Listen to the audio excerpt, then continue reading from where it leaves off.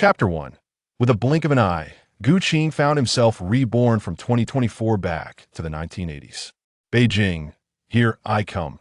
The train slowly pulled into the station, its low rumble echoing like a weary yet punctual beast returning to its lair. Attention, passengers!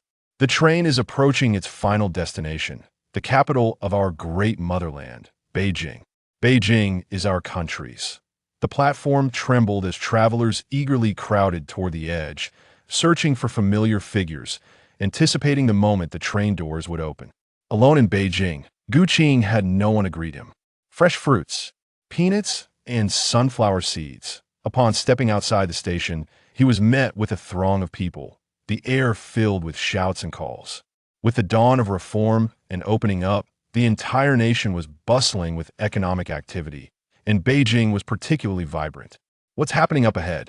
Not far away, a group of young people clad in denim surrounded a frail youth sporting a slick-back hairstyle. Who would dare to brawl in the capital during these times? Jin Yutong, you sold me that piece of blue and white porcelain for just 300 yuan, yet you flipped it for 3,000 yuan. Do you think I'm a fool to be swindled? The frail young man spoke slowly. In our line of work, there's an old saying, in antiques and art, deception is commonplace before it's sold. It's your concern after it's sold. It's mine. Our trade relies on discernment, and those who wager must accept their losses. Enraged by the response, the denim-clad youth clenched his fists, his voice booming. Spare me the lectures. Just answer me, are you paying back the money or not? 3,000 yuan, not a cent less. If you don't pay, a tooth costs 300 yuan. Will you take the initiative, or shall my brothers handle it? Having overheard the exchange, Gu Qing quickly grasped the situation. It was a business dispute. The antique trade was notoriously profitable, and he had heard countless stories of overnight riches in his previous life. Families with old artifacts had sold them for millions, easily achieving financial freedom. Unfortunately, Gu Qing had been reborn in the 1980s, and the most valuable possession in his family was the old ox used for plowing. But now, the ox had been sold, serving as his fare to Beijing. Engaging with the fateful figure, the golden-toothed man, may alter one's destiny, yielding a side quest and several fate points. Jin Yutong? Is Jin Yutong the golden-toothed man? Fate points? A golden finger? Upon closer inspection, the frail youth was none other than the golden-toothed man from the web drama Ghost Blows Out the Light. The difference was that this version of the golden-toothed man had yet to acquire his signature front gold enamel false tooth. Was this world truly the realm of Ghost Blows Out the Light? Fortunately, with the awakening of the golden finger, what was there to fear? They had to be dealt with. In broad daylight, under the clear sky, you dare to rob in the streets? This is utterly lawless, relying on his imposing stature of 6 feet tall, coupled with years of labor in the fields. Gu Qing possessed considerable brute strength.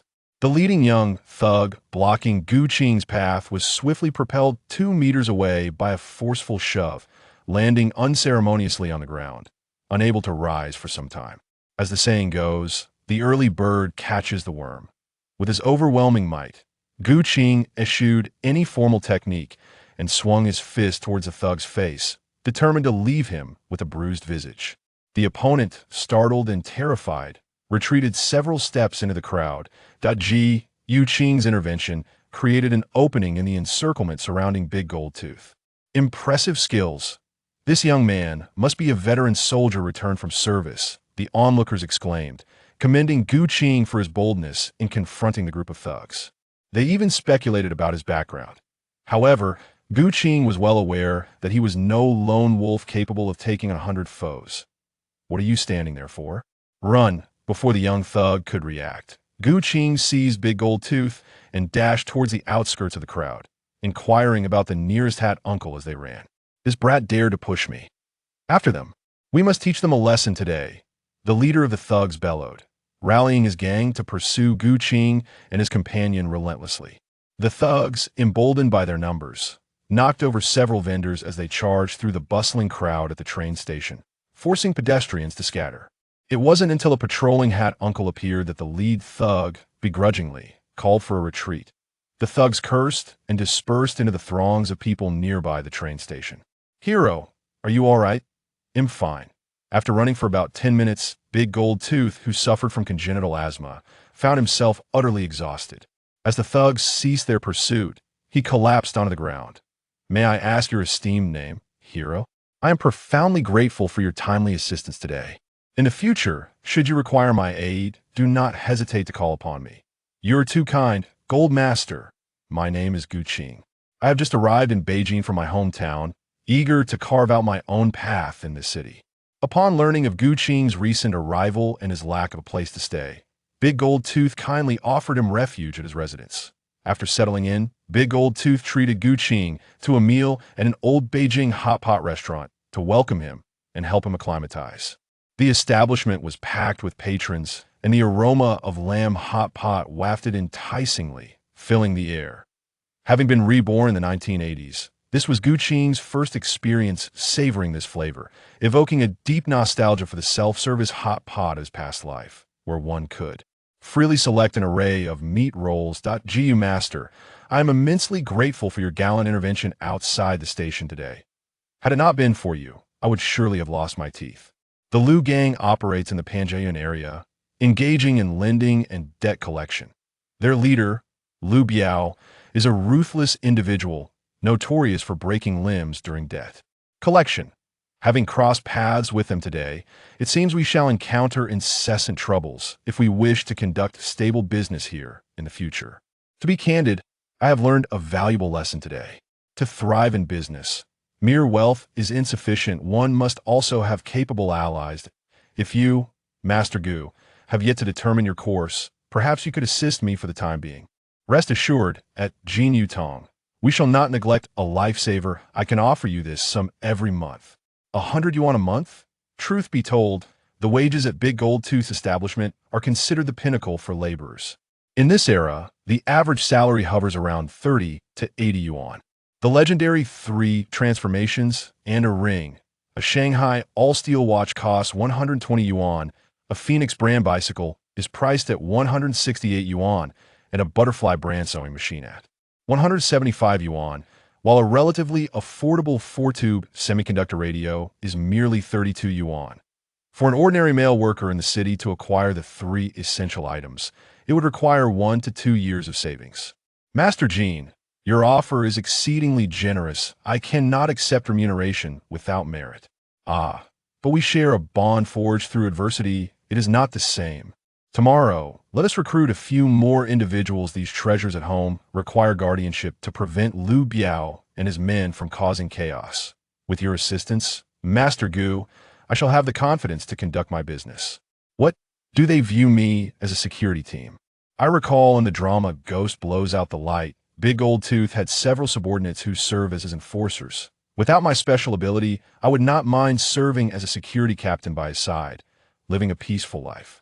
Yet, now that I possess this extraordinary power, how can I resign myself to being an ordinary person, merely waiting for death? In the world of Ghost Blows Out the Light, the hierarchy of power is indeed profound, even touching upon immortality. Let's not speak of the ancient serpent deity. Consider the Republican era, where the character Zhigu Sha encountered a colossal centipede in the Bottle Mountain, a creature that had existed for countless years, possessing internal elixirs, rightly termed a monstrosity. Countless secrets lie hidden within the grand tombs of Ghost Blows Out the Light. Should I gain access to the power of the serpent deity, I might indeed seize the chance for immortality. Only those who have truly faced death understand its terror. How could Gu Qing resign himself to becoming a mere skeleton in a tomb decades hence?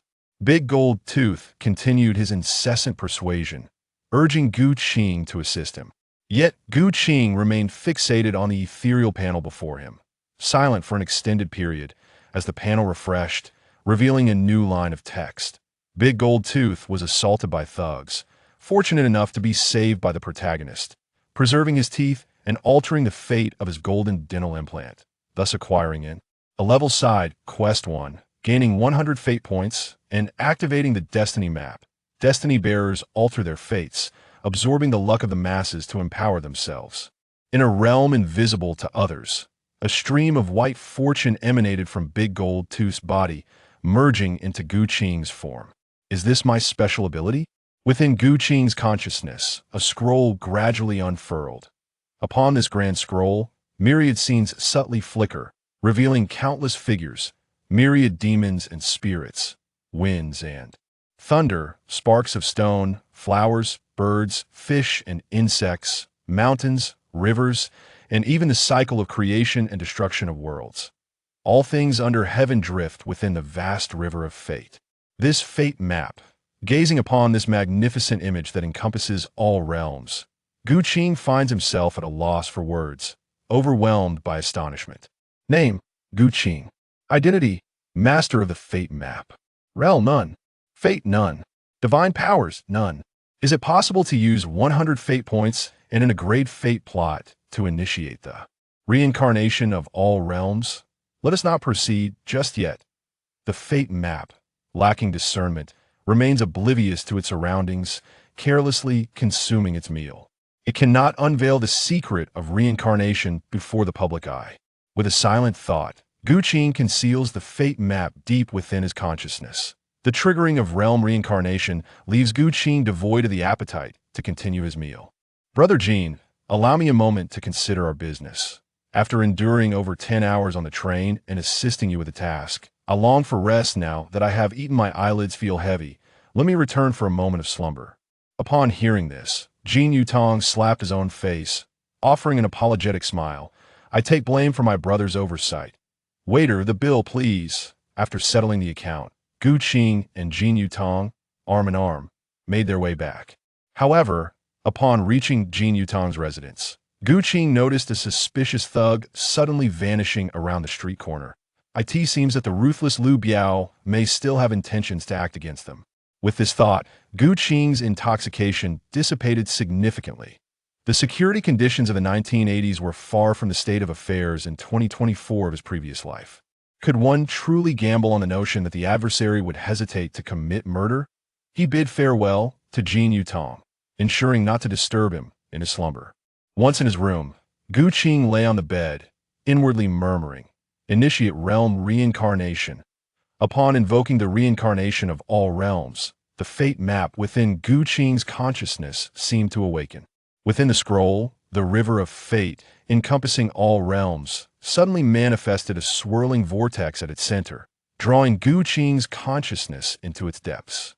In the world of the smiling, proud wanderer, as a martial arts realm, it is rife with glinting blades, swiftness of vengeance, and the thrill of retribution.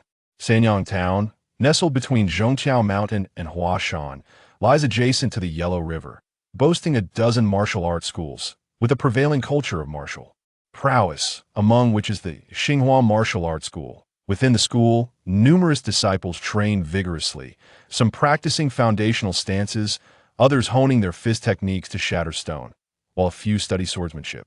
Their sword energy resonating through the air, sending chills down the spine. The disciples persistently practiced, going through their routines repeatedly. At this moment, several newly accepted disciples arrived at the martial arts school, filled with curiosity as they surveyed their surroundings. How could they arrive so late? Among the 7 fresh initiates at Xinghua Martial Arts School, one youth, around 17 or 18 years of age, exhibited a glimmer of intrigue in his gaze. The youth, out of place, is Gu Qing, who has been reborn into the world of the smiling, proud wanderer. How can reincarnation not begin from infancy? Is this reincarnation or merely possession? Through the memories of this body, Gu Qing realizes that the Xinhua Martial Arts Academy is far from ordinary. It is said that the master of the academy is an unparalleled expert, having once defeated 3 formidable challengers with a single sword strike. Since then, no one has dared to provoke the Xinhua Martial Arts Academy. Name: Gu Qing. Identity: the fated diagram master. Realm: none. Divine powers: none. Temporary fate: 100-fold benefit. Reincarnation duration: 5 years. Upon opening the panel, Gu Qing's information is revealed. The temporary fate is acquired through reincarnation in the world of the smiling, proud wanderer, and is only valid within this realm. It will vanish upon leaving. However, one can solidify the temporary fate by consuming fate points and destiny subplot narratives, which can then be utilized in other worlds. Moreover, there is the matter of time. The duration of reincarnation is directly proportional to the fate points consumed and the subplot narratives engaged. Upon completing the reincarnation process, certain functions manifest instinctively, as if understood intuitively. Is this the only talent of a hundredfold enhancement? Must one cultivate to trigger it? With this thought, Gu Qing feels an urgent desire to learn martial arts. Gazing towards a training ground, the closest disciples, who have only recently begun their journey, are standing in foundational stances. His stance is incorrect. Observing the other novice disciples, Gu Qing feels as if he has witnessed their stances 100 times, able to discern their mistakes with clarity as if the meaning emerges. After reading a text repeatedly, in merely a few moments. By observing the practice of the mixed yuan stance, enhanced by his fate, he comprehends the essence of the stance, birthing a thread of inner strength. Gu Qing stands frozen, a tempest rising within his heart. In an instant, countless insights about the mixed yuan stance flood into his mind, as if he has achieved enlightenment. Perhaps Gu Qing has only grasped a fragment, but through the amplification of fate, it transforms into a moment of sudden understanding. Is this the essence of the hundredfold enhancement? Gu Qing takes a deep breath, suppressing his exhilaration. By simply observing the other disciples, he comprehends the principles of the stance and generates a thread of inner strength. This golden finger of fate is remarkably potent. Shifting his gaze to the disciples practicing punches in the training ground, he wonders if the fate amplification still holds. Why watching an apprentice practice the shattered stone fist, enhanced by the hundredfold benefit, he learns the technique and achieves a novice level of proficiency.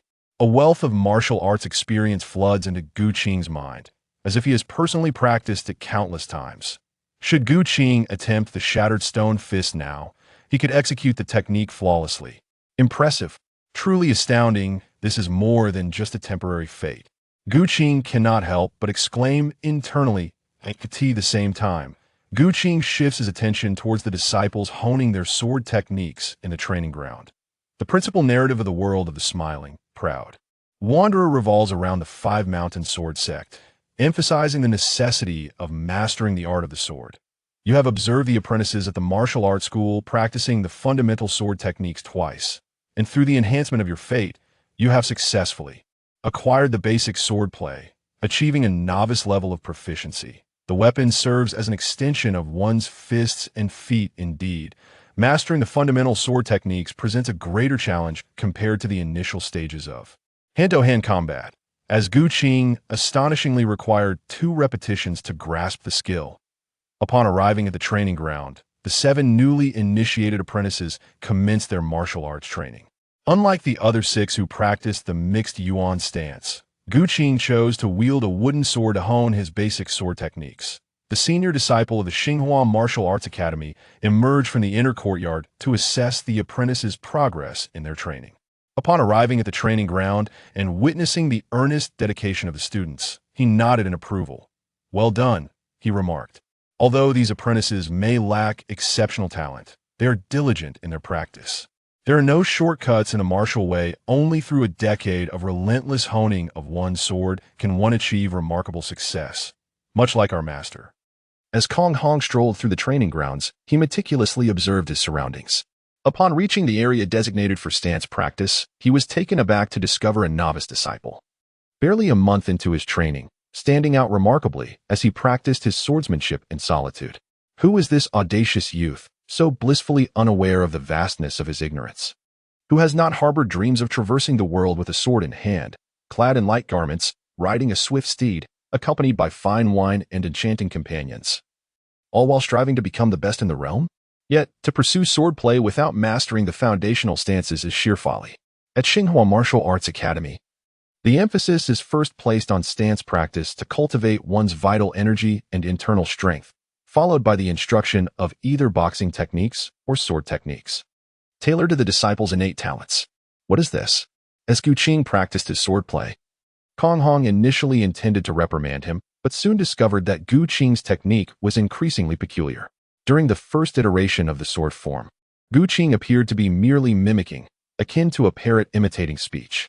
However, by the second repetition, His movements flowed with an effortless grace.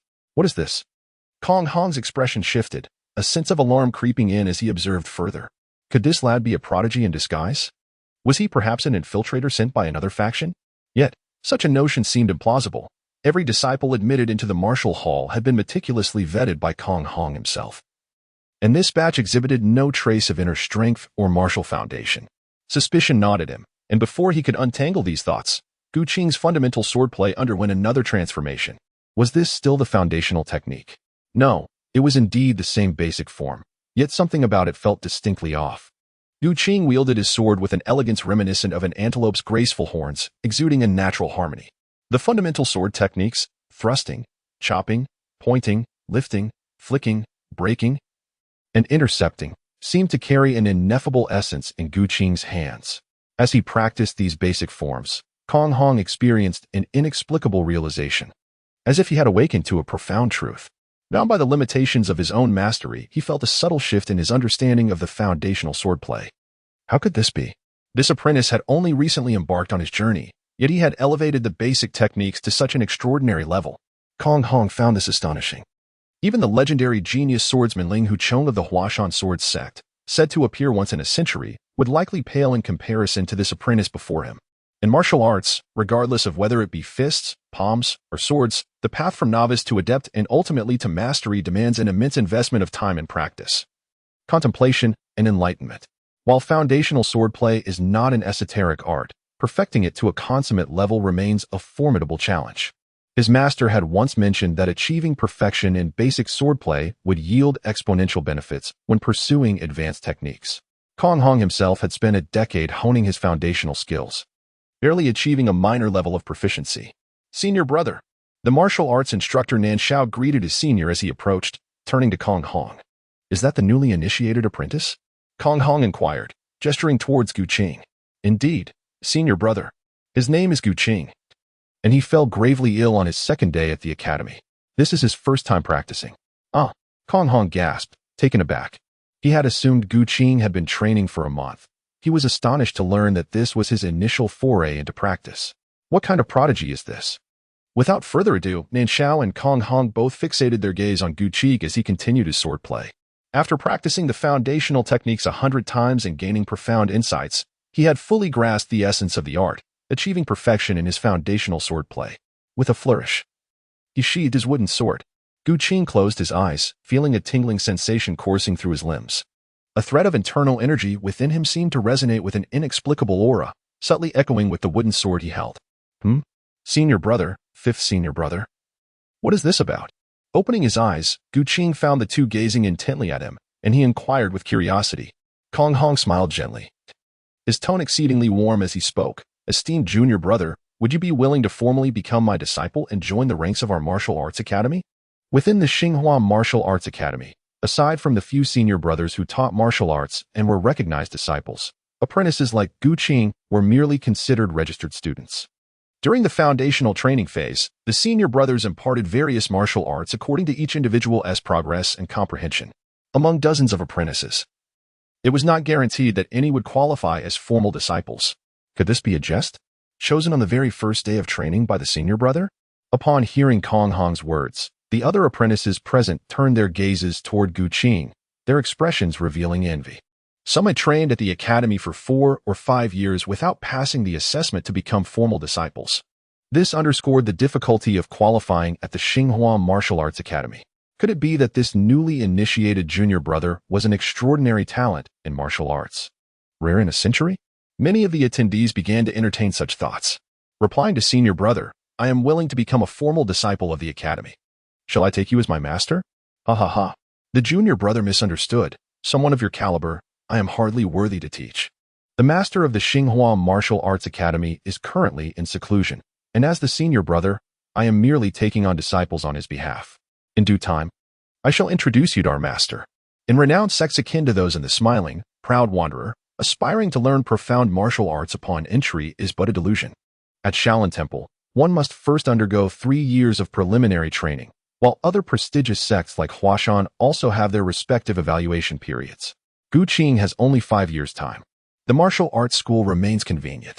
Little junior brother, let me have a look at your hand. All right. Gu Qing did not decline. Kong Hong examined Gu Qing's body and discovered that he had already cultivated a thread of internal energy. Junior brother, when did you achieve this thread of internal energy within you? He inquired. In response, Master brother, it was just a moment ago that I cultivated it. I observed the other disciples practicing the primordial stance, and, after some reflection, I was able to condense a thread of internal energy within myself. Kong Hong and Nanxiao exchanged glances upon hearing this. Seeing Nanxiao nod, Kong Hong fell into a moment of contemplation. The other apprentices, too, were enveloped in a profound silence. Do you speak the truth? Very well. Tomorrow I shall impart to Junior brother the profound martial arts techniques. I hope that Junior brother will continue to strive diligently and not disappoint our master's expectations. Profound martial arts? Could it be that the Xinghua martial arts school harbors secret lineages? The following day, after a brief ceremony to pay respects to the master, Gu Qing was officially recognized as a disciple of the Xinghua martial arts school. Regarding Gu Qing's background, Kong Hong and the others had managed to uncover the truth within a single night, leaving no stone unturned. Gu Qing grew up in Sanhong Town, making it implausible for him to be a spy sent by others. Kong Hong resolved to impart advanced martial techniques to Gu Qing, lest his extraordinary talent be squandered. Junior brother, are you aware of the various levels of martial cultivation? He inquired. I humbly seek your guidance, senior brother, came the reply. Upon hearing this, a slight smile graced Kong Hong's lips. Even though his junior brother possessed remarkable gifts, he remained an unrefined gem, requiring meticulous shaping to realize his potential. Martial artists can generally be classified into several tiers: the unqualified, third-rate practitioners, second-rate experts, first-rate masters, and finally, the grandmasters.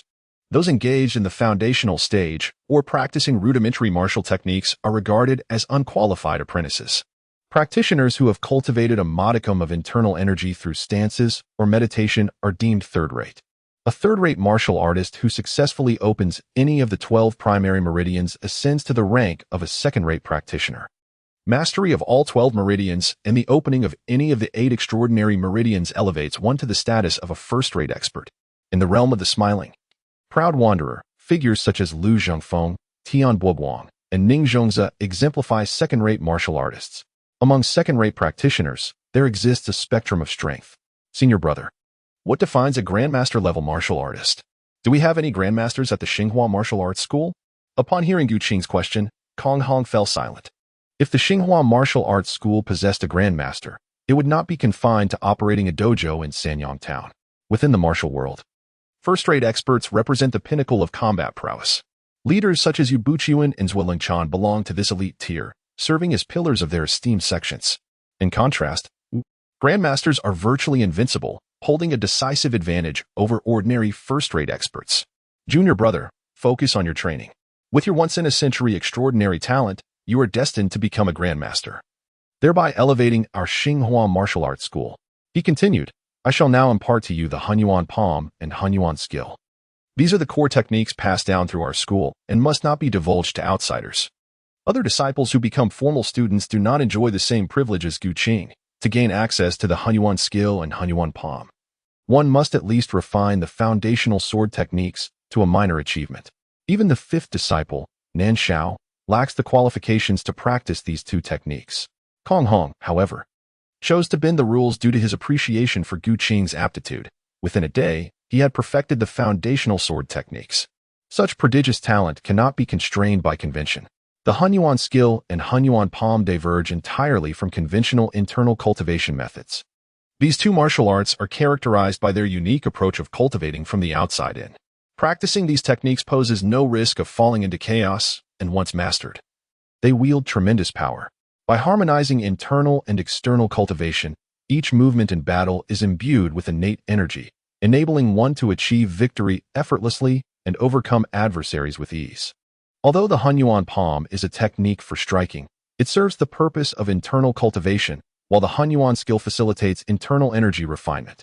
When both techniques are mastered, their combined efficacy is greatly amplified. The martial arts imparted by Kong Hong are far from trivial. What is the origin of the Xinghua martial arts school, and why has it not been featured into the Smiling, Proud Wanderer television series? The Hunyuan skill, one of the 9 skills of Mount Hua, is undoubtedly a superior Taoist technique. Could it be that Xinghua is associated with the sword sect of Mount Hua? Characters such as Kong Hong and Nan Xiao have also not made an appearance in the Smiling, Proud Wanderer adaptation. Setting aside these lingering doubts, what of the sword sect? The Hunyuan skill is a martial art of the Taoist tradition that rivals the Zixia divine skill of Mount Hua. Achieving mastery in Hunyuan skill might not guarantee invincibility, but it should suffice to contend with Yu Buchuan.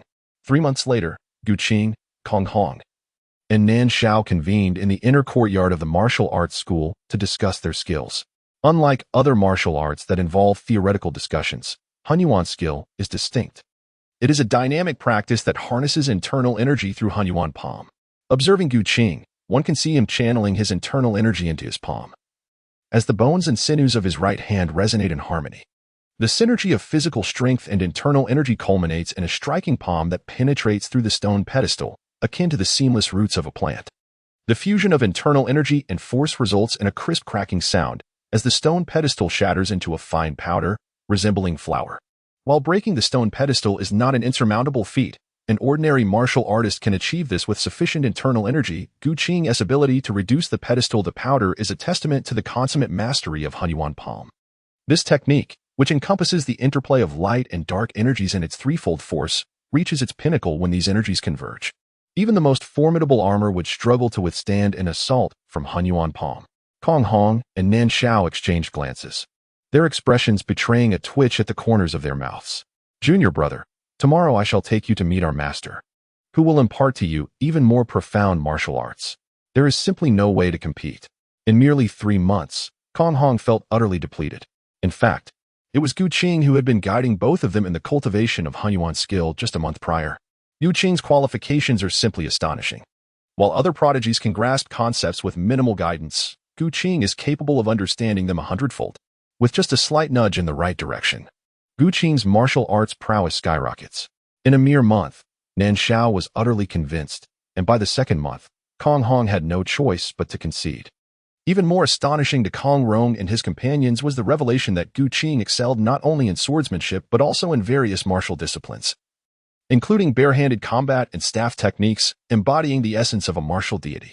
Fortunately, Kong Hong and Nan Xiao understood that their master placed the utmost importance on innate talent in swordsmanship.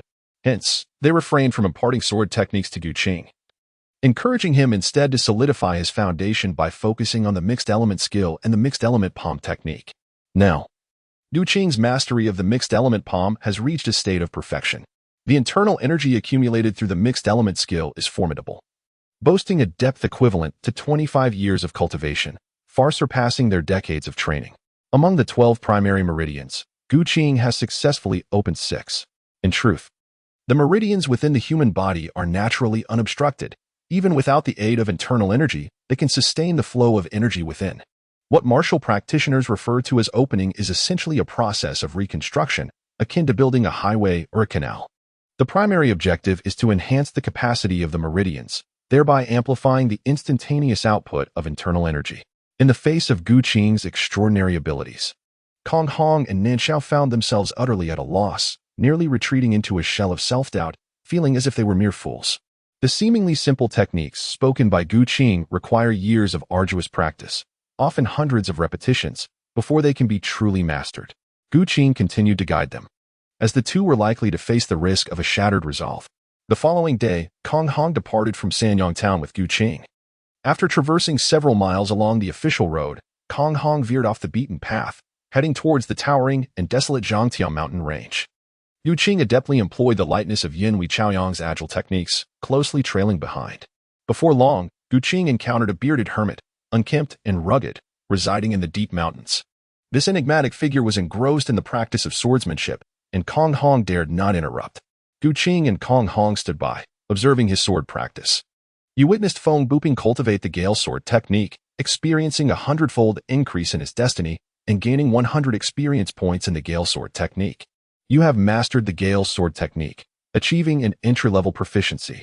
A notification chimed, indicating that by engaging with the destined individual Feng Buping, you could alter his fate, thereby unlocking a side quest and receiving a number of fate points. Indeed, this is the Sword Sect, reincarnated into the world of the Smiling, Proud Wanderer. This marks the first notable supporting character. Now, Feng Buping has surprisingly become Gu Qing's master. Speaking of phone booping, his martial arts skills are certainly on par with, if not superior to, those of Yu Buqian. Both belong to the Huashan Sexbu generation, however. While Yu Buqian has spent decades diligently practicing the Purple Mist Divine skill to little effect, yielding to the relentless pressure from the Songshan Sword sect, he has chosen to pursue the Lin family's Exorcising Sword Technique instead. In contrast, Feng Buping has secluded himself in the Zhangtiao Mountains for many years, tirelessly honing his craft to create the Gale Sword Technique. In terms of intent and originality, he surpasses Yu Buqian by a significant margin. The Feng Buping before us is the 2001 version, a character who did not survive even a single episode in the television adaptation. To claim that 1's master possesses inferior martial skills would be a misjudgment. The fact that Feng Buping dared to challenge Yu Buqian on Huashan signifies his formidable prowess. As for his defeat at the hands of Ling Huchong, it was purely due to Ling Huchong's unique abilities, possessing the Dugun 9 swords. He naturally posed a counter to Feng Buping's swordsmanship. In truth, within the original narrative of the smiling, proud wanderer, Feng Buping stands as the premier master of the Huashan sword sect, second only to Feng Qingyang. The one who fell to the hands of the 6 immortals of Peach Valley was Cheng Wuyo. Disciple Kong Hong pays respects to the master. Disciple Gu Qing pays respects to the master. After practicing the Gale Sword Technique, Feng Buping paused, and both Gu Qing and Kong Hong stepped forward to offer their respects. Kong Hong, is this disciple a newly initiated formal student? Reporting to the master, my junior disciple has been in training for 3 months, and his martial arts cultivation has already surpassed mine significantly. I dared to bring him forth to pay respects to the master, as I am unable to teach him. Feng Buping, residing in seclusion here, is known only to 3 of his direct disciples. Had it not been for urgent matters, Kong Hong and the others would not have dared to disturb Feng Buping. Upon hearing Kong Hong's words, Feng Buping's gaze fell upon Gu Qing. Noticing the brilliance in Gu Qing's eyes, it was evident that he had made significant progress in internal cultivation. How could one achieve such mastery in just 3 months? If there truly exists someone who can cultivate the Hunyuan skill to this level within 3 months, then Feng Buping, after decades of training, would have lived in vain. Your name is Gu Qing, is it not? Kong Hong claims you have achieved remarkable progress in 3 months. Allow me to test you. If you indeed possess extraordinary talent, I shall impart my knowledge generously. What do you say? Please, master, pose your question. Seeing Gu Qing remain calm and composed in the face of examination, Feng Buping nodded slightly, appreciating his temperament. Very well. Since your talent appears exceptional, I shall assess your abilities. I have spent over a decade in the Zhangtiao Mountains developing the Gale Sword Technique. This swordsmanship comprises a total of 108 forms. Each technique not only intricate but also imbued with a formidable aura. When perfected, the sword play conveys a fierce wind-like essence. Each strike is swifter than the last, and the accompanying gusts intensify, resembling a tempestuous storm. I shall teach you over the course of 7 days. If you manage to grasp the fundamentals, you shall be deemed competent. Master, 7 days are unnecessary. As I walked here with the senior apprentice, I observed your practice of the Windstorm Sword Technique, which aligns precisely with your description, the sword's momentum akin to a ferocious gale. Having glimpsed it once, I inadvertently mastered it, and I hope you will not take offense. Achieving perfection in foundational swordplay indeed provides substantial benefits when pursuing higher-tier techniques. As I watched Feng Buping practice the Windstorm Sword Technique, countless figures seemed to dance in my mind, deconstructing this advanced style into fundamental moves and then reassembling them into the Windstorm form. The ease with which I absorbed it is remarkable. Kong Hong's lips twitched. Even with repeated attempts, he found this phenomenon utterly absurd. The sense of helplessness he felt was far more distressing than death itself. How could the disparity between individuals be so vast? This swordplay is akin to a complex mathematical problem. A struggling student may toil over it repeatedly yet remain perplexed during the examination, while a top scholar perceives its simplicity at a glance and swiftly computes the answer. As for Feng Buping, he was utterly taken aback by this occurrence. After dedicating over a decade to developing his own sword techniques, he was astounded to discover that Gu Qing could grasp it with merely a glance. He had yet to impart this knowledge to anyone, not even to his eldest disciple, Kong Hong. Thus, it was impossible for Gu Qing to have learned this technique from any other source. Their initial encounter also precluded any possibility of clandestine learning. Quickly, demonstrate it for me, commanded Feng Buping. Master, I humbly seek your guidance, replied Gu Qing. Gu Qing grasped a 3-foot-long azure peak, and in comparison to a wooden sword, The enhancement brought by a finely crafted weapon was palpably more formidable. The Wind Fury Sword Technique unfolded with grace, each stroke imbued with an intense momentum, accompanied by an undercurrent of fierce wind, making each strike swifter than the last, and the sound of the wind intensified correspondingly. Although the swordplay bore the marks of craftsmanship, it epitomized the quintessential Wind Fury style, with Gu Qing exhibiting not a single flaw. What? Such a prodigy exists in this world. A rarity that appears but once in a millennium, and I, Feng Buping, have the fortune to take him as my disciple. This is indeed a momentous blessing for our sword sect. The heavens have been generous to my sect. Ha ha ha. Feng Buping dedicated himself to the revival of the sword sect and the reclamation of Mount Huashan. With the acquisition of a genius disciple like Gu Qing, he laughed heartily, his voice resonating with internal energy across the range of mountains in Zhongtiao, echoing his raucous laughter. Kong Hong swiftly informed Cheng Buyo and the two uncles. Shifu has important matters to discuss with them. Understood, master. I shall take my leave. Without noticing how Kong Hong departed, Feng Buping's gaze remained fixed upon Gu Qing. Observing Gu Qing's sword techniques becoming increasingly fluid, reaching a level of seamless grace, he momentarily forgot to call for a halt. Faced with such a talented disciple, Feng Buping felt a significant weight of pressure. Since arriving in the depths of Zhongtiao Mountain, Gu Qing had spent another month here. Under Feng Buping's personal guidance, he had learned a great deal about the martial arts of the Huashan sword sect. Besides the Wind Fury sword technique, Feng Buping also imparted the Huashan sword method, the deadly triad immortal sword, and various skills in lightness and combat techniques, such as the Iron Finger technique, Leopard Tail Kick, and Jade Breaker Fist. Feng Buping himself had not mastered as many techniques as Gu Qing. He merely provided the secret manuals for Gu Qing to ponder and decipher on his own. However, for Gu Qing, these martial arts were secondary. His greatest gain lay in the secrets of the Master Realm.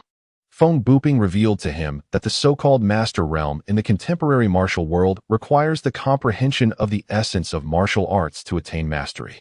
The esoteric martial arts passed down among the major sects, such as the Shaolin Temple's I Jin Jing and the Wudong sect's Tai Jiquan Sutra, are precisely the techniques that lead directly to the Master Realm. Practitioners from these two sects need only grasp the profound meanings contained within these ultimate skills to become masters. In contrast, practitioners from other sects aspiring to break through to the Master Realm must derive their own understanding of martial arts essence and create an entirely new school of martial arts. This is also why individuals in the martial world eagerly pursue various martial arts masterpieces. Feng Buping, having created the Wind Fury Sword Technique, harbored aspirations of glimpsing the Master Realm. Unfortunately, his innate talent fell short, preventing him from fulfilling this desire. Yet, Gu Qing was different. Having practiced the Wind Fury Sword Technique for a year, his swordplay had already reached perfection. He absorbed the essence of the wind rising and swirling in Zhongtiao Mountain, grasping a thread of the wind's profound meaning. With the augmentation of his destiny, he broke through the constraints of the Wind Fury Sword Technique, leading to its transformation. Gu Qingpan sat atop a peculiar rock at the mountain's summit, the wind swirling through the ravines, while the mist encircling the mountain's base was gently lifted. The entire Zhongtiao mountain range resembled a colossal dragon concealed within the clouds. The azure sword, thrust into the mountaintop by Gu Qing, emitted a series of resonant clangs as it danced with the whispers of the wind. In the vicinity where Gu Qing practiced his swordsmanship, Feng Buping, Cheng Buyo, and Song Byuki observed the mountain with a palpable tension. Senior brother, do you think Gu Qing can succeed? One questioned. Perhaps he can, came the uncertain reply. Only by personally ascending the heights of Mount Everest can one truly comprehend the arduous journey towards its summit. In the realm of martial arts, practitioners are categorized into various tiers: third-rate, second-rate, first-rate, and ultimately, masters. Throughout history, countless warriors have achieved the first-rate status. Yet how many have truly attained the esteemed title of master? Even with Gu Qing's extraordinary talents, Feng Buping remained unsure. The primary concern lay in the brevity of Gu Qing's training. Having risen to first-rate status in just 1 year, he lacked the necessary experience and depth to surmount the daunting peaks that lay ahead. Feng, you and your companion seem to lack faith in our nephew Gu Qing, exclaimed Song Byuki. In my view, Gu Qing is undoubtedly capable. Listen closely, he insisted. Having spent several months in Zhongtiao Mountain, Song Byuki and Cheng Buyo had already witnessed Gu Qing's prodigious abilities. His aptitude for learning swiftly and mastering techniques had reached a level of blind admiration. Even if Gu Qing claimed he could cultivate to become an immortal, Song Buki would wholeheartedly believe him. Following Song Buki's suggestion, Feng Buping and Cheng Buyo closed their eyes, intently listening to the whispering winds in the mountain gorge. A low, resonant hum mingled with the sound of the breeze. Were it not for the warriors' refined senses, honed through rigorous training, they might not have noticed this peculiar resonance. Was this a manifestation of the martial arts realm? Could Gu Qing's martial intent reach so far? A surge of conflicting sword intent spread with the wind, transforming into ripples amidst the clouds and mist surrounding Gu Qing, allowing the entire mountain to resonate with the sound of his sword. As Feng Buping, Cheng Buyo, and Song Buki beheld this spectacle, their pupils constricted in astonishment. This was the pinnacle of realization that sword disciples yearned for, sword Qi piercing the heavens. Suddenly, they felt a jolt of electricity course through them, as the realization struck that Gu Qing had only trained for a mere year. This was beyond comprehension.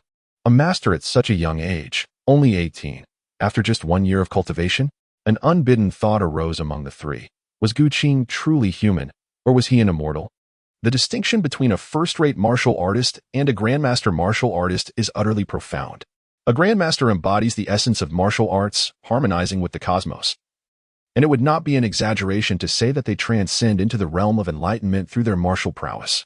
A grandmaster possesses the capability to dominate several, if not a multitude, of first-rate martial artists, effortlessly maneuvering through throngs of adversaries, a fact well documented in history. Take, for instance, the Huashan sect, which chronicles such feats.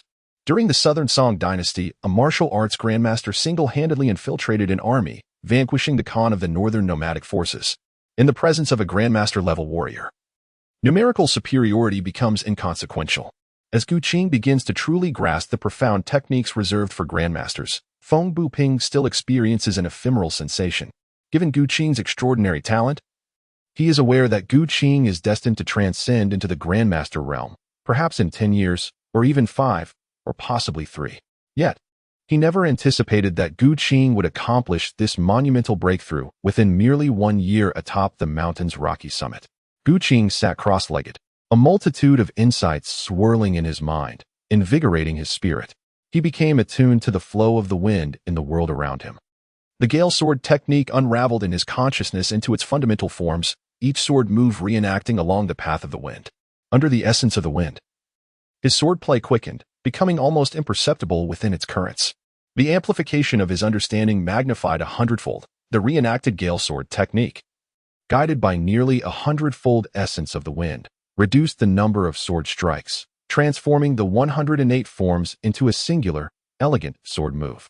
The wind, embodying the yang and characterized by its lightness and dispersal, urged him onward, ascend, rise, expand. With breath harmonized to the sword, Gu Qing opened his eyes, and in an instant, the azure blade, connected to his essence, soared skyward before returning to his hand. Wind Manipulation Sword Technique.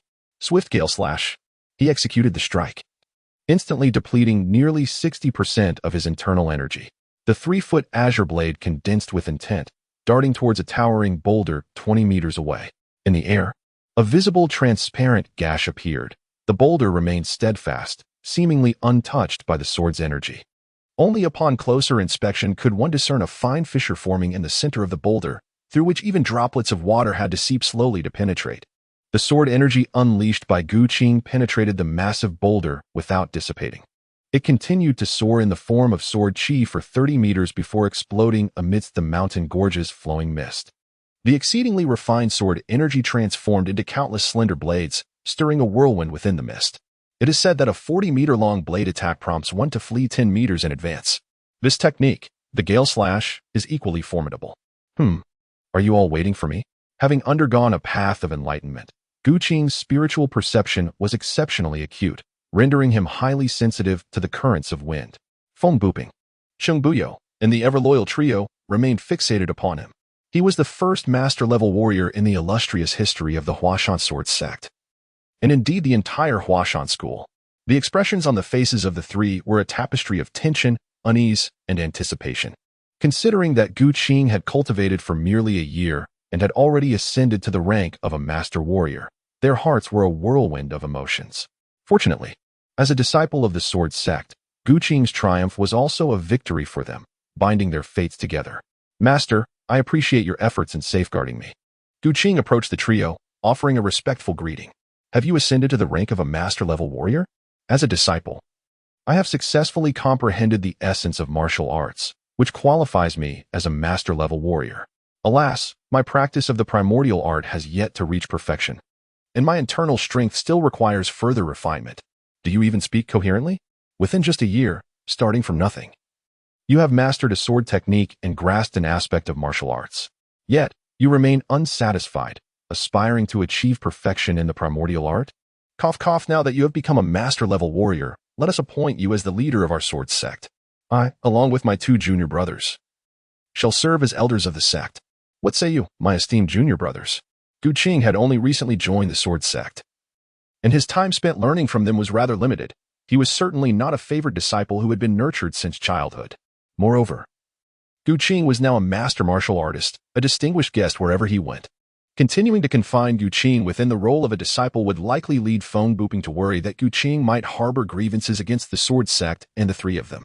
Thus, it was decided to directly pass the leadership of the sword sect to Gu Qing, effectively binding him to the sect in a profound manner. I have no objections. Neither did I. Both Song Buqi and Cheng Biao immediately expressed their agreement, as if they had conspired in advance, fearing that Gu Qing might decline. Alas, my masters, what are you doing? I am utterly ignorant of sect affairs. It would be better for you to manage the sword sect yourselves. You will learn, they insisted. With your aptitude, how could you possibly fail to learn? Indeed, dear nephew, do not refuse. It is only fitting that you assume the role of the sect leader.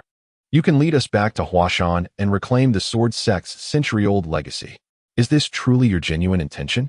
Feng Buping, Song Buqi, and Cheng Biao were adamant about placing Gu Qing in the position of sect leader, leaving him with no choice but to accept the role of decision-maker for the sword sect. Taking on the leadership position required him to manage various sect affairs, but fortunately, the tasks were not overly burdensome. In the span of 3 days, Gu Qinghua meticulously organized the affairs of the sword sect. Subsequently, she summoned her senior brother, Kong Hong, to take charge of the various mundane tasks of the sect. This arrangement mirrored the previous one, wherein Feng Buping assumed the role of a hands-off leader. Now, it was Gu Qinghua who donned this mantle. On the other hand, becoming the head of the sword sect brought with it numerous advantages. Firstly, Feng Buping, Cheng Biao, and the 3 uncles, who had established themselves in the martial world for many years, had also managed various enterprises. By consolidating their ventures, Gu Qinghua effectively alleviated her financial concerns. In the realm of martial arts, one cannot navigate without incurring expenses, and now Gu Qinghua was free from such worries. Furthermore, leveraging the influence of her 3 uncles, particularly through their numerous disciples and registered students, she was able to weave an intricate web of connections and intelligence. With this network, Gu Qinghua finally discerned the current state of the world of Laughing Proudly and its unfolding narrative. 3 days prior, news had emerged from the Basha region indicating that the Fuwei escort agency had dispatched representatives to present gifts to Yutsong Hai of the Qiqing sect, signaling preparations to establish a branch of the Fuwei escort agency in Sichuan. Gu Qing was aware that the formal narrative of the smiling, proud wanderer was about to commence.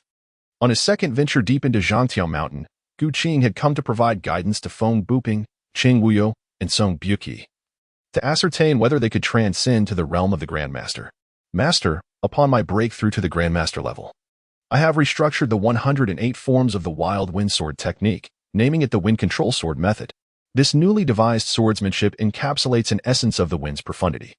Should you cultivate this technique, perhaps you might comprehend your own interpretation of the wind's essence, thus creating a martial art that resonates with your unique realm. Among the trio, Feng Buping possessed the finest martial aptitude. The Wind Control Sword Method is primarily based on fundamental sword techniques, interwoven with the essence of the wind, serving as a foundational practice for grasping the wind's profundity. This sword technique is akin to a building block toy, capable of assembling into diverse formations sword techniques. Revised 108 forms of the Wild Wind Sword Technique. What is the nature of this move? It appears remarkably similar to my Wild Wind Sword Technique. The wind, following its trajectory, harnesses power. Feng Buping's Wild Wind Sword Technique, named for the wind, emulates the force of a tempest. The newly compiled 108 Techniques of the Wind Sword by Gu Qing is entirely based on the trajectories of swordsmanship, seamlessly merging with the paths of the wind, ultimately harnessing the power of the breeze. After a thorough study, Feng Buping remained silent for an extended period, His disciple surpasses him in numerous aspects. The Gale Sword Technique, driven by the wielder's intent, boasts intricate maneuvers and a fierce sword momentum, accompanied by a resounding rush of wind. While the aura emanating from the sword's edge instills a chilling sensation, Gu Qing's swordsmanship is an embodiment of nature, formless and without a distinct shape. Upon mastering the newly devised 108 forms of the wind control sword technique, one can only hear the sound of the wind, devoid of any visible sword shadow. While they may appear similar, the distinction is as vast as that between clouds and mud. After observing Gu Qing's newly crafted 108 forms, Feng Buping closed his eyes in contemplation, gaining profound insights. In contrast, his two senior uncles, Bu Qi and Cheng Buyu, were left scratching their heads in confusion, unable to grasp the essence. Master, this wind control sword technique feels inexplicably peculiar, almost as though one is merely flailing the sword about. Look at these two moves. Although a direct thrust is evidently swifter, it has been altered to a slicing motion. What could be the reason for this? Bu Qi, holding the sword manual, felt an inner turmoil akin to that of a clawing anxiety. They understood that this was a martial art steeped in the realm of artistic conception. Yet truly comprehending it was akin to enduring a torment. Lacking experience with the previous version of the Gale Sword Technique, they possessed no insights into the essence of the wind. It is the wind. Regardless of whether it is my master's old Gale Sword Technique or my newly revised Wind Control Sword Technique, the core lies in the essence of wind. The transformation from thrusting to slicing is intended to harmonize with the trajectory of the wind. Observe closely. Gu Qing deliberately demonstrated his swordsmanship, thrusting the 3-foot green peak straight ahead, producing a sound that sliced through the air. He then practiced the Wind Control Sword Technique, wielding the long sword with an utter silence, following the trajectory of the breeze. The swift cutting strikes flashed before the eyes of the two observers with such rapidity that their keen eyesight struggled to keep pace with the sword's speed, rendering it extraordinarily swift. Were this an adversary, that strike could easily sever the head from the shoulders. Hiss, could this truly be the essence of martial arts? Gu Qing's guidance allowed Song Buqi and Cheng Buyo to recognize the vast chasm that exists between ordinary martial arts techniques and those that embody profound artistic realms. Many matters, such as the martial arts passed down by ancestors, require the demonstration and instruction of a master. Without this guidance, one may engage in misguided practice, leading to misunderstandings and potentially disastrous failures in their cultivation, or even to the perilous path of obsession. The Wind Sword Technique, created by Gu Qing, embodies a mastery of power and energy in each movement and posture, capable of being dissected and thoroughly explained to them. Even the two individuals, lacking any foundational knowledge, found themselves reaching the entry level of the Wind Sword Technique after Gu Qing's comprehensive elucidation. With Gu Qing's elaborate explanation, they were spared years of arduous contemplation. The Wind Sword Technique, crafted by Gu Qing, sparked an unexpected sentiment of hope within them. They too might have the opportunity to ascend to the ranks of master-level warriors. By dedicating themselves to the study of the ancient texts left by Gu Qing and comprehending the essence of wind contained within, they could achieve the status of a master. The sect leader, after merely a year of cultivation, had managed to grasp such profound techniques. It is unfathomable to consider the heights the leader might reach a decade or even a century from now. Could he potentially create dozens, even hundreds, of extraordinary martial arts and establish a repository of scriptures on Mount Hua? Such talent surely rivals that of a celestial swordsman descended to the mortal realm. If not a deity or a Buddha, who could accomplish such feats? Master, esteemed uncles, I have created a divine illustration. Should one encounter obstacles while practicing the Wind Sword Technique, they may meditate upon this artwork for inspiration. Gu Qing unveiled the artwork he had meticulously prepared, which vividly depicted the scene of his enlightenment atop the peaks of Zhangtiao Mountain. The painting featured majestic mountains, flowing mist, and Gu Qing himself seated at the summit, contemplatively observing the clouds as they ebbed and flowed. Was this painting alive? Feng Buping gazed at the divine image, struck with astonishment. It was simply unfathomable. The trio had devoted decades to martial arts training, yet they had never encountered such a divine depiction. The mountains and mist within the image appeared so lifelike, as if a mighty wind were incessantly blowing, causing the clouds and fog within the painting to ceaselessly swirl. This divine image concealed Gu Qing's profound understanding of the essence of wind, which, when paired with the Wind Sword Technique, would yield remarkable results with minimal effort. However, it was not without its drawbacks. The deeper one delved into Gu Qing's divine image, the more one would become ensnared in his sword path, making it challenging to extricate oneself and diminishing the opportunity to forge entirely new martial arts realms. For most, this concern was negligible. Master. If you wish to create a novel sword technique, it is best to minimize your study of the divine image. Senior Uncle Qing and Junior Uncle. You may explore it freely. Phone booping suddenly inquired. Is there something you wish to convey?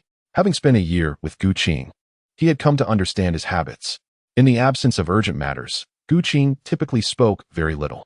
Although the disciple's martial arts had reached the master level in theory, he had never engaged in actual combat.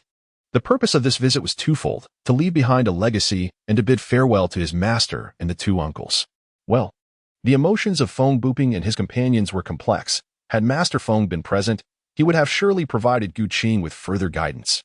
Reflecting on the decades past, when Mount Hua was as prestigious as Wudong and Shaolin, now in decay, they could not help but feel a sense of lamentation. Days later, Gu Qing appeared outside the city of Fuzhou. Not far away, a young woman wearing a white sand had swiftly glided past, her lightness a foot beyond the reach of ordinary individuals. At the same time, a group of disciples from Songzhan pursued her relentlessly. A fated one, intriguing. Do not flee from my reward? Observing the fated individual escape, Gu Qing flickered into motion, weaving swiftly through the woods. Having descended the mountain for several months, he had perfected several lightness techniques. The manuals provided by Feng Booping included great ping spreading wings, wind sending purple haze, swallow returning to the sun, parting from the ancient pine, sunrise at dawn, golden goose across the sky, and evening moon and bright stars. By comprehending the essence of wind and integrating it into his lightness techniques, his speed had increased tremendously, swift as a specter. Wind-sending purple haze exhibited the highest degree of integration with the essence of wind. That woman in white has not revealed herself, yet another fated one has appeared. Elder Chu Yang of the demon sect? Within moments, Gu Qing found himself before the group. At this moment, the Songzhan sect sought to eliminate Chu Yang, while the hidden holy maiden of the demon sect also aimed to take his life. Could Gu Qing allow them to have their way? These are all pivotal moments of destiny. They must not be permitted to kill at will. The disciples of the Songzhan sect were not slow either. Before long, they had caught up with the foremost Qiu Yang. Qiu Yang, today marks your demise. Why not surrender? Haha. Fei Bin, have you lost your wits? If you possess the ability, come and kill me yourself. Qiu Yang jeered, holding a wine jug, drinking and laughing, wholly dismissive of the Songzhan sect. You seek death. Fei Bin bellowed. The 12 guardians of Songzhan commanded formidable strength. With a heavy sword in hand, he unleashed a powerful sword energy that sliced through the air.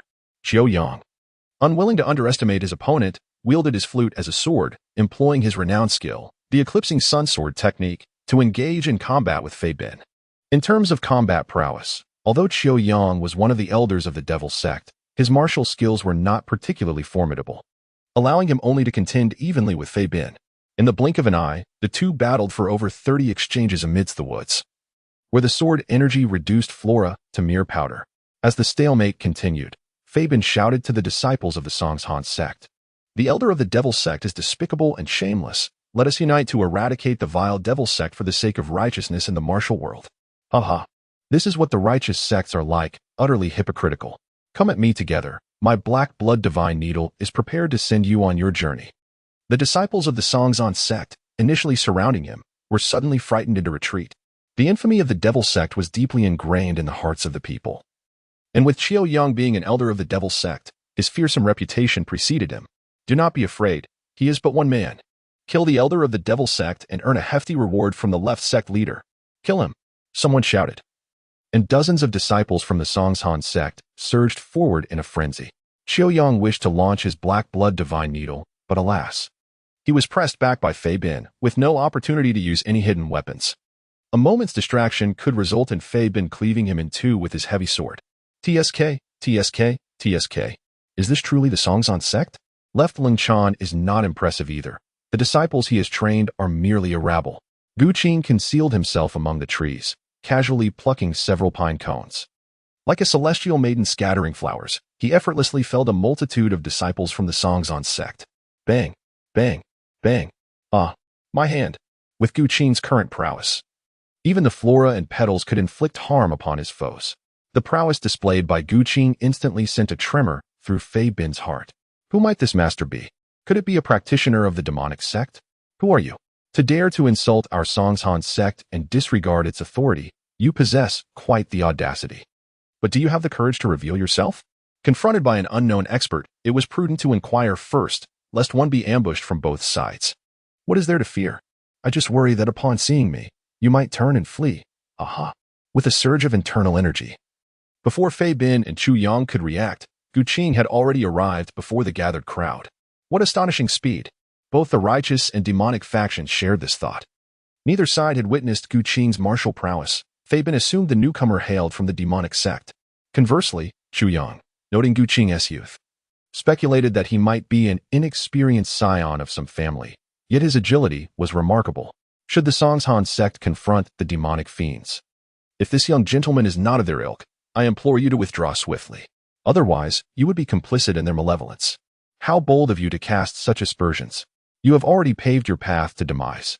If I do not slay you today, would I not become one of the demonic sect's minions? Upon hearing this, Fei Bin's expression turned frantic. He was currently engaged in combat with Chu Yang. Should this unknown master launch an attack, it would spell disaster. Swallowing his humiliation, Fei Bin uttered, "My apologies, young master. It was I who spoke out of turn. As long as you do not interfere with the Songshan sect's eradication of evil, I would be immensely grateful, and in due time, I shall repay your kindness." Haha. The Songshan sect repaying kindness? Fei Bin, why do you act so submissively? Do you not wish to kill me? I have never encountered such an insufferable rogue. Were it not for Chu Yang's restraint, I would have already settled matters with Gu Qing today. Taking a deep breath to quell his displeasure, Fei Bin spoke again. Young master, I acknowledge my offense today. I beseech you, for the sake of the righteous alliance, do not involve yourself in today's affairs. If apologies suffice, why resort to violence? Today you shall surely perish. Channeling his internal force, a flash of cold light from the 3-foot azure peak erupted. The azure sword energy resembled a myriad of stars or a tempestuous storm, densely filling the air within a 20-meter radius. Where the sword energy struck, blood flew, painting the surroundings red. The members of the Songshan sword sect, including Fei Bin, had no time to react, believing they had merely imagined it. Yet, within moments, a chilling realization enveloped them. Some found swords lodged in their throats, others in their hearts. The invincible azure sword energy had split into dozens of lethal strikes, precisely targeting vital points. What a terrifying sword technique this was. As he approached the brink of death, Fei Bin clutched his throat with one hand and pointed at Gu Qing with the other, yet he could utter not a single harsh word. Even Chu Yang, an elder of the demonic sect, was rendered speechless upon witnessing Gu Qing's swordsmanship. This young hero's technique transcended the ordinary, reaching an astonishing level, akin to that of a celestial swordsman descending to the mortal realm, encountering an assault from the Songshan sect. Chu Yang's fate was abruptly altered when the protagonist struck down Fei Bin, earning him an E-grade side quest and a reward of 200 fate points. Similarly, the protagonist's act of slaying Fei Bin also transformed the destiny of Chu Fian, granting her an E-grade side quest and an additional 100 fate points, while Fei Bin himself met the same fate, resulting in a modest reward of 50 fate points. A buy one get two free scenario?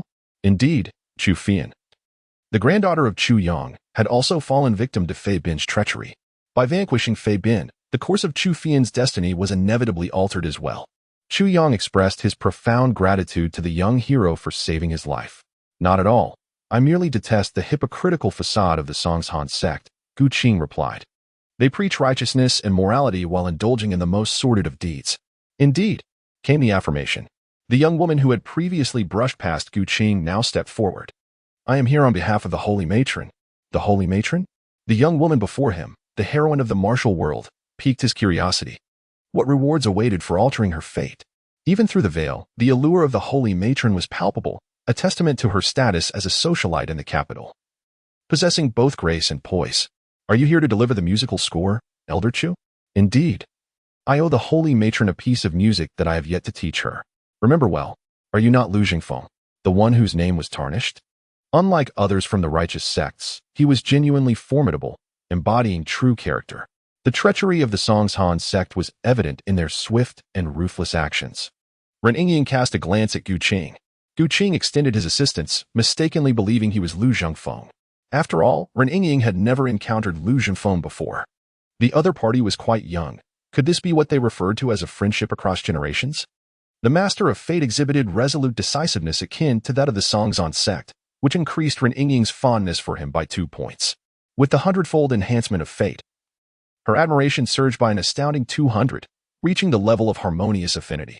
This The ethereal interface suddenly refreshed with this information, leaving Gu Qing utterly astounded. 100-fold enhancement of fate. Could it truly influence the affection between men and women? Incredible. It was rather perplexing. Was this enhancement applicable to any aspect deemed beneficial to oneself? Moreover, what constituted the standard for such benefits? Was it based on one's own convictions or measured by some external evaluative system? Meanwhile, Ren Yingying found herself in a similar quandary, her gaze towards Gu Qing shifting considerably in an instant. This young man was a few years her junior. Yet she felt an inexplicable connection, as if they shared a fated bond within the martial world. How could this be?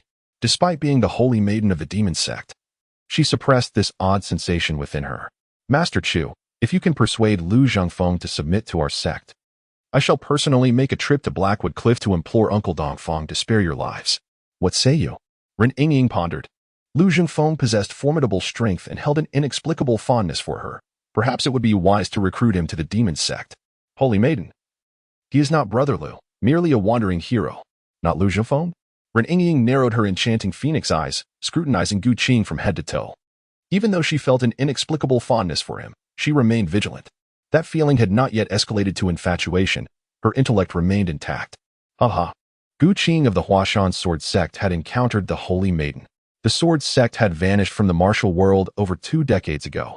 How could there still be disciples of the Sword Sect? Could he be a successor of Feng Qingyang? Speaking of Feng Qingyang, more than 20 years ago, he alone wielded a sword that suppressed his contemporaries, leaving them unable to lift their heads. Before the Dugu 9 swords, all peerless talents faded into obscurity. Though the Sword Sect had long since withdrawn from the martial realm, legends of the Sword Sect still circulated. As the heir of the Sword Sect, Gu Qing had slain Fei Bin to save an elder of the demon sect. Did he not fear the condemnation of the righteous? Gu Qing maintained an impassive expression and casually remarked, "What is righteousness, and what is heresy? The martial world knows no distinction between the righteous and the demonic. It is merely a matter of perspective. While the masses proclaim the fearsome nature of the demonic sects, the esteemed orthodox sects possess their fair share of unsavory deeds."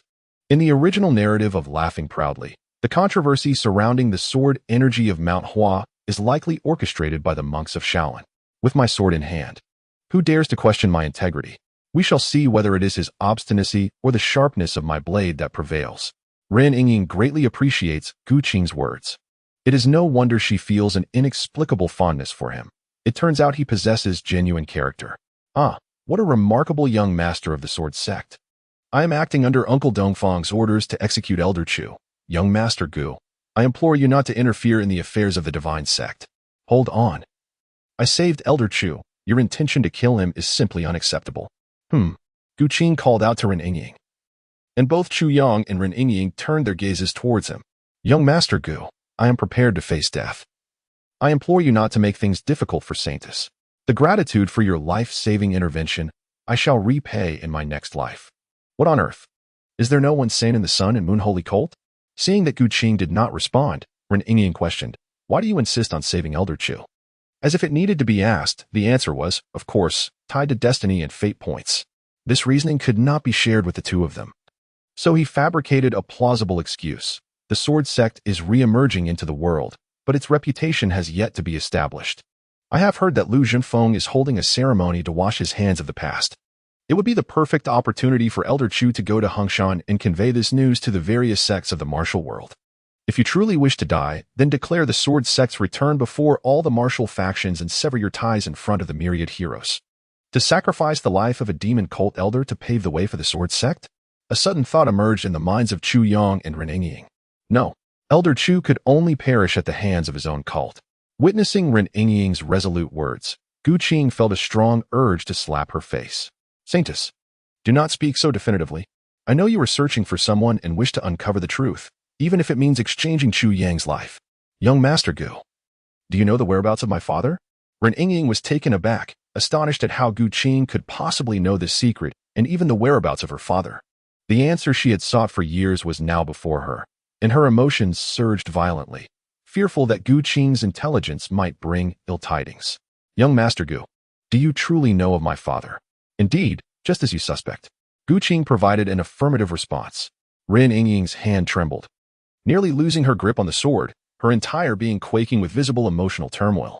If one were to encapsulate Ren Yingying's life over the past decade into a single phrase, it would be succinctly, "Where's father?"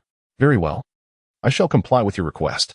Elder Chu, from this day forth, the God sect shall no longer have a figure named Chu. Chu Yang. Do you understand what must be done? Chu Yang comprehends.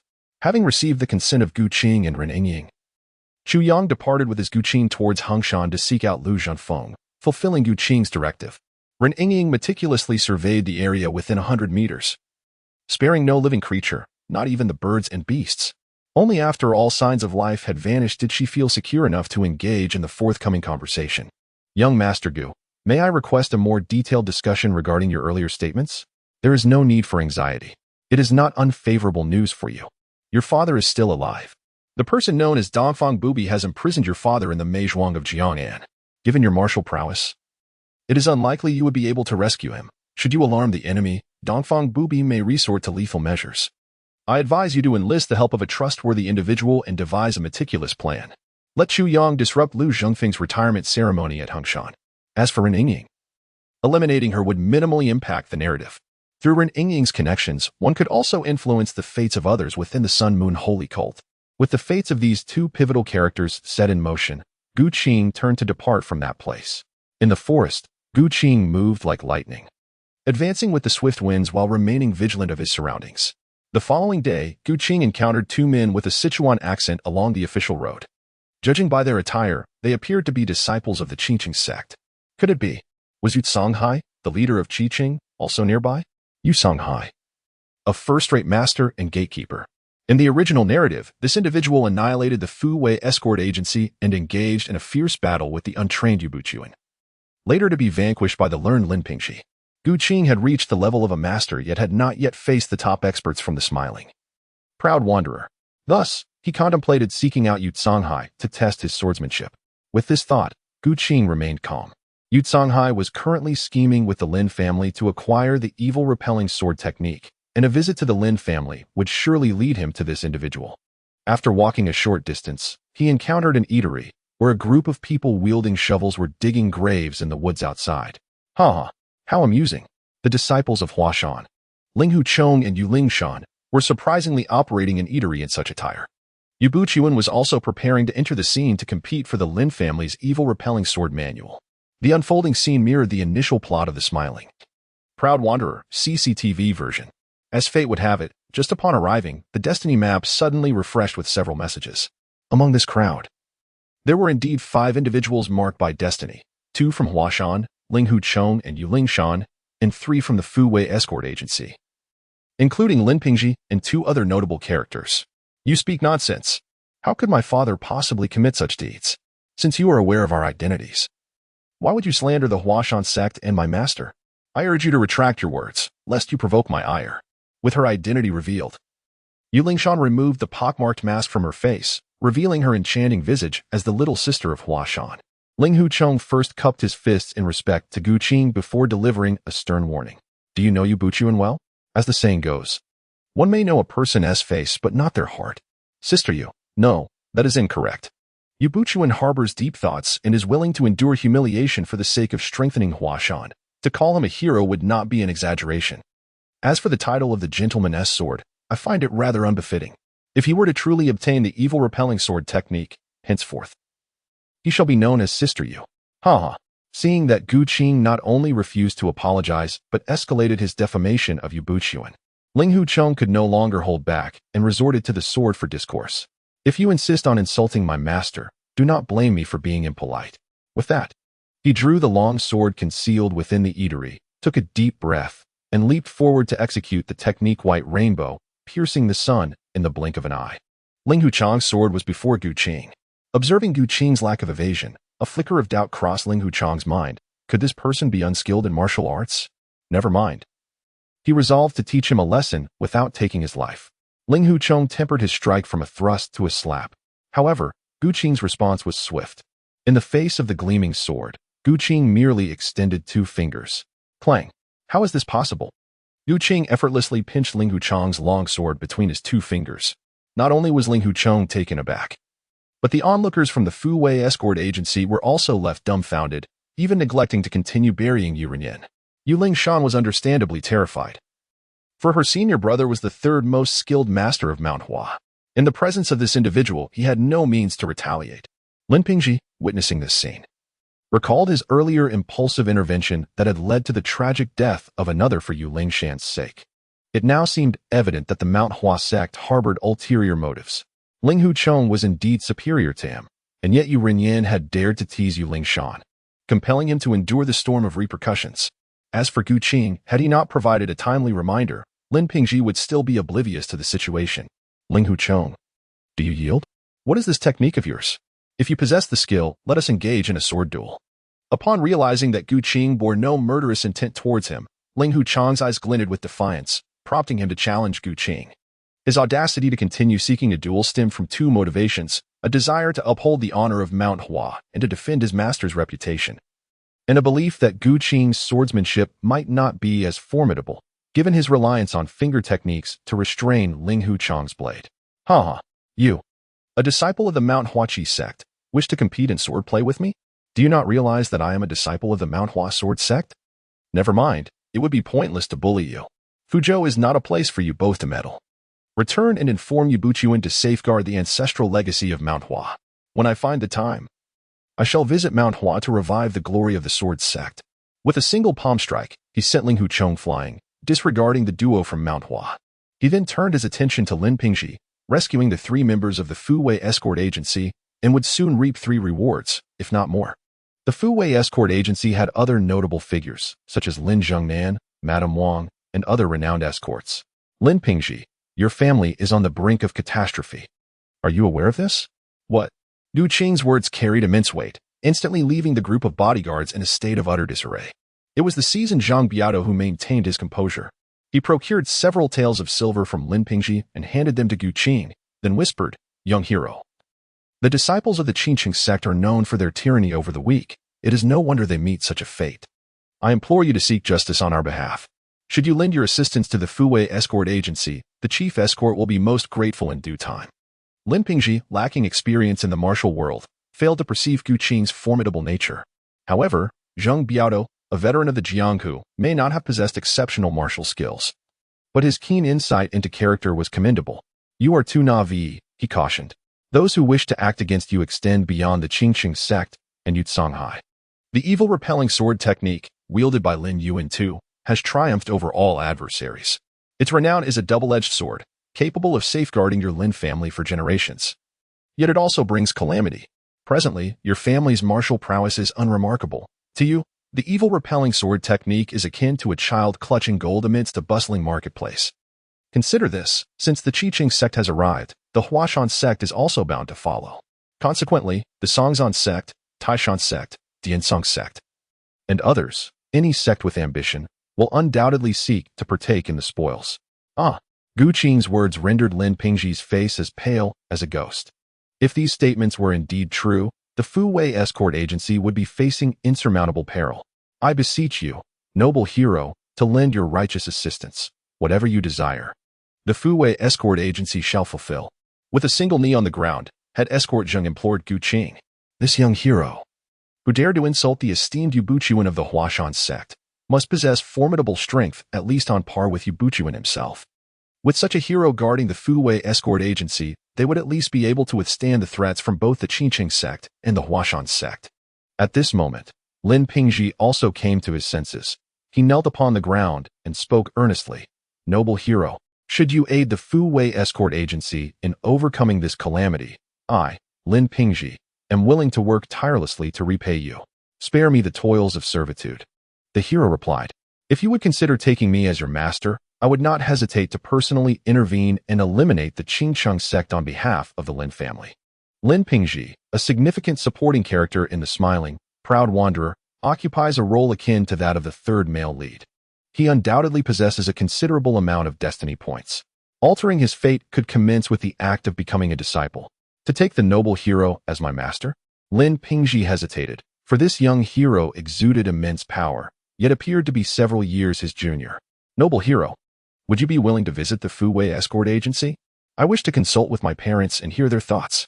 Certainly, becoming a disciple is no trivial matter. Consulting your parents is prudent. However, I must caution you that with each day of delay, more lives at the Fu Wei escort agency may be lost. As Gu Qing's words faded, the members of the escort agency exchanged puzzled glances, failing to grasp their profound significance. Without further elaboration, Gu Qing and Lin Pingji entered the city, awaiting Yu Songhai to fall into the trap. As anticipated, shortly after their arrival, the Fu Wei escort agency encountered a series of calamities. Captain, it's terrible. Bai Er has been murdered. Lin Pingji had just returned home to dine with his parents. Yet before he could mention his apprenticeship, an escort hurriedly burst through the door to report to Lin Jinan. The father and son of the Lin family rushed to the back courtyard of the escort agency, only to find Bai Er's lifeless body sprawled on the ground. Cold and rigid, the duration of his death shrouded in uncertainty. Suddenly, Lin Pingji recalled Gu Qing's words outside the city, and a wave of regret washed over him. Had he sought apprenticeship outside the city, perhaps Bai Er would have been spared. Deliver 100 taels as compensation to the Bai family. Upon returning to the inner courtyard, Lin Pingji dared not linger, fearful that another death might occur within the Lin residence. He promptly recounted all that had transpired outside the city to Lin Jinan. Upon hearing his son's account, Lin Jinan sprang to his feet, urgency etched across his face.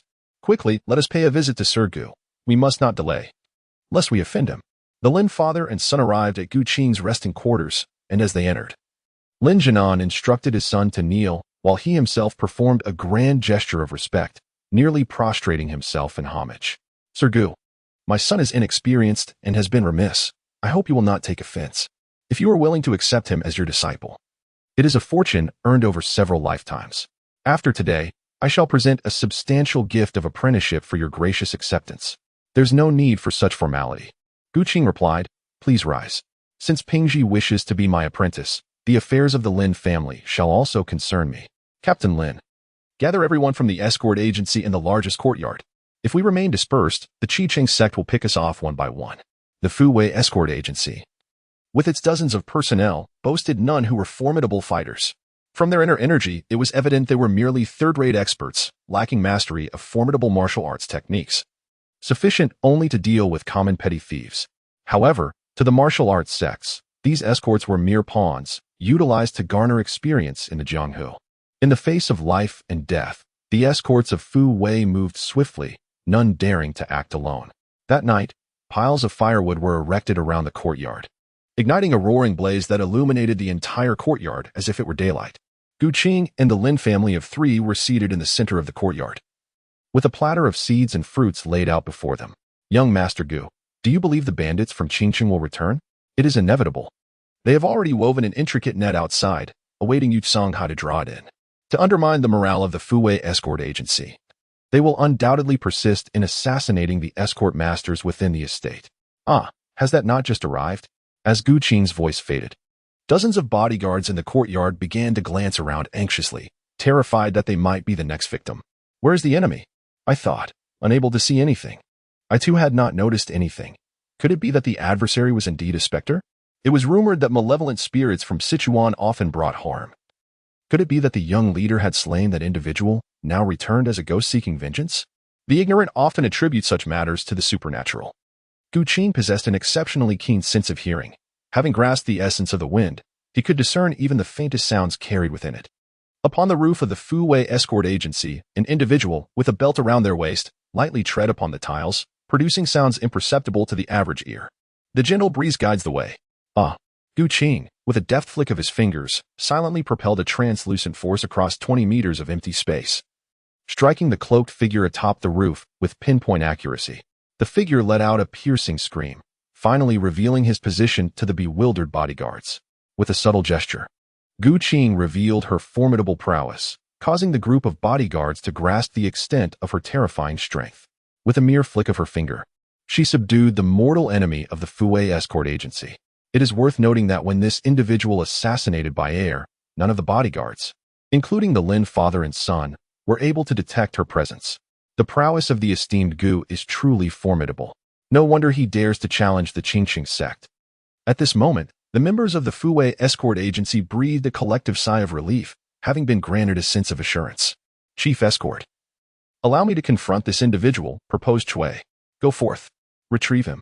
A disciple of the Qingqing sect was grievously injured by Gu Qing, tumbling from the rooftop, barely clinging to life.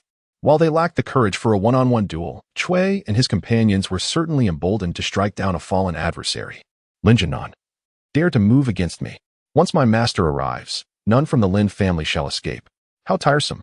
Gu Qing seized an orange and tossed it through the air, forcing it into the mouth of a disciple from Qingqing. Lin Pingji, today I shall impart a lesson to you. In the realm of the Jianghu, it is the strong who command respect. Justice belongs solely to the powerful, whether it be in reclaiming one's own dignity or in administering fairness for others. Go. Behead this man and hang his head upon the flagpole outside your Fue escort bureau.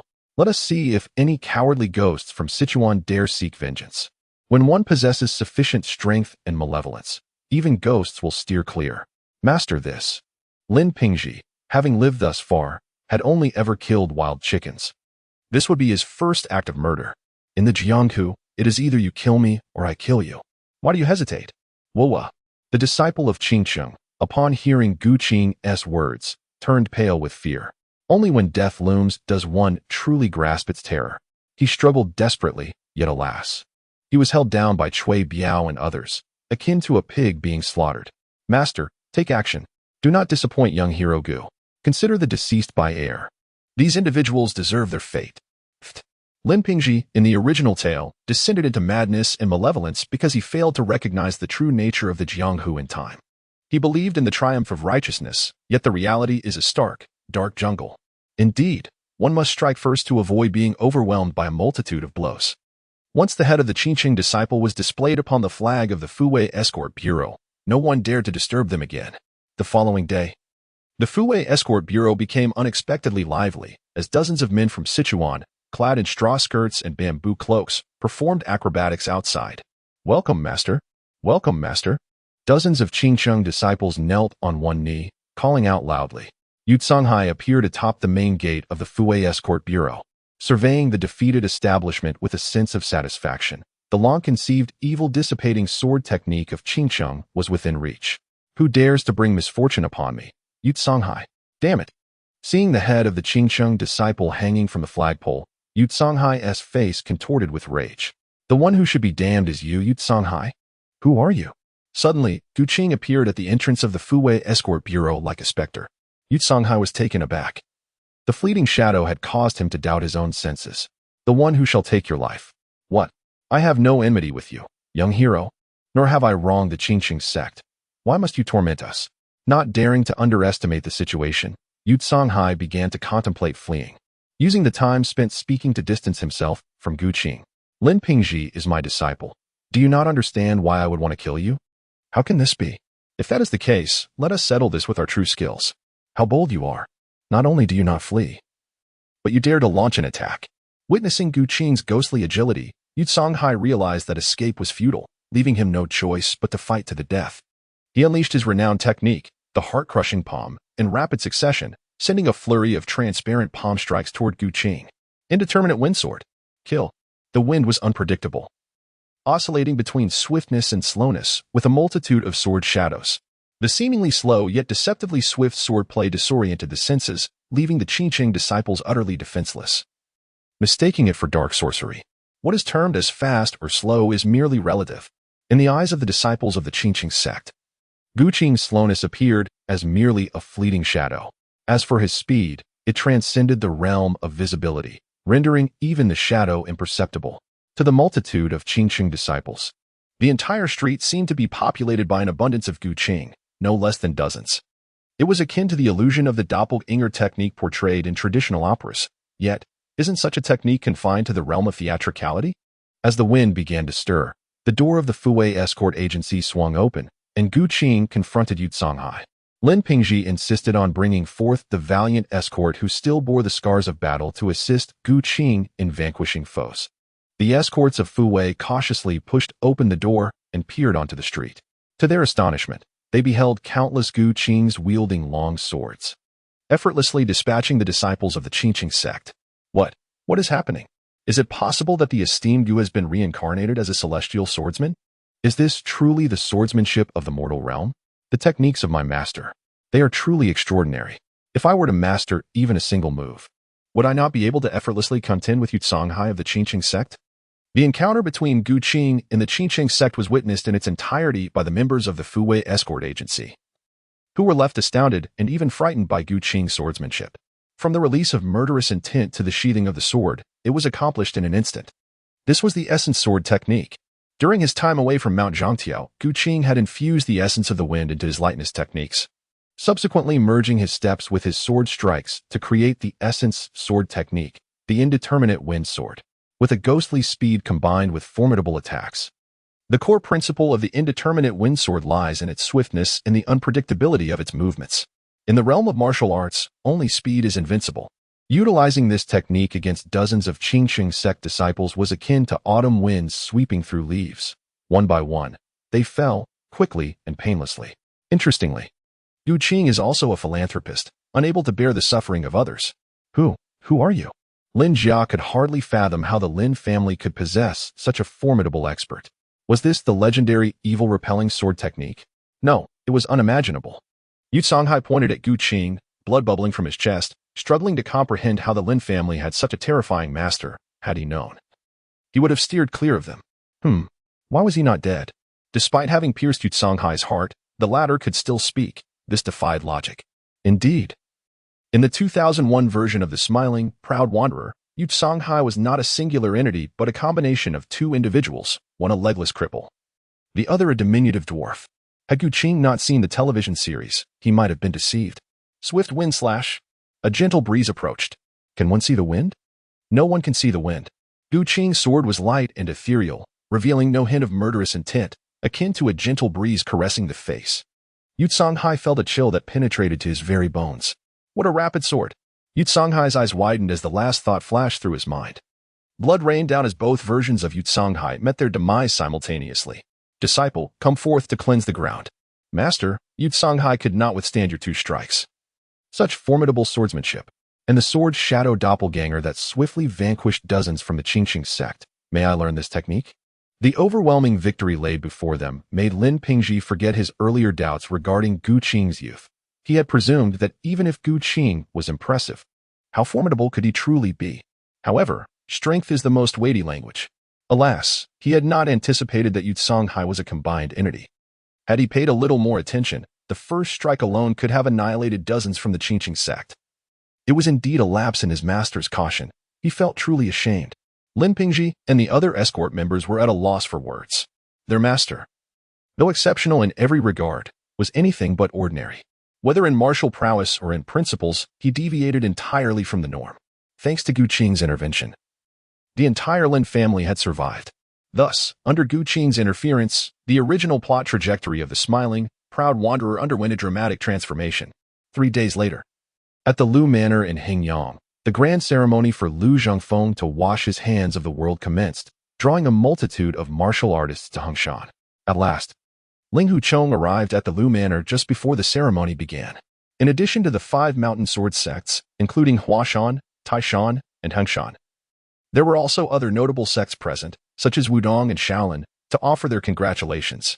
However, as the time for the hand-washing ceremony approached, the Qingqing sect, which should have arrived earlier, was nowhere to be seen, not even a messenger in sight. At this point, Lu Zhongfeng believed that Yu Songhai was intentionally snubbing him. While the crowd was engrossed in the spectacle, several swift steeds suddenly appeared from outside, dismounting a few individuals clad as Taoists and monks. These figures bypassed the Lu Manor's guards and hastily made their way to the site of the hand-washing ceremony, seeking out their respective sect leaders and whispering urgent words in their ears.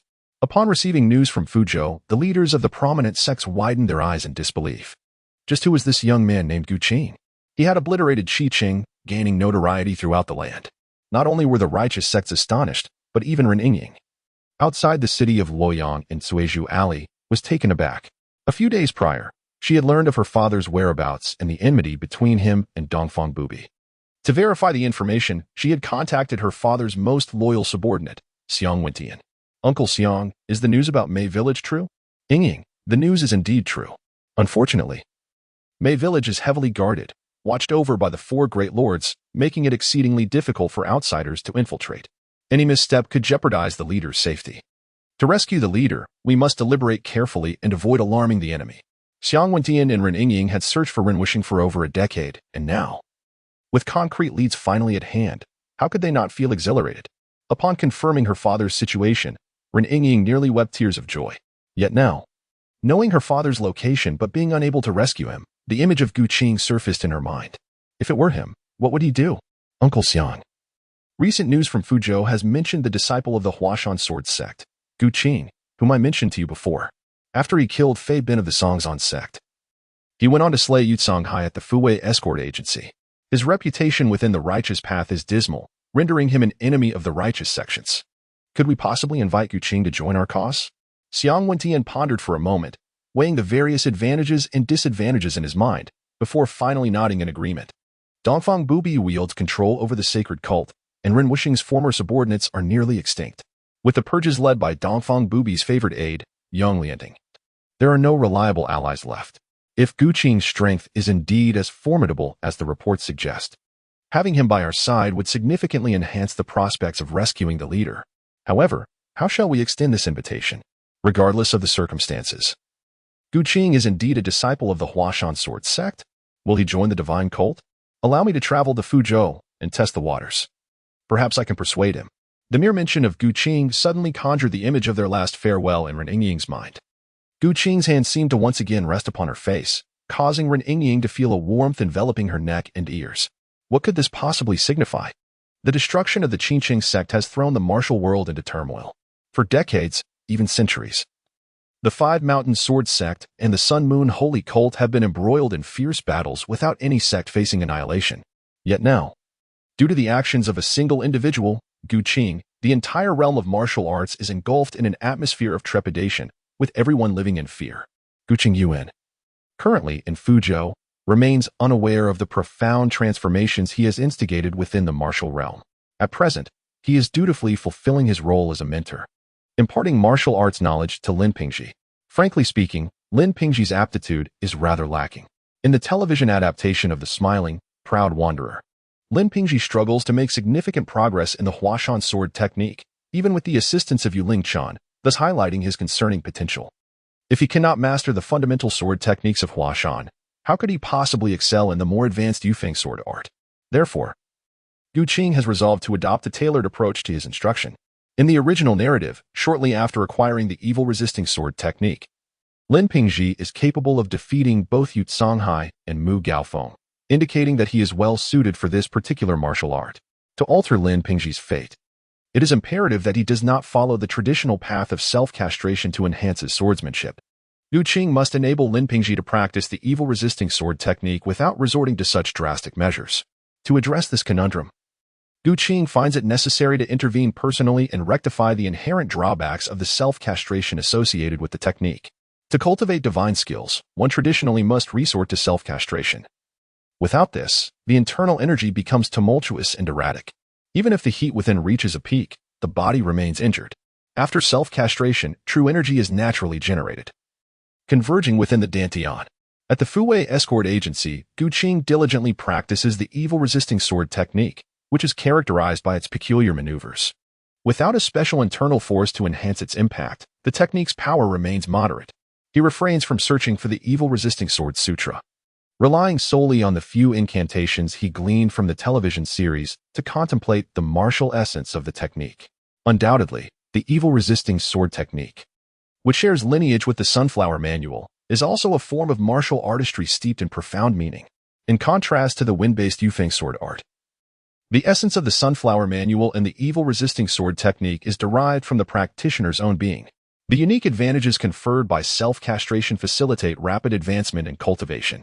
When one aligns oneself with the martial essence of the evil-resisting sword technique, the effort required for practice is significantly reduced. The act of self-castration serves a purpose akin to the divine imagery envisioned by Gu Qing, constantly integrated into one's essence. This is the remarkable quality of the evil-resisting sword technique. Repeatedly practicing the technique while utilizing the scant few guiding phrases, Gu Qing directs his breath and senses the rising heat within, which inevitably conjures thoughts of turmoil in his mind. The core principle of the Qi cultivation methods in both the Sunflower Manual and the evil-resisting sword sutra lies in the activation of the body's yang energy. The human body is akin to a miniature universe. As yang energy rises, true energy surges upward, igniting fiery thoughts and malevolent notions. The solution proposed by the Sunflower Manual is straightforward and unequivocal: severance, as womanly influences merely hinder the speed of drawing one's sword. Yet, is reality truly so simplistic? The body belongs to Yang, while the soul belongs to Yin. As Yang ascends and Yin descends, water and fire harmonize, giving rise to boundless creation. Exorcising demons and vanquishing evil unveils the true self. Transforming Qi into divine essence leads to true ease and freedom. If one practices a false version of the evil-resisting sword technique for several days, one may inadvertently turn the false into the true, grasping a fragment of the genuine intent to exorcise evil, thereby amplifying one's fate 100-fold. With the realization of the exorcising sword technique, the originally singular essence of exorcism swiftly transforms into a multitude of inspirations. Gu Qing entered a state of profound enlightenment. His internal energy, guided by an unseen force, evolved into an entirely new method of Qi cultivation. Simultaneously, his insights regarding the subduing demons and exorcising evil to reveal the true self transformed into the divine intention of White Lotus subduing demons. The entire system of practice activated, igniting the yang energy within his body and dispelling malevolent thoughts. As the divine intention of the White Lotus quelled the restless heart and unified spirit and energy within the Dantian, the tumultuous yang energy within his body intertwined with the pure essence of the Yin spirit, embodying the true meaning of the White Lotus. In this harmonious union of spirit and energy, boundless creation unfolded. Within mere moments, Gu Qing's internal yang energy surged, and the originally formless internal power cultivated from the primordial technique gradually infused with a faint crimson glow, signifying the dispelling of malevolence and transforming into the pure yang force of true fire. Slowly, he opened his eyes, and the air around him crackled with electricity. Gu Qing has devoted over a year to his cultivation, and under the effect of 100-fold enhancement, his internal martial prowess rivals that of an ordinary person who has practiced for a century. Now, he has achieved a harmonious union of spirit and energy. With this century's worth of cultivation, he has mastered the Qi refinement section of the exorcising evil sword technique, and his spiritual awareness has become remarkably formidable. Should a timid individual meet Gu Qing's gaze, they would likely be overwhelmed with terror. Lin Pingji, I observe that your family's exorcising evil sword technique possesses only superficial forms, lacking the essential internal cultivation of the Qi refinement section. Moved by my intuition today, I shall impart to you a portion of the exorcising evil Qi refinement technique. By employing this internal cultivation to execute the exorcising evil sword technique, its power may rival that of the authentic version. Upon hearing these words, Lin Pingji was filled with uncontainable joy, having experienced the calamity that befell the Yu family at the hands of Yu Songhai. He has come to understand the rules of the martial world. This realization has intensified his yearning for strength. Master, have you completed the exorcising evil sword manual of the Lin family? I am at a loss as to how to repay you. Henceforth, I am willing to serve you with utmost dedication, enduring any toil you may require of me. A true teacher imparts knowledge, guides the way, and dispels doubts. Our bond as master and disciple is profound. It is only fitting that I teach you the skills necessary for navigating the martial world. I hope you will remember the calamity of Yu Songhai and apply yourself diligently in your studies and practice. In the future, as your martial prowess flourishes, strive to become a noble hero who champions justice. Gu Qing waved his hand, aware that he could linger in this world for no more than 5 years. Before Lin Pingji could master his martial arts, he would have to return to the world of Ghost Blows Out the Light, and thus would not have the chance to receive Lin Pingji's gratitude. His intention in imparting martial skills was to alter the trajectory of Lin Pingji's fate and to gain points of destiny.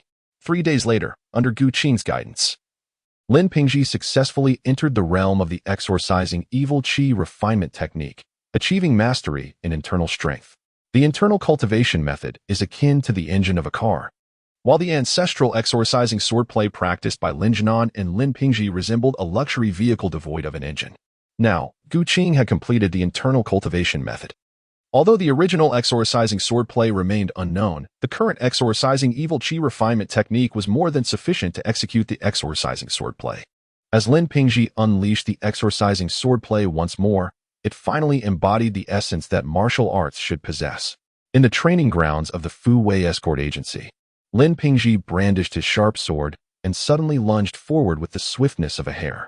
In an instant, his sword emitted a flurry of shimmering shadows, and as the sword energy surged forth, a stone pillar the size of a millstone was effortlessly shattered. The 72 forms of the exorcising sword play. Meteor falling. Flowers blooming to meet the Buddha, flute playing on the river, swallow flying through the willows, were now infused with the exorcising evil Qi refinement technique, which exponentially enhanced Lin Pingji's agility, rendering him almost ghostly.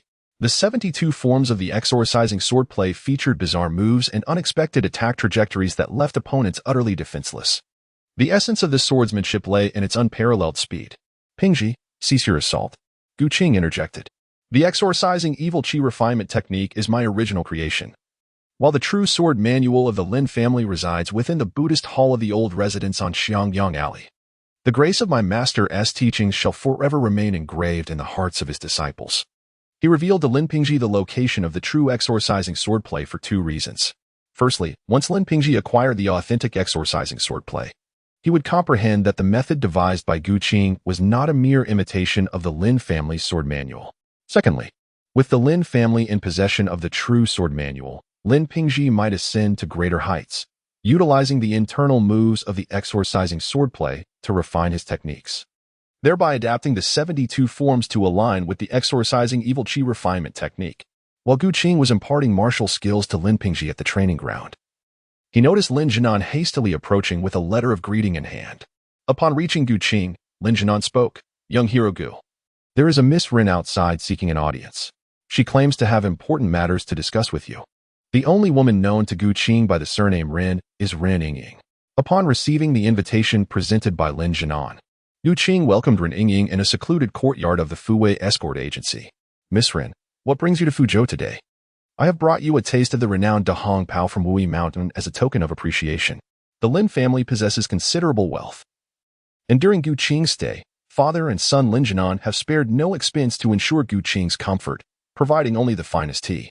It is widely rumored in the martial world that young Master Gu is the reincarnation of a sword immortal, having vanquished dozens of disciples from the Qi-Cheng sect with a single strike.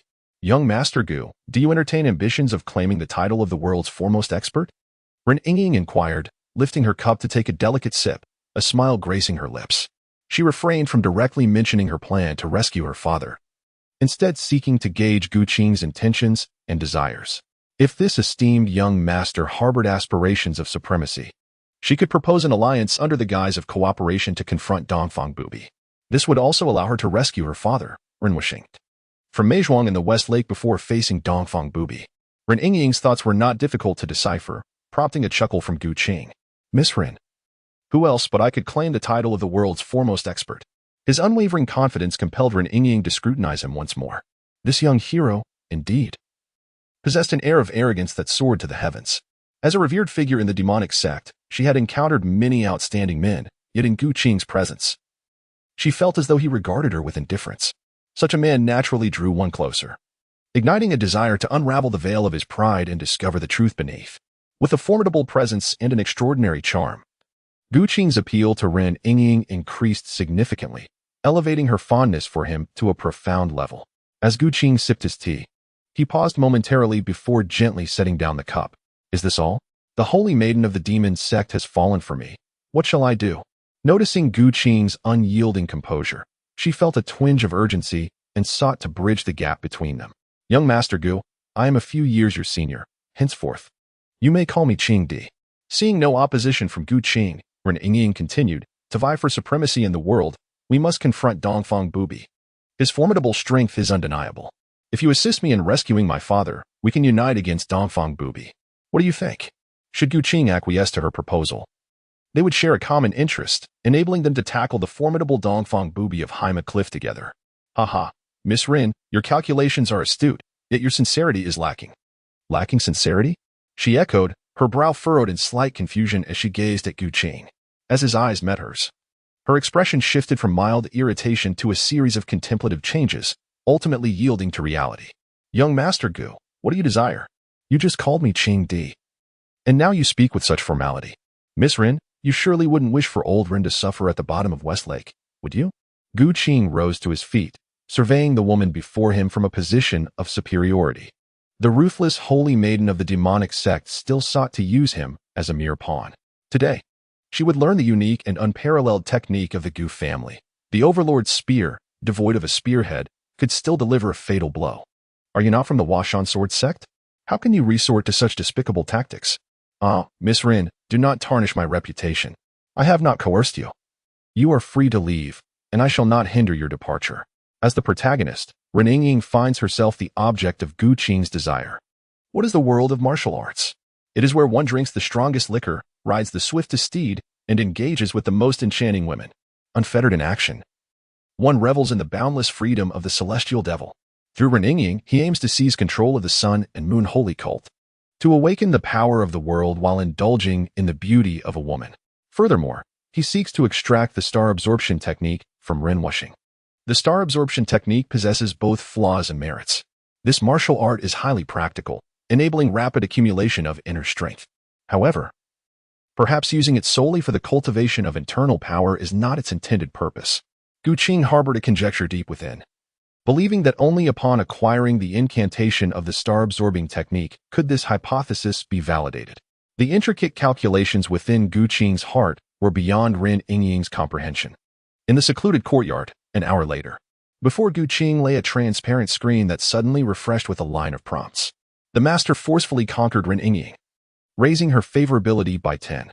With the 100-fold amplification of fate, her favorability soared by 1,000, elevating her feelings towards him to an unwavering level, steadfast and unchanging. Could it be the reason for kneeling and singing conquer? The favorability had reached the level of unwavering, which, as far as known, comprised 4 tiers: infatuation, affection, heartfelt, and unwavering. One could only wonder if there existed a tier beyond unwavering. With the favorability at a level of eternal devotion, Gu Qing sensed a change in Ren Yingying's gaze, which now sparkled with threads of affection, reminiscent of a lovesick mind, loyal and devoted. The 100-fold enhancement of this fate was truly extraordinary. Having only met twice, he had already captivated Ren Yingying completely. She had transformed into a gentle lamb, sweet and adorable. No longer the feared holy maiden of the demonic sect in the martial world. With the blessing of destiny, his favorability was eternally secured, devoid of worries about its decline. In this lifetime, escaping from his grasp was out of the question. Yingying, your sincerity is commendable. The heavens bear witness to it. As family, let us not speak as strangers. Let us now journey to Meizhuang and Jiang'an and meet the 4 friends of Meizhuang.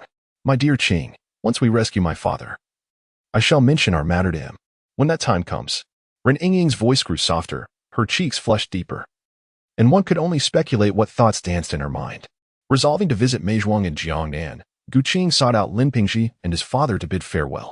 The Lin family graciously provided 2 fine steeds to facilitate their journey. Racing through the starry night, the 2 arrived near Westlake a few days later. Hangzhou, Shichuan Tower. As the largest restaurant in Hangzhou, Shichuan Tower boasted an astonishing influx of patrons. Those dining here hailed from all walks of life. Who wouldn't wish to savor the culinary delights of Shichuan Tower upon arriving in Jiangnan? With a clap, in the center of the restaurant, atop a constructed platform, a storyteller animatedly recounted tales. It was said that decades ago, the Huashan sect had split into the Sword sect and the Qi sect over a mysterious martial art. The 2 factions competing fiercely for the position of sect leader. The Qi sect emerged victorious by a slim margin. And now the Huashan sect was led by the Qi sect disciple, Yu Buchuan. Yet, the protagonist of our tale begins with the Huashan Sword sect. Following their defeat in the sword competition, the Sword sect left Huashan in disgrace. The talented disciple Gu Qing of the Sword sect secluded himself to refine his swordsmanship for over a decade, and upon his return, his sword energy pierced the heavens. With a sword immortal manifesting on Zhangqiao Mountain, a purple aura stretching for miles. Now, as the Sword sect disciple Gu Qing traversed the martial world, he first defeated Fei Bin of Songshan, and later, with a single sword, annihilated dozens from the Qiqing sect in Fuzhou. Truly, he was a reincarnation of a sword immortal. And his swordsmanship was as unfathomable as the divine. It was said that the sword immortal Gu Qing challenged various sects in the martial world. And much time had since passed. As the storyteller reached this point, he abruptly fell silent, then clasped his hands and addressed the audience. Esteemed guests, you have gathered here today to learn of the next sword duel of the sword immortal Gu Qing. Please return tomorrow for more. As soon as these words were uttered, the patrons of Shichuan Tower erupted into a chorus of discontent.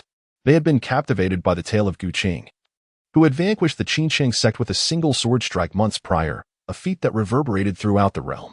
Eager to learn more about Gu Qing, they found themselves thwarted by the storyteller, caught in a moment of suspense that was unbearable.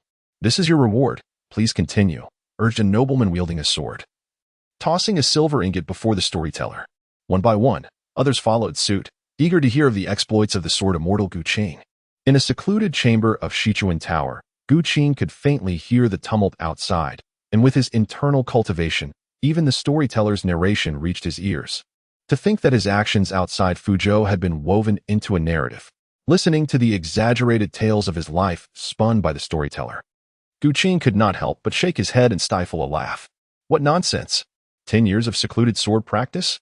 This is pure fabrication. Let me introduce you.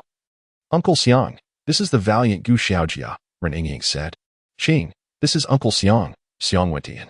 Upon hearing Ren Yingying's introduction, Xiang Wentian's demeanor grew serious. The young man before him, scarcely 20, was indeed a youthful hero, and it was no wonder that even Yingying regarded him with admiration.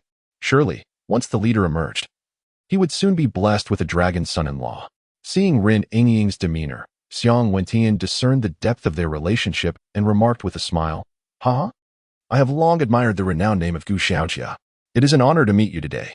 Please, no need for formality. Since Yingying calls you Uncle Xiang, I shall follow suit," Gu Qing replied. In terms of martial arts hierarchy, Xiang Wentian and Ren Wuxing were of the same generation as Feng Buping and Yu Buchuan. Nonsense. Brother Gu, you have achieved fame at such a young age. Your future accomplishments are boundless. Let us address each other as equals, Xiang Wentian insisted, waving his hand dismissively. Unwilling to accept the title of uncle, aware that Gu Qing might one day ascend to the position of leader of the cult, Xiang Wentian dared not presume to elevate himself above Gu Qing without a clear understanding of his character. The martial world values relationships and etiquette, but even more so, it emphasizes personal strength. With Ren Yingying serving as a bridge, the three soon became familiar with one another. After several rounds of drink, they began to discuss serious matters. Uncle Xiang, come here for a moment. Do you have a strategy to deal with the four friends of Meizhuang? Do not worry, I have prepared a plan. Xiang Wentian replied. Although the four lords of Meizhuang are martial artists, they have a keen interest in the arts of music, chess, calligraphy, and painting. We can play to their preferences, enticing them to reveal their vulnerabilities. I have procured the Shishan Xingl Tubai Fan Zhongli of the Northern Song Dynasty, Zhang Su Shui Yi Tai from the Tang Dynasty, a compendium of 12 chess strategies, and the long-lost Guangling San. With these four treasures, how could we not draw the four lords into the fray?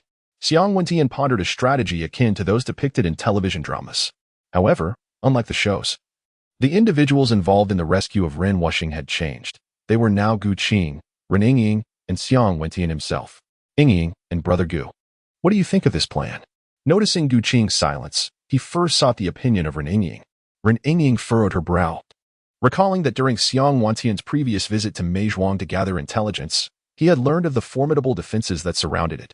Apart from the four friends of Meizhuang, there were also more than a dozen other skilled martial artists present. For instance, Ding Jian, known in the martial world as One Character Electric Sword, was a renowned master who had once roamed the Qilian Mountains with great prowess. Xiang Wentian's uncle was known for his prudent approach, and Yingying had not conceived a more effective alternative. Brother Gu, what are your thoughts? With Ren Yingying's presence, the rescue plan hinged upon her approval, especially since the target of the rescue was her father. As for Gu Qing, this was their first encounter. Gu Qing's thoughts elude him. He finds himself unable to decipher them.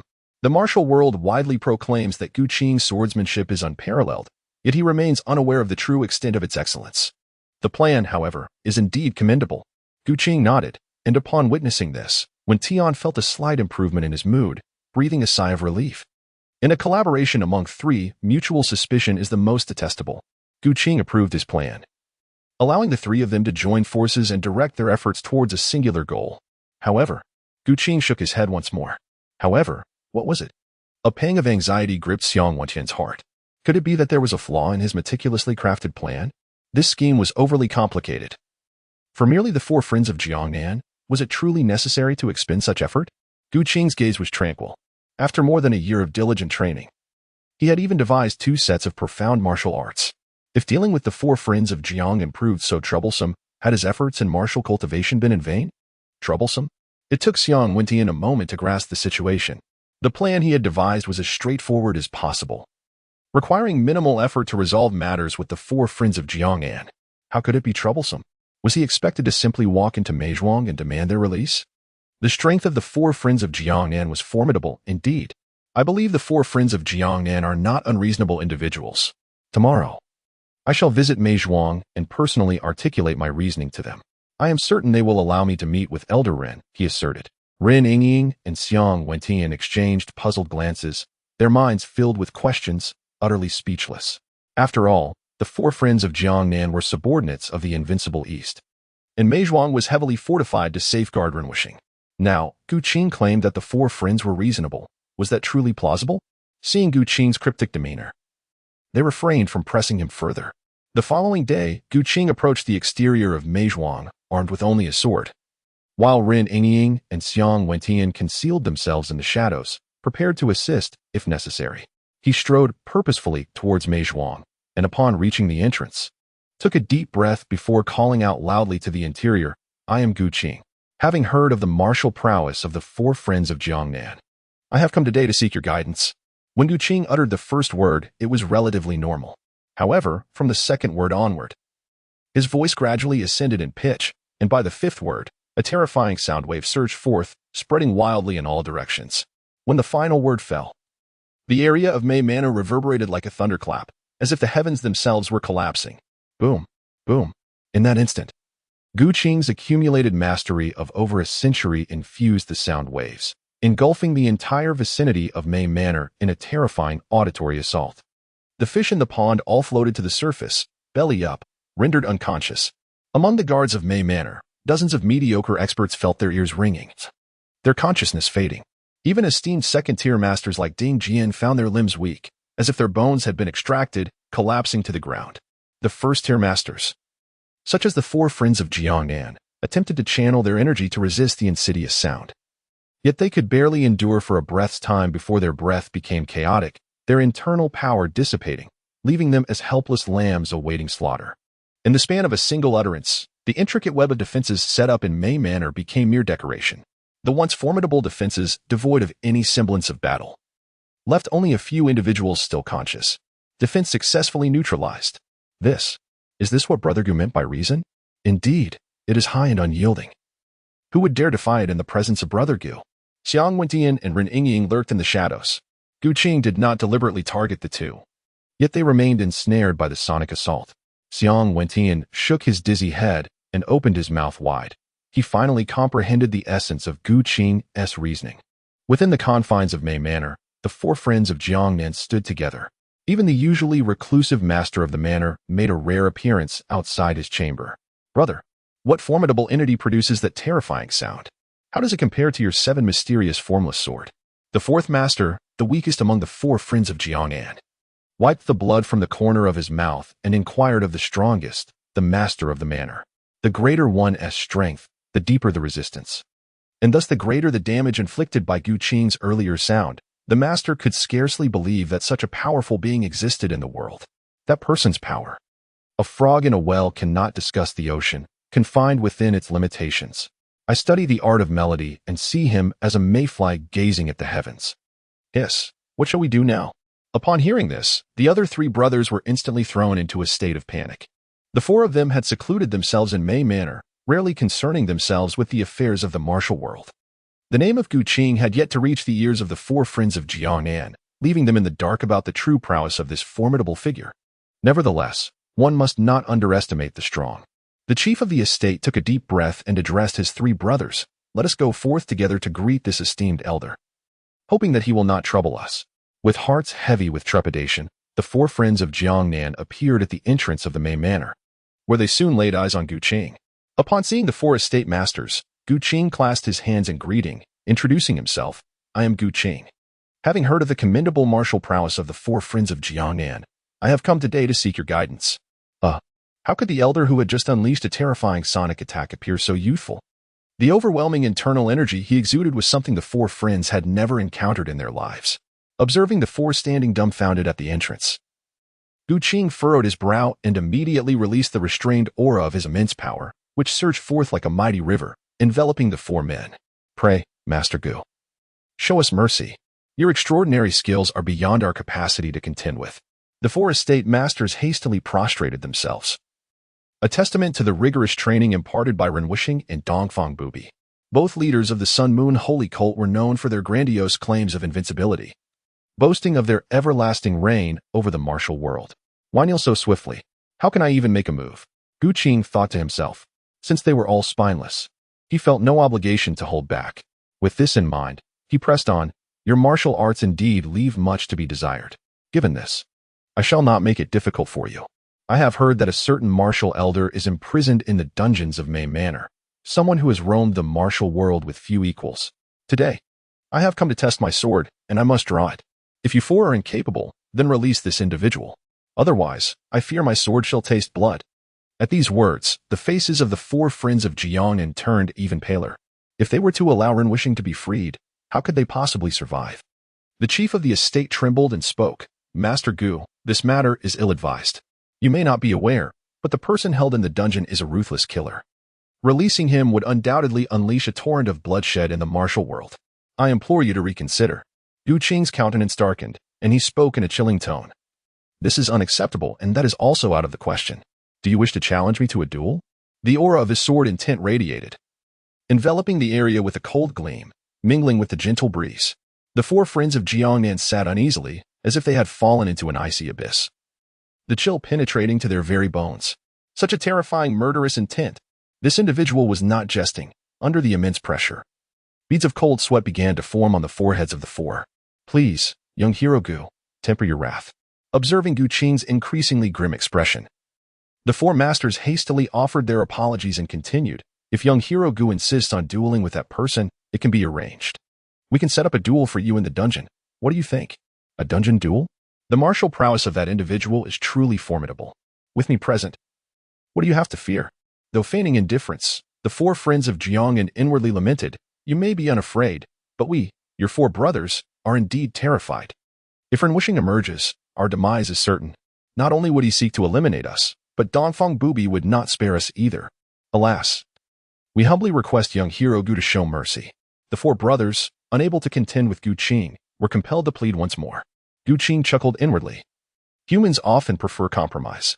If it were proposed to trade for my release from the dungeon, they would likely refuse, yet suggesting my freedom in exchange for a duel. They themselves initiated the idea of a dungeon versus a sword fight.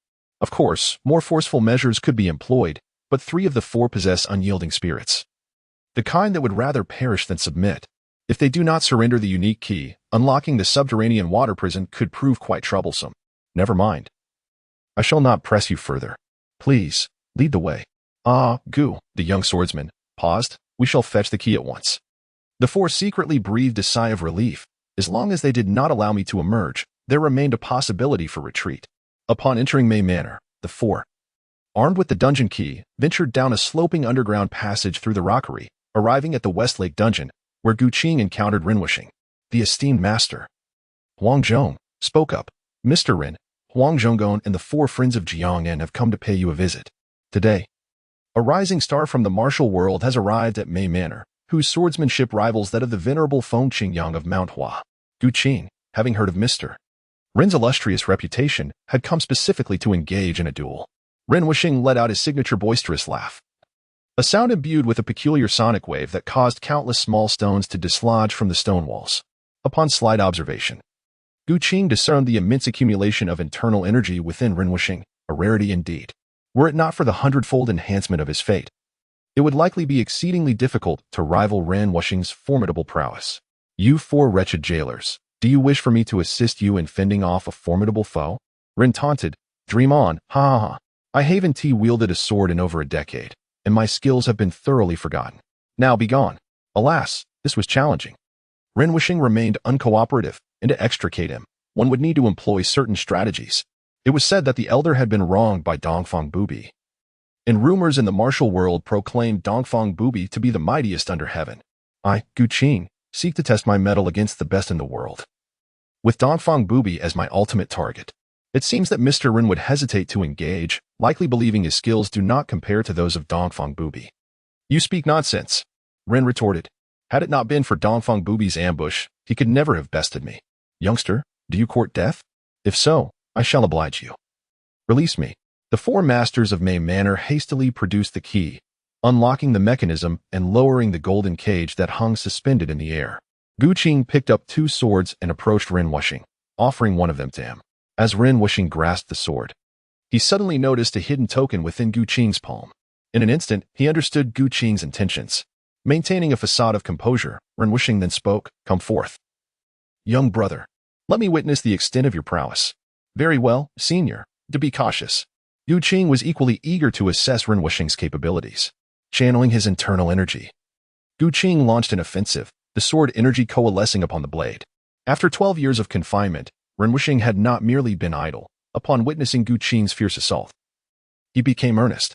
As their swords clashed, Gu Qing employed the wind control sword technique, producing exceptionally sharp sword energy that shattered Ren Wuxing's own upon contact. In a contest of swordsmanship, he could not best Gu Qing. This realization ignited Ren Wuxing's competitive spirit. Star absorption technique. In an instant, the dungeon of Westlake trembled ominously, rocks and debris cascading from the walls, while the subterranean pool erupted, sending countless droplets flying like hidden projectiles, striking the walls with a resounding crack. The star absorption technique unleashed an immense gravitational pull, drawing Gu Qing towards Ren Wuxing with formidable force. This technique not only absorbed internal energy but also served as a control skill. Should it evolve further into a gravitational field, it would become a formidable asset in group battles, devastatingly effective.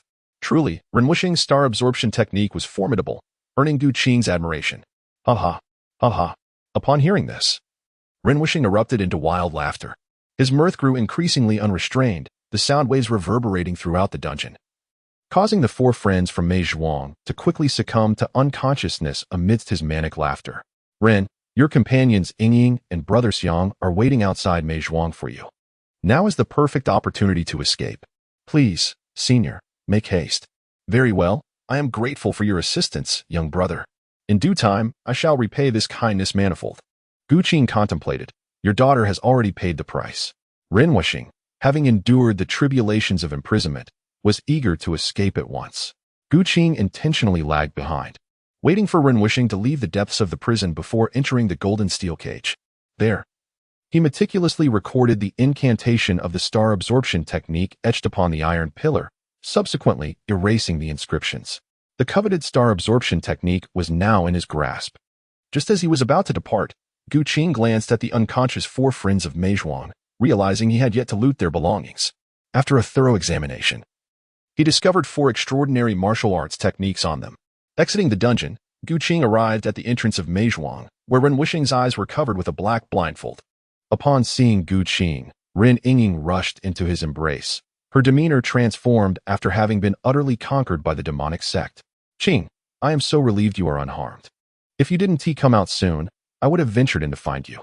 "Ying, what is your relationship with this young man?" Ren Wuxing's heart stirred with conflicting emotions upon witnessing his daughter in such a state. After 12 years in darkness, he discovered that his daughter had developed feelings for another man. He was uncertain whether to feel joy or sorrow.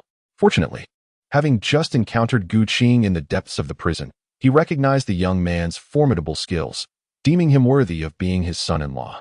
"Father, please do not be upset. I hold deep affection for Qing. I shall marry no one but him in this lifetime. I beseech you to grant your blessing." Without Gu Qing needing to speak, Ren Ying proactively clarified her feelings. Her affection for him had reached its zenith, and her fate was now entwined with his. The thin fabric of her attire offered little protection. What could Ren Wuxing do but stare in disbelief? If Ying was fond of him, he certainly had no objections. She was his only daughter. The Sun and Moon sect would eventually be entrusted to her. If young hero Gu were to marry his daughter, they would become one family. If you and Ying wed, I shall appoint you as the bright right envoy of the Sun and Moon sect. What do you think? Ren Wuxing, a formidable figure, cherished his daughter while also coveting the position of the sect leader. Gu Qing possesses formidable strength. He seeks to ally with Gu Qing to ascend Blackwood Cliff and vanquish Dongfang Bubi, thereby reclaiming the throne of the sect leader. As a time traveler, Gu Qing's perspective could hardly be confined to the Sun and Moon holy cult. Indeed, the entire martial world of the smiling, proud wanderer appears to him as merely a shallow pond, incapable of nurturing a true dragon. Gu Qing cast a glance at Ren Ying and then let out a hearty laugh, addressing Ren Wuxing. "Thank you for your kind intentions, leader. There is no need for the position of the right envoy of light. Throughout my life, I, Gu Qing, have been invincible. It is said that a match in social standing is essential. Since Ying is the leader's daughter, I shall return and seize the position of the Huashan sect master. At that time, I will be able to rightfully take Ying as my wife. When the time comes, both the forces of light and darkness shall be under our control. What a splendid prospect this would be. Ha ha ha. Ren Wuxing laughed heartily, thinking to himself that Gu Qing, though young, was quite perceptive. He understood how to work for my benefit. If he were to secure the position of Huashan sect master, and I were to reclaim my power at Haimu Cliff, both sides could exert their strength simultaneously to unify the martial world, a prospect that is just around the corner. Little did Ren Wuxing know that Gu Qing was not one to remain in obscurity for long. Gu Qing unified the Huashan sect not merely to tailor garments for Ren Wuxing. Having conferred with Ren Wuxing and reached a consensus, they resolved to divide their forces into two paths. Ren Wuxing, along with his daughter and Xiang Wentian, decided to first subdue their former allies, such as the Wuxian sect in the southwest. Gu Qing has witnessed the formidable prowess of the 12 protectors of Songshan and has engaged in combat with Yu Songhai and Ren Wuxing. He has gained insight into the top-tier combat abilities within the smiling, proud wanderer. Referring to the original narrative, when Dongfang Bubi faced off against Ling Huchong, Xiang Wentian, and the Ren father-daughter duo, the four of them collectively attempted to subdue Dongfang Bubi. Ultimately, it was only through the leverage of Yang Lianting as a hostage that they managed to gain a slight upper hand over Dongfang Bubi. This clearly illustrates that the title of the world's number one, attributed to Dongfang Bubi, is far from unfounded. At present, Gu Qing's prowess in swordsmanship is noteworthy. He has independently developed 2 sets of martial arts imbued with profound intent, capable of rivaling the esteemed Feng Qingyang. In terms of internal energy, after diligently practicing the Hunyuan Gong for over a year, he has amassed over a century's worth of internal cultivation. Ren Wuxing, having absorbed countless internal energies, previously engaged in a confrontation at the depths of Westlake. Thus, Gu Qing finds himself evenly matched with Ren in terms of internal power. The true extent of the formidable Kuaihua Sutra, possessed by Dongfang Bubi, remains an enigma to Gu Qing. For now, he aims to consolidate his experiences gained from his travels into his own strength. Upon returning to the summit of Mount Zhangtiao, Gu Qing sits in serene contemplation, watching the clouds dance across the sky. Within the narrative of the smiling, proud wanderer, the Sun-Moon holy cult once swept through various sects, collecting an array of martial arts secrets, including those from Wudong, Huashan, and Shaolin. They seized the Taijiquan classic and the Jinwu sword from Zhang Sanfeng of Wudong, and appropriated the Kuaihua Sutra, transcribed by Yu Su and Kai Zifeng from Huashan. As for the origins of the stellar absorption technique, it may perhaps be connected to the western regions. The Sun and Moon holy cult originated from the Ming cult. After the Zhu family ascended to power, they exerted considerable pressure on the Ming cult, causing it to weaken and ultimately necessitating a name change. The cult dispersed, fleeing from various locations until it reached the Blackwood Cliff from the bright summit of Kunlun. In the western regions, there exists a lineage of Zhu Ziliu, who was a disciple of the esteemed Master Eating from Dali. Master Eating's ancestry traces back to the fortuitous Duan Yu, who acquired a portion of the Northern Darkness divine skill. The remnants of this skill, left by Duan Yu, may have found their way into the hands of the Zhu and Wu families, eventually being absorbed by the Sun and Moon holy cult. The Northern Darkness divine skill is designed to absorb the inner strength of others, operating on a philosophy that is contrary to conventional methods. Its technique stands in stark contrast to others, akin to the attraction between the positive and negative poles of a magnet. It connects with an adversary's acupoints through various meridians in the body, siphoning their inner power while also transforming it into the essence of Northern Darkness. However, the star absorption technique cannot refine foreign energies and fundamentally diverges from the principles of the Northern Darkness divine skill. Ren Wuxing, building upon the remnants of the Northern Darkness teachings, created the star absorption technique. Its core tenet revolves around the concepts of emptiness and depth, allowing the Dantian to resemble an empty box or a void-like valley, akin to a deep vortex that draws water from higher ground to lower, absorbing the inner strength of adversaries. Nevertheless, the inner power cultivated through internal martial arts possesses inherent attributes. The inner strength developed by a martial artist is, in essence, a fusion of spirit, energy, and essence. The act of plundering another's inner strength without refinement ultimately leads to attribute conflicts. Moreover, one may be influenced by the residual thoughts carried within another's inner power, resulting in mental instability and confusion. Ren Wuxing's mastery of the star absorption technique instilled fear throughout the martial world, yet he later appointed Dongfang Bubi as his deputy. leading to his own erratic behavior and subsequent imprisonment by Dongfang Bubi for 12 years, an outcome of the backlash from the star absorption technique. Notably, the star absorption technique possesses certain advantages over the Northern Darkness divine skill. While the latter requires the practitioner to disperse their original inner power and can only absorb from those of lesser cultivation, the former lacks such limitations. In the original narrative, Ling Hucheng directly utilized the star absorption technique to suppress several strands of inner strength far beyond his own cultivation level. Upon his initial attempt, he absorbed the formidable powers of Heibai Zi, thus demonstrating that the star absorption technique's capacity to draw inner strength surpasses that of the Northern Darkness divine skill.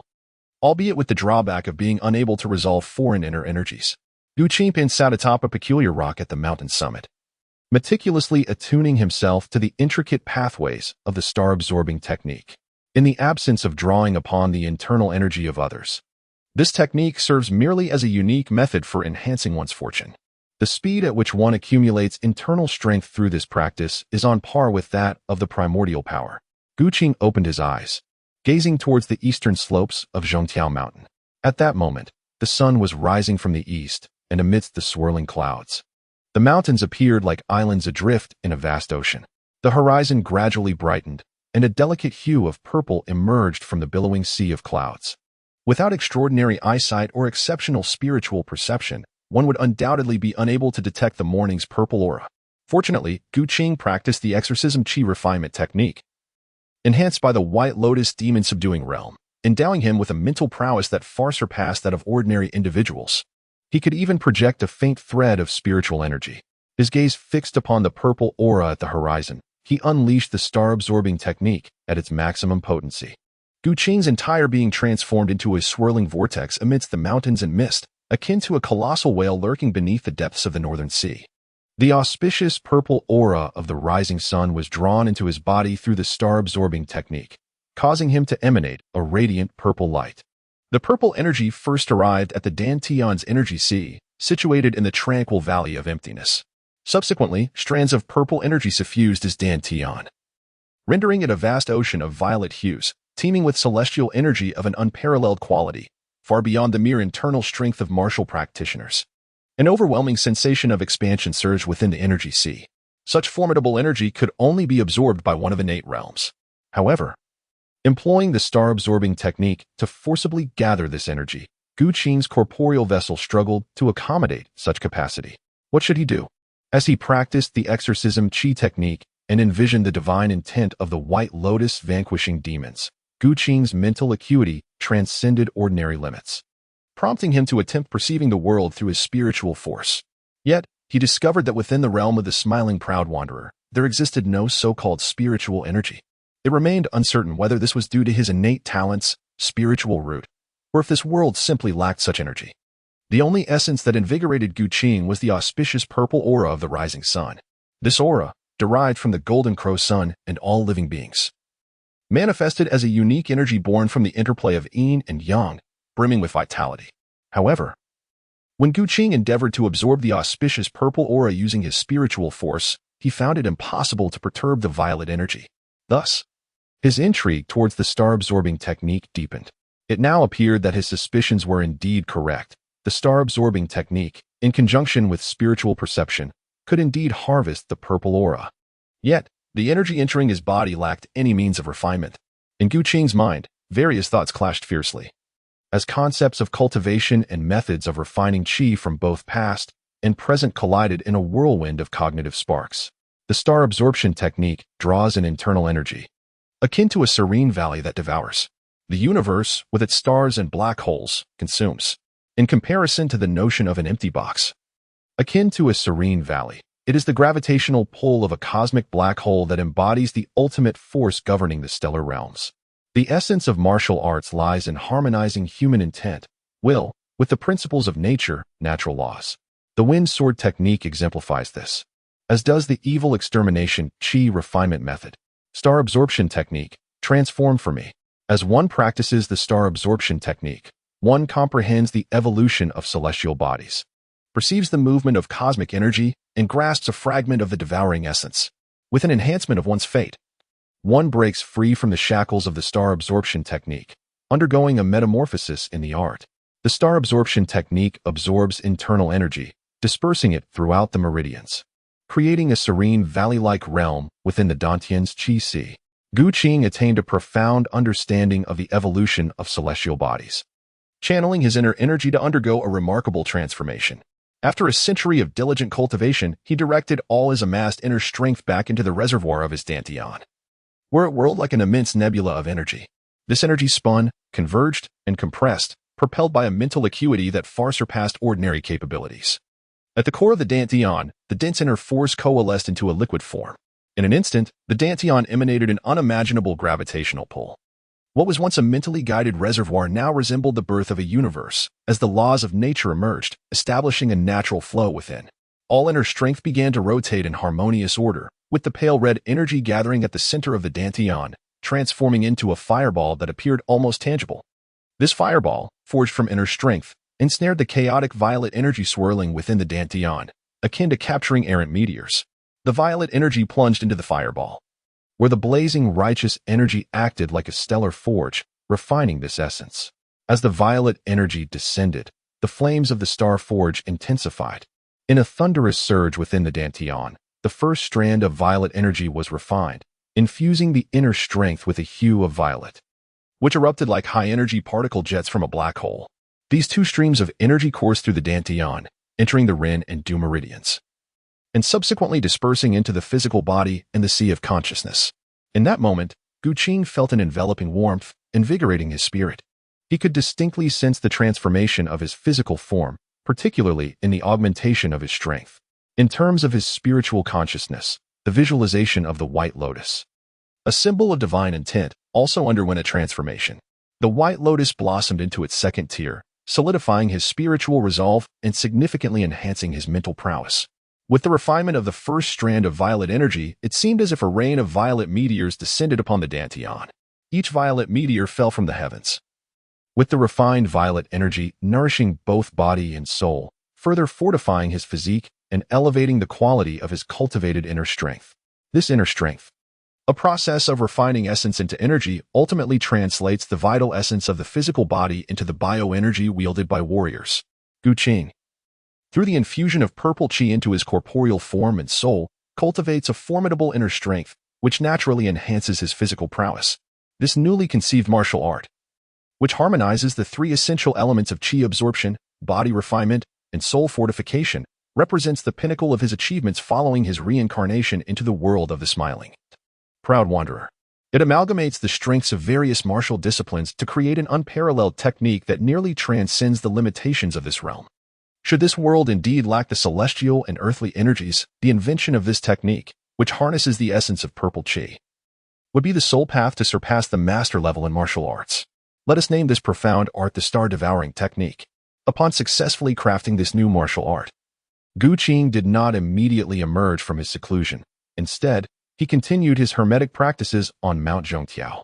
At the foot of the mountain, a new retreat has been established.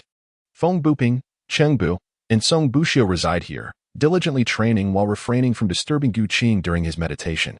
Occasionally, they venture up the mountain to catch a glimpse of him from a distance, feeling immensely enriched by the experience. This is due to the fact that during Gu Qing's cultivation, his mental energy radiates outward, and the various realms of understanding he perceives influence the external environment. Gu Qing is akin to a living embodiment of divine intention. The trio, even during Gu Qing's sojourn from Zhongtiao Mountain, meticulously examined the peak where he had secluded himself, discovering sword marks etched into the rocks, from which they could glean profound insights. Senior brother Feng has now also attained a deeper comprehension of the realm, and his swordsmanship is likely unmatched. The speaker is none other than Cheng Buyo of the Sword Sect, accompanied by the ever-reliable Zhong Buqi. Feng Buping is currently on the verge of a breakthrough. With the foundation of the Frenzied Wind Sword Technique, he is swiftly mastering the Wind Control Sword Technique, soon reaching a pinnacle of excellence while comprehending the essence of wind. With this newfound understanding, he has begun to refine his own creation, the Frenzied Wind Sword Technique.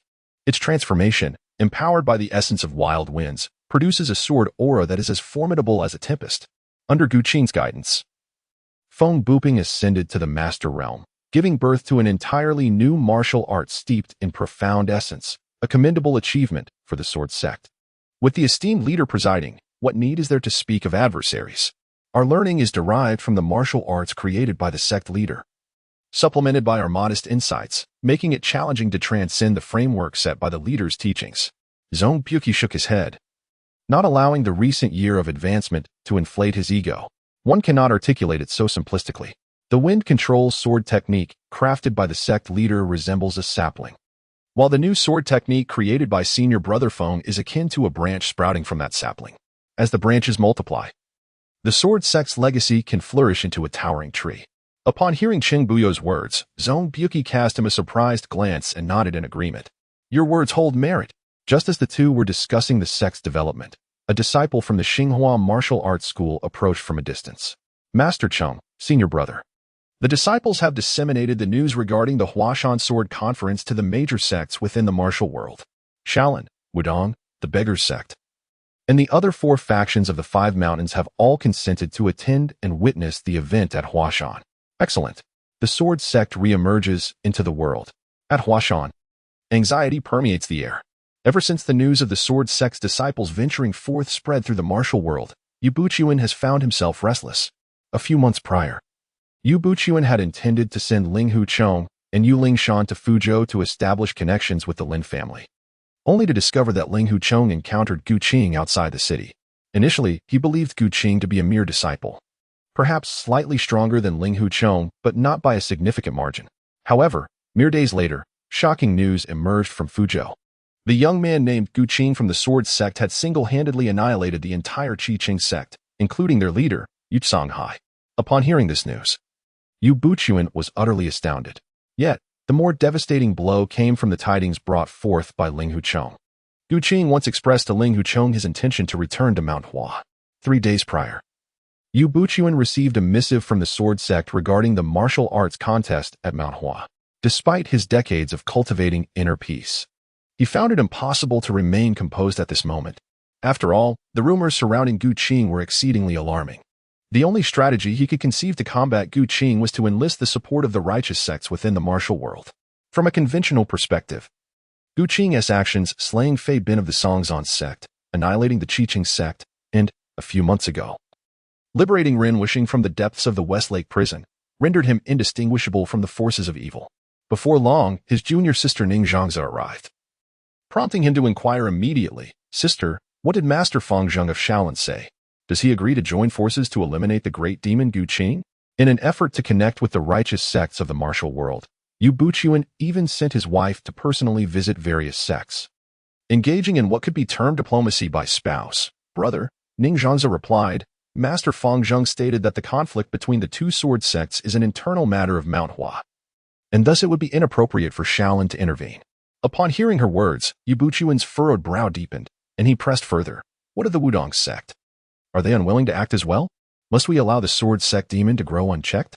Alas, Wudong is of the same mind, Ning Zhangzi sighed, her own heart laden with worries, unsure of whether to voice her subsequent thoughts. What do you mean, but? Ning Zhangzi's hesitation, in Yu Buqiuan's eyes, signaled a potential turning point. Observing the stress that had caused several strands of his hair to turn white, she resolved to share another piece of news with him. "Brother, Zhuo Lingchan of the Songzhan sect is indeed willing to collaborate in vanquishing the demon. However, he has stipulated a condition, should the Songzhan sect lend its aid in eliminating the sword sect demon. Our Huashan sect must consent to the union of the 5 mountain sections." Zhuo Lingchan stated that at that time, "You would serve as the vice master of the 5 mountain sword sect." "Ah, that's Zhuo Lingchan." Yu Buqiuan silently resented him, recognizing the opportunistic timing of the Songzhan sect's proposal. Yet, did he truly possess the luxury of refusal? The more he pondered, the more his heart ached. Had it not been for the unforeseen emergence of the sword sect disciple, his scheme to obtain the evil-repelling sword manual would undoubtedly have succeeded. The position of master of the 5 mountain sword sect was rightfully his. "Use, sister, for the sake of the legacy of Mount Hua and the righteousness of our cause, we have no choice but to accept Zhuo Lingchan's terms. I feel I have betrayed the ancestors of Mount Hua. Brother, do not blame yourself. It is the sword sect demon who is relentless, and the Shaolin and Wudong sects are not stepping up. In this martial world, the lines between black and white are blurred. There exists no clear distinction between righteous sects and demonic teachings. It seems they will support whichever side emerges victorious." thus tarnishing the esteemed reputation of martial arts. Sighing softly, Ning Zhangzhe expressed his profound disappointment with the righteous sects of the martial world. The last desperate struggle of Yu Buqian and his wife merely attracted the covert scrutiny of the ambitious Zuo Lingchan, putting the illustrious legacy of Huashan at great risk. 7 days later, the banners of Huashan fluttered proudly. Heroes from all corners of the martial realm gathered at Huashan, as the sword sect extended invitations to every possible faction, all for the purpose of building momentum for their emergence. Master Fang Zheng of Shaolin arrived. The leader of the Beggars sect arrived. The head of the Diansong sect arrived. The disciples of the Huashan sect tirelessly welcomed their guests, as representatives from various sects continued to arrive. However, before the leaders of the righteous factions could convene, another upheaval erupted. A resounding and hearty laughter echoed from below Huashan. The former leader of the Sun and Moon Holy Cult had arrived. The numerous heroes atop Huashan exchanged glances, wondering what the likes of Ren Wuxing were doing amidst the discussion of martial prowess between the two sword sections. Did he not fear the united front of the righteous, which could prevent him from leaving Huashan? At this moment, the nature of Gu Qing and Ren Yingying's relationship remained unknown to the major sections. The Huashan sect was already overflowing with guests, with even the mountain paths filled with curious onlookers from the martial world. In an era where entertainment was scarce, the martial arts competition was the grandest event in the realm. Weaker martial artists, upon seeing the various leaders and formidable figures, resembled starstruck fans from a past life. The martial arts tournament resembled more of a celebrity meet and greet, witnessing the numerous powerful figures. Less accomplished martial artists could boast about their encounters for a long time within their circles. Many warriors came to Huashan, eager to catch a glimpse of the recently renowned invincible sword immortal, Gu Qing. Since ancient times, there has been no first in literature and no second in martial arts. If one could gain the favor of the sword immortal, they might even join the Huashan sword sect. Just as expectations were high, a welcoming disciple of Huashan suddenly called out loudly, "The sword sect leader Gu Qing has arrived. Look, the legendary sword immortal is here." "What? Do not approach me. Do not block my way." As the welcoming disciple finished speaking, the gathering of heroes erupted into a clamor. The martial artists craned their necks toward the treacherous paths of Huashan. With the sun hanging high in the sky, Gu Qing ascended the mountain. He traversed distances of over 10 meters with each step, navigating the rugged terrain as if it were a smooth path beneath his feet. Meanwhile, the sword intent of Gu Jiani surged forth. With each step he took, the tangible sword intent grew ever stronger. Soon, a sword aura shot skyward, stirring the clouds. Gu Qing, having transitioned to the star-devouring technique, unleashed a formidable mental prowess that extended to an astonishing distance of 100 miles. With the infusion of his mental energy, his sword intent transformed into a resplendent colossal sword, soaring majestically towards the heavens. Approaching Jade Maiden Peak, Gu Qing, with nearly 3 centuries of terrifying cultivation, executed the golden goose skimming the sky technique, traversing the void and riding the air with grace. "What is that?" exclaimed the onlookers in awe. The sword immortal is truly on the verge of becoming an immortal. Amidst the astonished gazes of numerous martial heroes, Gu Qing descended from the sky, his figure ethereal, as if he were ascending to immortality. Even the esteemed leader of the Wudong sect, Daoist Chongqiu, were an expression of disbelief. How could this be possible? In the late Yuan dynasty, the founder of the Wudong sect had been invincible, suppressing the martial world for decades with unparalleled strength, establishing a foundation of supremacy for Wudong. The ability to traverse the void and ride the air was a realm only attained at the moment of the founder's passing. Yet, how old could Gu Qing possibly be? Information about Gu Qing had long been gathered by the major sections.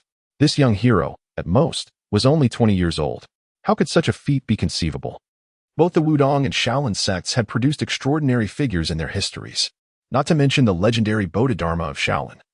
There was also the renowned sweeping monk from the northern Song dynasty, whose cultivation had reached a similar realm.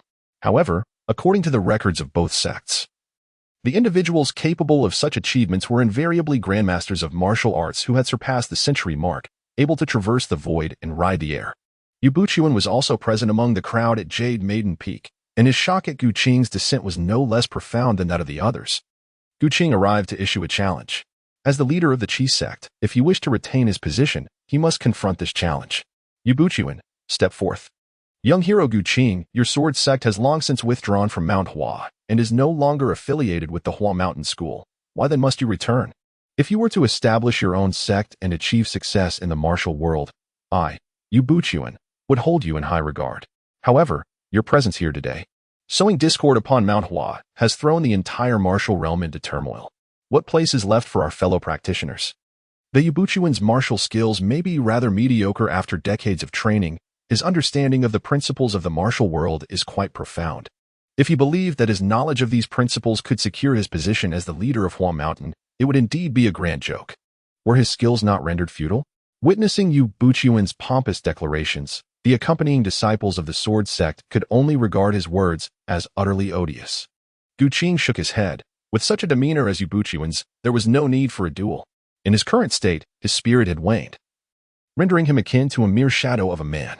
My sword intent radiates like the blazing sun in the sky. Should we engage in a contest of swordsmanship? The outcome between us would be utterly predictable. The Qi sect prides itself on its mastery of energy cultivation. As the leader of the sword sect, I propose we measure internal strength today instead, challenging you in the very realm where the Qi sect excels, by invoking the notion of slaying the heart. Gu Qing's proposal to compete in internal skills aimed to shatter Yu Buchuan's pride in his strongest domain.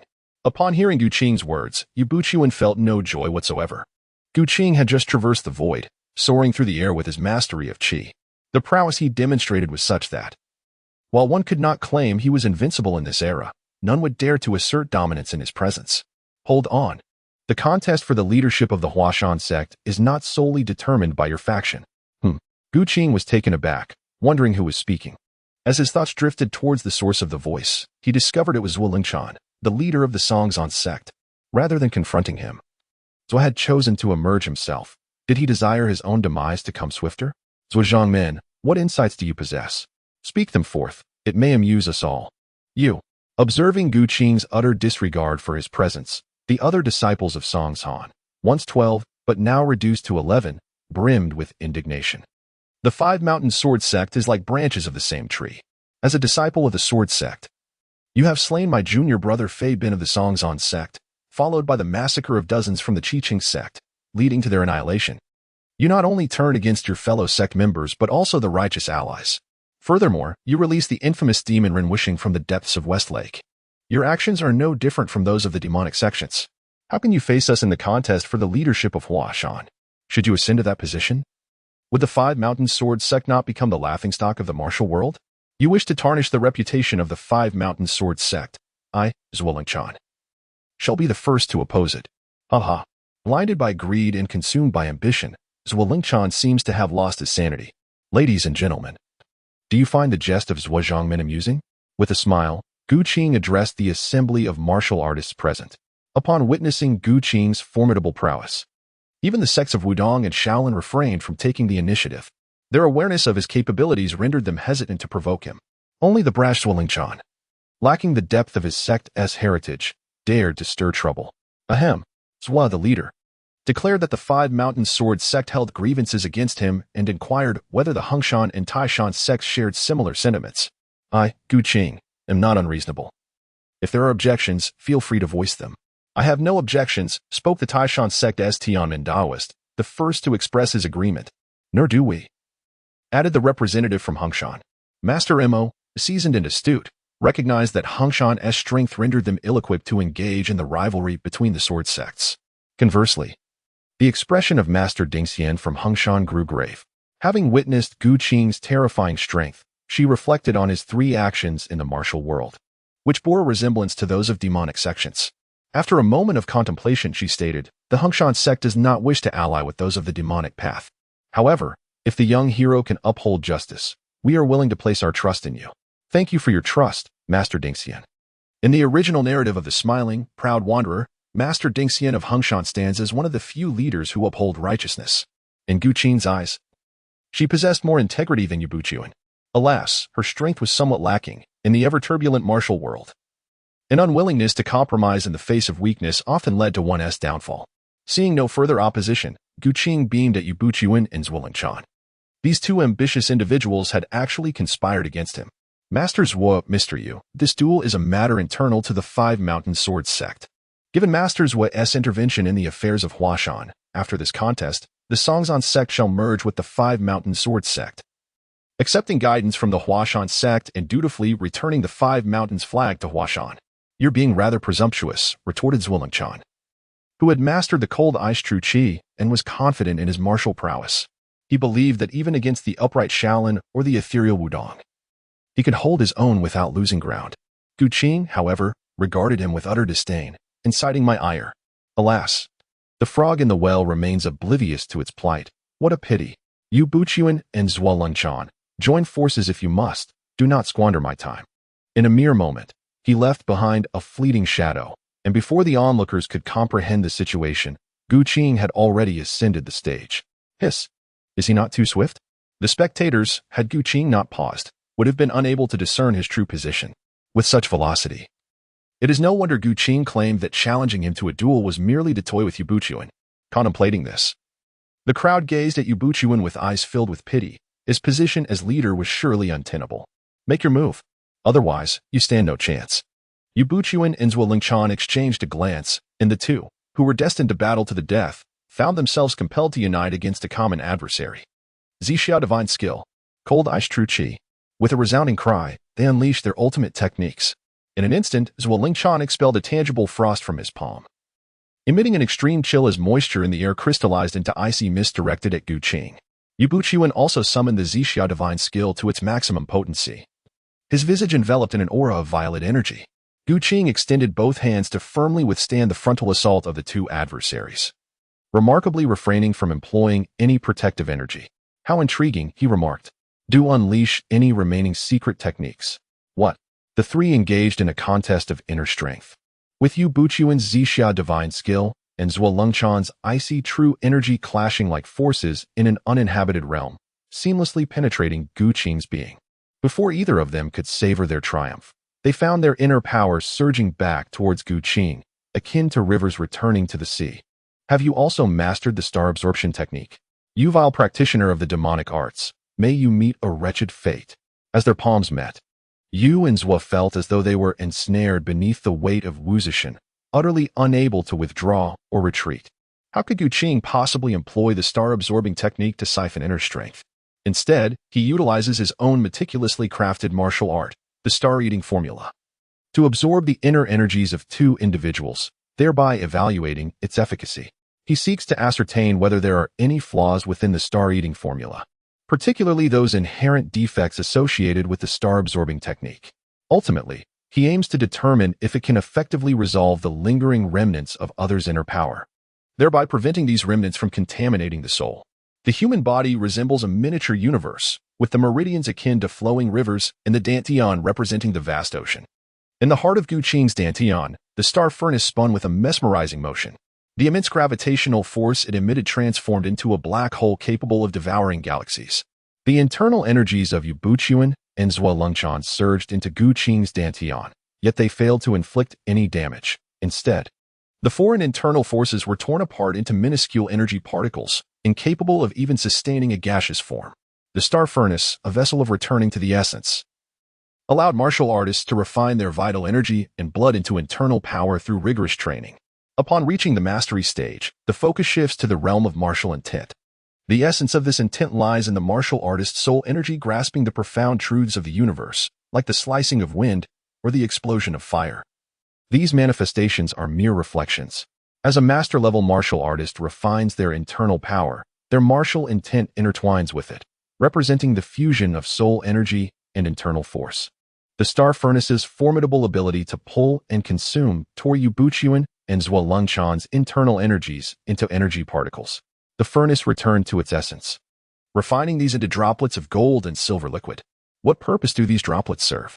How do they differ from the purple haze jade dew?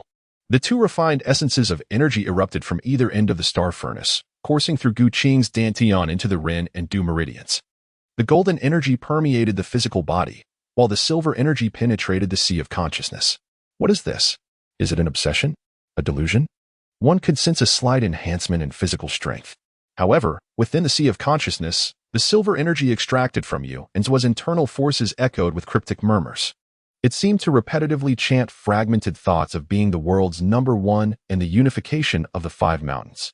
Gu Qing swiftly summoned his immense mental power, and within the vast expanse of his consciousness, the white lotus revealed its true form. The four-petal white lotus, embodying the divine intent to vanquish demons, radiated a purifying light that dispelled the murky whispers haunting his mind. The silver energy, after being cleansed by the white lotus, gradually transformed into a transparent liquid, which was then absorbed by the lotus, nurturing and fortifying Gu Qing's soul and will, thereby amplifying his mental strength. What could this peculiar substance be? Extracted from the absorption of inner force? How enigmatic it was.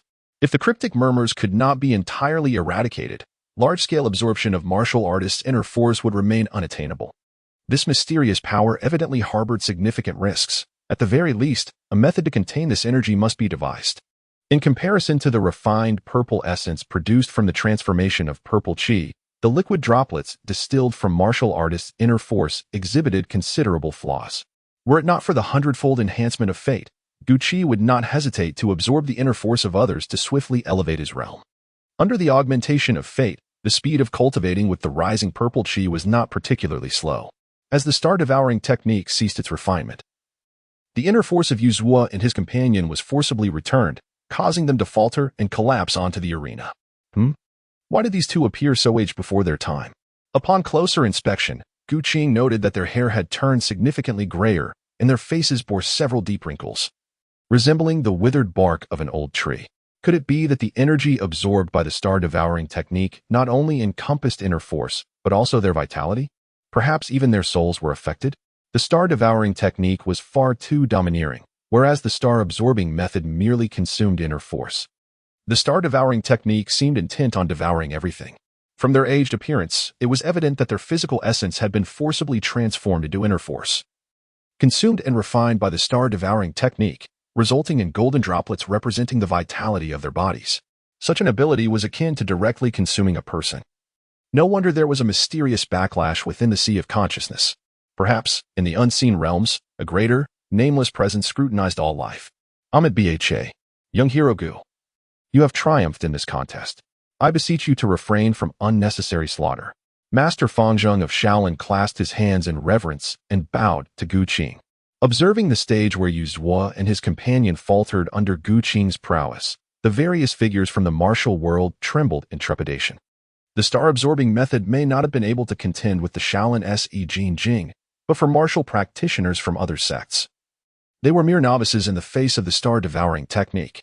They lacked even the right to speak. Fearing that Gu Qing might take offense and absorb their inner force, leading to their immediate demise, the terror of the star-devouring technique left an indelible psychological scar on the martial world, a legacy of dread that lingered long after the exploits of the formidable Renwuxing. This aura of intimidation, after Gu Qing executed the star-devouring technique, also extended to envelop him. Rest assured, Master Fangzheng, I shall not wield this formidable technique lightly. As for you Buqian and Zhuolengchan, they are both driven by ambition and pose a great danger. Stripping them of their martial prowess serves the greater stability of the martial world. Many heroes of the martial world found themselves at a loss for words upon hearing this. You have mastered the art of star absorption. Yet you claim that you Buqian and Zhuolengchan pose a significant threat. Do you not feel a pang of conscience? After responding to Master Fangzheng, Gu Qing's gaze fell upon the arena. You Buqian, Zhuolengchan, do you yield? I concede, Zhuo admitted. I admit defeat. The Huashan sect shall be entrusted to the Sword sect. I beseech you, Master Gu, to show mercy and spare the disciples of the Qi sect. I shall take them away immediately. With great difficulty, Yu Buqian propped himself up and rose from the ground of the arena, pleading with Gu Qing. The legacy of Huashan had changed hands, and the obsession in his heart lay shattered, rendering Yu Buqian akin to a soulless being. This is unacceptable, Gu Qing declared. From this day forth, there shall be no distinction between the Sword and Qi sects of Huashan. All disciples of Huashan, whether they practice swordsmanship or Qi cultivation, are equally Huashan disciples, including you, Yu Buqian. Huashan is vast enough to accommodate all its disciples. Yu Buqian gazed at Gu Qing in astonishment, unable to fathom that Gu Qing, a disciple of the Sword sect, had vanquished him yet chose not to seek retribution against the Qi sect. The other Huashan disciples bore complex expressions. They were taken aback that Gu Qing not only spared them, but also permitted them to remain at Huashan after defeating their master. Particularly, Ling Huchong, who had previously encountered Gu Qing outside Fuzhou and had exchanged a blow with him, understood the terrifying strength of Gu Qing. He realized that his master could not possibly triumph over him. Now, although Gu Qing had bested his master, he had shown mercy. For the brothers, being allowed to stay at Huashan might indeed be the best outcome, because Gu Qing altered the narrative. Ling Huqiong was spared from being punished at the Cliff of Reflection and thus did not have the chance to meet Feng Qingyang and learn the Dugu Nine Swords. The competition between the Sword and Qi sects of Huashan came to a close, leaving those in attendance from the martial arts community in awe of Gu Qing's prowess. On the mountain path of Huashan, an enigmatic figure clad in a cassock appeared silently. This spectral figure seemed like an illusion, flickering swiftly along the mountain path, even passing by the welcoming Huashan disciples without them noticing. This person was none other than the legendary, unrivaled master of the world, Dongfang Bubi. Before the emergence of Gu Qing, the formidable Dongfang Bubi single-handedly suffocated the righteous sects of the martial world. In all the vastness of the realm, there were but a few strong enough to catch Dongfang Bubi's discerning gaze. Ren Wuxing. Escaping from the depths of Westlake was one thing, but harboring thoughts of retaliating against Blackwood Cliff has left Lian Di unable to eat or sleep in peace. This is your folly. As he traversed the paths of Mount Huashan, hearing the name of Gu Qing spoken among various martial artists stirred within Dongfang Bubi a long-dormant ambition for victory. Gu Qing, the Sword Immortal? Today at Huashan. Besides Ren Wuxing, there exists such a prodigious junior. How delightful. When Dongfang Bubi, clad in a dark green robe, appeared upon the Jade Maiden Peak, the attention that had been focused on Gu Qing abruptly shifted toward him. The sun rises in the east, and I alone remain undefeated. Such renown is forged from the blood and tears of the various sects of the martial world, in stark contrast to Gu Qing's mere 4 encounters. The fear evoked by Dongfang Bubi is a testament to countless battles marked by bloodshed and death. Haha. Dongfang Bubi, during my time in the depths of Westlake, I constantly reminded myself not to forget your visage. Yet, 12 years later, you have transformed into this androgynous demon. Ha ha ha. What a fitting retribution indeed. While others shun the wrath of Dongfang Bubi, Ren Wuxing remains undeterred, perpetually consumed by thoughts of vengeance. Little did he expect that today, Dongfang Bubi would come to him. Old grievances and new animosities shall be resolved this day. Upon witnessing Ren Wuxing's mockery, Dongfang Bubi feigned calm, responding slowly, Leader Ren, you have not changed much. Today, with a new martial talent in our midst, I shall deal with you shortly. The figure standing atop the arena. Could it be the legendary Sword Immortal Gu Qing? The unique voice of the androgynous figure sent shivers down Gu Qing's spine. In 2 lifetimes, he had never encountered such a creature. Indeed, Dongfang Bubi has come to Huashan today to impart some wisdom. What an extraordinary demeanor you possess. I have heard from the disciples of the Holy Church that you are engaged to Yingying. She has discerning taste, I must say, with a hint of envy. Dongfang Bubi glanced at Ren Yingying before continuing, I have come to Huashan solely because Ren Wuxing's escape from Westlake has caused Lian Di great distress. I intend to take his life. Dongfang Bubi, if you wish to claim my life, then do try, Ren Wuxing retorted boldly. Had it not been for your treacherous ambush, I would never have lost to you. Observing Ren Wuxing's arrogance, Dongfang Bubi shook her head. 12 years spent in the depths of Westlake, and Ren Wuxing remains unchanged. However, I am no longer the Dongfang Bubi of yore. Defeating you 12 years ago was one feat, but now it shall be even simpler. The enigmatic Dongfang Bubi's movements were perplexing. A single embroidered needle shot forth in an instant, akin to a flash of lightning in the void. Leaving many spectators unable to discern how Dongfang Bubi executed such a feat, their attention was abruptly drawn to Ren Wuxing, who suddenly unsheathed his sword. A glimmer of cold light flashing as he attempted to parry. A sorrowful wail escaped the long sword as the steel needle pierced through it, unwavering in its momentum, and struck Ren Wuxing's eye. What? Is this possible? Ren Wuxing could not withstand even a single strike from Dongfang Bubi. In the gaze of the assembled martial artists, Ren Wuxing faced defeat. Previously, before Dongfang Bubi ascended as the leader of the Sun Moon Holy Cult and had not yet cultivated the Sunflower Manual, his prowess was already on par with Ren Wuxing. It was precisely because of the presence of formidable figures like Ren Wuxing and Dongfang Bubi that the Sun Moon Holy Cult could seize the martial arts manuals of various sections. Now, it appeared that the only rival capable of contending with him was the recently ascendant Sword Immortal, Gu Qing. Dongfang Bubi, this is the territory of Huashan. The Sunflower Manual is but a trifle. If one desires to descend the mountain alive, one must abide by Huashan's rules. The hesitation to immediately strike down Dongfang Bubi stemmed from a desire to gauge the extent of his latent talents. The Sunflower Manual, created by eunuchs, raises the question, when cultivated to its utmost limits, could it transform the body? Might it evolve a mortal form into that of a transcendent being? Gu Qing initially intended to subtly advise Dongfang Bubi, using inner strength to stimulate human hormones in order to transform his physique. However, he did not anticipate that this experimental subject would arrive at Mount Hua before the experiment commenced. The audacity to commit murder in his presence was utterly outrageous. Such boldness to speak to him in such a manner could not go unpunished. Thus, he resolved to claim the life of this impudent individual. How could the self-proclaimed greatest under heaven, Dongfang Bubi, endure such an affront from Gu Qing? In retaliation, he employed the same technique to launch a steel needle. Gu Qing had already encountered this technique. How could he be struck by the steel needles, the flying needles that others found difficult to perceive? In Gu Qing's expansive mental perception, they glimmered like fireflies, impossible to conceal. Such trivial skills, yet one dares to flaunt them before the master. The invisible sword points. Extending 2 fingers, he concentrated his internal energy at their tips, infused with the essence of wind, transforming it into a sharp sword aura. The azure, translucent sword energy sliced through iron as if it were mud. As the steel needles approached, the tip of his finger faced them bravely. The needles shot forth from Dongfang Bubi shattered one after another, releasing dozens of sparks and iron fragments. It was akin to a celestial battle. Both individuals had transcended the realm of mere martial artists, especially the sword immortal Gu Qing. Indeed, the sword energy gathered at his fingertips, a technique never before witnessed. Even the Taoist Chongxiu from Wudong gazed incredulously at the scene.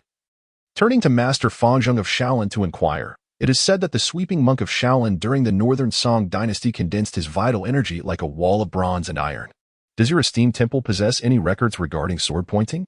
Upon hearing this, Master Fangjung pondered for a moment before replying to Taoist Chongxiu. Sword pointing requires an exceptionally profound mastery of internal energy to be executed. During the Northern Song era, a member of the Dali royal family fortuitously acquired a century or 2 of internal cultivation, mastering the secret art of the Dali royal lineage, the 6 meridian sword. This sword technique employs finger techniques to manipulate sword energy, launching it forth to strike the enemy. Ultimately, the foundation of the Wudong sect is somewhat inferior compared to that of Shaolin. While Fangjung and Chongxiu exchanged words, Dongfang Bubi, witnessing Gu Qing's formidable prowess, heightened his focus to the utmost. Observing Gu Qing effortlessly shatter the steel needles, Dongfang Bubi, armed with dozens or even hundreds of steel needles, unleashed a continuous barrage of silvery light with a flourish of his hands, akin to a celestial maiden scattering flowers. The leaders of Shaolin and Wudong, upon witnessing this, realized they had no means of evasion. In an instant, they would be riddled with holes. The sword's 6th form, formless sword energy. The wind is formless. The clouds are without shape. Concealed within the wind, it flows endlessly. Where the wind goes, the sword follows. The onlookers among the martial artists suddenly felt a chill enveloping them, as if countless sharp weapons were poised against their bodies. Gu Qing's mental energy radiated as he commanded his sword with divine finesse. His formidable spiritual strength governed his inner power, merging seamlessly with the flowing winds. As the essence of the wind descended, manifesting countless sword shadows crafted from the very air itself, slicing through the void. Clang, clang, clang. The steel needles shot forth by Dongfang Bubi clashed relentlessly with the wind blades wielded by Gu Qing. In an instant, the air was filled with a cacophony of fierce collisions. What a splendid sword immortal! I have not descended from the Blackwood Cliff for 12 years. Yet I never anticipated such a prodigy emerging. I, Dongfang Bubi. Dongfang Bubi practiced the Sunflower Manual, considering himself invincible under heaven. He could infuse inner strength into his embroidery needles and threads, achieving a balance of rigidity and softness, nearly reaching the realm where even grass and wood could serve as weapons. Yet, the sword immortal before him could condense swords from the void, surpassing the realm where all things could be wielded as weapons by a significant margin. Regrettably, Dongfang Bubi's final act, once believing the Sunflower Manual to be the pinnacle of martial arts, found himself defeated in his very first battle upon descending the mountain. Falling to the hands of the sword immortal, Dongfang Bubi's last thoughts grew increasingly sluggish, soon plunging him into an endless darkness. Master Fangjung, Taoist Chongxiu, and others noticed Dongfang Bubi standing motionless, and then a crimson line appeared on his forehead, blood seeping forth. Who was the strongest in the world? After a century, new talents continue to arise in the martial world. Wudong and Shaolin have produced grandmasters of martial arts. Now, the Huashan sect has also birthed a martial arts grandmaster. Henceforth, The martial realm shall hold Huashan in the highest esteem. With Gu Qing's martial prowess and youth, he is poised to dominate the martial world for a century or two.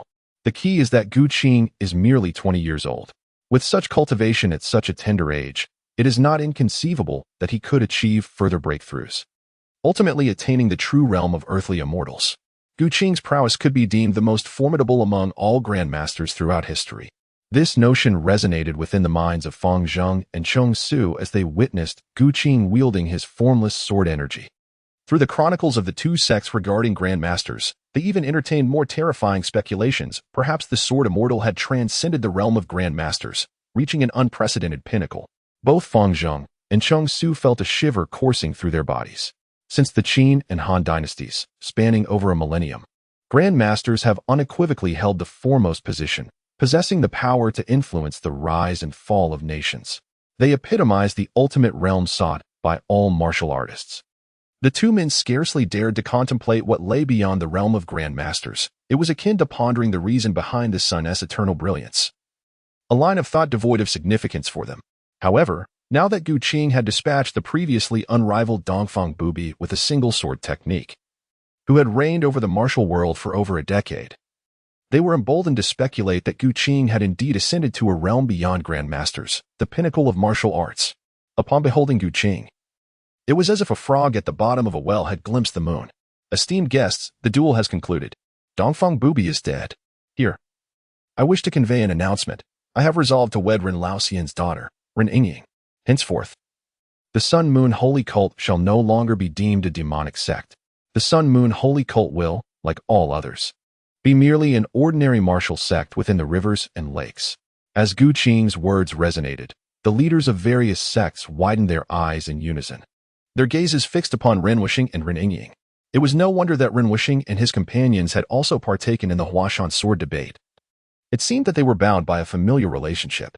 Ren Wuxing had come to support Gu Qing in his endeavors. However, it was unexpected that Ren Wuxing's strength was insufficient, resulting in one of his eyes being shot out by Dongfang Bubi. Nor could they have anticipated that Gu Qing would strike down Dongfang Bubi with a single sword. Gu Qing's sword not only vanquished Dongfang Bubi but also extinguished Ren Wuxing's ambition to claim supremacy over the world.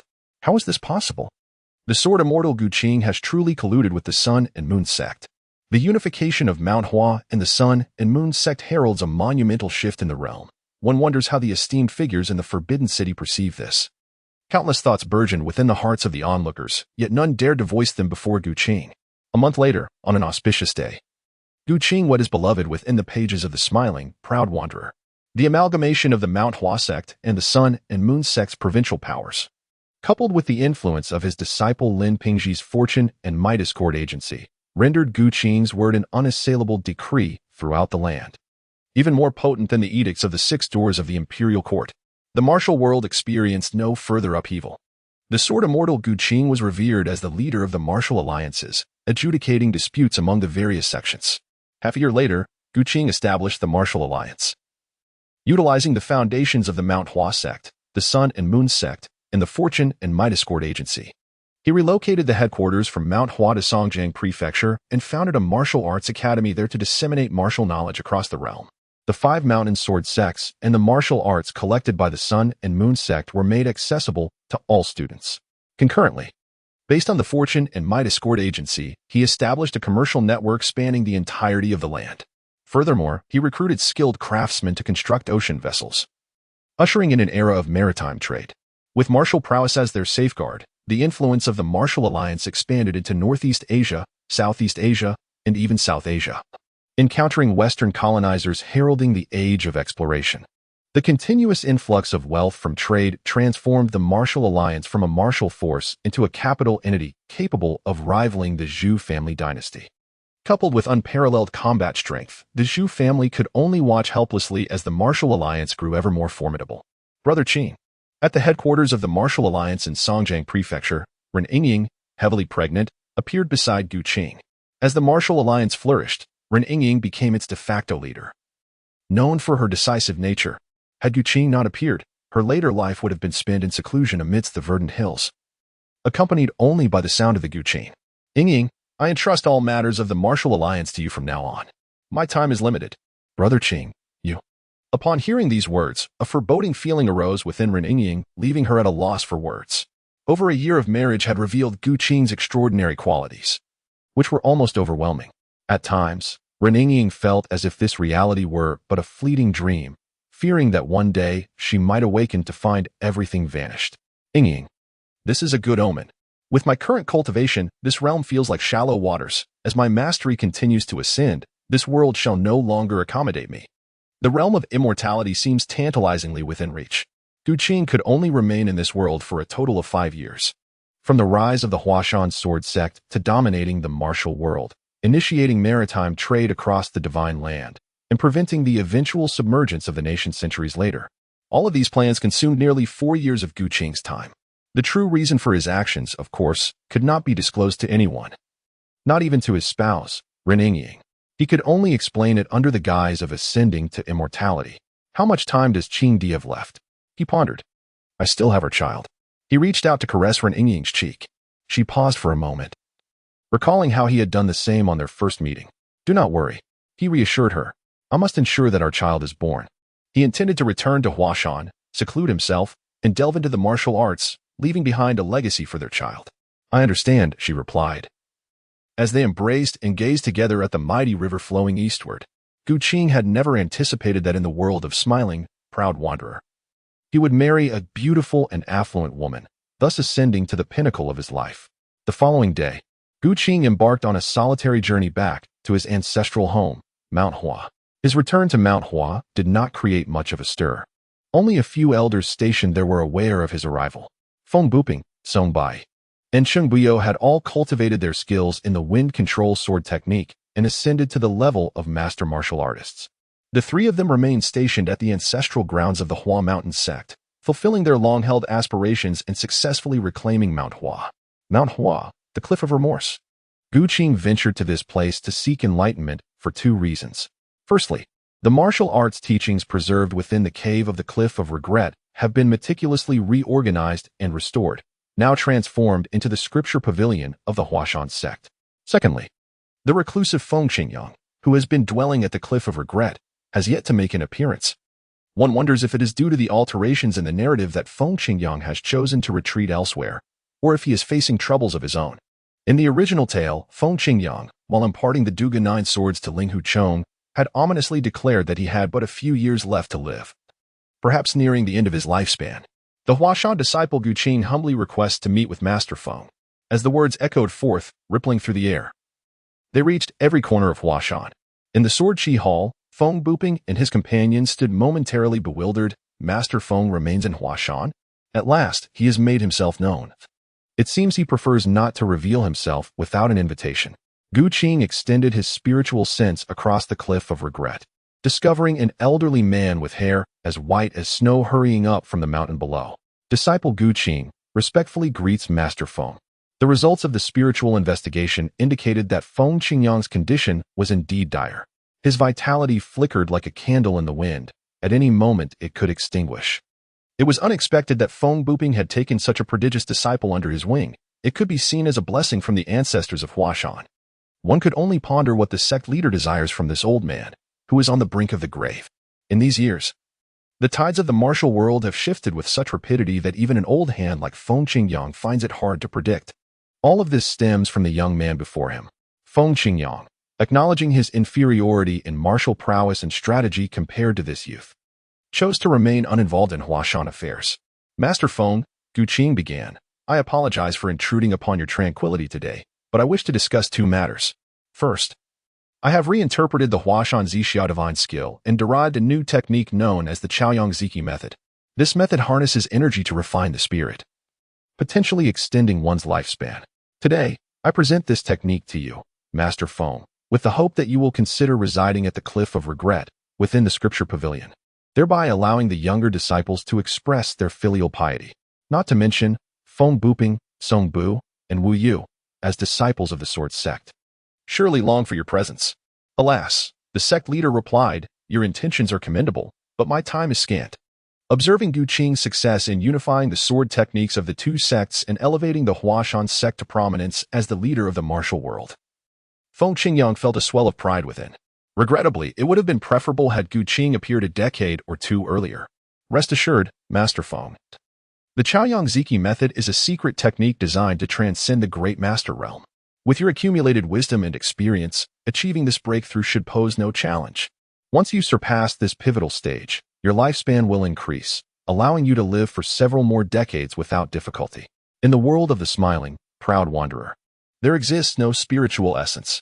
Only the radiant purple energy of the morning sun can be absorbed by humans, or rather, it is the most accessible form of celestial energy.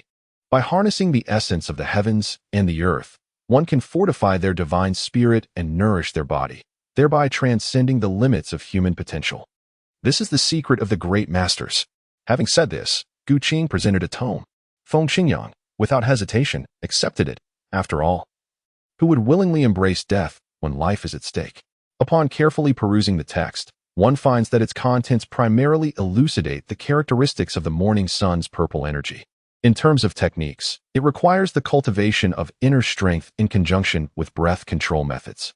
While the mind must visualize the image of the purple energy rising from the east, Gu Qing absorbed the morning sun's violet energy, forcibly refining it through the formidable and domineering power of the star-eating technique. The essence of the morning sun violet energy technique lies in frequency modulation. Through visualization and rhythmic breathing, the practitioner's soul vibrations align closely with the violet energy spectrum. The closer the two become, the more efficient the absorption of violet energy. To hear the truth of the cosmos, one could embrace death at dusk without regret. Gu Qing composed a secret method, eschewing the cryptic language of Taoism in favor of plain and comprehensible vernacular, elucidating the mysteries between the rising sun's purple aura and humanity. Feng Qingyang perused it once and grasped the essence within. Master, you mentioned two matters. What is the second? Master Feng, it is as follows. During my travels in Fuzhou, I comprehended the exorcising sword technique and devised a fiery swordplay known as the evil exterminating sword formula. Upon breaking through to the Grandmaster realm at Mount Zhangtiao, I created a sword technique called the wind control sword formula, embodying the element of wind. I aspire to amalgamate the two sword techniques of wind and fire, and perhaps even more elemental sword forms, into a singular martial art. I have heard that Master Feng possesses a sword technique known as the 9 Swords of Dugu. The 9 Swords of Dugu are intricately linked to the Book of Changes, with its movements resonating with the transformations of the I Ching, reflecting the 8 trigrams, Qian, Kuan, Kan, Li, Zhen, Sun, Jin, and Dui, corresponding to heaven, earth, water, fire, thunder, wind, mountain, and marsh. I wish to delve into the martial philosophy of the 9 Swords of Dugu and create a sword technique that encompasses all of heaven and earth. Upon hearing Gu Qing's ambitious plan, Feng Qingyang's eyes sparkled with fervor, his passion for the sword path ignited. He prided himself on his mastery of swordsmanship, having cultivated the 9 Swords of Dugu to its zenith. Yet, he remained unable to transcend the martial constraints imposed by the legendary sword demon, Dugu Qiubai. Gu Qing's words were akin to dispelling clouds to reveal the sun, illuminating a brand new path to the ultimate swordsmanship. I eagerly anticipate the day the master succeeds. Master, take heed. I shall now demonstrate the Dugu 9 Swords. Given your current mastery of sword techniques, it should not be a daunting task for you to commit this set of sword moves to memory. The return of the maiden leads to the formless. The formless leads to the harmonious, and the harmonious leads to abundance. The transformation from A to B, from B to G, and from G to D. The intersections of the rat and ox, the dragon and serpent, the horse and goat. The dynamics of wind and thunder represent one transformation. The interplay of mountain and marsh signifies another, and the interaction of water and fire denotes yet another. The interplay of heaven and earth, the clash of thunder and marsh, and the resonance of fire and wind all provoke transformations. 3 increments yield 5, and 5 increments yield 9. The ultimate formula encompasses a multitude of variations, embodying a total of 360 transformations. Next, we delve into the sword-breaking technique, designed to dismantle the sword techniques of all sects across the realm. The techniques for breaking blades, spears, whips, and the essence of Qi. These methods are employed against formidable internal martial arts opponents, executed with clarity and mindfulness. As Feng Qingyang practiced the sword techniques, he elucidated the profound essence of swordsmanship. Gu Qing crafted the wind and fire sword technique, known as the evil exterminating sword technique, characterized by the elemental forces of wind and fire. The essence of the Duga Nine Swords transcends natural symbolism. It embodies a pure and ultimate conviction, which can be distilled into the concept of breaking. This encompasses various forms of strikes, sword techniques, blade maneuvers, spear thrusts, and so forth. Through comprehending the essence of the Dugu Nine Swords, Gu Qing emanated a piercing brilliance. This was not the sharp cleaving associated with the realm of wind, but rather a distinctly pure act of breaking. Existing in a conceptual realm, everything is destined to meet its demise. Grasping this unique essence endowed Gu Qing with a formidable spiritual power, granting him an uncanny perception of weaknesses. Observing the nearby rocks, his mental energy reflected their vulnerabilities, allowing him to discern their fragile points in an instant. With a gentle flick of his finger, he compelled the massive stone to fracture along its natural seams. Thank you, Master Feng, for imparting your teachings. Do not mention it. If I do not pass this technique to you, it may well accompany me to my grave. Moreover, you have bestowed upon me the secrets of longevity. In comparison to eternal life, what significance does the Dugu Nine Swords hold? The Duga Nine Swords leans towards martial prowess, while the Chaoyang Purple Qi technique pertains to cultivation. Thus, the latter holds greater value. After exchanging their respective manuals, both began their profound meditations. Half a year later, a crimson sword aura surged into the sky from Gu Qing's secluded retreat, utilizing the evil exterminating refinement Qi technique to guide his energy. Gu Qing restructured the fire sword technique, crafting a foundational sword art centered on the essence of fire. A year later, before Gu Qing lay a pile of over a dozen martial arts texts, each a refined compilation of the world's martial knowledge, distilled to its essence. For instance, he had developed the Xianbing sword technique based on the icy true energy of Zhuolingshan. The time was ripe, deep within his sea of consciousness. The fated diagram illuminating Gu Qing's awareness glowed ever brighter, and the river of destiny within it began to churn with great waves. Meanwhile, esteemed elders from Mount Hua, including Feng Qingyang, Feng Buping, and others, gathered outside Gu Qing's residence. Additionally, Ren Wuxing and his daughter, Ren Yingying, arrived, accompanied by the chubby child in her arms, Gu Tianyan. Yingying, the martial alliance shall depend on you henceforth. And this little rascal, should he vex you, do not hesitate to discipline him soundly. Brother Qing, I cannot bear to part with you. Gently caressing Ren Yingying's cheek, Gu Qing sighed inwardly, then spoke, what lingers in the heart shall surely resonate. Perhaps we may have the chance to reunite. With the reincarnation powers of the fated diagram, alongside his continuous acquisition of abilities from various realms, the future may yet hold opportunities. Yingying, hand me the chubby lad. Ren Yingying entrusted her son to Gu Qing, and as he took the child, this parting felt as if it could stretch into eternity. Little rascal, make sure to eat well and heed your mother's words, understand? Then, Gu Qing bit his finger, using it as a quill, with his essence transforming into ink. A torrent of spiritual energy coursed through his blood, penetrating the cells, perceiving the inner workings of each cell. This spiritual force morphed into characters, inscribing hidden messages, infusing the vast power into his blood. The once crimson liquid transformed into a resplendent ruby. Blood refinement. With a thunderous surge, the spiritual energy ignited the blood, and the essence imbued with information gradually melded into the child's being. As he meticulously sensed the changes within the child, he discovered the lineage connection. The fusion of the essence was remarkably seamless. That crystalline essence, carrying profound information, delved deep into the child's marrow, becoming one with him. Subsequently, the rhythm of the little chubby boy's breathing began to alter slowly, as if an instinct had awakened, guiding him to breathe in accordance with the morning sun's violet energy technique. You are my son. Rest assured, as a father, I have bestowed upon you extraordinary gifts. Gu Qing delved into this arcane technique, utilizing his own essence as a conduit to inscribe the secrets of the martial arts into the very fabric of his blood, transforming them into instinctual knowledge. In due course, as this young man embarks on his cultivation journey, he shall gradually awaken the inherited powers of his lineage. The cornerstone of his practice is the star-devouring art, which currently stands as Gu Qing's most formidable technique. In his explorations of the bloodline mysteries, Gu Qing once experimented on a tortoise, successfully implanting the Chaoyang Purple Qi technique into a pet turtle. Perhaps this turtle may even awaken its intelligence and evolve into a mystical beast. He entrusted the child to Yingying. Gu Qing turned to the others and said, Master, Uncle Feng, I must trouble you to take care of things at the Martial Alliance. My time is nearly up. This realm can no longer accommodate me. Qing, my dear brother, sect leader. As dawn broke, the horizon revealed a hint of pale white. Gu Qing gazed at the sun gradually rising over the horizon. channeling his mental energy as the star-devouring technique reached its zenith. In an instant, a purplish aura emanated for miles, enveloping Mount Huashan in a mist of ethereal violet. The master-level warriors, including Feng Qingyang, felt their spirits uplifted under the nurturing of this celestial energy, as if they were drawing closer to the profound truths of the universe. Gu Qing ascended into the sky, ethereal purple mist forming a bridge as he traversed the heavens. Observing Gu Qing gracefully soaring upwards, his movement appeared slow yet was swift. And in mere moments, he vanished beyond the horizon. Ren Yingying felt a profound emptiness within her heart.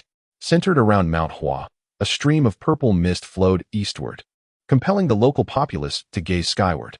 The vast expanse of purple mist coalesced into delicate lavender raindrops cascading from above, a marvel of creation. This purple rain entered their beings, dispelling calamities and averting misfortunes. Before long, a temple dedicated to the Sword Immortal was erected in Huashan town. Regardless of whether they were common folk or martial artists, each year on the day of Gu Qing's ascension, the area thronged with devotees, all coming to pay homage to the Sword Immortal. Some made wishes for the safety of their families, while others sought martial prosperity. In a daze, Gu Qing opened his eyes once more, returning to the world of ghost blows out the light. The cycle of rebirth in the smiling, proud wanderer concluded, and the reckoning of destiny commenced. In the realm of the smiling, proud wanderer, you altered the fate of the female lead, Ren Yingying, elevating her prowess to the master level, which earned you a B-tier side quest of destiny and 1,000 destiny points. Furthermore, you transformed the fate of the male lead, Ling Huchong, elevating his strength to a first-rate level, which granted you a C-tier side quest of destiny and 500 destiny points. Observing the refreshed information on the panel, Gu Qing furrowed his brow. Despite both being protagonists, Ren Yingying's reward was superior due to her master-level prowess. Was it possible that the rewards were contingent upon one's strength? Gu Qing pondered as the destiny map refreshed with a plethora of information. In the realm of smiling proud wanderer, you established the martial alliance, ushering in the age of exploration. The land of the divine continent embarked on a grand era of martial capital expansion. 20 years hence, your son ascended to the status of a grandmaster of martial arts, engaging in a climactic battle against the Zhu family at the pinnacle of the Forbidden City, ultimately vanquishing his adversaries. Gu Tianyin established the Wu dynasty and, harnessing the power of the spirit turtle, initiated a profound methodology for cultivating martial arts through bloodlines. In the realm of the smiling, proud wanderer, you have inscribed your fateful trajectory, significantly impacting the world with a remarkable distortion of destiny. The River of Fate has undergone transformation, yielding an S-rank side quest of Fate 1 and an augmentation of 20,000 Fate points. The summary is as follows. Side quest of Fate, S-rank 1, A-rank 2, B-rank 5, C-rank 4, D-rank 20, E-rank 102 total Fate points, 45. 740 note. S-rank rewards yield Fate points ranging from 10,000 to 20,000. A-rank from 5,000 to 10,000. B-rank from 1,000 to 5,000. C-rank from 500 to 1,000. D-rank from 200 to 500, and E-rank from 1 to 200. Upon conclusion, a magnificent torrent of golden energy surged forth from the heavens, flooding into the chart of destiny within your consciousness. The power of fate transformed into a golden river, flowing ceaselessly. All gifts bestowed by fate are explicitly priced, unlocking the opportunity for redemption. Within the chart of destiny, various items acquired by Gu Qing in the world of the smiling, proud wanderer emerged in the exchange list. Temporary fate enhancement, a 100-fold increase, can be solidified, requiring the consumption of S-rank side quest of Fate 1 and 10,000 Fate points. Note, currently, there is only one Fate slot available. To replace a Fate, the existing one must be removed. To open additional slots, one must enhance them to simultaneously equip multiple Fates, thereby stacking the benefits. Martial arts mastery for 100 years requires the consumption of S-rank side quest of Fate 1 and 10,000 Fate points. Martial arts mastery for 10 years requires the consumption of B-rank side quest of Fate 1 and 2,000 Fate points. 1 kilogram of gold requires the consumption of B-rank side quest of Fate 1 and 3,000 Fate points. 1 kilogram of silver requires the consumption of C-rank side quest of Fate 1 and 1,000 Fate points. A piece of blue and white porcelain from the Yongle period requires the consumption of D-rank side quest of Fate 1 and 200 Fate points. A piece of sweet white glazed porcelain from the Yongle period requires the consumption of D-rank side quest of Fate 1 and 400 Fate points. A landscape painting by Fan Zhongli from the Northern Song Dynasty requires the consumption of B-rank side quest of Fate 1 and 1,000 Fate points. A work by Zhangsu from the Tang Dynasty requires the consumption of A-rank side quest of Fate 1 and 5,000 Fate points. As Gu Qing meticulously selected various rewards, two extraordinary prizes suddenly emerged. The first special reward pertains to martial arts. The four friends of Mei Zhuang each possess a unique martial arts technique. The Huangzhong Gong's 7 Mysterious Formless Sword Manual, which encompasses mastery of the Gu Qing, requires the expenditure of 6,000 Fate points and 1,600 of the A-grade side quest Fate narrative. The Calligraphy Manual of the Bald Brush Elder, featuring proficiency in regular script, demands 5,000 Fate points and 1,500 of the A-grade side quest Fate narrative. The second special reward is character-related. Ren Yingying's affinity has ascended to an unwavering commitment, consuming 5,000 Fate points and 1,500 of the A-grade side quest Fate narrative, allowing for the locking of Ren Yingying's soul. The notion of unwavering remembrance guarantees a resonant response. Under extraordinary circumstances, one may experience unexpected gains. Having thoroughly reviewed the exchange list, Gu Qing proceeded to redeem the various rewards in order of significance. The Fate slot must be redeemed. It is fundamental and requires no deliberation. The S-grade Fate narrative allows for the acquisition of a Fate slot. The martial arts of the four friends of Jiangnan encompass the four arts: qin, chess, calligraphy, and painting. Attaining a high level of proficiency in any one of these disciplines demands 10 years, if not decades, of dedicated study and practice. Even with a 100-fold enhancement in Fate slots, elevating all four skills to mastery is a feat unattainable by an ordinary individual in a lifetime. Mastering even one qualifies one as a venerable artist. Now, through the utilization of Fate narratives and Fate points, one can achieve rapid mastery. Such an opportunity must be seized.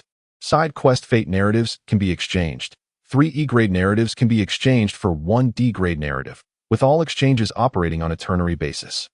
Other Fate narratives should first be converted into A-grade narratives, 6 in total. The skills of the four friends of Jiangnan in qin, chess, calligraphy, and painting are to be redeemed. Locking Ren Yingying's soul? This special reward is a hidden treasure, shrouded in ambiguity as explained by the celestial diagram. Unexpected gains? Why not proceed with the exchange? Akin to purchasing a lottery ticket. Who knows, one might win 5 million in the future. Yingying possesses both an admirable figure and grace. Her work capabilities are formidable, and she is a delight to behold, proving immensely practical. First, the soul will be locked, and as for the surprises, they can be revealed in due time. Bang, bang, bang. As Gu Qing selected the rewards, a loud banging echoed from outside the courtyard. Soon, a group of individuals forcefully breached the door. The leader bore a menacing centipede-shaped scar on his face, exuding an air of intimidation. Inside the courtyard stood a dozen unruly youths. Among them the young man who had been bested by Gu Qing outside the train station. Jin Yutong, why don't you run now? Weren't you quite capable? What happened to your bravado?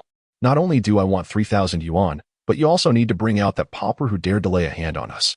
The young ruffians, who had lost face outside the train station, understood that in the small circle of Beijing's underworld, failing to reclaim their dignity would spell trouble for their future.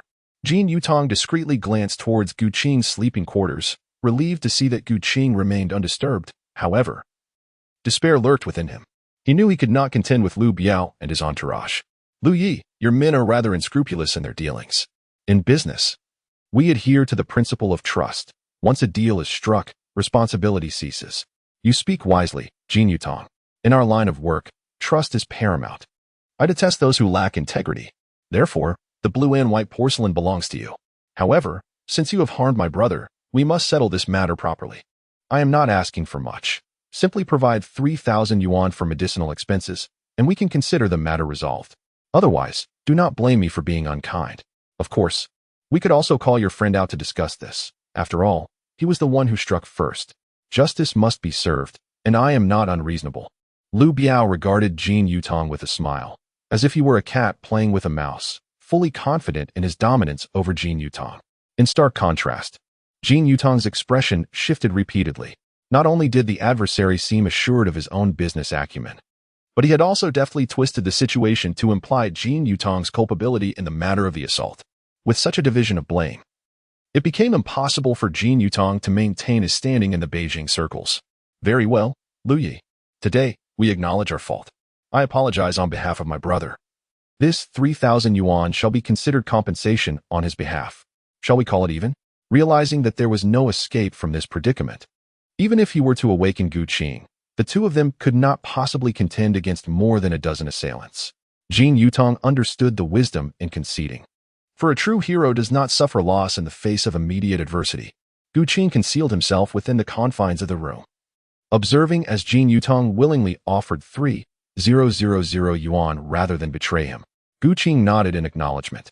Within the narrative of Ghost blows out the light, Jin Yutong possesses feeble martial prowess but wields a sharp tongue, adept at deceiving foreigners. It appears he is indeed a worthy acquaintance. Hold on, said Master Jin. It is said that grievances have their origins, and debts have their rightful owners. Since this Lord Lu claims it was I who struck him, how could I, as a brother, allow you to bear the cost? Gu Qing opened the door and walked into the courtyard. At the same time, he exchanged 10 years of martial arts cultivation through the destiny chart. Although 10 years of cultivation may seem considerable, with the 100-fold enhancement of his fate, he could have accumulated such experience in just a few months. Now, however, he found himself squandering a B-grade side quest and 3,000 fate points. Lu Biao, you have already chosen the path of destruction. The individuals standing in the courtyard turned their gazes towards the side room, and they beheld Gu Qing approaching with an unhurried demeanor, facing a dozen men without a hint of fear. You are the one who injured my brother, he remarked. Such audacity is commendable. It truly marks you as a man of valor. You appear to possess considerable skill. Why not assist me? Lu Biao? I can guarantee a life of luxury and indulgence in return. A chuckle escaped Gu Qing's lips, and the ruffians present became restless at once. Lu Biao's countenance darkened. How dare this insolent punk show him such disrespect? It seemed this brother was prepared to settle matters with coin. Lacking wealth, he possessed a life to spare. If you desire it, come and take it. In the world of laughing in the wind, I am already the leader of the martial alliance. To be extorted by mere thugs would surely amuse the martial experts of that realm. Ungrateful wretch, strike him.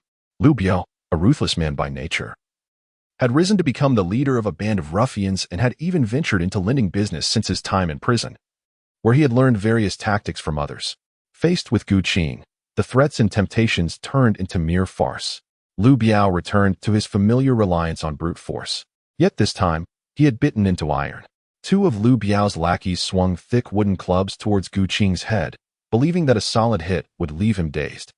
Seeing Gu Qing neither evade nor flinch, the assailants grinned in anticipation. However, Gu Qing struck first. With lightning speed, he unleashed a palm strike, mastering the physical strength to its zenith through the perfected Hanyuan skill. The culmination of 4 years of internal cultivation erupted in a triple-layered force, pouring forth in an instant. The wooden clubs in the thug's hands shattered, sending countless splinters flying like toothpicks. In an instant, the dozen ruffians surrounding Gu Qing lay moaning on the ground, their bodies and faces pierced by wooden shards. Are you a man or a ghost? Lu Biao, with splinters embedded in his face, trembled in fear as he pointed at Gu Qing. We wish to reason with you as ordinary individuals, yet you thugs insisted on resorting to violence. I shall no longer feign humility. I am indeed a martial arts master. Lu Biao, having injured your men, I wonder how much in medical expenses will be required? With a disdainful glance at the fallen Lu Biao, a glimmer of cold light flickered in Gu Qing's eyes. The murderous aura, cultivated from a lifetime of mastery, leaked out slightly, enveloping Lu Biao in an icy grip, dulling his senses. You are the master. I, Lu Biao, do not deserve to address you thus. It is our brothers who failed to recognize your greatness, and I humbly beseech you to spare us, Lu Biao expressed, overflowing with gratitude. In the future, should you require my service, I, Lu Biao, will dedicate myself wholeheartedly. Struggling against the pain, Lu Biao rose from the ground and, trembling, knelt before Gu Qing. During his time in prison, Lu Biao had aligned himself with a formidable leader, a practitioner of martial arts, someone ordinary criminals dared not provoke. Through this connection, he had gained insight into a realm inaccessible to the average person. Yet, he never anticipated his misfortune in offending such a powerful individual. A master like Gu Qing, wishing to end his own life, is akin to crushing an ant beneath one's heel. Henceforth, do not seek trouble with Jin Yutong. Any trouble with him is tantamount to trouble with me. I am averse to complications. The chance to survive is singular. And I trust you understand the necessary course of action. Ostensibly, let Liu Biao go unscathed. In truth, it is merely to prevent his demise within our premises, thus avoiding a fatal incident. The depletion of his inner strength will ensure that Liu Biao does not have much time left. Upon hearing these words, Liu Biao, kneeling on the ground and unaware of the true circumstances, felt as if he had been granted a reprieve. He prostrated himself 3 times with fervor. The other subordinates trembled in fear, unable to fathom how their ruthless leader could exhibit such humility before Gu Qing. Just yesterday, they had chased this individual through several streets, as if dancing on the precipice of death. Meanwhile, Jin Yutong stood by, utterly astonished. He had not anticipated that the brother he had encountered on the roadside possessed such remarkable capabilities. No wonder he had hesitated to recruit Gu Qing for the inspection of goods. It would have been a gross underutilization of such talent. Gu Qing possesses such remarkable abilities that he is far beyond the reach of mere recruitment. As Liu Biao and his entourage departed the courtyard, Jin Yutong promptly approached Gu Qing, exclaiming, "Master Gu, you truly are a person of hidden talents. Even I, your brother, am left in the dark. Given your extraordinary capabilities, I happen to have an excellent channel through which we could amass great wealth. Are you interested?" Who wouldn't be tempted by the prospect of profit? Before encountering De Jinya, Gu Qing had believed he was merely traversing a parallel world. The meager assets of his rural hometown had long been liquidated. He wagered everything to venture to Beijing, driven solely by the allure of fortune and a promising future. Even now, having realized he exists within the realm of ghost blows out the light, wealth remains of utmost importance. "Old Jin, what do you mean by this channel?" Gu Qing inquired. "Master Gu, you may be unaware, but my father studied under a Master Kai during the Republic of China era, acquiring the art of grave excavation. The treasures unearthed from the earth are invaluable. Securing just one exquisite item would ensure a life free from worry. My family is acquainted with certain friends in this line of work. Engaging in this endeavor inevitably entails some troubles, and it is essential to have a formidable leader within the team. With your prowess, Master Gu, there is no need for you to toil directly. You would simply need to resolve a few minor issues, and for every operation, you would receive a generous reward. Jin Yutong's antiques, sold to foreigners, are not solely sourced from Panjiayuan. In commerce, a reliable supply chain is crucial. Behind Jin Yutong lies a clandestine partnership involving a group of southern tomb raiders, who remain unseen in the cinematic portrayals. Now, within the genuine world of Ghost Blows Out the Light, the intricacies of relationships are far more convoluted than depicted in films. The rise of Jin Yutong at Panjiayuan is also linked to its familial background. However, for Gu Qing, investing considerable time in underground tomb raiding pales in comparison to dedicating himself to the cultivation of his abilities at home. Should it involve individuals like Shirley Yang, Hu Bai, and Wang Kaixin, protagonists of Ghost Blows Out the Light, joining forces with them could yield significant fate points as well as branch storylines. Old Jin, let us forego the tomb raiding. As for the antiques and artworks you mentioned, I possess quite a few exquisite pieces. Old Jin, could you help me ascertain their value? Jin Yutong specializes in the appraisal of antiques and artworks. Gu Qing was unperturbed by the prospect of embezzlement. Enlisting Jin Yutong's assistance in sales would save him a considerable amount of time, which he could then devote to cultivating and restoring his strength. What? Master Gu, you possess an abundance of exquisite antiques and paintings. Please present them for my perusal. Jin Yutong gazed at Gu Qing in disbelief, realizing he had encountered an extraordinary individual today. Haha, just a moment. The items are in my bag. Let us retire to the room for a leisurely appraisal. The two proceeded to the private chamber, where Gu Qing approached the bedside and theatrically reached into his backpack, clandestinely utilizing the destiny map for exchanges. One Chihuahua porcelain vase from the Yongle period. A set of sweet white glazed porcelain teapots from the Yongle era. One piece of multicolored porcelain from the Yongle period. What is happening here?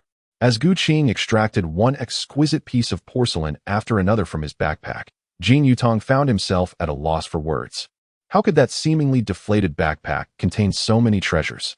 Furthermore, these exquisite porcelain pieces were devoid of any protective cushioning, laid bare to the elements. How had they remained unscathed during their earlier escape from the thugs? Jin Yutong's mind was in a state of utter confusion. He simply could not comprehend it. Wait, there are more treasures?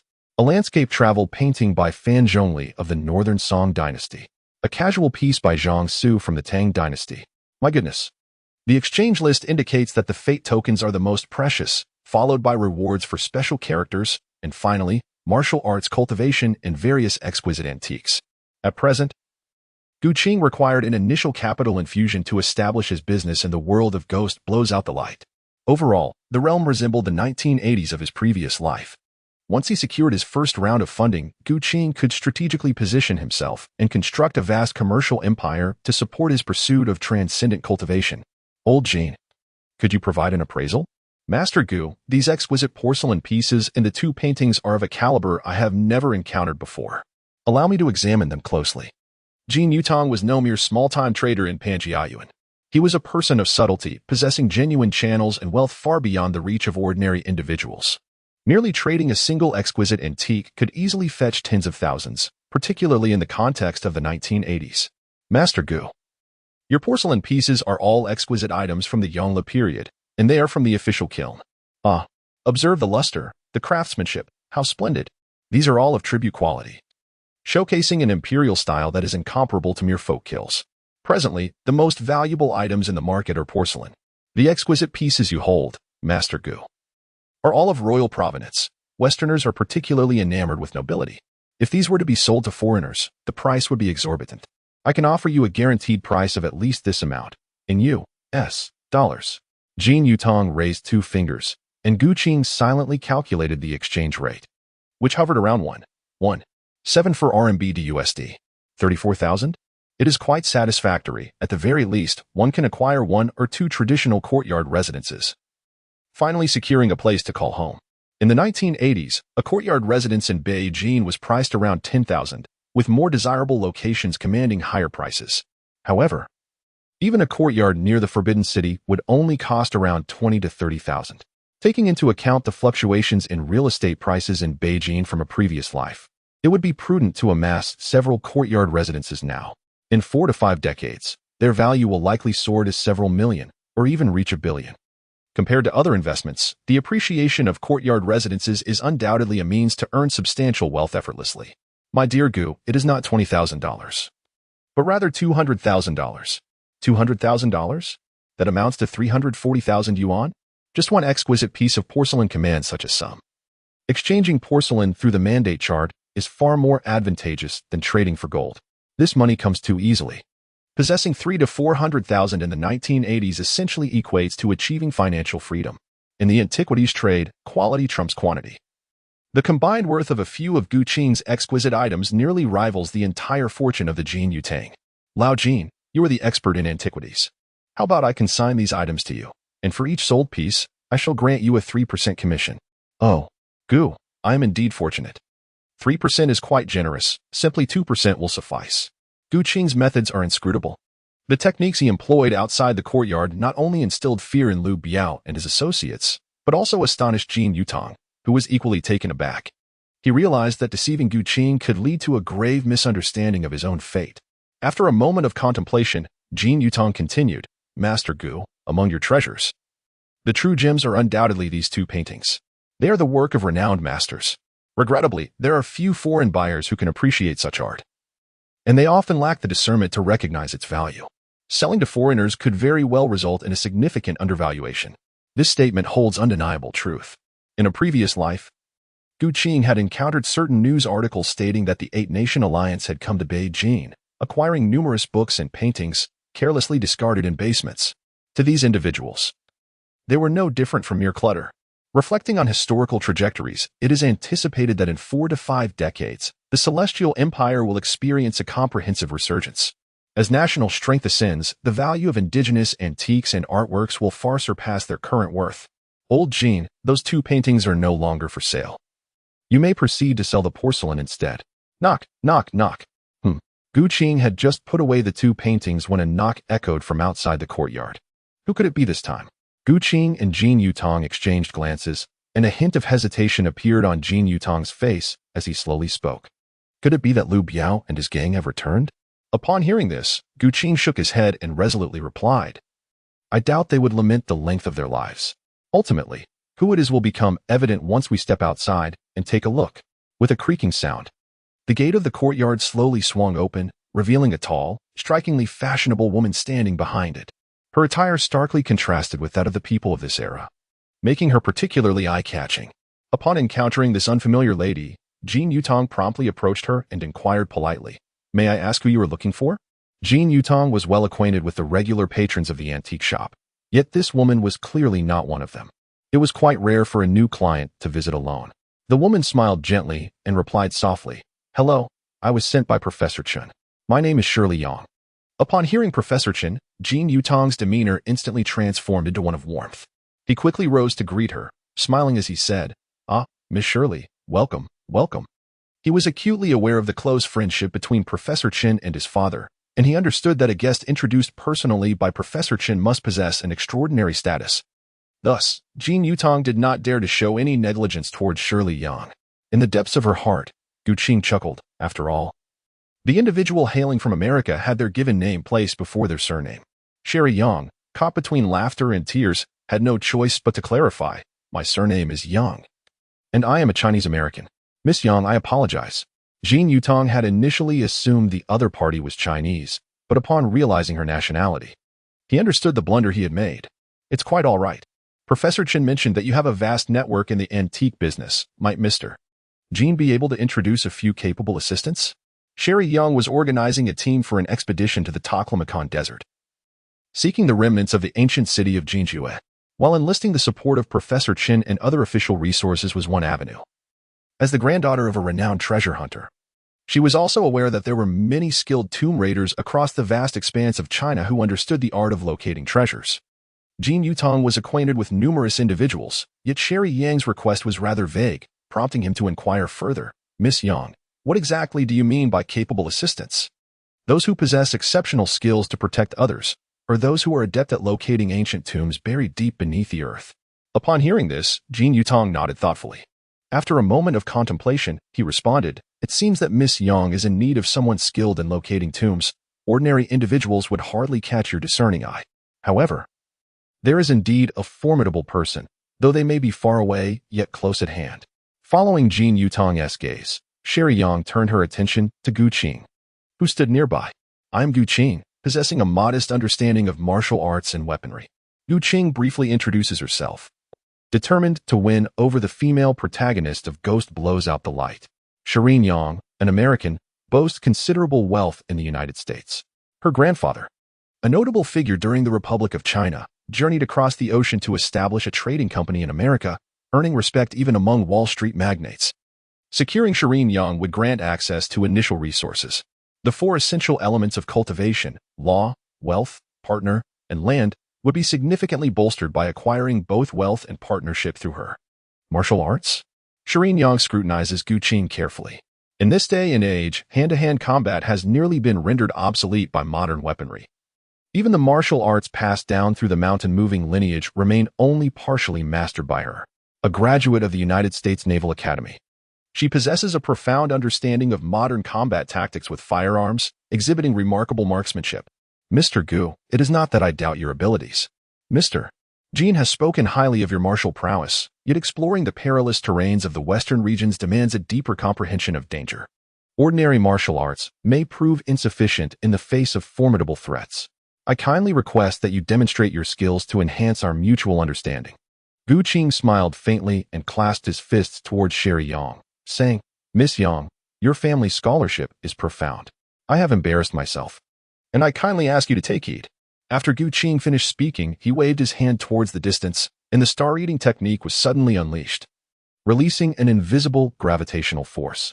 In a surreal manner, leaves were plucked and flowers scattered. A series of crisp sounds echoed as the tree trunk ahead trembled violently. What an extraordinary hidden weapon, Shirley Yang mused inwardly. During her time in America, she had listened to her grandfather, the Partridge Whistle, recount various thrilling adventure tales and the martial arts legends of the East. She had thought her grandfather exaggerated the prowess of these techniques, believing it impossible for someone to pluck leaves and scatter flowers, claiming lives without a trace. Little did she expect it to be true, and even more formidable than her grandfather had described. Shirley maintained her composure, yet a tempest surged within her heart as she gazed 6 to 7 meters ahead. The leaves shot forth by Gu Qing remarkably embedded themselves entirely into the trunk of the tree within the courtyard. Gu Qing stood poised, the 12 leaves he had launched arranged neatly in 3 rows of 4 above the trunk. In his grandfather's notes, There was a mention of a heroine named Red Maiden, renowned for her mastery of throwing knives and concealed weapons. Yet, the skill exhibited by Red Maiden paled in comparison to Gu Qing's recent display of leaf blade artistry. Impressive skills. Indeed, Mr. Gu's expertise in concealed weapons was formidable. However, this expedition was fraught with peril, not only due to the enigmatic traps of ancient tombs, but also the myriad of dangerous creatures that lurked within. Did Mr. Gu possess any additional skills beyond his proficiency with concealed weapons? With a slight smile, Gu Qing replied confidently, "Concealed weapons are but a minor path. My true expertise lies in swordsmanship. With a 3-foot azure blade in hand, I have sufficient assurance against mere aberrations." From the narrative of Ghost Blows Out the Light, the ancient city of Jingjue, it is evident that the peculiar creatures encountered by Shi Yin and her companions during their adventure could largely be vanquished through physical means. The sword energy cultivated through martial arts training is more than adequate to confront various extraordinary beings. Shi Yin nodded with satisfaction, having already recognized Gu Qing's capabilities. Turning to Jin Yutong, she remarked, "Mr. Jin, your introduction of this individual is indeed remarkable. Mr. Gu, should you agree to join us on this expedition to the western regions, please prepare yourself to accompany us." Upon hearing this, Gu Qing was taken aback. How could you possibly locate the ancient city of Jingjue without Hu Bai and Wang Kaixian? Are we departing at this very moment? If we are not setting off now, we still need to seek an expert in the art of feng shui. Mr. Gu may prepare himself in the meantime. I shall inform him of the departure time later. Furthermore, I kindly request Mr. Jin to keep an eye out for anyone proficient in this craft. Should any news arise, please relay it to Professor Chun, who will inform me. Gu Qing subtly revealed her prowess, leaving Sherry Yang utterly astonished. She recalled her grandfather. In his youth, the partridge whistle likely did not possess such remarkable skills. As Sherry Yang departed from the quaint courtyard of Jinyutang, she could not help but reminisce about the martial arts Gu Qing had just demonstrated. Perhaps, if she were to cultivate an alliance, her quest for the Miaochen Pearl might become considerably less arduous. Yet, the question lingered. How could she persuade Gu Qing to assist her in the search for the Miaochen Pearl? After Sherry Yang left the small courtyard, Jin Yutang quietly retrieved a thick stack of money from his drawer and handed it to Gu Qing. "Master Gu, do not be misled by the abundance of antiques in my home. In truth, my liquid assets are rather limited. Please accept this 50,000 for the time being. Once these porcelain pieces are sold, you shall find yourself a millionaire." Gu Qing accepted the money and gently patted Jin Yutang's shoulder. "I have faith in old Jin's capabilities. However, I currently have a matter for which I would like to seek old Jin's assistance." "Oh, with Gu Ye's prowess, is there still an issue that cannot be resolved?" Jin Yutang was astonished. With Gu Qing's strength, who could possibly stand in his way? Upon hearing this, Gu Qing realized that Jin Yutang had misunderstood, and he promptly clarified.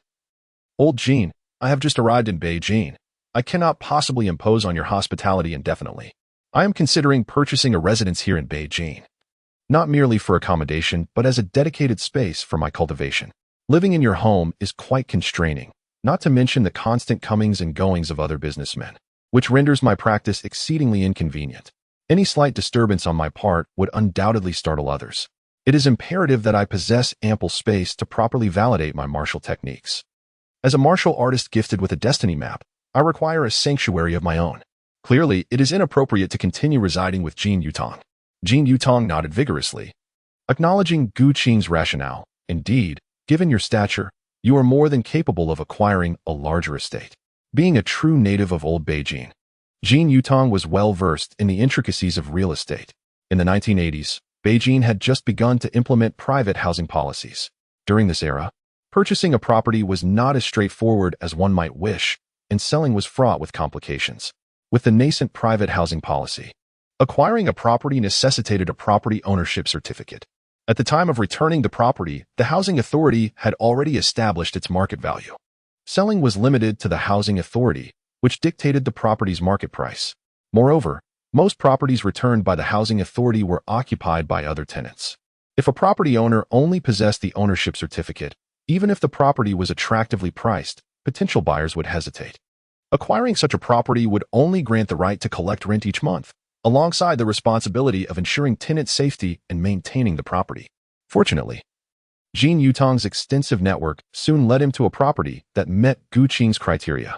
This particular residence was located near the 3rd Ring Road. During the 1980s, the 2nd and 3rd Ring Roads were not fully completed, The third ring represented the city's outskirts, offering lower prices and a serene atmosphere, thereby minimizing disturbances. Upon entering this alley, the traditional Sihiyuan courtyard houses on either side exuded an air of antiquity, with gray tiles and vermilion doors, their walls adorned with mottled vines. The courtyard featured an ancient locust tree, beneath which sat a stone table and benches. In the afternoon sunlight, elderly men engaged in chess, while children frolicked nearby. Inside, old furniture was arranged, and the radio emitted the lilting melodies of traditional operas, evoking the rustic charm and tranquil spirit of old Beijing. Before long, Gu Qing arrived at the Sihiyuan that was for sale. Gu Qing stepped into the courtyard and fortuitously encountered a strikingly youthful girl, around 17 or 18 years of age. With rosy lips, gleaming white teeth, and large, expressive eyes. Her tall, slender frame was accentuated by a slightly fitted Western-style gown that subtly delineated her curves. May I inquire whom you are seeking? Hello. I heard that this courtyard residence is up for sale, and I came to take a look at the property. The vibrant young girl assessed Gu Qing, noting that he was only a couple of years her senior. Could he truly be here to purchase a home? It was not that she underestimated Gu Qing. Rather, she had observed that 9 out of 10 individuals who visited for inquiries had merely come to ask questions, with only one exhibiting any genuine interest in buying. Furthermore, those who wished to purchase typically aimed to seize a bargain, often proposing prices even lower than those set by the housing authority. However, seeing Gu Qing genuinely appraising the courtyard indicated his earnest intent to buy. Shermilin felt a surge of optimism, closing the distance between them considerably, nearly pressing herself against him. What is your name, if I may ask? Do you have any specific requirements for the property? My name is Gu Qing. As for my requirements, I hope to expedite the transfer process, preferably with a larger and quieter space. Gu Qing reiterated his requirements, and upon hearing them, Shermilin realized that this was indeed her own house. She then called out loudly into the house, "Mother, we have someone here interested in buying the house. Please come out." Shortly thereafter, Gu Qing was greeted by a middle-aged beauty in her 30s or 40s, who bore a striking resemblance to Shermilin, albeit with a more voluptuous figure. Each woman possessed her own unique charm, with the middle-aged beauty exuding a graceful allure. Though she wore an apron, it did little to conceal her intellectual elegance. Her brows arched like distant mountains, and her eyes sparkled with the depth of autumn waters, embodying a poised and serene demeanor. The yard was meticulously maintained, reflecting her diligence in both morning tidiness and evening culinary preparations. This was the very essence of such a woman. "Mr. Gu, please come in, if you don't mind." "You're welcome to join us for a simple meal," she offered. It was midday, and wisps of smoke rose from various alleyways, each revealing its own lunch preparations. "Oh, I couldn't possibly," Gu Qing replied, feeling hesitant. "Not to worry, this place is quite a distance from the city. It would hardly be proper to discuss business with you on an empty stomach." The middle-aged beauty chuckled, inviting Gu Qing into the house. Once inside the living room, he noticed a family portrait adorning the wall. The household comprised 3 members, with the head of the family being a police officer. Through their conversation, Gu Qing learned the reason behind their decision to sell the house. The middle-aged woman's husband was being transferred to a position in the south, rendering their residence in Beijing unnecessary. Thus, they planned to sell their property in Beijing. Gu Qing is financially secure, and the other party is eager to swiftly finalize the sale of the property in Beijing. After exchanging information, both sides expressed their satisfaction. Gu Qing successfully acquired this traditional courtyard at a price exceeding 30% above the market rate, amounting to 15,000 yuan. Cash. The middle-aged lady's voice trembled upon witnessing Gu Qing retrieve a substantial stack of cash from her backpack. It was quite rare to encounter a buyer like Gu Qing, who carried tens of thousands in cash. While there are certainly many affluent individuals in Beijing City, few have the means to purchase property near the Third Ring Road. Please hold on for a moment, Mr. Gu. Let me wait for my husband to return, and we will proceed with the transaction. No problem. Gu Qing's display of wealth left Shermilin, who was seated nearby eating her meal, utterly astonished. She could hardly fathom that this gentleman, nearly a year or two her senior, carried such a substantial sum with him. A glimpse into the crevice of Gu Qing's backpack revealed several thick stacks of banknotes. This sight widened Shermilin's eyes in disbelief. My goodness! After Gu Qing displayed such formidable financial strength, the mother and daughter found her increasingly agreeable. Their relationship quickly grew closer, to the extent that they exchanged contact information and extended an invitation to Gu Qing. After Gu Qing arrived in the south, she visited their home, A month later, at number 32 Donghua Alley, Gu Qing perched atop the treetops in the courtyard, absorbing the supreme purple aura birthed at the juncture of yin and yang. As the sun fully ascended and the purple mist dissipated, Gu Qing opened his eyes, revealing a look of satisfaction. Indeed, one gets what one pays for. This Sihiyuan truly met the standards he held in his heart. After a month of seclusion, and under the influence of a hundredfold enhancement to his fate, his cultivation level had ascended by 8 years, coupled with the 10 years of prowess he had previously exchanged.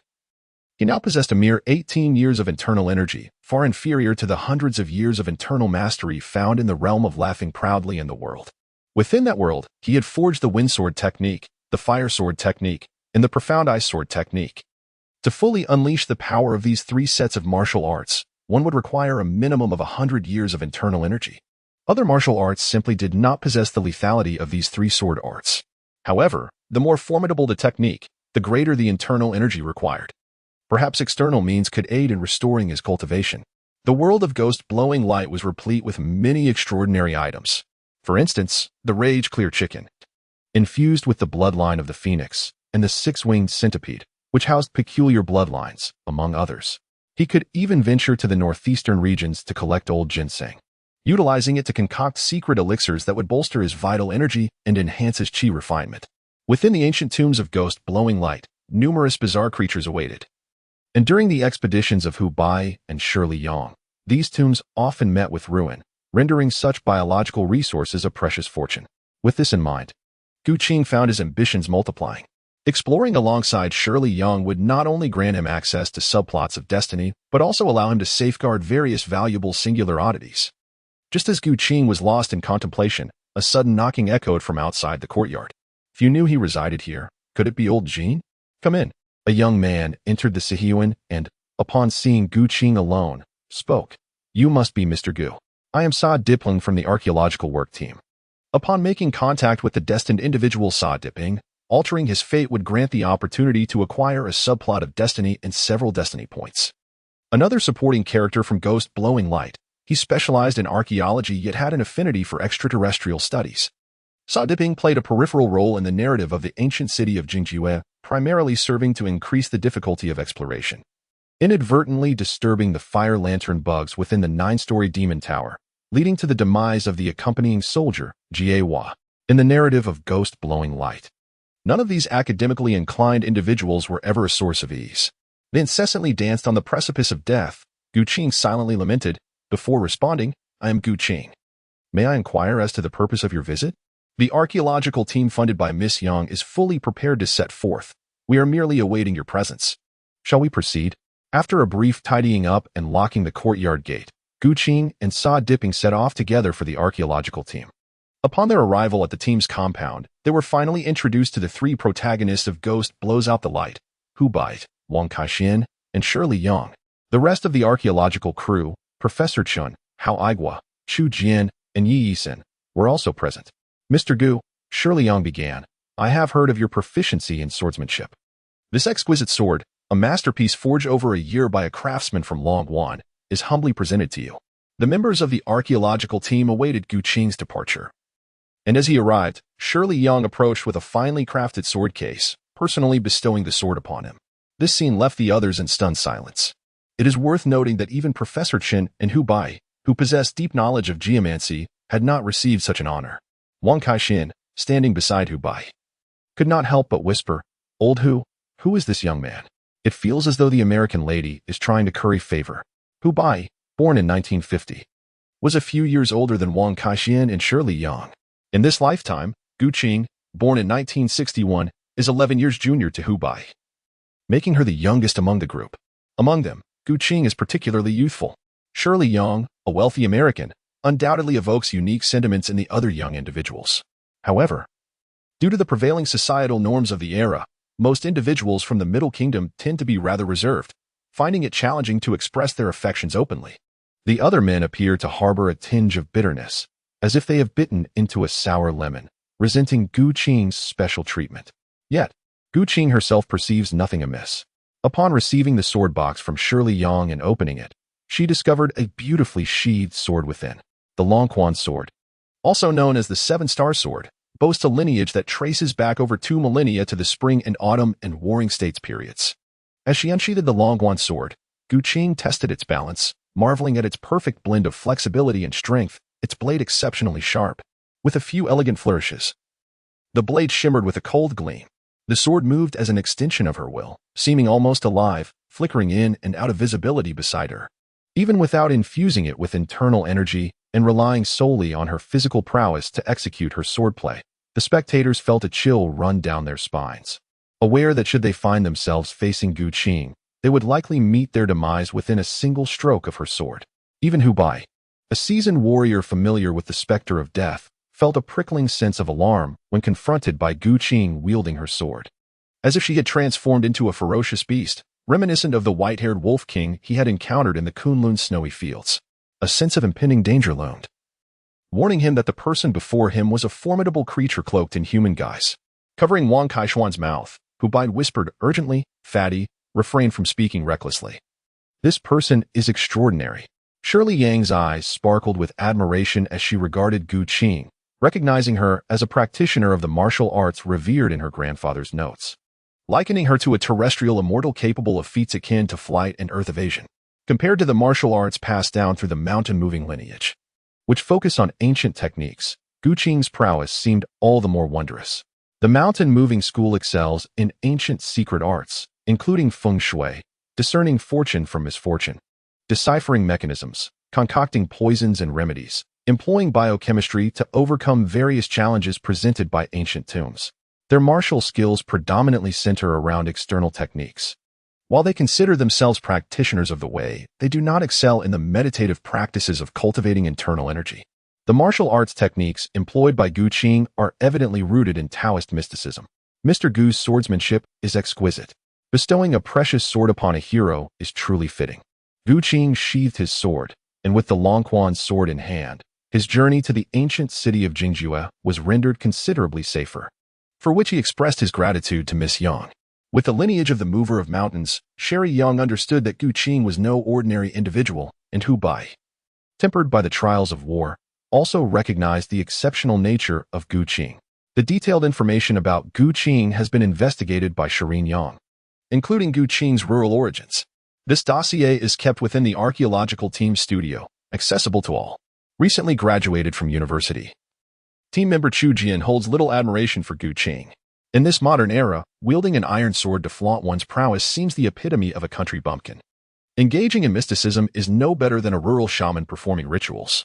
Chu Jian muttered under his breath, believing he was unnoticed. However, he remained oblivious to the fact that all present were far from ordinary. Gu Qing chose to remain silent. However, Hu Bai, Shirley Yang, and others were all individuals of keen perception. As soon as his words fell, both Shirley Yang and Hu Bai directed their gazes towards him, and the others, including Hao Aigua and Yu Yisan, followed suit, their attention also fixed upon Chu Jian. Observing this, Professor Chen, who stood beside Chu Jian, immediately pulled him aside to offer an apology. "Little Chu, what nonsense are you spouting?" Quickly apologized to Mr. Gu. "Ah, now we have an entertaining spectacle to behold," Wang Kaishan murmured from the sidelines. "Hiki." Gu Qing smiled lightly. "In the original work of Ghost Blows Out the Light, Chu Jian served as a mere supporting character in the expedition to Jingjue, contributing little more than background presence. It would be more prudent to find an opportunity to resolve this inconvenience." Before Gu Qing could speak, Shirley Yang, the financier, stepped forward. "Chu Jian, Mr. Gu was invited by me to ensure the safety of everyone during this archaeological endeavor. By questioning Mr. Gu, are you not also questioning my judgment?" "Miss Yang, I would never dare to question you. It's simply that I cannot abide by certain individuals who indulge in superstitions. What era are we in? We must adhere to scientific principles. Can a mere iron sword possibly rival firearms?" Having just graduated from university and entered the National Archaeological Team, Chu Jian had hoped for significant responsibilities and perhaps even to win the favor of wealthy foreign patrons. Instead, he found himself in a precarious position. Harboring resentment towards Gu Qing, he stubbornly reddened his face and mustered the courage to continue his objections. He fancied himself capable of before Chu Jian could finish. Professor Chen, representing the National Archaeological Team, intervened. "Chu Jian, this is not your place to speak. Miss Yang, as the financier, has the authority to invite whoever she deems fit to join the archaeological team, and it is not for you to meddle. Mr. Gu, I hope you will not take offense, he added, acknowledging the necessity of maintaining decorum in the presence of state authority. Even with Gu Qing's current strength, it would be a formidable challenge to oppose such influence. Gu Qing subtly shook her head, indicating her indifference. However, deep within her heart, Gu Qing let out a cold laugh inwardly. Upon witnessing this, Professor Chen and the others breathed a sigh of relief. Had the archaeological team encountered severe discord before their expedition even commenced, it would undoubtedly have dampened the spirit of their undertaking. In the days that followed, Gu Qing accompanied Shirley Yang and her entourage as they journeyed northwest by train. Without Gu Qing's intervention, Shirley and her companions, much like characters from a cinematic narrative, altered their course towards the Kunlun snowy region in search of the notebook lost by Shirley's father. This notebook contained a route traversed by British explorer Walter, which included clues to the ancient city of Jingjue. Half a month later, in the Kunlun snowy region, while the others were bundled in winter coats and down jackets, Gu Qing remained clad in a single layer of clothing. The accompanying soldier, Gawa, a young Tibetan lad, was quite curious about Gu Qing. Mr. Gu, are you truly not cold in just a single layer? If you wish, I could lend you my winter coat. Gawa, younger than Gu Qing by a year, had sacrificed himself in the drama to save others. Gu Qing patted Gawa on the shoulder and smiled. Gawa, my martial arts training has reached a realm where neither the scorching heat nor the biting cold can penetrate my defenses. To me, the ordinary extremes of temperature hold no distinction. Based on your recent remarks, I assure you that I will save your life when we descend. At the edge of the Kunlun Glacier fracture zone, Gu Qing glanced into the chasm, which appeared to be at least several dozen meters deep. The others were busy securing ropes, preparing to explore the cavern beneath the ice cliff. Approaching Professor Chen, Gu Qing pointed to Sudi Ping and Chu Jian, saying, Professor Chen, during our exploration of the subterranean cave, we may encounter light-averse unknown creatures, as well as those with acute hearing. I advise that these two refrain from bringing cameras to avoid triggering potential dangers. In the original narrative of Ghost Blows Out the Light, it was due to Sudi Ping taking photographs that the fire beetle was awakened, leading to the sacrifice of the soldier Gawa. Knowing the risks, it is crucial to eliminate such safety hazards before venturing underground. Sir, we absolutely will not take unnecessary photographs, they insisted. Moreover, we will need the camera to document the information in the cave. How could we possibly do without it? Sudi Peng, while somewhat understanding, thought Gu Qing was questioning their professionalism.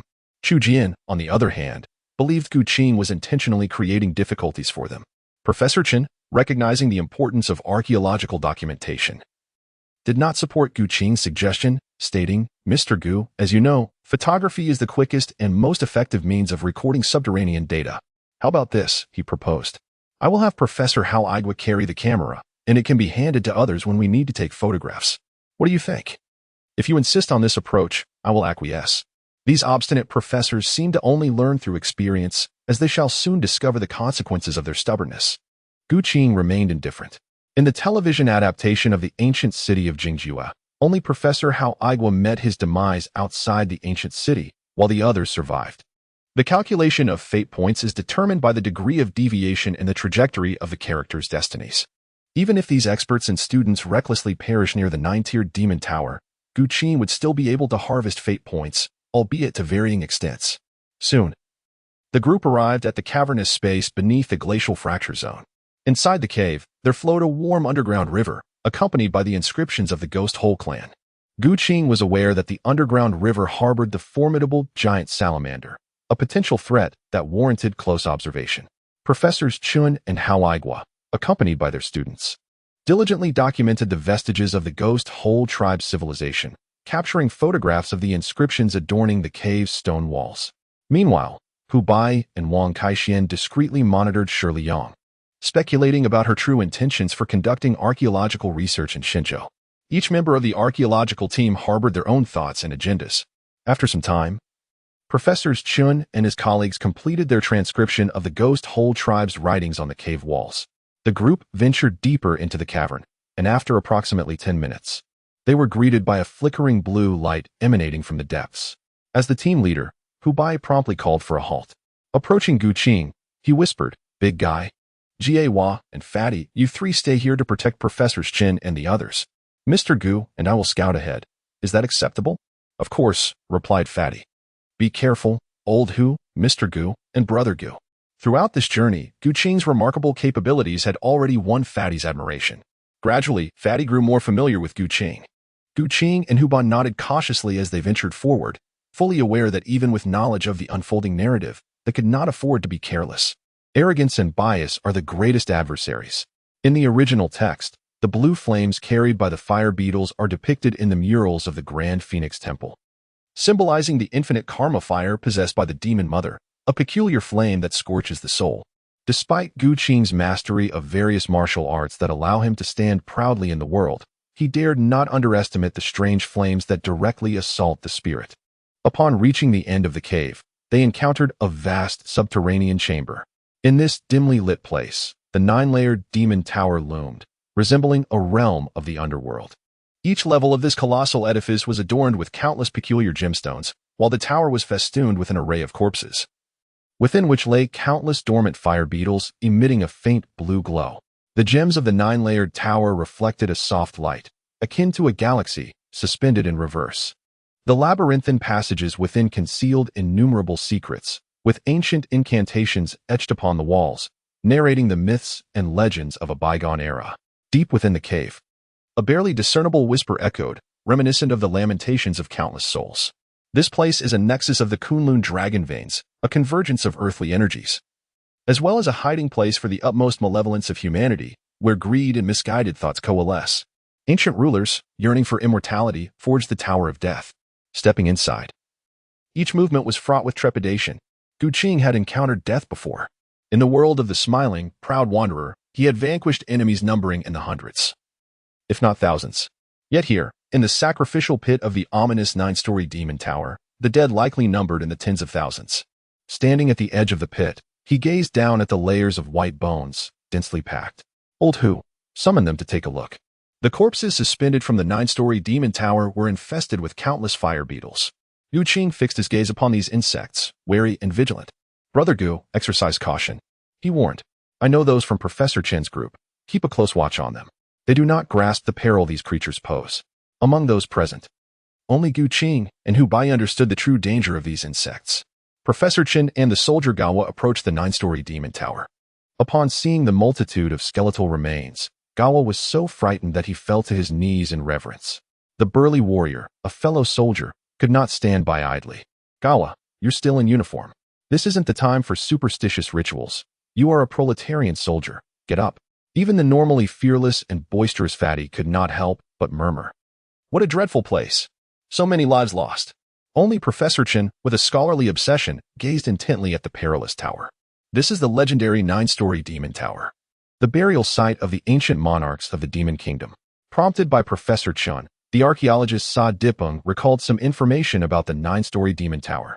Professor, I once came across related material in a book. There is a similar site in Qinghai called Shuawei. You are correct. Unfortunately, that tower was destroyed by the hero Geezer during the fall of the demon kingdom. The discussion between Professor Chen and Sa Dipeng, steeped in archaeological insight, was lost on Fatty, who merely grasped that this tower was an immense tomb. Professor, it must contain many ancient artifacts, right? Artifacts? This site holds remnants from thousands of years ago, relics of the demon kingdom. If we thoroughly research the data here, we could significantly enrich our understanding of the origins of Chinese civilization. Noticing Fatty's impatience driven by greed, his voice trembling with excitement, Hu Bai discreetly tugged at Fatty's sleeve, cautioning him to remain silent and not reveal their identities as tomb raiders. Professor Chen then turned his gaze towards Shirley Yang, pointing at the 9-story demon tower. Shirley, our visit here is immensely valuable. Perhaps your father ventured here for the very reason of the 9-story demon tower. As the group grew increasingly animated, Gu Qing felt compelled to interject. Do not rejoice too swiftly. There are thousands upon thousands of fire beetles above, and they are deadly. Consider this a warning. Do not make excessive noise, and refrain from shining your flashlights directly at the 9-story demon tower, for disturbing the fire beetles could prove fatal. Professor Chen, you must refrain from using your camera. In the cinematic realm, the moment when Sudi Peng's photography startled the fire beetle compelled Gu Qing to issue yet another caution. Hu Bai, ever vigilant, was haunted by memories of the past, having witnessed a comrade perish in flames at the hands of these vile creatures while serving as an engineer. Professor Chen, Miss Yang, this place is exceedingly perilous. Observe the ground. This white, powdery human-shaped ash is a remnant of the fire beetle's assault. To speak candidly, it is highly probable that the expedition team organized by Miss Yang's father has met with calamity. Therefore, I strongly advise we vacate this area at once. The group turned their gazes toward Hubei, and indeed, there lay a chilling human-shaped ash, instilling dread within their hearts. Earlier, during their train journey, they had listened to Hubei recount the tales of the fire beetle without feeling the gravity of the threat. Only now, in direct confrontation with these terrifying insects, did they grasp the horror of facing death. Xiao Hu, listen to me. As Professor Chun and the others hesitated, Hubei swiftly interrupted, reiterating, Professor Chun, this is exceedingly dangerous. We must leave immediately. Haigua, equally enamored with archaeology, opposed the notion of retreat. Xiao Hu, why have we come here? What is our purpose? This relic of the demon kingdom is of utmost significance to us. Since we are already here, we must explore as thoroughly as possible. Seeing Hubei's determination to withdraw, Professor Chin elaborated, Xiao Hu, I hope you can comprehend. This is an opportunity that generations of researchers in the study of Western region's culture have long awaited. As Hubei realized he could not sway the professors, he turned his attention to Gu Qing, the team's stalwart protector responsible for their safety. Old Hu, in principle, I concur with your assessment and agree that we should retreat now. However, these individuals are quite obstinate. Look at our financial backer. She has already taken action, and persuasion is futile. Pointing at the gun-wielding Shirley Yang, Hubei and Professor Chin exchanged glances, noting that she had already descended into the burial pit, determined to search for her father's lost archaeological notes from the western regions. Shirley, what are you doing? Stop right there. Unfortunately, Shirley Yang was not one to heed Hubei's warnings. Don't mind me. Professors, you need not follow. Hubei and Fatty exchanged wide-eyed glances, apprehensive about the reckless American girl. Gu, Fatty, we must leave. Even as Old Hu and Fatty contemplated the potential peril Shirley might face, they knew they could not allow her to encounter danger alone. Before entering the demon tower, Gu Qing turned back and cautioned, Professor Chen, you all stay here. Do not wander off. Once we persuade Miss Yang to return, we will leave immediately. Upon reaching the lowest level of the 9-tiered demon tower, Gu Qing meticulously searched for the archaeological notebook. He recalled from the film that the notebook was discovered by a chubby fellow, largely obscured by a corpse, making it quite difficult to locate. Following closely behind the chubby man, Gu Qing observed as he stealthily attempted to take a burial item and stifled a chuckle. Patting him on the shoulder, the chubby man, caught in the act of secretly snatching an agate necklace, tensed up and turned to see Gu Qing. He whispered, Brother Gu, let us share the spoils. Feel free to take whatever you wish, and let us keep this between us. Gu Qing smiled and pointed to the bag beneath the corpse.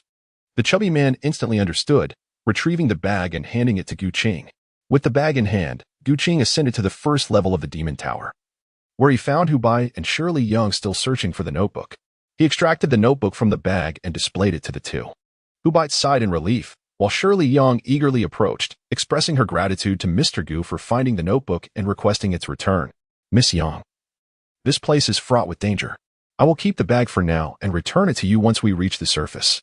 In the film, Shirley Yang accidentally lost the bag when leaving the ice cliff, and Gu Qing wished to avoid any further mishaps regarding the notebook. Shirley Yang scrutinized Gu Qing. Noticing the sincerity in his eyes, she realized the bag held significant importance for her, yet offered no tangible benefit to him. Thus, she decided to trust his words for the moment and nodded in agreement. Let us go. We must exit cautiously and avoid alarming these insects. Gu Qing had watched the television adaptation of the ancient city of Jingjue and was aware of the penchant this group had for mischief. Thanks to Gu Qing's timely warning, they managed to sidestep the unforeseen incidents that had transpired in the original storyline, ultimately encountering nothing more than a few startling moments. However, as Gu Qing and her companions returned from the first level of the demon tower, they discovered that Professor Chen and the others had already arrived at the sacrificial pit. Chu Jian, be meticulous in your documentation. Perhaps we can deduce the identity and status of the tomb's owner from the quantity and scale of these sacrificial offerings. Professor Chen instructed, guiding Chu Jian in recording archaeological data at the edge of the pit. Haigua and Sa Dipping, inside the pit, wielded magnifying glasses and brushes, extracting items from the accompanying remains. Teacher, do you think the 9 levels of the underground demon tower could have been constructed by extraterrestrials? Sa Dipping inquired, assisting Haigua. Our ancestors were capable of erecting the pyramids in the Great Wall. There are numerous epic constructions. What is so extraordinary about building a tomb underground? Besides, the tomb of our ancestor Qin Shi Huang remains a mystery to this day. Why not suggest that the tomb of Qin Shi Huang is also an alien structure? How Igwa retorted. Sa Diping, taking this seriously, nodded in agreement, convinced by his teacher's reasoning that perhaps the tomb of Qin Shi Huang was indeed built by extraterrestrials. You are studying archaeology. Refrain from fixating on aliens. Hand this over to Chu Jian and ensure it is preserved, How Igwa expressed. Regretting having taken Sa Diping as a student, he entrusted 2 specimens to be secured and instructed Sa Diping to carry them outside the sacrificial pit. Just as Sa Diping began to climb out, Chu Jian reached out to pull him up, losing his footing in the process. The 2 tumbled back into the pit. And by sheer misfortune, Sa Diping landed squarely on a ceramic jar while Chu Jian fell atop a ribcage. The jar shattered, ribs splintered, and the cacophony of their fall reverberated through the chamber, awakening the dormant fire beetles. A chorus of unsettling sounds filled the subterranean space, amplifying the tension. The fire beetles erupted into a frenzy, igniting blue flames that coalesced into a massive azure fireball. Goodness, what an utter calamity. We are surrounded by incompetent allies. Miss Yang. Old Hu. Run for your lives. Without a moment to spare, they disregarded everything else and fled for safety. In the chaos, Shirley Yang stumbled and twisted her ankle. Gu Qing stepped forward, wrapping his arm around the waist of the one running ahead. The 4 of them reached the entrance of the grave, where How Igwa, Chu Jian, and Sa Diping emerged from the sacrificial pit. Mr. Gu, Chu Jian has been injured by bones and cannot run swiftly. What shall we do? Gu Qing glanced over and noticed that Chu Jian's cotton pants were already soaked with blood. Good heavens! Now they were asking him what to do. What could they do? The best course of action was to flee, as the saying went. Suddy Ping, big guy, assist Professor Chen in making his way to the underground river ahead. Lao Hu. You support Chu Jian. He added, when the fire beetles arrive, we shall submerge ourselves beneath the water to evade their assault. Fortunately, they were still several dozen meters away from the fire beetles, allowing everyone to retreat swiftly. After a short while, Hu Bai was helping Chu Jian along. But with Professor Chen and Professor Hao's pace being too sluggish, they had not yet reached the riverbank when the fire beetles began to close in. Hu Bai found himself lagging behind with Chu Jian, who wore a look of despair that caused his speed to wane, having witnessed life and death on the battlefield. Lao Hu proved dependable in critical moments. He supported Chu Jian and encouraged him, saying, Chu Jian, think of Professor Chen, think of Professor Hao. They have not given up. As a young man, how can you surrender? Pull yourself together. Upon witnessing this, Gu Qing's eyelids twitched. Old Hu must not perish. For many ancient tomb mechanisms rely on his expertise to unlock the doors. Gently placing Sherry Yang down, Gu Qing implored, Miss Yang. You should proceed with Old Hu towards the subterranean river. I shall catch up with you shortly. Mr. Gu, you must not be reckless. Came the urgent response. Everyone. We must retreat together. Handing the bag over to Sherry Yang, Gu Qing urged them to depart, with no time for elaborate explanations, promising to elaborate later. Miss Yang, please heed my advice. Gu Qing moved with astonishing swiftness, leaving the fire beetle utterly unable to keep pace. He struck when he desired and retreated at will, effortlessly able to engage in a round of combat before making his escape. Channeling the full power of the star-eating technique, he refined the purple aura to obtain the purple radiance dew, thereby enhancing his vision, which now shimmered with a faint violet hue. In that fleeting moment, the flight path of the fire beetle became unmistakably clear to him. Gu Qing raised her hands gracefully at her waist. The hidden weapons were unleashed like a celestial maiden scattering flowers. Whoosh, whoosh, whoosh, whoosh. The chilly light glimmered at Gu Qing's fingertips, as a flurry of concealed weapons pierced through the air, producing a piercing sound reminiscent of the rush of the wind.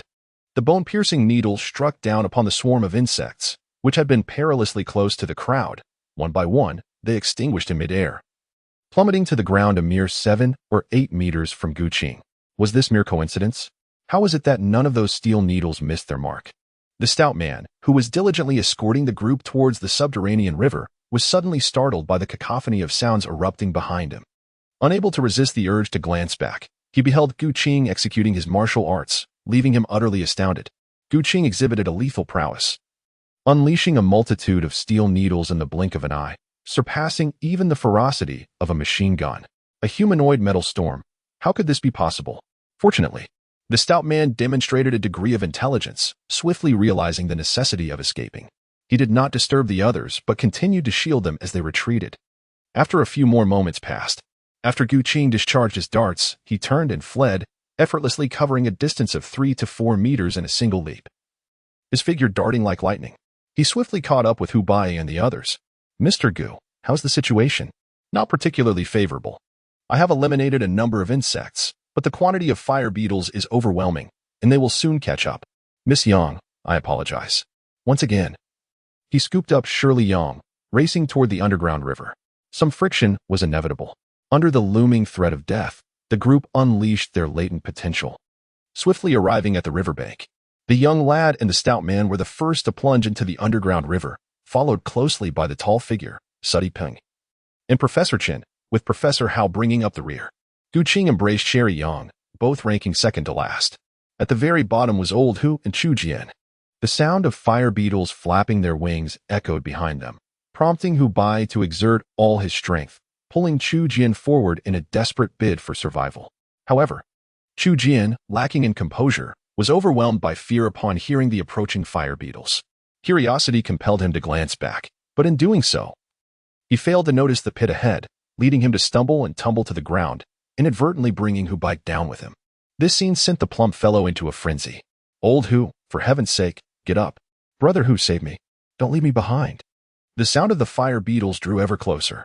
Like a drowning man, Chu Jian clung desperately to Old Hu's ankle, rendering Hu Bai unable to rise. Upon witnessing this, Gu Qing furrowed his brows. Chu Jian was courting his own demise, and yet he dragged Lao Hu along to share the grave. This simply could not be allowed. Gu Qing spoke. "Miss Yang, focus your energy in the dantian and remember to hold your breath." Sherry Yang, perplexed, pressed for clarity at this critical moment, asking, "What are you going to do?" "There is no time for explanations, just follow my instructions." Gu Qing, after a moment's contemplation, lifted Sherry Yang in his arms and cast her towards the nearby underground river. Burdened with grievances, Sherry Yang exclaimed twice that there was no time for explanations. Gu Qing was indeed quite occupied. Upon reaching Hu Bai's side, the fire beetles had already encircled them, and the unfortunate first target was naturally Chu Jian. In an instant, as the fire beetles surged forward, Chu Jian transformed into a blue, human-shaped torch. The azure flames coursed along his body, spreading towards Hu Bai. Just as events unfolded, Gu Qing unsheathed his sword and unleashed a wave of sword energy, severing the arm that Chu Jian had tightly grasped around Hu Bai's ankle. Following this, Gu Qing seized Hu's right arm and swung it in an arc before casting it into the underground river.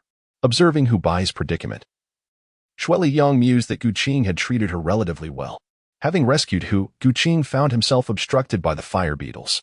As they closed in, he removed the water flask from his waist and forcefully struck it with both palms. The flask erupted violently, transforming into a mist of water that enveloped Gu Qing within a several-meter radius.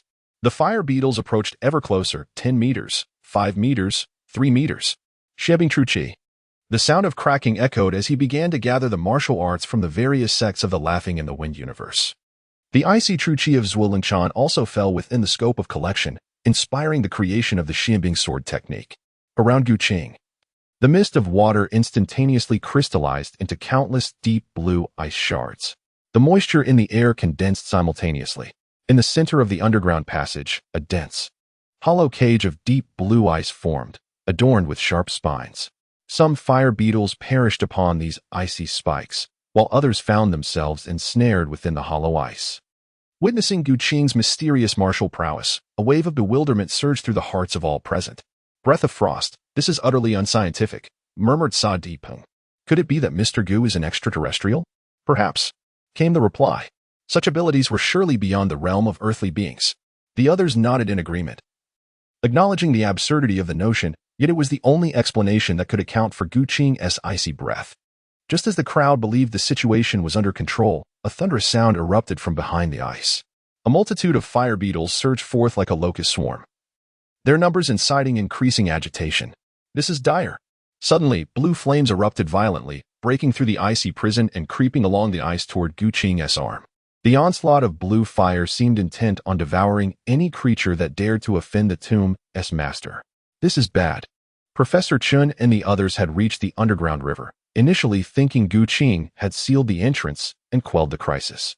However, they were taken aback as the fire beetles, in a frenzy, ignited themselves in a desperate bid to breach the ice. The towering warrior immediately stepped forward, attempting to pull Gu Qing into the river. Hu Ba-yi grasped the giant's arm, urging him to refrain from acting impulsively, for the blue flames were contagious and ordinary methods would not suffice against the peculiar fire of the beetles. Are we to stand by idly? The plump man exclaimed in frustration, yet felt helpless. Shirley Yang, surveying the surroundings, recalled her lineage's mastery of the art of transformation and balance. Noticing that the tomb's exit was merely 3 to 4 meters from the river, she suddenly remembered Gu Qing's advice to seek refuge in the river. Listen to me. Fire beetles fear water. We must douse Mr. Gu with water. The distance was small enough to splash water over. Shirley was the first to throw water from the river, followed by Hu Ba-yi and the others, creating a torrential downpour around Gu Qing.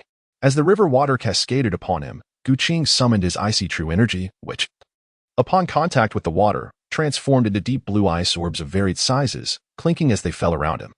The continuous influx of river water perpetuated the formation of ice, and within moments, Gu Qing was entirely encased in ice as the fire beetle's relentless infinite karmic flames continued to blaze, vowing not to relent until he was consumed.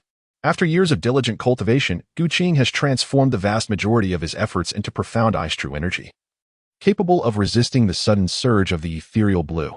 The profound ice can only fend off the relentless assaults of the other fire beetles. In reality, it is not the insects that are continuously attacking Gu Qing. Rather, after his arm became tainted by the ethereal blue, the flames directly infiltrated his body, igniting from within. The first substance to ignite was not flesh and blood, but the very essence of his soul. This phenomenon, once touched by even a trace, incinerates the soul. In the depths of a sea of consciousness, the ethereal blue flames manifested out of thin air. The chart of destiny, suppress. In the profound depths of Gu Qing's consciousness lies the most formidable defense against any assault. Should you provoke me, you will find yourselves confronting an insurmountable barrier. Furthermore, within this realm of awareness, there exists the divine intent of the White Lotus, a manifestation of martial will crafted to ward off malevolent forces, nurturing vitality, refining energy, and preserving spirit. These are the triad of essence. A mere fraction of one's energy can yield myriad applications, yet once the impermanence is upon us, all endeavors cease. In the world of Jianghu, having accumulated centuries of cultivation, Gu Qing possesses a wealth of martial experience, with his essence, energy, and spirit harmoniously aligned. Essence ignites. Spirit ignites. Energy ignites. The trifecta of essence, energy, and spirit unites, embodying the 3 treasures of humanity. The White Lotus, crystallized from concentrated mental power, ignites divine flames, which envelop a ghostly blue, otherworldly fire. Ultimately, whether it be essence, energy, or spirit, they collectively represent the vitality of the human form. The fire of Samadhi ignited by Gu Qing, though not comparable to the true Samadhi fire depicted in Journey to the West, is nonetheless a manifestation of the utmost sublimation of one's vitality and spirit. The power of the true Samadhi fire escalates with one's strength, possessing an inherent potential for growth. Even ordinary individuals possess a form of this fire. However, it is challenging for them to harness it. Much like how common folk refer to a vigorous fire, or the 3 flames encountered when confronted with unclean entities, these are all tangible representations of one's essence and spirit. Gu Qing's Samadhi fire pales in comparison to the true Samadhi fire of the Red Boy, and the fire beetle's peculiar flame is no match for Sun Wukong. When the demon subduing White Lotus, bearing an extraordinary flame, entered the Dantian, the essence fire and Qi fire joined the process of refinement. The star-eating technique, residing within the Qi Sea, coalesced into a tangible black hole star furnace. Under the influence of this black hole star furnace, the fire beetle's blue extraordinary flame was disassembled into countless specks of azure energy. In the tumultuous Dantian Qi Sea, the blue extraordinary flame was dismantled and then reconstituted within the star furnace, converging into a luminous orb of blue flame, as gentle and warm as jade. The blue flame surged forth from both ends of the black hole star furnace, reminiscent of high-energy particle jets emitted by a black hole. The particles of blue flame traversed through the Dantian, entering the Ren and Du meridians, and ultimately converged within the sea of consciousness. These blue flame particles possessed a remarkably unique energy, imbued with the triple attributes of soul, flame, and ice. In an instant, Gu Qing's spiritual realm underwent a process of refinement and purification, leaving him with a refreshing clarity of soul. The intent of the demon-subduing White Lotus evolved, blooming into a second-tier flower. The blue flame particles reassembled into a celestial ice-blue orb, suspended within the expanse of the sea of consciousness. This extraordinary energy could seamlessly integrate with spiritual power to safeguard the sea of consciousness and Dantian, or merge with true Qi to enhance the profound ice true Qi. Behold the endless divine ice, limitless karmic fire, as depicted in the original work of Ghost blows out the light. Both the fire beetle and the ice beetle encased within glacial crystal are, in essence, the same creature, existing in two distinct forms capable of transitioning between ice and fire. To Gu Qing's astonishment, this revelation proved true. These two forces are the malevolent powers wielded by the demon mother of the demon kingdom, capable of annihilating souls. The original text describes this force as exceedingly wicked. However, power itself is neither good nor evil, having already refined a ghostly blue extraordinary flame. The other insects are destined for a grim fate. Awakening abruptly from his icy entrapment, Gu Qing opened his eyes wide, gazing at the gathering fire beetles with a grin. For they were all potent sources of nourishment. Star-eating technique, devour, buzz. Gu Qing transformed into a devouring force field, causing the previously chaotic fire beetles to revolve around it. The eerie azure flames engulfing the beetles were stripped away by the force field, coalescing into a terrifying blue fireball beside Gu Qing. Stripped of their azure flames, the fire beetles fell to the ground like raindrops. The sudden mutation incited further agitation among those anxiously awaiting in the dark river, including Shelly Yang. Old Hu, what is happening? What the hell is going on with these insects? I have no idea. The fire beetles I encountered while working as an engineer here would never commit suicide out of shame for failing to kill their enemies. Do these creatures, like certain individuals, have a penchant for self-harm? Although Shelly Yang was unaware of the events unfolding, she understood that this was certainly not a mere act of self-destruction. All right, you two. Enough banter. Everyone, be cautious. Look, those insects are desperately trying to flee, frantically distancing themselves from Mr. Gu. Perhaps Mr. Gu has employed some mysterious technique. And those insects have been slain. We must be mindful. If the fire beetles approach us, we should submerge ourselves to avoid their attacks. Upon hearing Shelly Yang's words, the group noticed the fire beetles behind the cave, indeed fleeing into the depths of the 9-story demon tower as if encountering a natural enemy. This is astonishing. Who exactly is Mr. Gu? Especially for Suddy Ping, who had a penchant for extraterrestrial studies, his gaze upon Gu Qing resembled that of a devotee beholding a deity. Everyone was not Na'vi. After all, they were all compatriots. Why was Gu Qing so exceptional? Even Shelly Yang, who had come from America, was not an exception. She had often heard tales of the supernatural in America, but witnessing this scene firsthand jolted her to the realization that perhaps there were deeper, hidden powers in this world. Someone was deliberately concealing information about the realm of the extraordinary. Suddenly, Shelly Yang recalled that there were individuals in America dedicated to studying peculiar superpowers. Old Hu. Brother Gu claims that his abilities stem from martial arts. Is our martial arts in Shinjo truly that formidable? Do you think we could learn it? Almost every boy has dreamed of wielding a sword and traversing the world. Who hasn't harbored a fantasy of becoming a martial hero? The rotund fellow suddenly posed this question. Martial arts? To my knowledge, the martial arts of Shinjo do not possess the extraordinary capabilities exhibited by Mr. Gu. Even within the military, there are only hard Qigong practices, which cannot compare to Brother Gu's ability to wield extreme cold martial arts that freeze moisture. If we are speaking of extraordinary abilities, perhaps Taoist techniques might hold some potential. Hu Bai pondered carefully. He recalled his grandfather recounting stories from the Republic era, where his grandfather, Hu Guohua, had encountered a rat spirit.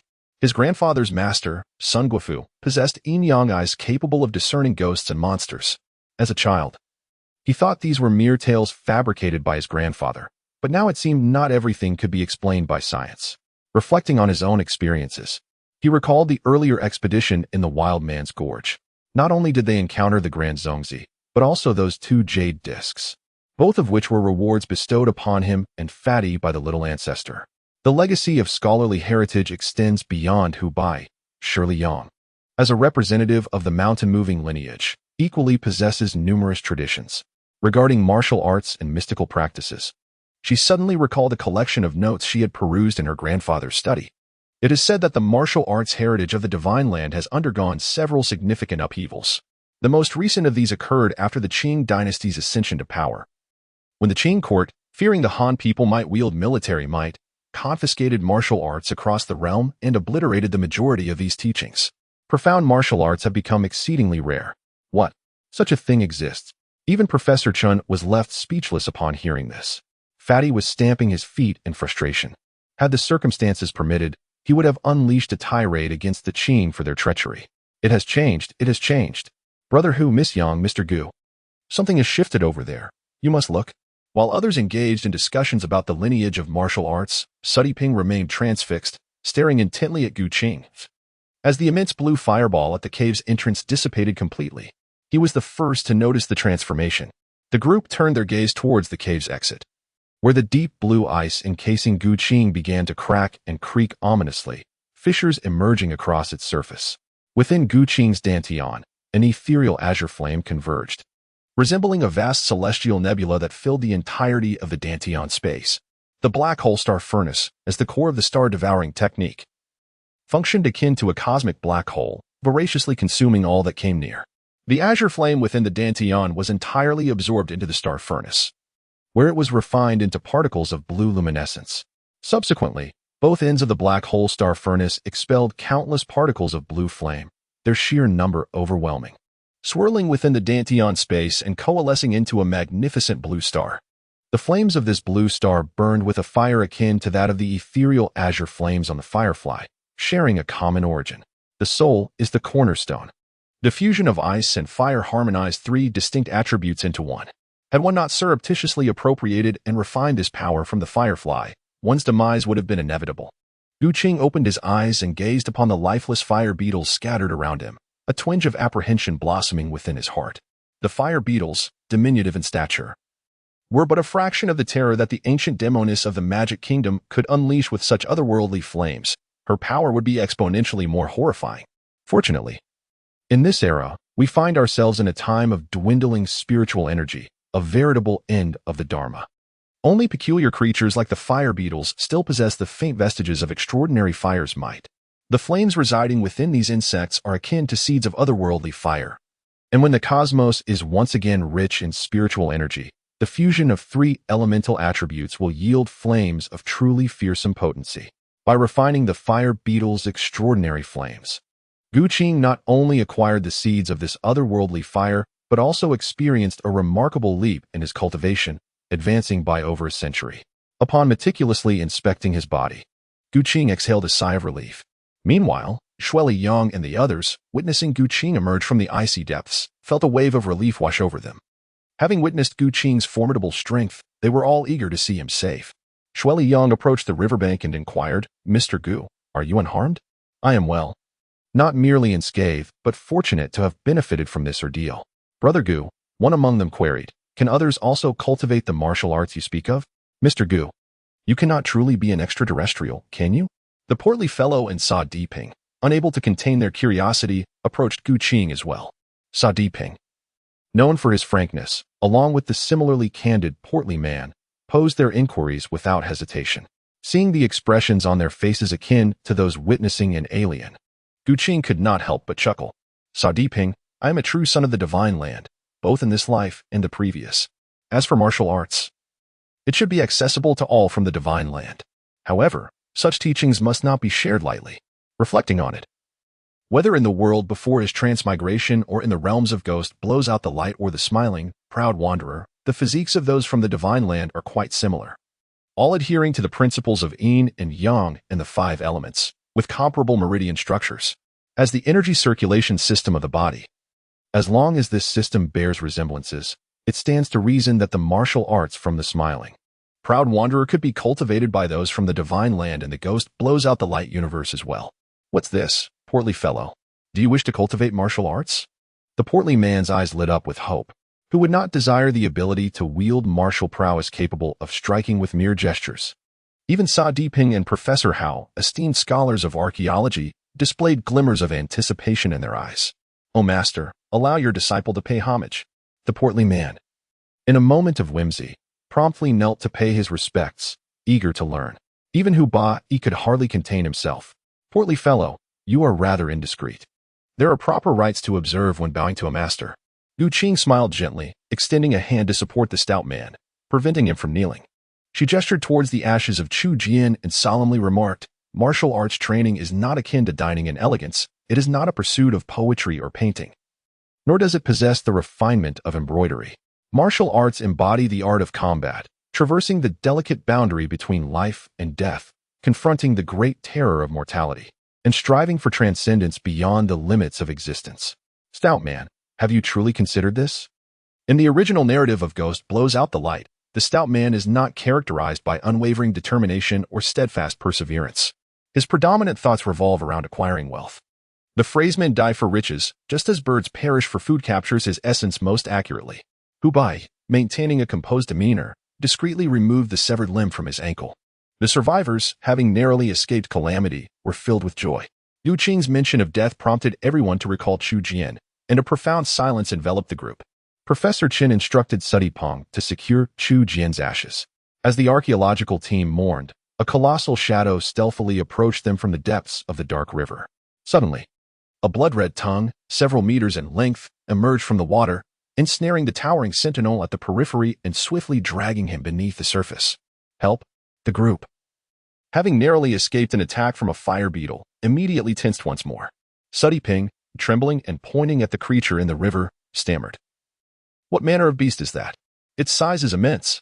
With their cover blown, the ancient giant salamander revealed itself, surfacing with abandon. Professor Chen, a wellspring of knowledge, instantly recognized the creature before him, a prehistoric giant salamander, which should have been extinct since the Ice Age. This prehistoric behemoth measured over 10 meters in length, exhibiting a ferocious temperament and an aggressive nature. The specimen before them was a mutated variant. Unlike typical giant salamanders, which are toothless, this one possessed formidable teeth.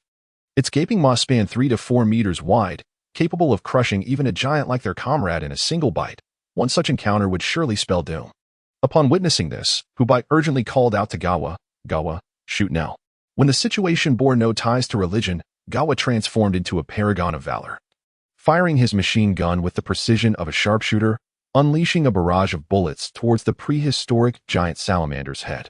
Regrettably, the creature's tough hide rendered the bullets ineffective, merely producing blossoms of blood upon impact without delivering a fatal blow. Wounded, the prehistoric giant salamander erupted into a frenzy. Initially, the stout Hu and the others had managed to hold their ground against the creature, but now they found themselves being dragged towards the river. Gu Qing stepped forward and said to Jie Hua, "Allow me to take charge.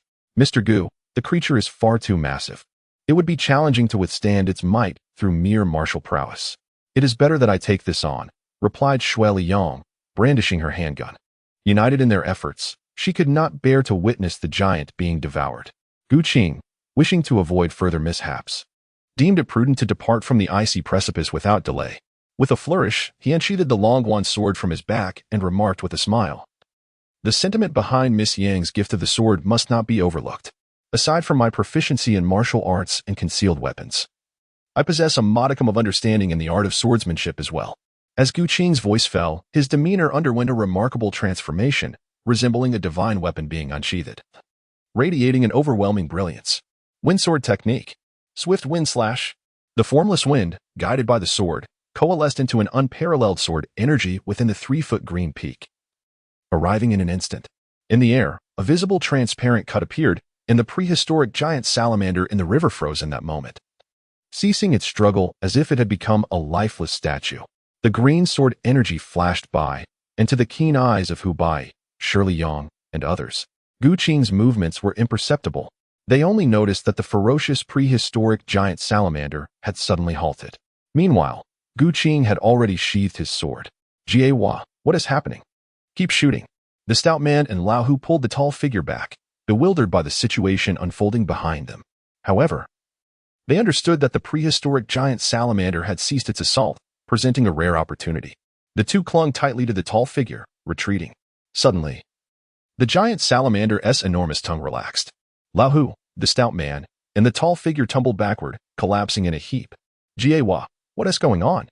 The trio scrambled to their feet, perplexed, and inquired of Jie Hua. Jie Hua pointed towards the dark river passage. "Squad leader, it was Mr. Gu who struck down the monster. Look at the river." Hubei turned to gaze into the water, instantly taken aback.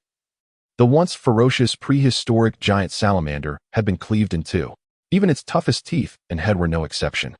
The surface of the massive tooth cut glimmered as smooth as a mirror, following the trace of the salamander's division.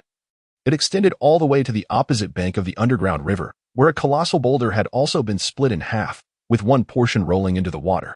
Brother Gu, could this be a martial art? Are you certain it's not some form of sorcery? Mr. Gu, is this extraterrestrial technology?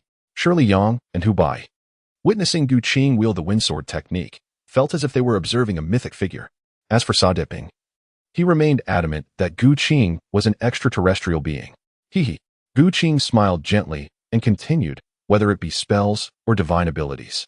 All things in the world arise from the Tao. The pinnacle of martial arts cultivation transcends into the realm of the Tao, mastering the divine principles of martial prowess. The wind sword technique I just executed merely grazes the surface of the profound essence of wind. As for divine abilities, I still have a long way to go. In truth, whether within the realm of cultivation or the advancements of modern science, both are endeavors to explore the natural laws, subsequently harnessing and mastering them. Countless paths lead to the same destination. Gu Qing possesses the destiny map, enabling him to reincarnate across myriad realms, allowing him to appreciate the diverse landscapes of different worlds and witness the civilizations that have evolved therein. In terms of experience, he undoubtedly surpasses individuals like Hu Bai by a considerable margin. Presently, his martial prowess is but that of a slightly larger ant in the presence of true deities and demons. Fortunately, Miss Yang's father's lost notebook has been found. This passage, opened by the earthquake, could be swiftly covered by ice and snow once more.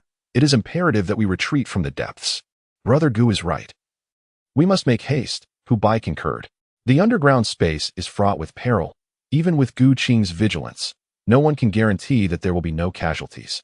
Should any other strange creatures appear and simultaneously launch an assault, it is feared that even Gu Qing would find himself overwhelmed. Upon emerging to the surface, Hu Bai raised his hands in agreement. After enduring attacks from the fire beetle and the prehistoric behemoth, Professor Qin and the others no longer opposed the retreat. Upon reaching the ground, Yi Yisin and another soldier, anxiously guarding the surface, resembled ants on a hot pan.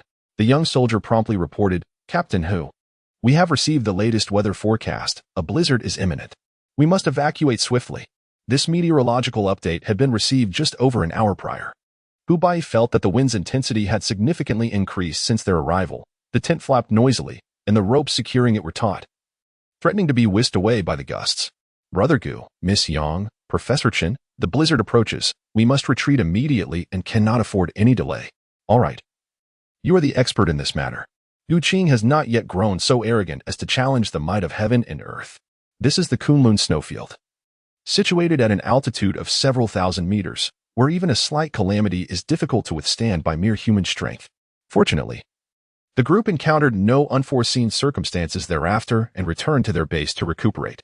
Gu Qing lay upon the bed, and suddenly a long-forgotten voice echoed in his mind. Having traversed the narrative of the nine-tiered demon tower, the protagonist bravely refined the soul fire of glacial ice, vanquished the ancient behemoth, the prehistoric tyrant salamander, and successfully altered the fate of the young boy, preventing his demise, thus earning an E-rank side quest of destiny and accruing 200 fate points.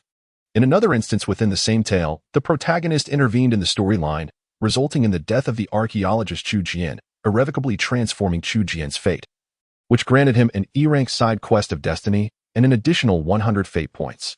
In the cinematic adaptation of the ancient city of Jingjua, the young boy met his end, unbeknownst to them that the big man would also suffer a disability. Indeed, the soul fire of glacial ice is not something an ordinary person can endure. In the film, although the big man submerged himself at the riverbed, he was attacked by a swarm of firefly insects while attempting to save his companion, the fat man. Fortunately, he was not directly incinerated, but rather suffered indirect burns from the soul fire of glacial ice. Such indirect burns are akin to the warmth of a fire. The soul fire blazed upon the water surface, still a fair distance from the big man. 10 days later, Gu Qing, along with Sherry Yang and others, arrived in the Xinjiang region aboard a truck.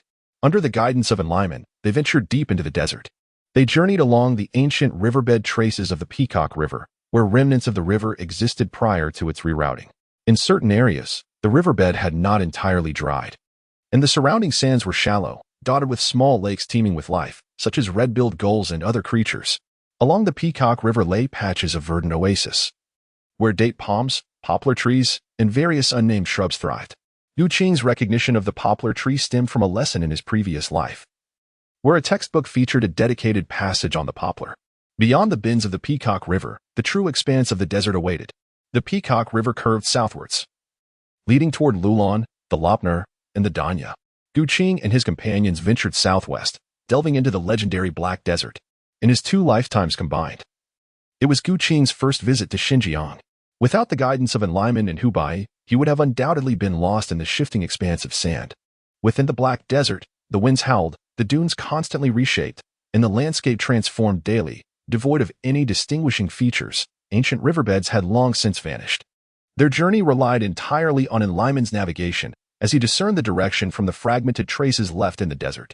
Remnants of ancient castles, houses, towers, and the resilient tamarisk were etched in Enlightenment's memory, forming a singular living map of the Black Desert. On the 3rd day in the Black Desert, the first rays of sunlight ascended from the east, painting the clouds at the horizon in hues of crimson.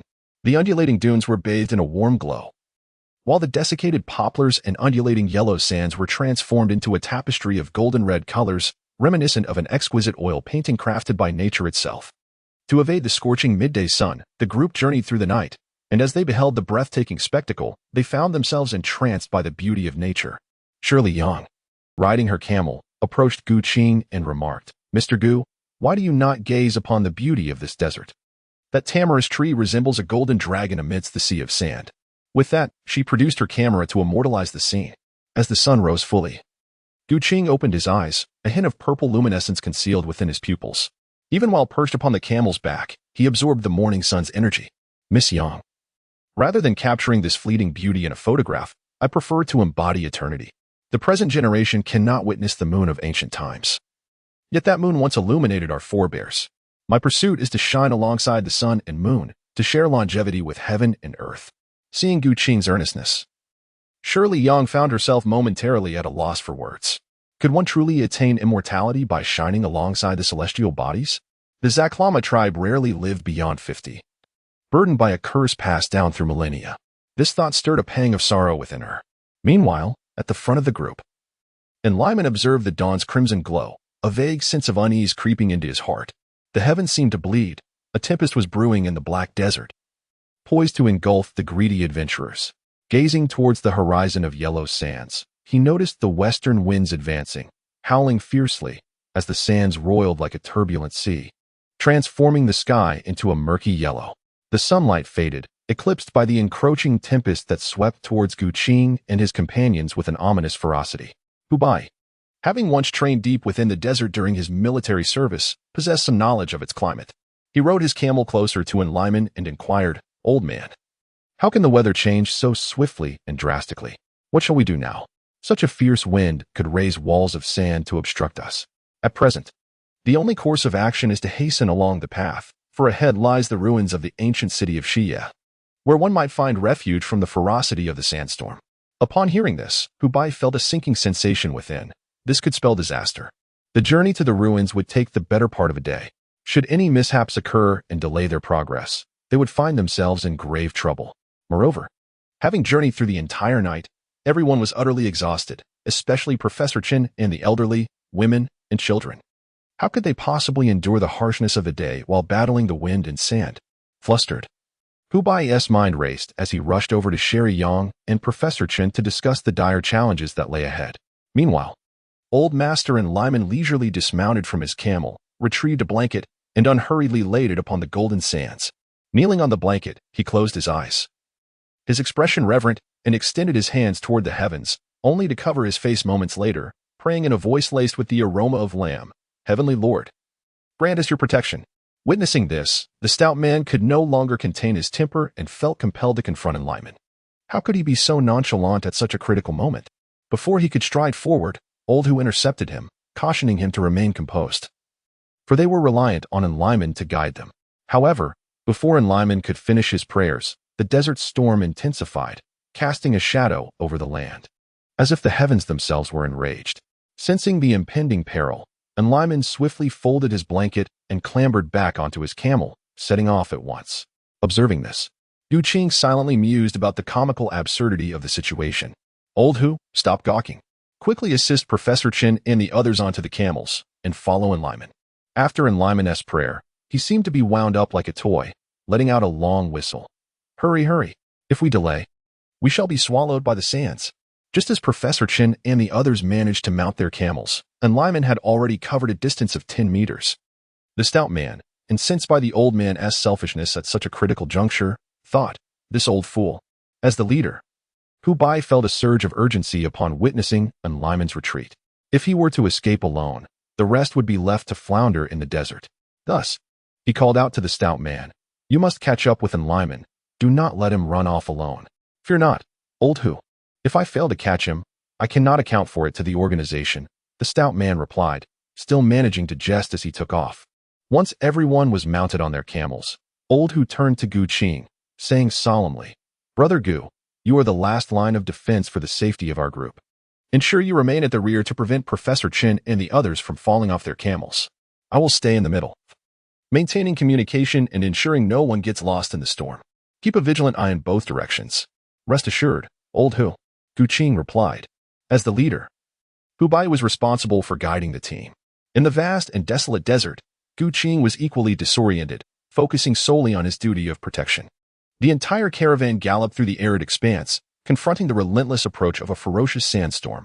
Even the camels sensed the impending threat to their lives. They galloped, their 4 sturdy legs pounding the sand, racing against death itself.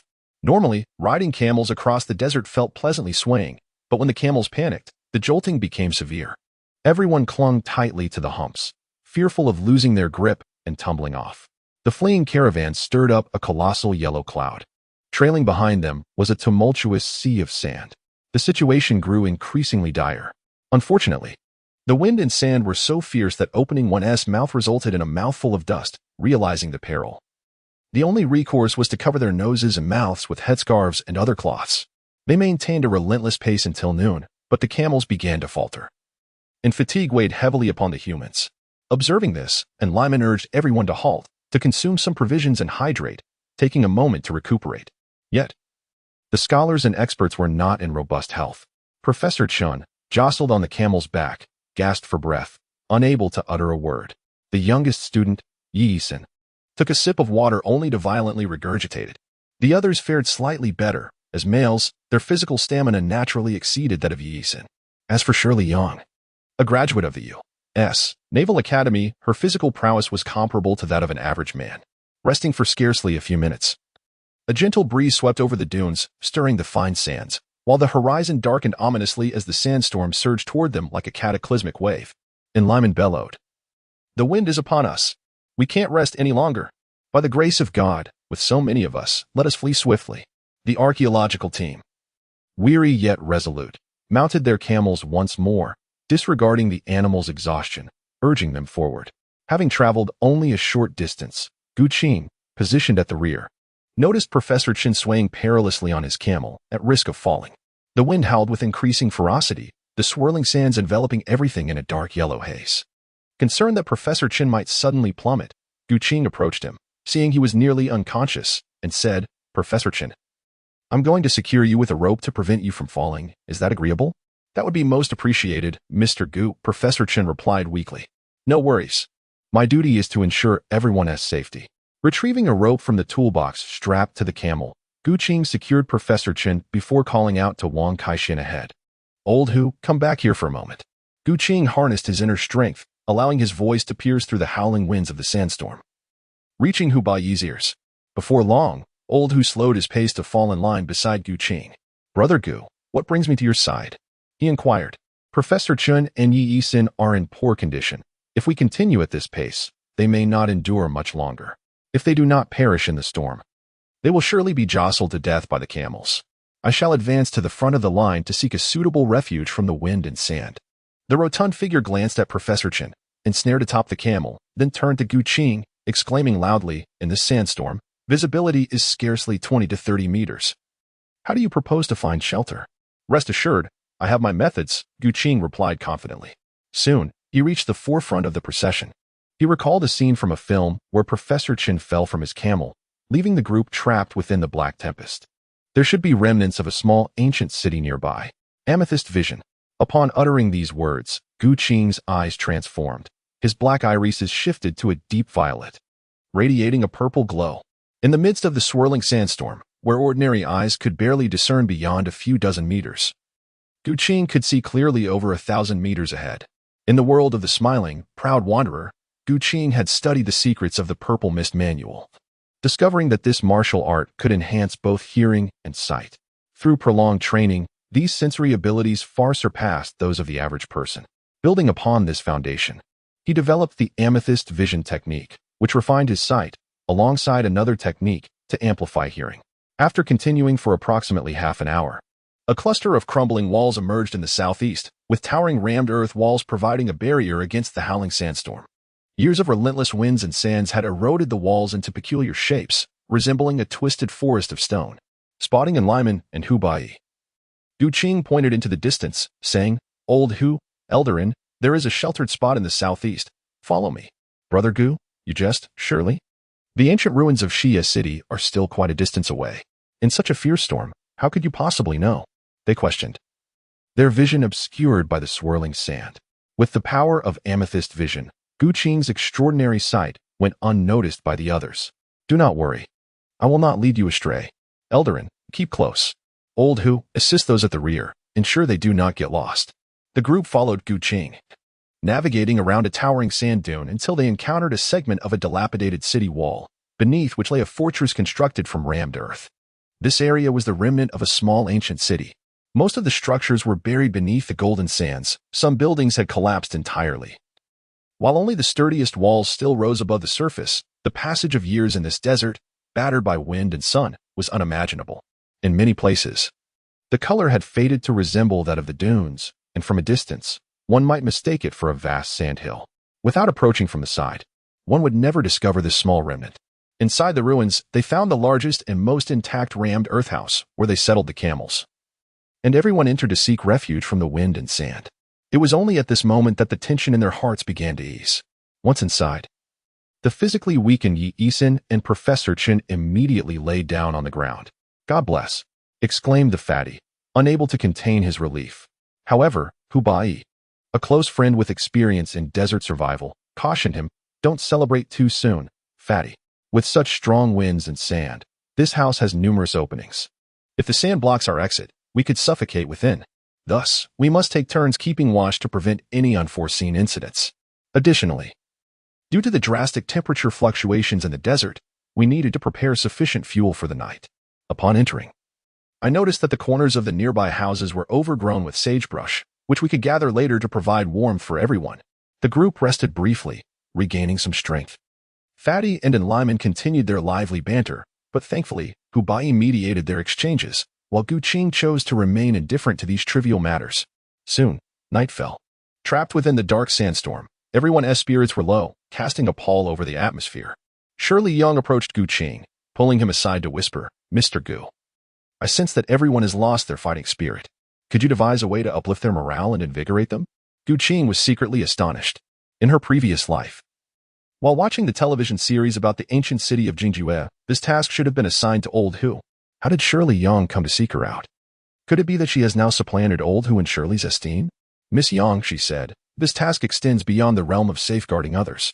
According to your American principles, selfless dedication is not a requisite. Providing encouragement is certainly agreeable, but what recompense do you intend to offer me?" Gu Qing teased with a smile. Noticing Gu Qing's apparent familiarity with American culture, Shirley Young inquired, "Mr. Gu, you hardly resemble a native of the Middle Kingdom. Do you possess knowledge of the customs and traditions of America? As for compensation, Mr. Gu, perhaps you could share what kind of reward you seek?" Observing the American woman before him, with her voluptuous figure and graceful curves, her ample bosom swaying with each step, exuding confidence and elegance in every gesture. In the depths of Gu Qing's heart, she silently mused that it was fortunate to encounter the Zhang Yuqi version of Shirley Young. Every gift bestowed by fate carries a hidden price. When the moment arrives, Miss Young will surely comprehend. Mr. Gu spoke with an air of mystery, suggesting that if one desired something, they might as well speak candidly. Shirley Young furrowed her brow, for she found herself unable to decipher the man before her. A flicker of fervor ignited within Gu Qing's gaze. She was not oblivious. However, in contrast to other men, such as Hu Bai and Sa Dipin, Gu Qing's demeanor was always marked by an unambiguous brightness, devoid of lewdness or evasion. Gu Qing dares to confront his desires, with visions of the transcendent white lotus for subduing malevolent influences residing in his consciousness. The mastery over external temptations is trivial in comparison. Without further elaboration, he approached Professor Chen and the others, who were gathered around the fire for warmth. Gu Qing addressed the group, after enduring the black sandstorm. I trust you all have come to comprehend the perils of the desert. Yet, such a mere sandstorm pales in comparison to the dangers I have faced. Intrigued, the audience was eager to learn about the source of his formidable skills. Gu Qing's astonishing martial arts not only allowed him to command the ethereal ice, but also to unleash indomitable sword energy methods that defy imagination. How could they not be curious? Even Shirley Yang, who initiated the discussion, was no exception.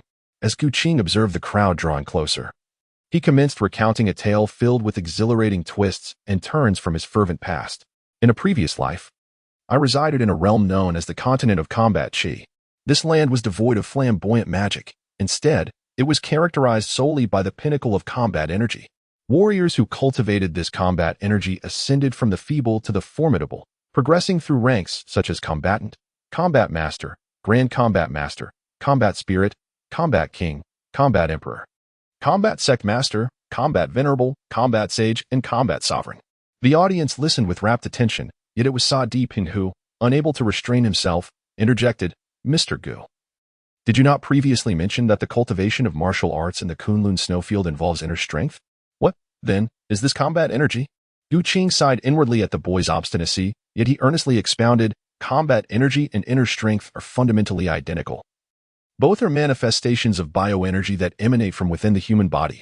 The continent of combat Qi was my former dwelling, and during my time in the Kunlun snowfield, I utilized the term inner strength for your better understanding." The rotund individual, eager to learn martial arts, scolded Sa Diping, saying, "Little Four Eyes, pay close attention to Brother Gu's tale of cultivation and refrain from interrupting." Ahem, Gu Qing continued, "In my days on the continent of combat Qi, I was a prodigy from a tender age. I began cultivating combat energy at 4, attained the 9th tier of combat energy by 10, and broke through to the 10th tier at 11, successfully condensing a vortex of combat energy, thus becoming the youngest combatant in my family's history. Alas, this fortunate streak was short-lived. Shortly after my elevation to combatant, I faced a cruel and unexpected blow. In a single night, the vortex of combat energy I had painstakingly cultivated inexplicably vanished, and my combat energy diminished drastically. It was as if the heavens conspired against me, with misfortune compounding upon misfortune. Not long after my inexplicable regression in cultivation, the brilliant young woman from the Nalin family, Nalin Yanran, who had been betrothed to me since childhood, leveraged her sect and family influence to publicly annul our engagement before numerous clan members. Nalin Yanran's decision to withdraw from our engagement dealt a severe blow to my family's morale, tarnishing the reputation of the Shao clan. Faced with such indignity, I could not remain passive. I immediately confronted Nalin Yanran in front of everyone, proclaiming, "In 30 years, the river will flow east. In 30 years, it will flow west. Do not underestimate the youth and their poverty." In narrating this tale, Gu Qing immersed himself in the role of Xiao Yin to enhance its authenticity. Gu Qing's formidable spiritual energy emanated, enveloping others in the fervor of the impending cancellation of the engagement. Observing Gu Qing's pause, the rotund man forcefully struck old Hu's thigh and, with indignation, inquired, "Brother Gu, what shall follow?" As the adage goes, one must know shame before courage can arise. Following the dissolution of his engagement with Nalin Yanran, a harrowing journey of cultivation awaited, a relentless trial within his family, akin to a hellish ordeal, followed by an expedition into the treacherous Beast Mountain Range. Within those formidable peaks resided high-ranking magical beasts wielding the enigmatic purple beast fire and aerial combatants of considerable prowess. A moment's inattention could lead to one's demise. The arduous path of survival and self-discovery never ceased, culminating 3 years later when I, armed only with a sword, ventured alone to the Yunlan sect, where Nalin Yanran resided. Fortuitously, during the process of rebirth, the memories of Gu Qing's past life became indelibly etched within his soul, allowing him to recall every intricate detail of his previous experiences with crystal clarity. Gu Qing immersed himself in the narrative of Do Pe, sharing a thrilling tale that ignited the passion of his listeners. As the story approached the fateful 3-year agreement, the hour of midnight had arrived. Sherry Yang and the others were captivated, but when Gu Qing suddenly paused, the eager fatty exclaimed, "Brother Gu, what happens next? Did you go to Yulan sect and defeat Nalin Yanran?" "Haha," Gu Qing laughed. "To discover the subsequent events, one must await the next installment." With the hour growing late and the black sandstorm still raging, it was time to rest. After listening to Gu Qing's tale until the early hours of the morning, the others lacked the energy to confront the heap of bones within the shelter, except for the vigilant Suddy Pung. Those preparing for rest rubbed their feet with fine sand before settling into their sleeping bags. This method of washing feet, learned from enlightenment, was a necessity in the desert where water was more precious than gold. One could only cleanse their feet with the surrounding sand. Soon, the group succumbed to slumber. At 5 in the morning, it was Gu Qing's turn to keep watch, allowing Fatty to return to his sleeping bag for a couple of hours of rest. An hour later, Sherry Yang awoke and, noticing Gu Qing sitting alone in the corner, approached him. Gu Qing remained silent, prompting Sherry Yang to inquire, "Mr. Gu, do you truly believe that demonic deities exist in this world?" "Demonic deities?" Gu Qing replied with a hint of amusement. "You must be referring to the serpent god, I presume." Noticing Sherry Yang's anxious demeanor, he continued with a gentle smile. "All myths and legends serve as reflections of our reality, whether they are deities or demons. In my perspective, they are merely advanced beings possessing extraordinary powers. Consider this. When primitive humans encountered modern individuals wielding various electrical devices and contemporary weapons, would they not regard these modern beings as divine? All mysteries arise from humanity's fear of the unknown. Perhaps the more knowledge you acquire, the clearer the truth becomes.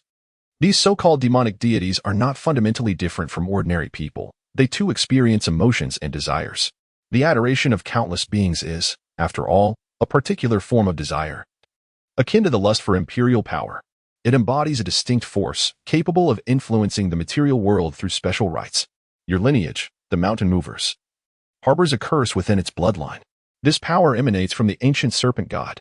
If I were in your position, I would not merely seek to lift the curse, but would instead leverage the blood connection to siphon the serpent god's strength. Usurp divine authority?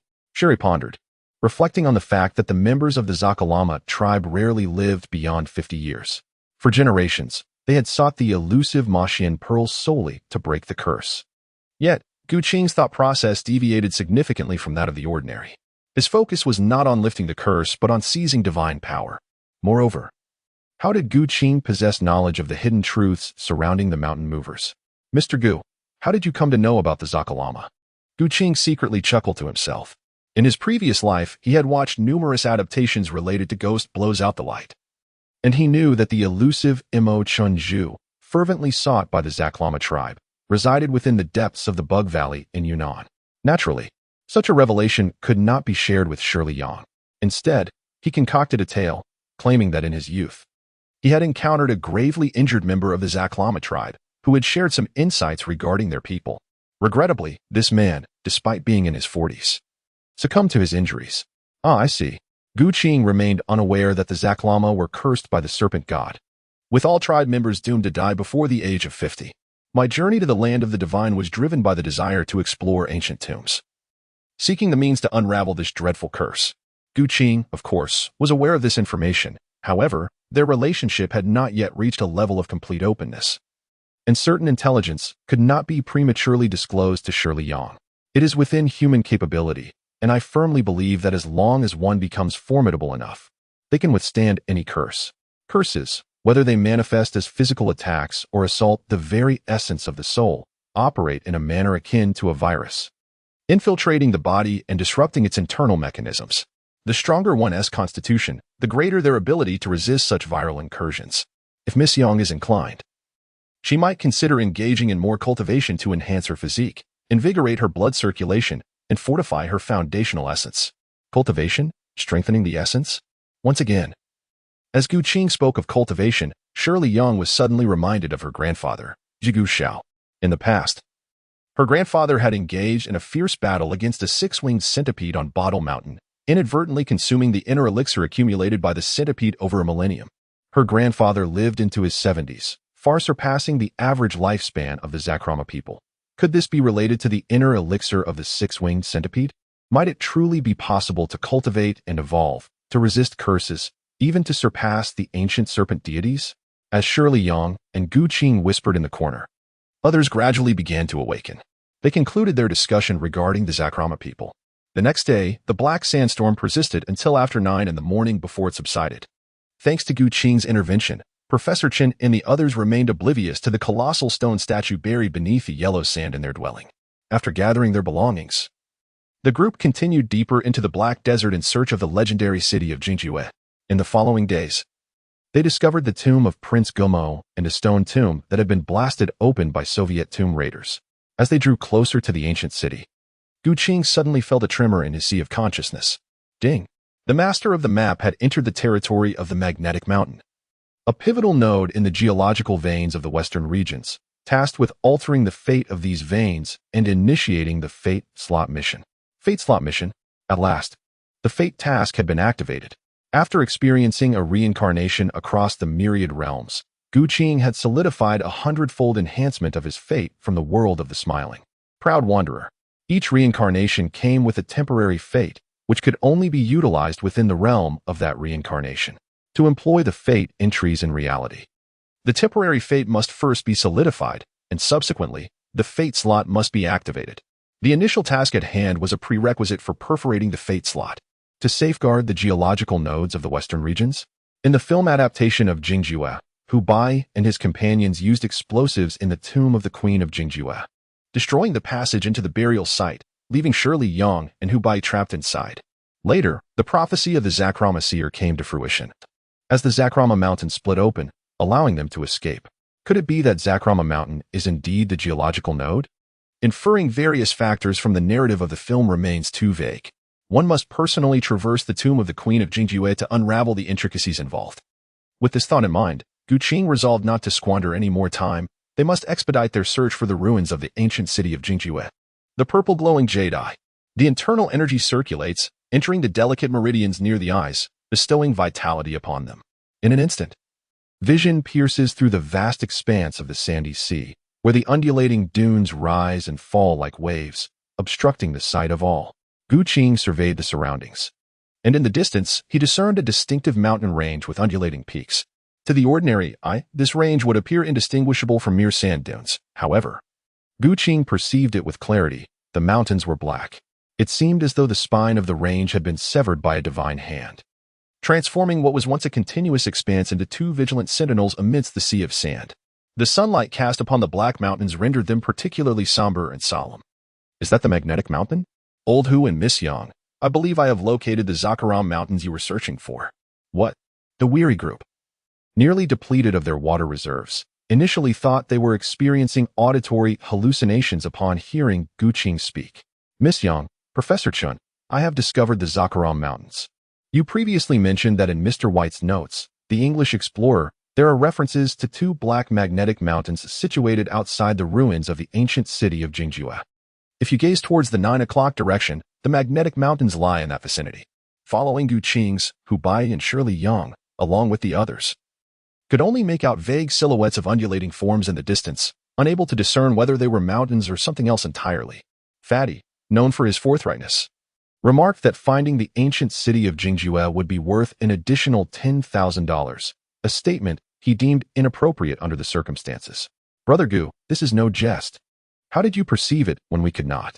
Gu Qing pointed to his eyes and then said, Fatty, do you remember when we were in the sandstorm? I could see the ancient city ruins in the distance. I can see farther than you all because I possess special eyes. Purple. Gu Qing activated his inner power, and his eyes once again shimmered with the hue of violet, astonishing the onlookers. Could this be an ability derived from martial arts cultivation? Their conjectures were indeed correct. This was a secret technique of martial arts conceived by Gu Qing. The violet eyes emitted a mysterious radiance, enigmatic and noble, with an alluring charm. Do not stare at my eyes. Instead, retrieve your compasses and navigational instruments to ascertain whether they function properly, he instructed. If the compass behaves erratically, it signifies that we are nearing the magnetic mountain. Of course, you may also utilize binoculars for verification. When lacking in ability, let technology compensate. Professor Chen and the other scholars promptly produced their compasses, while the portly man seized the binoculars to survey the 9 o'clock direction. Indeed, it was true. Aha. We have located the ancient city of Jingjue. American lady, remember our agreement for an additional $10,000. Do not dare to renege. The portly man's honesty was commendable. He sought the ancient city primarily for monetary gain. Unintentionally, he spoke his thoughts aloud, yet Shirley Yang disregarded the moniker he had bestowed upon her. Observing the compass spinning erratically in her hand, she felt a mist gathering in her eyes. The Zaklama people had returned to Zaklama Mountain after thousands of years. This was the ancestral land of their forebears. After enduring numerous trials along the journey, they were finally on the verge of discovering the ruins of the ancient city. Exhausted yet invigorated, the group felt an overwhelming warmth blossoming within them, as if their bodies brimmed with energy. Professor Chen lifted the binoculars to confirm the presence of the magnetic mountain in the distance. A dark mountain range loomed, resembling a black dragon coiled upon the earth amidst the vast expanse of yellow sands. The range was interrupted at its center by a mountain pass, features that coincided perfectly with the notes of the British explorer, Mr. Walter. "Let us advance towards the final challenge," he declared. "Gather yourselves, we shall depart shortly." As the saying goes, a river cannot run dry without the horse's effort. With their eyes set on the direction of Zaklama Mountain, they had been journeying since midday. And by evening, darkness enveloped the sky as they approached the vicinity of Zaklama Mountain. The closer they drew, the more the undulating black stones of the mountain range became prominent. These stones contained traces of magnetite, although the concentration was low. It was sufficient to disrupt the precision instruments used for navigation. Near the magnetic mountain, any metallic objects they carried were affected by magnetic interference, which had some degree of impact. Upon reaching the entrance nestled between the two mountains, the camels, cared for by Li Man, stubbornly refused to advance, becoming increasingly agitated, as if yearning to flee from this locale. Sensing the situation, Gu Qing surmised the reason. There must be perilous entities ahead, imperceptible to human senses. He recalled that in the original narrative, this locale was home to a highly venomous black serpent. "Old Hu, portly fellow, quickly assist Professor Chun and Xiao Yi down. We must not allow the camels to throw them off." "Understood." Hu Bai assisted Professor Chen down, while Fatty offered his support to Yi Yisen. Fatty was quite willing to help. Yi Yisen was indeed a fair-skinned and beautiful young lady, having fallen ill and suffered a fever on the journey. She now exuded a delicate and fragile charm, appearing to Fatty as a flower in need of tender care. After ensuring the rear of the group was secure, Gu Qing stepped forward with his sword to investigate. His amethyst eyes possessed the innate ability of night vision, casting a violet light upon the valley ahead. Flanked by the inky darkness of the rocks, with a thick layer of yellow sand underfoot. As they advanced, several corpses came into view. These grave robbers were undoubtedly the group from the Soviet Union. He recalled scenes from films where toxic black snakes lay hidden among such bodies. Professor Hao Igua had met his demise here. These venomous serpents were said to be summoned from the void by the ancestors of the Zaklamar tribe. Their connection to the ancient serpent deities remained a mystery. Approaching one of the corpses, he used his sword to lift the white cloth that covered its face, revealing a visage tinged with a deadly purple hue. Before long, a black snake, concealed within the corpse's clothing, slithered out from the neck. Hissing, the serpent flicked its tongue, its body shimmering with a red glow. This sight was unmistakably extraordinary. From the snake's demeanor, it appeared to possess an extraordinary power akin to that of a firefly, with venom so potent that a mere brush with it would be fatal for an ordinary person. Unlike elemental energies such as ice or flame, this venom was not easily refined.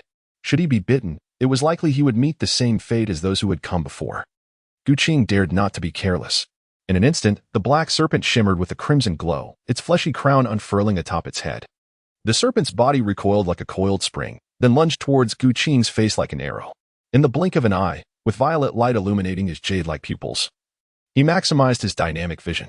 The dragon spring sword in his hand flashed with a chilling brilliance, cleaving the lunging black serpent in two. Gu Qing, still feeling uneasy, recalled that in various films and dramas, a black snake, when severed into two segments, could still muster the strength to rise and attack.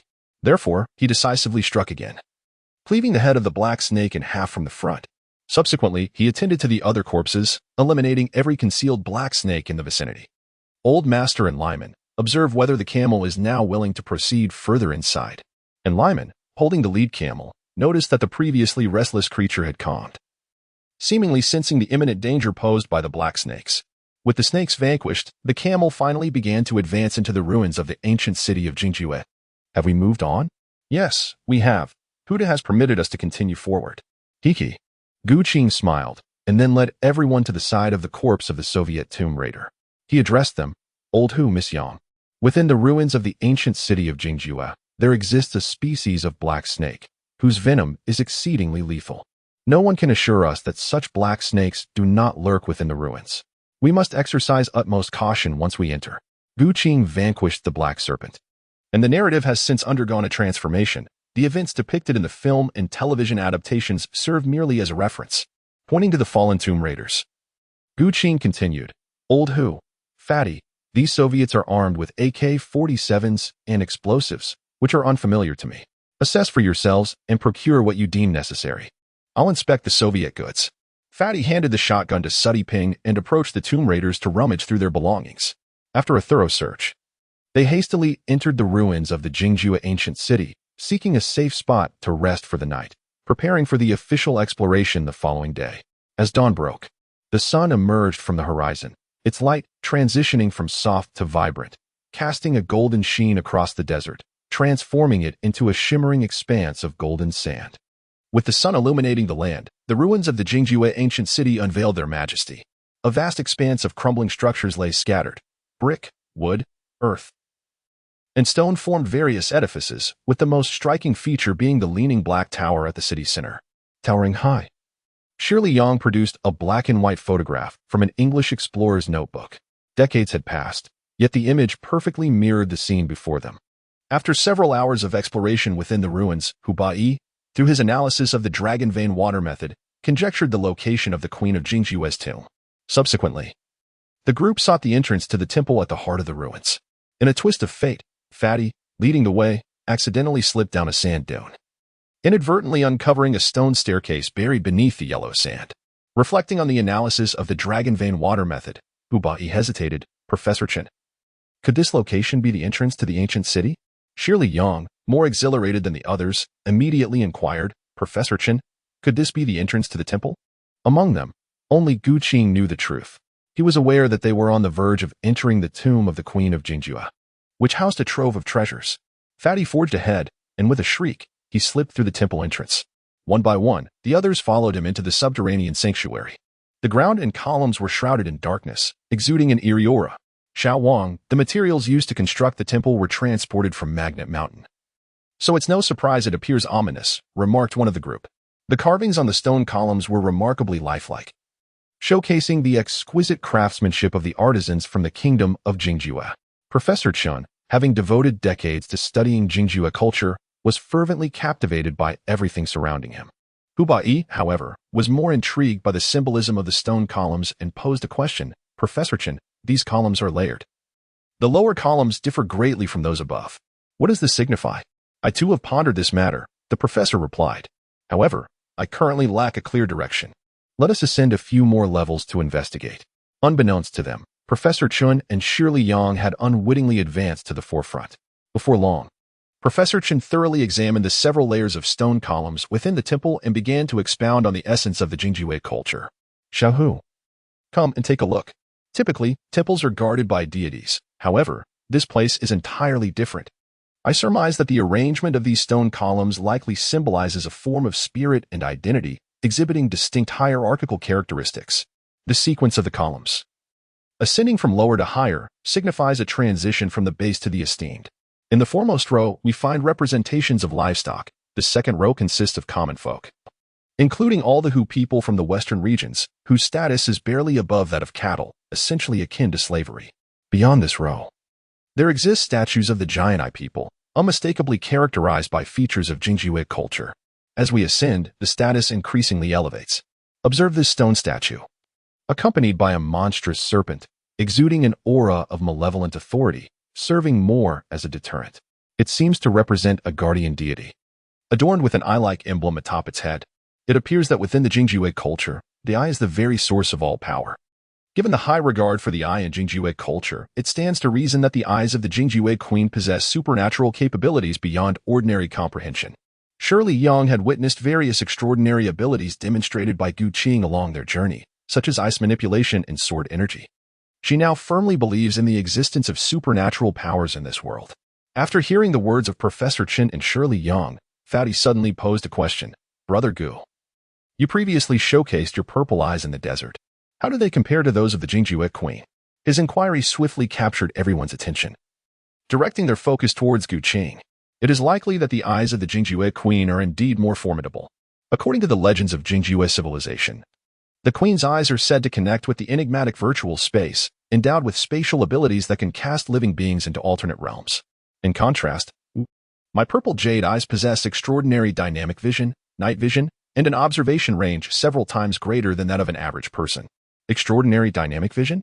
Noticing the confusion among the crowd, Gu Qing offered an analogy. Everyone is aware that human dynamic vision is approximately 6 times that of ordinary sight, and mine is comparable. This implies that the continuous motion you perceive is merely a flickering slideshow in my vision. Now, do you understand? In truth, martial artists, even without specializing in eye techniques, possess enhanced dynamic vision due to their internal cultivation. Otherwise, how could they possibly evade the arrows and projectiles that fly towards them? The unique function of specialized eye techniques is to amplify this advantage further. Brother Gu, your abilities are nothing short of superhuman. With your physical prowess, you could effortlessly compete in the Olympics and bring glory to your country. While Sudi Peng's remark left Gu Qing momentarily speechless. Am I training in martial arts for Olympic gold medals? Please, let's not be so superficial. Well then, Professor Chen, please continue your examination of the temple's stone columns while I check for any potential dangers within. Please be cautious, as there is likely to be a presence of those sinister serpents lurking within. Gu Qing pointed towards the guardian stone pillar at the forefront of the temple, noting its striking resemblance to the guardian stone sculpture and the black serpent. Within the realm of cinematic portrayals, this temple conceals a multitude of lethal black serpents. However, upon conducting a thorough examination, Gu Qing discovered that the eye-like object situated directly above the temple was, in fact, a mural. This was perplexing, as he distinctly recalled that the eye pattern above the temple was formed by entwined black serpents. Upon reaching the innermost altar, he extended his spiritual perception to sense the external environment, identifying 2 primary focal points: the eye pattern directly above the altar and the concealed entrance to an underground tomb. The tomb's entrance lay hidden within the temple, obscured by the black stone floor. Yet, as Gu Qing employed his spiritual perception to traverse the temple, he failed to locate the entrance. Logically, this defies reason. Could it be that the Qingjue people, in their construction of this site, employed some arcane and mysterious means to obscure the true nature of this place? As Gu Qing found himself in a state of utter bewilderment, Professor Chen and his companions arrived at the altar. At the center of the altar lay an exquisite eye crafted from jade, featuring naturally formed red threads and a blue iris, its layers so distinct it resembled a genuine eyeball. Professor Chen and Lao Hu were engaged in a discussion regarding the imaginary space represented by the highest tier of the temple. The rotund man, being rather straightforward, was captivated by the jade eye's immense value and attempted to lift it from its pedestal to stow it away in his bag. However, despite several earnest efforts, the jade eye remained steadfast and unmoving. Concerned that the rotund man might use brute force and damage this ancient relic, Professor Chen swiftly admonished him, saying, "Xiao Wang, what are you doing?" The rotund man, at a loss for words, could only muster a clumsy excuse. "I was just, studying it." Surely Yang, already suspicious of the identities of the rotund man and Lao Hu, pressed him, "Be honest, what are you really studying?" The rotund man glanced at Lao Hu, noticing his lack of intent to provide an explanation, and stammered, "No, look, isn't it rather peculiar? This." As the others remained perplexed, he continued, "The jade eye isn't perfectly round. It has a groove on top." Everyone shone their flashlights upward at the jade eye and indeed discovered a heptagonal recess. Surely Yang, noticing the unusual shape of the groove and the altar adorned with intricate ghostly inscriptions, remarked that the size of the groove closely resembled his family heirloom jade pendant. She suggested, "Why not try fitting your family pendant into that groove? It seems like a mechanism." The rotund man quickly retrieved his pendant from his pocket, pushing the others aside as he inserted it into the recess of the jade eye. Upon seeing that the shapes aligned perfectly, he exclaimed with delight, "It fits. It fits. This pendant is a family heirloom, which means this jade eye belongs to me. Whoever dares to take it will face my wrath. By my grandmother. This is truly a treasure. Lao Hu, we are going to strike it rich this time." Aside from Lao Hu and Gu Qing, the others found the rotund man's words rather strange. What was he thinking? How could the jade eye possibly belong to him? Fearing that the rotund man might inadvertently reveal their dealings, especially with all these esteemed experts and professors around, Lao Hu hastily intervened. "Enough with the nonsense. Say less. No one considers you mute." The corpulent man, recognizing the disquiet in the expressions of those around him, wisely chose to remain silent. Lao Hu scrutinized the groove, noticing a protrusion at its center. He aligned the hollowed section of the jade pendant with this central elevation, adjusting the orientation several times until it finally aligned perfectly. With a decisive click, the jade pendant fused with the jade orb, causing the orb to shift abruptly from its previous position. The altar appeared stark and barren, leaving one to wonder what force had previously secured the jade in place. Despite the corpulent man's considerable strength, he struggled to dislodge it, hinting at the complexity of this mechanism, which surpassed the ordinary. Such common explanations failed to unravel the intricacies at play. Professor Chun and his companions pressed the corpulent man for the true origin of his family's jade pendant. Gu Qing stood vigilantly by, and in the brief span of a few breaths, a mysterious transformation unfolded within the temple. The moment the jade orb mechanism was activated, a subtle tremor resonated through the air, yet this vibration was anything but ordinary. Gu Qing tirelessly expended his energy, awakening his spiritual perception, on a level difficult for the common person to comprehend. Since the jade fell before him, a peculiar wave of energy emanated from beneath the altar. This energy, unlike anything Gu Qing had ever encountered, bore an aura of decay and malevolence. As the energy spread, Gu Qing, through his mental acuity, discerned a concealed underground passageway beneath the obsidian floor, leading to the tomb of the Queen of the Desert. What could this mean? Suddenly reminded of the Black Serpent, Gu Qing cast his gaze upward towards the altar, where the eyes that had once been mere frescoes had transformed into an ominous visage, entwined by the Black Serpent. Old Hu, the altar is perilous. Everyone, retreat swiftly. We must distance ourselves from the altar's vicinity. Fatty, prepare for fire support. The Black Serpent is about to appear. Old Hu and the others were taken aback, yet they remained unaware of the serpent's location. It is better to believe in the possibility than to dismiss it. Thus, they hurriedly withdrew outside the altar's confines. Brother Gu, where is the Black Serpent? Do not fret, he replied. It will be here shortly. The Black Serpent fears bright light. Fatty, get ready with the flashbangs. Make sure to throw them accurately and don't panic. As Gu Qing's words fell, the malevolent eye above the altar continued to emanate a sinister crimson glow, a manifestation of the wicked radiance exuding from the Black Serpent. A massive swarm of serpents cascaded down like a torrent, spreading across the ground and transforming into a surging tide of dark red serpents, rushing towards the crowd. Old Hu, the Black Serpent is approaching. Open fire. Fatty, prepare the flashbangs. At present, Gu Qing possesses no means to defend against the toxic assaults of the serpents. Faced with such a multitude of black snakes, he is reluctant to engage in close combat. Fortunately, with Gu Qing as astute warning, everyone was well prepared, and the stout man performed admirably. A flashbang was deftly thrown into the center of the serpent horde, and after a tumultuous burst of blinding light and cacophony, the once ferocious black snakes lay motionless, rendered inert.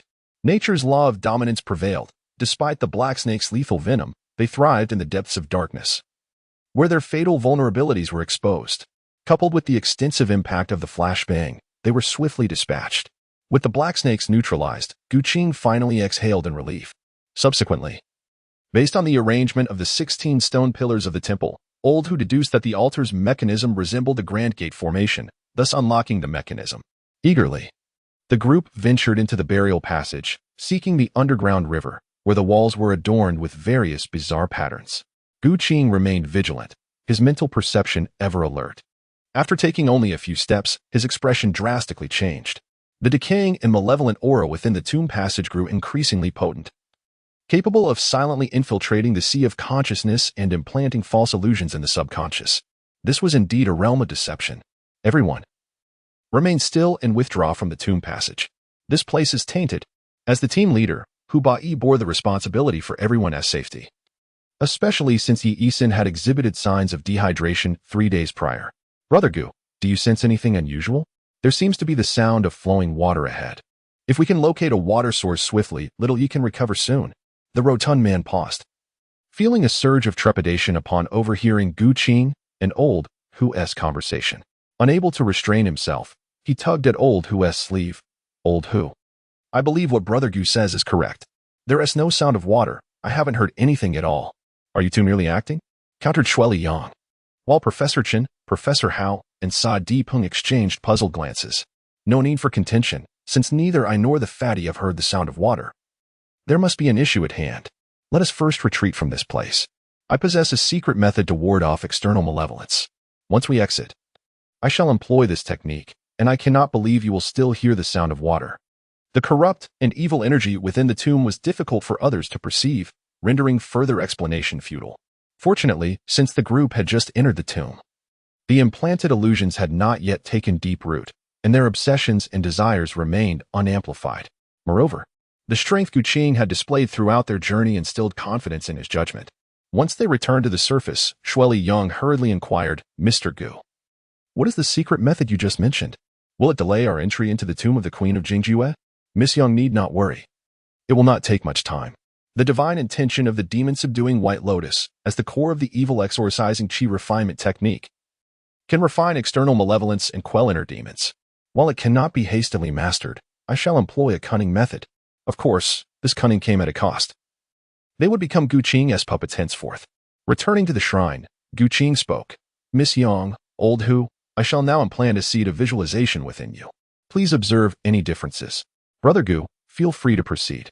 Seeing that the two were prepared, Guqing concentrated his mental energy, forming two demon-subduing white lotuses, and gently tapped their foreheads. Suddenly, Shueli Yang and Hu Ba-yi perceived an explosion of boundless white light within their minds. The mysterious sea of consciousness seemed to awaken as Guqing's mental seed radiated brilliance, dispelling the darkness within. Focus and concentrate. The evil exorcising Qi refinement technique is divided into breathing and visualization methods. To expedite the process, implanting the mental seed has its advantages and drawbacks. The benefit lies in rapid advancement, but the consequences can be severe. Utilizing Guqing's mental energy as a seed, he formed the demon-subduing White Lotus. In a mere moment, Guqing could obliterate their sea of consciousness and even directly annihilate their souls, reducing them to mere living corpses. Sherry Yang, endowed with remarkable intelligence, adapted to the White Lotus seed in less than a minute.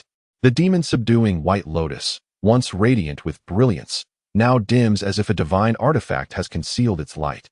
It retracts its glow and slowly rotates in harmony with Sherry Yang's breath. Sherry gathers the dispersed mental energy within the sea of consciousness, concentrating it upon the demon-subduing White Lotus. The lotus seems to come alive, taking root and sprouting within the depths of her consciousness. This action thoroughly activates Guqing's mental seed, and in an instant, Sherry feels her awareness sharpen, akin to savoring a chilled beer in the scorching desert. As she opens her eyes, the world before her appears to have shed a veil.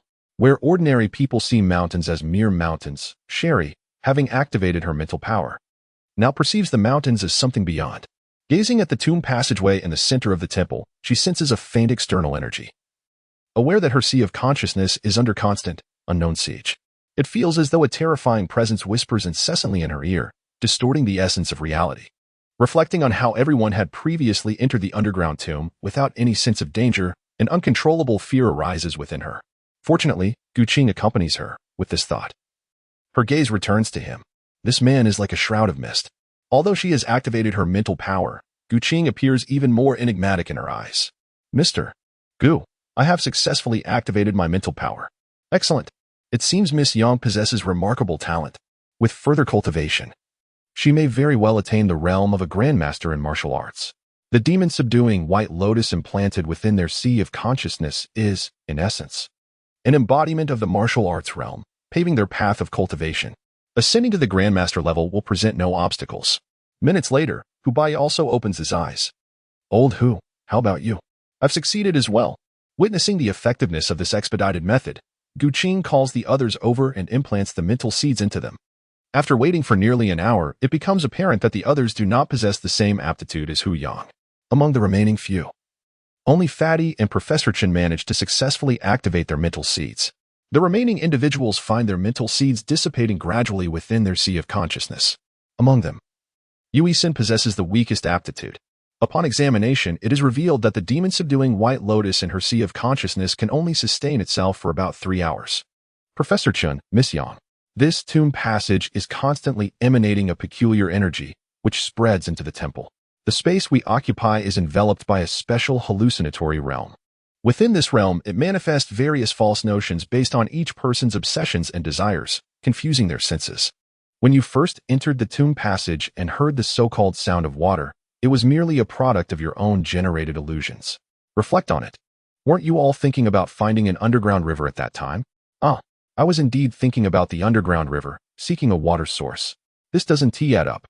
Brother Gu, why did I not hear the sound of water before?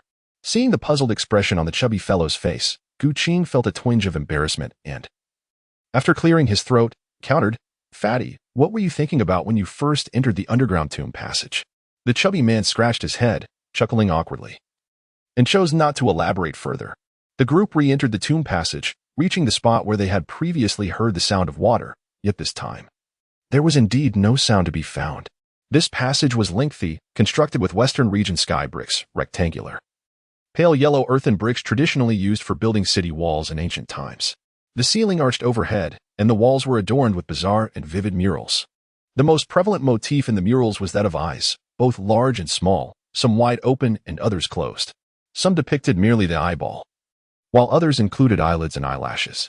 The artwork on either side of the passage possessed a twisted, Lovecraftian aesthetic, evoking a sense of the grotesque. The colors of the murals appeared fresh and unblemished, showing no signs of decay. Gu Qing discerned a peculiar enchantment emanating from the artwork, which seemed to distort perception through visual trickery, subtly ensnaring the beholder in an illusion. Professor Chun, Professor Hao, these murals are imbued with extraordinary power. Do not gaze upon them for too long, he cautioned. Everyone took heed, focusing intently on their footing and disregarding the murals along the walls. After walking a while longer, the sound of flowing water echoed once more. The chubby man thought to himself that they were in trouble, inadvertently ensnared. Trembling, he spoke, Brother Gu, I can hear the sound of water now. What should we do? Mr. Gu, I also hear it, another voice chimed in. Me too. After their previous misfortune, a palpable dread gripped the group at the sound of the flowing water. Gu Qing also discerned the sound of flowing water and meticulously examined his spiritual consciousness, finding no signs of interference from external energies. This indicated that the sound he heard was not an illusion. After a moment of contemplation, he addressed the group, reassuring them. Do not worry. The sound of flowing water we hear is likely genuine. The craftsmanship involved in constructing the tomb of the Queen of Jingjue is remarkably adept, skillfully intertwining illusion with the tangible wonders of nature. As the saying goes, when the false becomes true, the true may also become false. The blending of reality and illusion poses a greater test of our psychological resilience. Should we succumb to fear and retreat to the surface, we would fall prey to the tomb owner's deception. My goodness, this Queen of Jingjue is exceedingly treacherous. The stout man could not help but exclaim. Gu Qing was at a loss for words. They had come to desecrate another's grave, yet they blamed the Queen of Jingjue for being too treacherous. What logic was this? Continuing deeper into the cave, after traversing several hundred meters, they finally encountered a tumultuous underground river blocking the entrance. This was the Zidu River, flowing beneath the desert for millennia without ever running dry. Not only did this subterranean river boast a significant volume of water, but its bed was also remarkably deep, ultimately merging with the Darim River. Old Hu, we finally have water to drink, exclaimed the plump man, his eyes widening with excitement at the sight of the Zidu River. For many days, they had subsisted on the bare minimum of drinking water, so the appearance of a river filled them with joy. Approaching the riverbank, Old Hu and the others eagerly knelt by the water's edge, hastily scooping it up to drink. Shueliyang, ever observant, noticed that Sudi Peng had given Yi Yisan a cup of water and quickly stepped forward to intervene. Little Yi, you are suffering from dehydration. You cannot drink like this. Let me add some salt for you. After a brief respite, Old Hu discovered the entrance to the grave of the Queen of Jingjue on the opposite side of the Zidu River. He and Shueliyang carefully crossed the river on stepping stones to investigate and found that the tomb entrance had been opened by others, with heavy stones propping it ajar. Not daring to venture further, they returned to discuss their findings with the group. Upon learning that the Queen of Jingjue's tomb lay just across the river, Professor Chen was the first to speak up. I must see the interior of the Queen's tomb. What does it look like? Has it been looted or vandalized? If I do not take a glance, I shall never find peace. This was a lifelong wish of his. Hearing Professor Chen's fervent declaration, Hao Guo also voiced his intent. Teacher, I will accompany you. Shueliyang, who had come to lift the bloodline curse, was determined not to fall behind. I must go, regardless of the circumstances. As she spoke, she readied her handgun. Upon witnessing this, Gu Qing, unwilling to squander time, spoke up. Let us all proceed together. Within the sea of consciousness, there are seeds of mental energy that can guard against the encroachment of illusions. These seeds will protect you for 3 hours. Therefore, let us make haste. Upon hearing Gu Qing's words, everyone understood the urgency of the situation. With Old Hu and the chubby man leading the way, Gu Qing took up the rear. They entered the tomb of the Queen of Jingjue, where a narrow passage allowed only two individuals to walk side by side. Shirley Yang, feeling perplexed, approached Gu Qing and whispered, "Mr. Gu, have you noticed that Mr. Hu and Mr. Wang could very well be grave robbers?" As they sought the path to the ancient city of Jingjue, the chubby man had inadvertently let slip information a few times, which was deftly brushed aside by Hu Bai.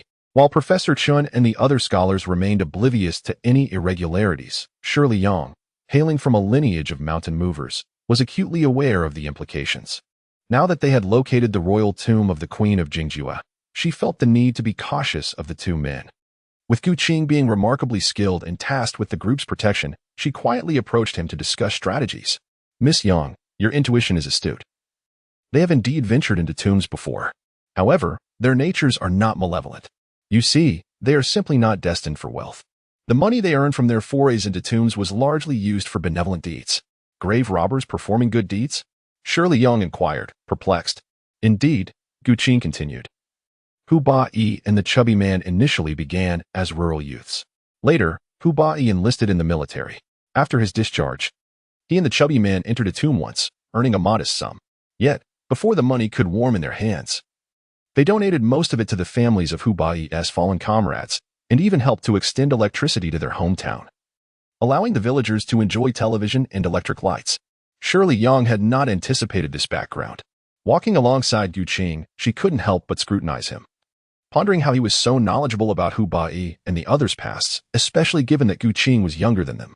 Reflecting on Gu Qing's various mysterious abilities, she wondered if his motivations were solely to earn $20,000. "Mr. Gu, may I ask you something? Will you answer me truthfully?" Gu Qing, feeling perplexed, nodded slightly and inquired, "What does Miss Young wish to know? What is your true purpose for joining the archaeological team?" "Huh? Why would Shirley Young pose such a question?" After asking, Shirley directed her flashlight onto Gu Qing's face, scrutinizing her subtle expressions. Could it be that she could discern whether someone was lying through these minute facial cues? Gu Qing pondered seriously for a moment before directly revealing his intention. "Miss Young, I joined the archaeological team for you. I wonder if you believe that." "For me? How could that be? Why would you think such a thing?" Miss Young questioned, disbelief etched across her features. Gu Qing possessed enigmatic abilities. Surely he could acquire anything he desired. What need had he for her?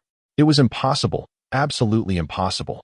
Shirley Yang's mind was a tumultuous whirlpool, as she continuously denied the incredulous thought lurking in her heart. "Well, you did ask me to be honest," he replied. "You cannot fault me for that. Miss Yang, what is your perspective on this? I need to discern whether I am under some illusion." In a moment of inner chaos, Shirley Yang hastily muttered a response and hurriedly walked ahead. "Ha, women, you're blushing yet feigning indifference." With no opportunity to tease her, Gu Qing redirected his attention to the tomb. The passageway gradually widened, revealing bronze lamps, all in the shape of lamp bearers, who knelt with their hands supporting copper basins. The oil within these ancient lamps had long since burned away. Each artifact was a relic from millennia ago, worth a fortune. Soon, the group arrived at the end of the tomb passage, crossing a stone door that led to a broken bridge. As the flashlight illuminated below, countless golden glimmers dazzled the eyes. Mountains of coins and jewels shimmered with a resplendent brilliance. Emeralds, agates, pearls, and amber carpeted the ground, resembling stars from the night sky fallen to the earth.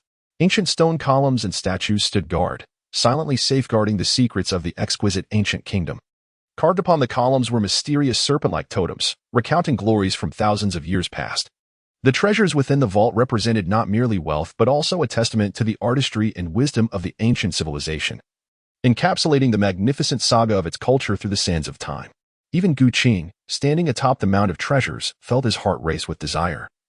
Struggling to suppress the urge for greed, one truly needed remarkable self-control in such a situation. The only remedy was to avert his gaze from the alluring riches and attempt to distract himself. Shortly thereafter, Lao Hu, Shirley Yang, Professor Chen, and others descended from the broken bridge via a ladder. Upon witnessing the coins and jewels strewn across the ground, they were utterly astonished. The plump man's eyes widened in amazement, completely forgetting Lao Hu's earlier admonitions. He reached eagerly for the nearest jade wine vessel. A foolish grin plastered across his face like a miser. Unfortunately, before he could revel in his fortune, Professor Chen caught him red-handed. "Xiao Wang, what are you doing?" Startled, the plump man snapped back to reality, bewildered. "What the hell? My hand acted on its own. I told myself not to move, yet I couldn't control it. This must be an illusion. Brother Gu, am I right? He exclaimed, winking at Gu Qing. Seeing this, Hu Bai quickly intervened. Plump man, stop making excuses. Have you turned a deaf ear to my warnings? I've told you countless times, do not disturb anything here. The corpulent man, understanding the situation, wore an expression of being wronged and exclaimed, Indeed, I did not intend to take it. How did it end up in my hands? Professor Chen, having activated the demon-subduing White Lotus psychic seed, was well aware that this artifact could resist sensory illusions. Given that the corpulent man had also activated his psychic seed, it was implausible for him to be swayed by external illusions. Xiao Wang, everything here is an artifact, the property of the state. Return it. Oh, I will. I shall return it, he replied, his heart bleeding as he reluctantly placed the treasure back down amidst the gazes of the onlookers. Is there anything left in your pocket? Professor Chen inquired. Anxious, the corpulent man immediately responded, No, nothing. As the crowd continued to watch, he reached into his pocket, intending to turn it inside out to prove his claim. Yet, as his hand delved into the pocket, he froze, as if confronted by a ghost. Take it out. The corpulent man, exasperated, could not help but lament, then extracted a coin he had found in the dark waters of the Zizhu River, attempting to explain. I did not mean this. It does not belong here. Old Hu, standing nearby, was so enraged that his face turned a shade of green, insisting, Put it down, immediately. Oh, I will, I shall. The corpulent man's voice, tinged with desperation, bore a slight tremor of tears. Gu Qing stood aside, suppressing a chuckle. Xiao Wang, when I first embarked on my archaeological journey, I too felt a pang of personal desire upon encountering these treasures. It's a perfectly human sentiment. With time and experience, one develops resilience against such impulses. As for today's events, let us consider them concluded. Everyone may return, and no one is to mention it again. With this matter settled, Old Hu expressed his gratitude, saying, Thank you, Professor Chen, and thank you all. The burial site of the accompanying treasures was also revealed to everyone. With so many precious artifacts laid to rest, it was evident that the Queen of Jingjue wielded immense power in the ancient times, reigning supreme over the western regions. Intrigued by this, the group desired to see the Queen's coffin, prompting them to venture deeper within. As they progressed, the rock formations within the tomb increasingly resembled the black stones of Magnetic Mountain. It appeared they had reached the heart of the Zaklamar Mountain.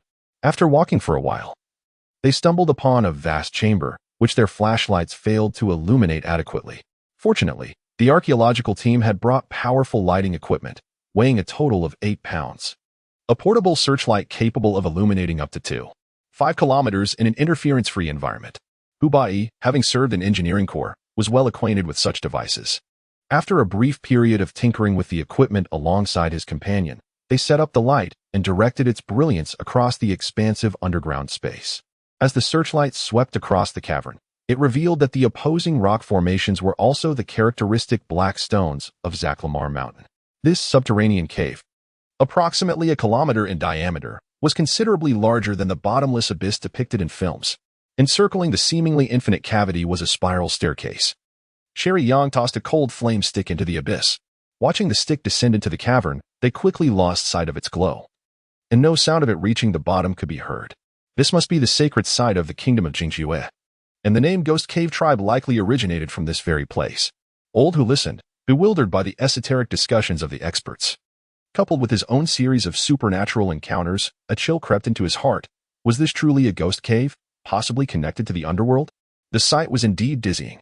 Observing this, Professor Chen elucidated. It is said that the kingdom of Jingjue was primarily composed of the Ghost Cave Tribe, hence their name, as they guarded a cavern akin to a bottomless abyss. I have studied this for most of my life and always regarded the legends of Jingjue as mere folklore. Yet today I stand witness to such a colossal cavern. This is the alternate realm repeatedly referenced in the lore of the Ghost Cave Tribe. Alternate realm? Professor Chen, could you elaborate on this alternate realm? Gu Qing possesses the extraordinary ability to reincarnate into other worlds, aware of the existence of parallel realms.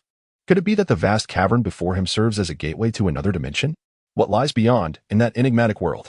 And how might one traverse the treacherous depths of the ghost hole abyss safely? The otherworldly realm is akin to a realm of imaginary numbers. According to the legends of the Ghost Hole clan, it is a divine kingdom where souls may attain immortality. It is precisely for this reason that the ancient civilization of Jingjue conducted large-scale sacrifices throughout its history, hoping to be guided by deities after death to the divine realm, where they could achieve eternal life. The divine kingdom. Gu Qing understood that the ancient serpent deity was indeed a real divine entity. As for the realm of the gods, that was not something she could covet at present. When it came to divine power, with her current strength, it would be exceedingly difficult to exert even the slightest influence. If she were to become overly ambitious, it was likely that unforeseen consequences would ensue. Gu Qing and Hu Bai stood at the edge of the cavern, gazing into the abyss below. The rotund man, afflicted by acrophobia, wielded a searchlight alone, sweeping it across the darkness, when he unexpectedly discovered a stone beam suspended in midair at the center of the chasm. This beam was slender and elongated, protruding from the cliff and perfectly extending over the abyss. Most intriguingly, at its terminus lay a massive log, with a diameter exceeding 2 meters, resembling a tree trunk that had been severed directly, untouched by any form of craftsmanship, its branches still adorned with numerous verdant leaves. Bound to the log were several immense iron chains, anchoring it to the stone beam above. Even more astonishing was a colossal green flower that thrived atop the log, its size comparable to that of a large barrel, tapering at the mouth and bulging at the base, with petals tightly coiled in a vibrant green hue, surrounded by a profusion of crimson leaves.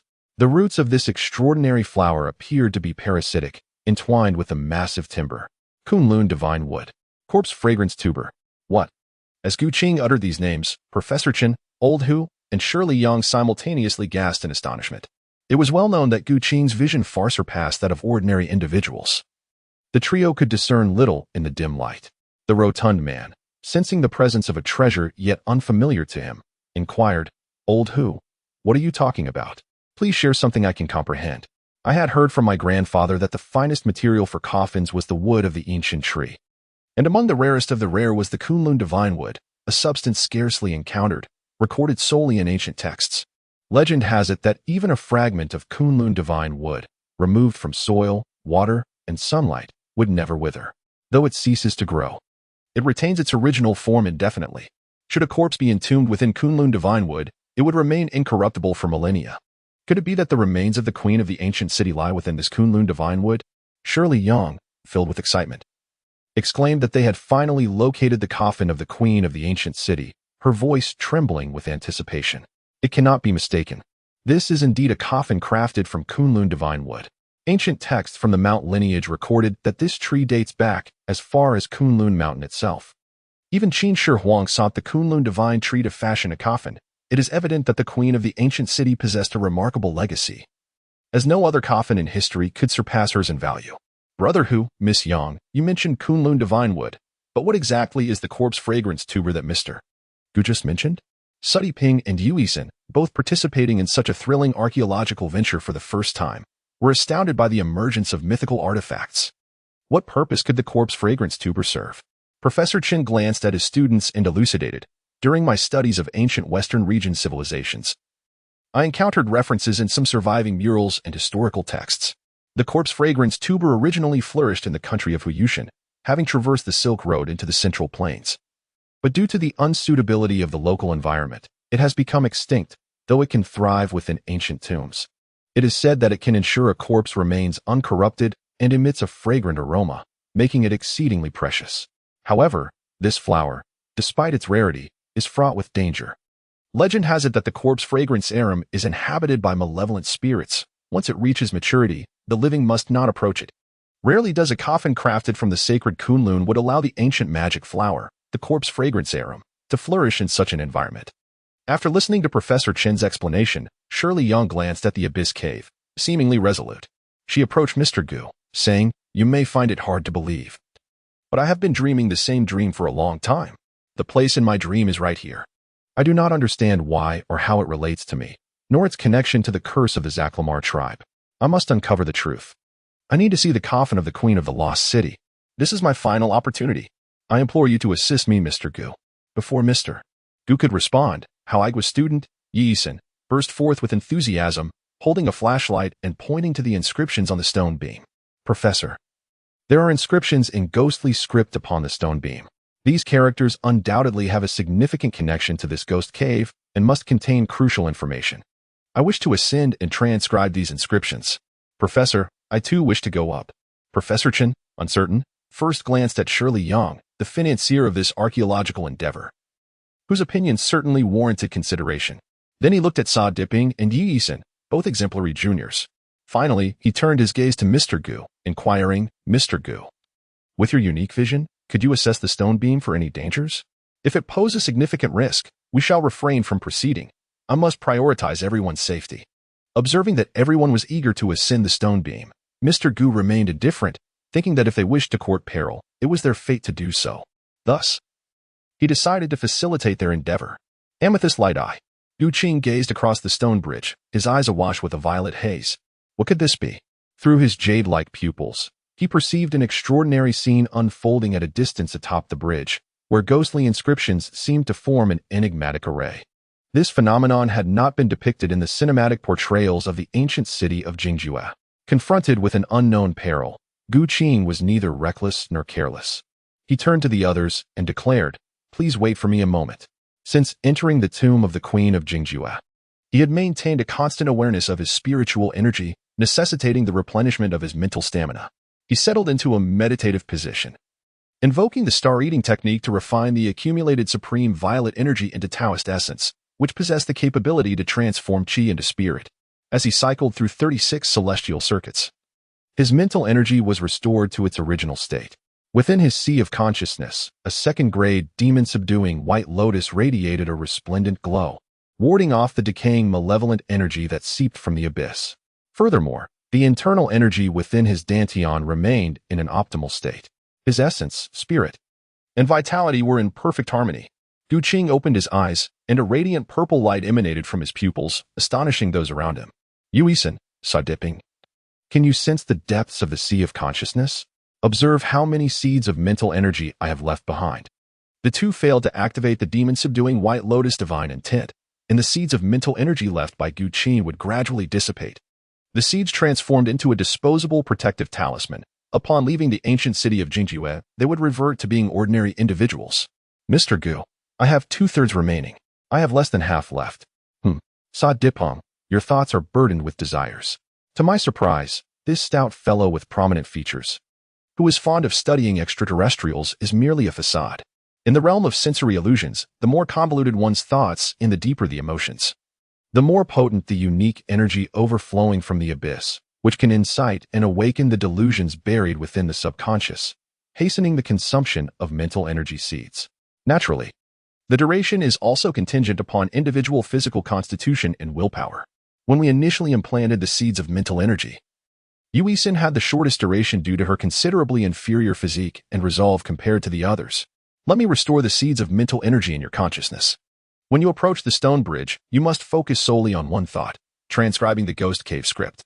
If you find yourselves feeling restless or encountering any anomalies, retreat immediately. Do not linger on the stone bridge, not even for a minute. It is perilous here. You chose to step onto the bridge. Remember, life and death are fated, and wealth lies in the heavens. Understood. After clearly articulating the precautions, Gu Qing and his group gradually approached the stone bridge along the steps. Upon reaching the bridge, Sherry Young glanced at Gu Qing, who took her hand and addressed the others preparing to ascend the bridge. Miss Young and I will lead the way, while Sa Diping and Yi Yisan will form a pair, maintaining a distance of at least 50 meters between the two groups. If anyone detects a problem, call it out immediately. Not a problem. Now, having witnessed extraordinary powers, everyone understood that the coffin of the Queen of Jingjue was far from ordinary. Otherwise, why would British explorers come here without taking such a valuable coffin? Apart from one deranged individual, the British expedition team was nearly annihilated, while the others undoubtedly faced unknown horrors. Gu Qing was uncertain about what might unfold upon approaching the coffin of the Queen of Jingjue. In his previous life, while watching the television series based on the ancient city of Jingjue, he observed that Hu Yiba and his companions fell victim to an illusion as soon as they entered the underground passage. Most of the scenes depicted in the series were merely constructs of this phantasmagoria. Miss Young, how do you feel? He inquired. This place is exceedingly peculiar. I sense that someone within that coffin is calling out to me. Shirley Young hesitated briefly before revealing this unsettling premonition. Someone is calling? She questioned. Are you certain it is a person? Furthermore, Could you envision the demon-subduing White Lotus and ascertain if there are any anomalies within your consciousness? Gu Qing heard no sound, and he suspected that Shirley Yang had fallen victim to an illusion. The sea of consciousness appeared normal, however. The demon-subduing White Lotus within it began to radiate a brilliant light. Very well, let us proceed, he declared. In Gu Qing's perception, the corrupt and malevolent energy emanating from the bottomless abyss flowed along the stone bridge, converging near the coffin of the Queen of Jingjue. The Kunlun divine tree, impervious to sunlight, soil, and dew, retained its vitality. Perhaps this sacred tree could absorb other forms of energy to sustain its life. It was precisely due to the suppression by the Kunlun divine tree that the encroaching decay and malevolence could be balanced. Unexpectedly, as Gu Qing and Shirley Yang approached the coffin of the Queen of Jingjue, no unforeseen events transpired. Inside the coffin, the Queen of Jingjue's skin appeared as lifelike as that of a living person, even possessing a hint of color, with her nails retaining their former appearance. She was clad in an opulent black gown and adorned with exquisite jewelry inscribed with mysterious symbols. A golden mask covered her face, featuring an eye-shaped design upon its forehead. In the realm of film and television, Gu Qing has encountered the mysterious dust pearl. The eye pattern upon the golden mask is identical to that of the mysterious dust pearl. Miss Yang, what is your desire at this moment? I yearn to unveil the mask and glimpse what lies beneath. Is that permissible? Shirley Yang inquired gravely, her expression one of seriousness as she turned to Gu Qing. Gu Qing was uncertain of the outcome, yet the situation had reached a critical point where retreat was no longer an option. Would Shirley Yang be content to remain uninformed? Do as you wish. I have accompanied you thus far. Even if the queen of the bloodless tribe were to rise again, I would ensure her demise once more. With that, he drew the Longquan sword gifted by Shirley Yang. After many days with the archaeological team, this was only the second time Gu Qing had unsheathed his sword to confront the looming dangers. Shirley Yang's eyes brimmed with gratitude. Throughout their perilous journey, Gu Qing had saved them on several occasions, herself included. Now, he was by her side, ready to face the unknown. As her hand reached toward the golden mask, it gradually revealed its secrets, triggering no traps whatsoever. Even the corpse flower, known for its foul scent, swayed delicately, as if celebrating their arrival rather than repelling them. Something felt amiss. As Shirley Yang unveiled the mask, the visage of the queen of the bloodless tribe bore an uncanny resemblance to her own. Miss Yang, are you certain this isn't your long-lost twin? I have no such sibling. Before Shirley Yang could finish her thought, the queen, resting within the coffin of Kunlun Divinewood, suddenly opened her eyes. In that instant, Gu Qing sensed an unsettling shift within the depths of the cavern. Faint tremors radiated from the stone beam, propagating into the dark magnetic mountains, escalating further. A deep, resonant vibration emanated from the earth below, akin to the roar of a dragon. Simultaneously, the enigmatic symbols inscribed upon the stone beam began to glow one by one. At the junction where the stone beam connected to the black magnetic mountain, an unceasing flow of dark yellow energy surged forth from the subterranean dragon veins, imparting a weighty, mountainous essence. This dark yellow energy converged upon the Kunlun Divinewood, allowing it to absorb the energy and unleash a boundless vitality. The corpse of the queen, which had lain dormant for millennia, was cleansed of its accumulated deathly aura by the life force of the Kunlun Divinewood. Gu. Mr. Gu, Shirley Yang suddenly faltered, her body going limp. Gu Qing swiftly steadied her and inquired, Miss Yang, what is happening? My mind is in turmoil. Unfamiliar images are flooding my thoughts. We must leave this place. However, just as Gu Qing prepared to assist Shirley Yang away, the stone beam erupted in a yellowish glow, overwhelming as if a mountain were crashing down upon them. Could it be a formation set by the queen of the bloodless tribe? Yi Yisin saw dipping retreat from the stone beam. As they approached the sarcophagus of the queen of Jingjue, the binding force of the earthy yellow light grew ever stronger. Yu Yisin and Sudi Ping, upon witnessing the amber glow extending from Gu Qing's direction, immediately darted behind the stone beam. The speed of the yellow light was astonishing, spreading over 100 meters in less than 10 seconds. Sudi Ping's expression turned to one of terror as he felt an unseen hand grasping at his ankle. Losing his balance, he tumbled off the stone beam, plunging into the abyss of an unfathomable chasm. The power of the formation intensified with a resounding roar, and Gu Qing's spiritual perception attuned to the flow of the dim yellow energy, which emanated from the dragon vein. This energy source was ceaselessly extracted, causing the mountains and rivers to tremble. Far outside, Professor Chun and Hubai noticed the falling debris from the stone wall, realizing the dire situation at hand. Even the oil drilling team, situated further away, felt the repercussions. The tomb of the Queen of Jingjue was located at the nexus of the Western Dragon Vein, drawing upon the magnetic mountain Dragon Vein, thus affecting the entire range of the Western Dragon Vein. The Dragon Vein, a creation of nature, concealed winds and gathered energies. Hu Bai was astonished. Within his consciousness, a spiritual seed of demon-subduing white lotus had been implanted and was now activated, allowing him to sense the dragon energy unleashed by the mountains and rivers. Mysterious symbols illuminated the stone bridge, their arrangement strikingly similar to a layout described in the ancient text of the 16-character Yin-Yang Feng Shui secret. Realizing this, Hu Bai's could no longer hesitate. He resolved to take action despite the risks. Braving the falling stones, he sprinted towards the stone beam. Upon reaching its junction, he shouted, "Brother Gu." The mysterious formation above the stone beam bears some relation to the Feng Shui secrets passed down in my family. The formation above resembled the divine feather transformation layout, which refers to a special Feng Shui arrangement that yearns for transcendence after death. Old Hu, now is not the time for boasting. Get to the point. What should we do? Gu Qing urged. About 10 meters directly ahead, try to disrupt the glowing nodes of the formation. I cannot guarantee its efficacy, Hu Bai replied, his hesitation revealing the uncertainty of ancient arrangements. Miss Yang, hold on to me, Gu Qing said, as he lifted one of Shirley Yang's arms onto his shoulder, supporting her. The mysterious formation amplified gravity, the majority of which Gu Qing bore. A hint of pain crossed his face as he struggled to lift his leg, feeling the creaks of his skeletal structure. Fortunately, Gu Qing practiced the Hunyuan skill, which harmonized the internal and external forces. After refining the firebug's flame in the 9-tiered demon tower, he had accumulated over a century's worth of internal energy. His substantial inner strength flowed along the pathways of the Hunyuan skill, and under the pressure of the overwhelming gravity, it accelerated the refinement of his strained muscles and bones.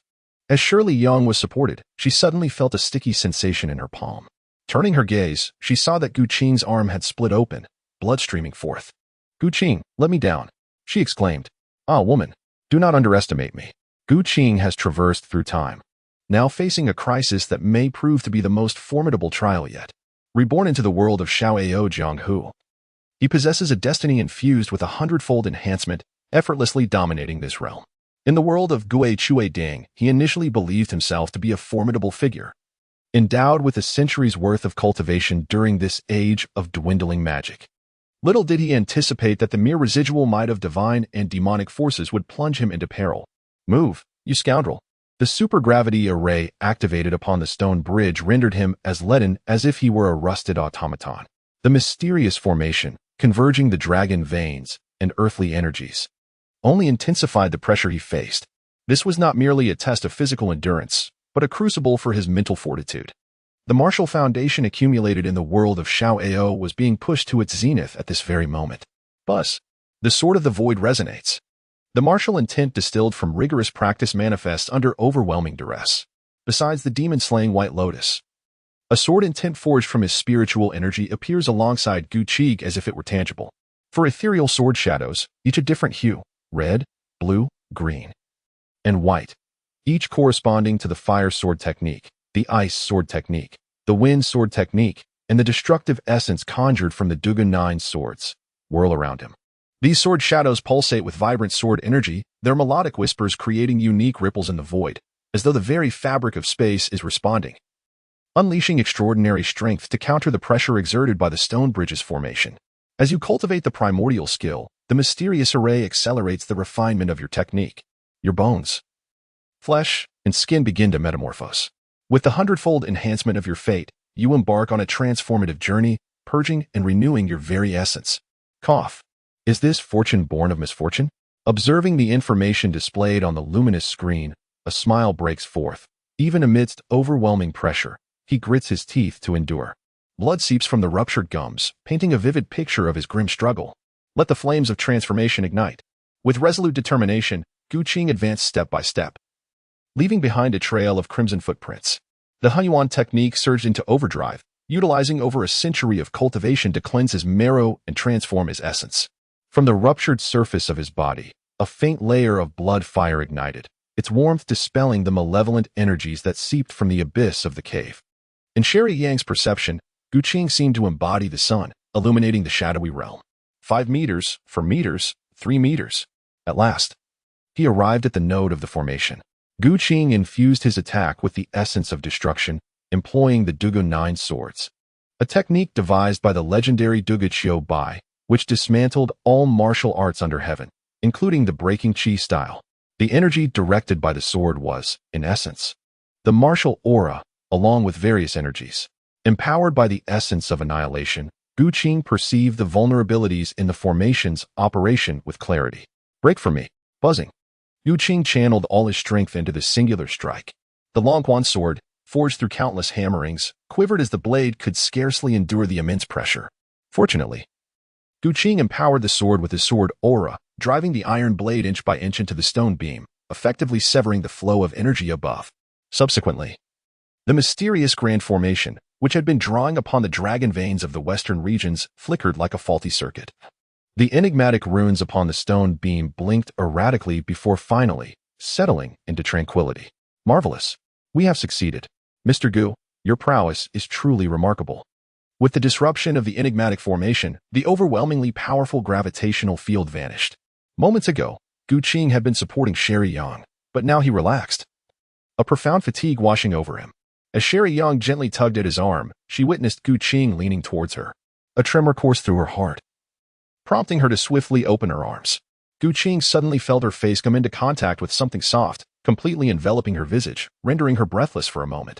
Cough. Cough. Cough. Mr. Gu, are you all right? With bloodied hands, Gu Qing pressed upon Shireen Yang's shoulders, smiling as he remarked, though my body is well, my heart has grown cold. Why the sudden change? You once called me Qing Di, and now I am Mr. Gu. Are women inherently so fickle? Mr. Gu, do you not realize that I may not live past 50? Seeing Gu Qing, drenched in blood yet still smiling, Shireen Yang recognized the immense suffering he had endured. But she could not bear to involve him further. This burden was too heavy to share. I understand. Yet I am certain I can lift this ancestral curse that has persisted for millennia. Will you still refuse? I, of course, will not. Shireen Yang felt a surge of emotion, astonished by the foolishness of this man. In that moment, she seemed to glimpse the figures of her grandfather and father, their images merging with that of the man before her. They were all truly valiant men, capable of love and hate, of action and accountability, through trials and tribulations. Gu Qing assisted Shireen Yang in unearthing the coffin of the Queen of the Abyss. His promise melted the barriers around her heart, elevating her affection for him by 1,000-fold. With the augmentation of fate, her fondness surged by 10,000, solidifying into an unwavering bond that transcended life and death. An eternal devotion. It turned out there were indeed emotional ties. I wondered why my feelings had not flourished along this journey. As those ties dissolved, the accumulated fondness from the journey to the abyss erupted forth, allowing us to conquer the enemy's fortress in a single stroke. The American girl was won over. Old who? My brother. It seems my younger sibling has snatched the prize. However, fret not. As brothers, we will not neglect you in our hearts. When the time comes, I shall endeavor to unite you with several others. Gu Qing cast a glance at Shirley Yang, a smile gracing his face, yet in his heart he silently lamented for the admirable young ladies he had encountered. At the very moment Shirley Yang was captured, Bai, who was positioned at the junction of the stone bridge, inexplicably experienced a profound sense of loss, as if something of great significance was slipping away from him. Before Bai could fully comprehend his feelings, he suddenly noticed a change occurring at the end of the stone bridge, precisely behind Gu Qing and himself. The protective formation of the bridge was shattered, and from the depths of the Kunlun divine coffin, a thick, visibly dark purple energy surged forth. Brother Gu, Miss Yang, there is danger behind you. Retreat swiftly. Gu Qing felt a sudden chill down his back as the decaying, malevolent energy surged with alarming intensity. Turning around, he discovered the peculiar eyes of the Queen of Jingjue. Upon closer inspection, it seemed as though a veiled world lurked behind those enigmatic orbs. Surely, please hand me the golden mask you just removed. The corpse of the Queen of Jingjue requires some attention. You must retreat to the stone bridge for now. Take care of yourself. If anything were to happen to you, I would not remain unscathed. Shirley Yang, witnessing Gu Qing drenched in blood, realized he was in no condition to confront the sudden upheaval. Upon witnessing the scene, Gu Qing interrupted the words of Sherry Yang. Rest assured, I cannot bear the thought of perishing before I have tasted the beauty of someone as exquisite as you. Do not delay. Do you not understand the harmony of a husband and wife? Quickly, proceed. He grasped the golden sealing mask and, with a swift motion, slapped it against the back of Sherry Yang, testing its feel, which resulted in her cheeks flushing crimson. Fortunately, Gu Qing and Sherry Yang were positioned with their backs to the corpse of the Queen of the Lost City, concealing their subtle actions from the others. The body of the Queen served as the anchor connecting the illusory realm to the corporeal world, while the mysterious array upon the stone bridge seemed to hinge upon Sherry Yang herself. With an uncanny resemblance to the Queen, Gu Qing was certain this was not an illusion. Thus, a deeper connection must exist between Sherry Yang and the Queen. A flurry of thoughts raced through Gu Qing's mind, leading him to resolve to preserve the Queen's remains. This place might very well hold a significant opportunity for Sherry Yang. He placed the golden sealing mask upon the Queen's visage, and the eyes connecting to the illusory realm released a potent, decaying energy of malevolence. Gu Qing fortified the internal energy within his arm, which began to dissolve like wax. The energy levels he had gathered paled in comparison to the corrupting force before him. Thankfully, this energy lacked sentience. After eroding Gu Qing's arm, it directly entered his body and dissipated within his flesh and blood. An unusual sensation arose in his shoulder, indicating that this energy had transformed into a bloodline curse, lurking deep within his being.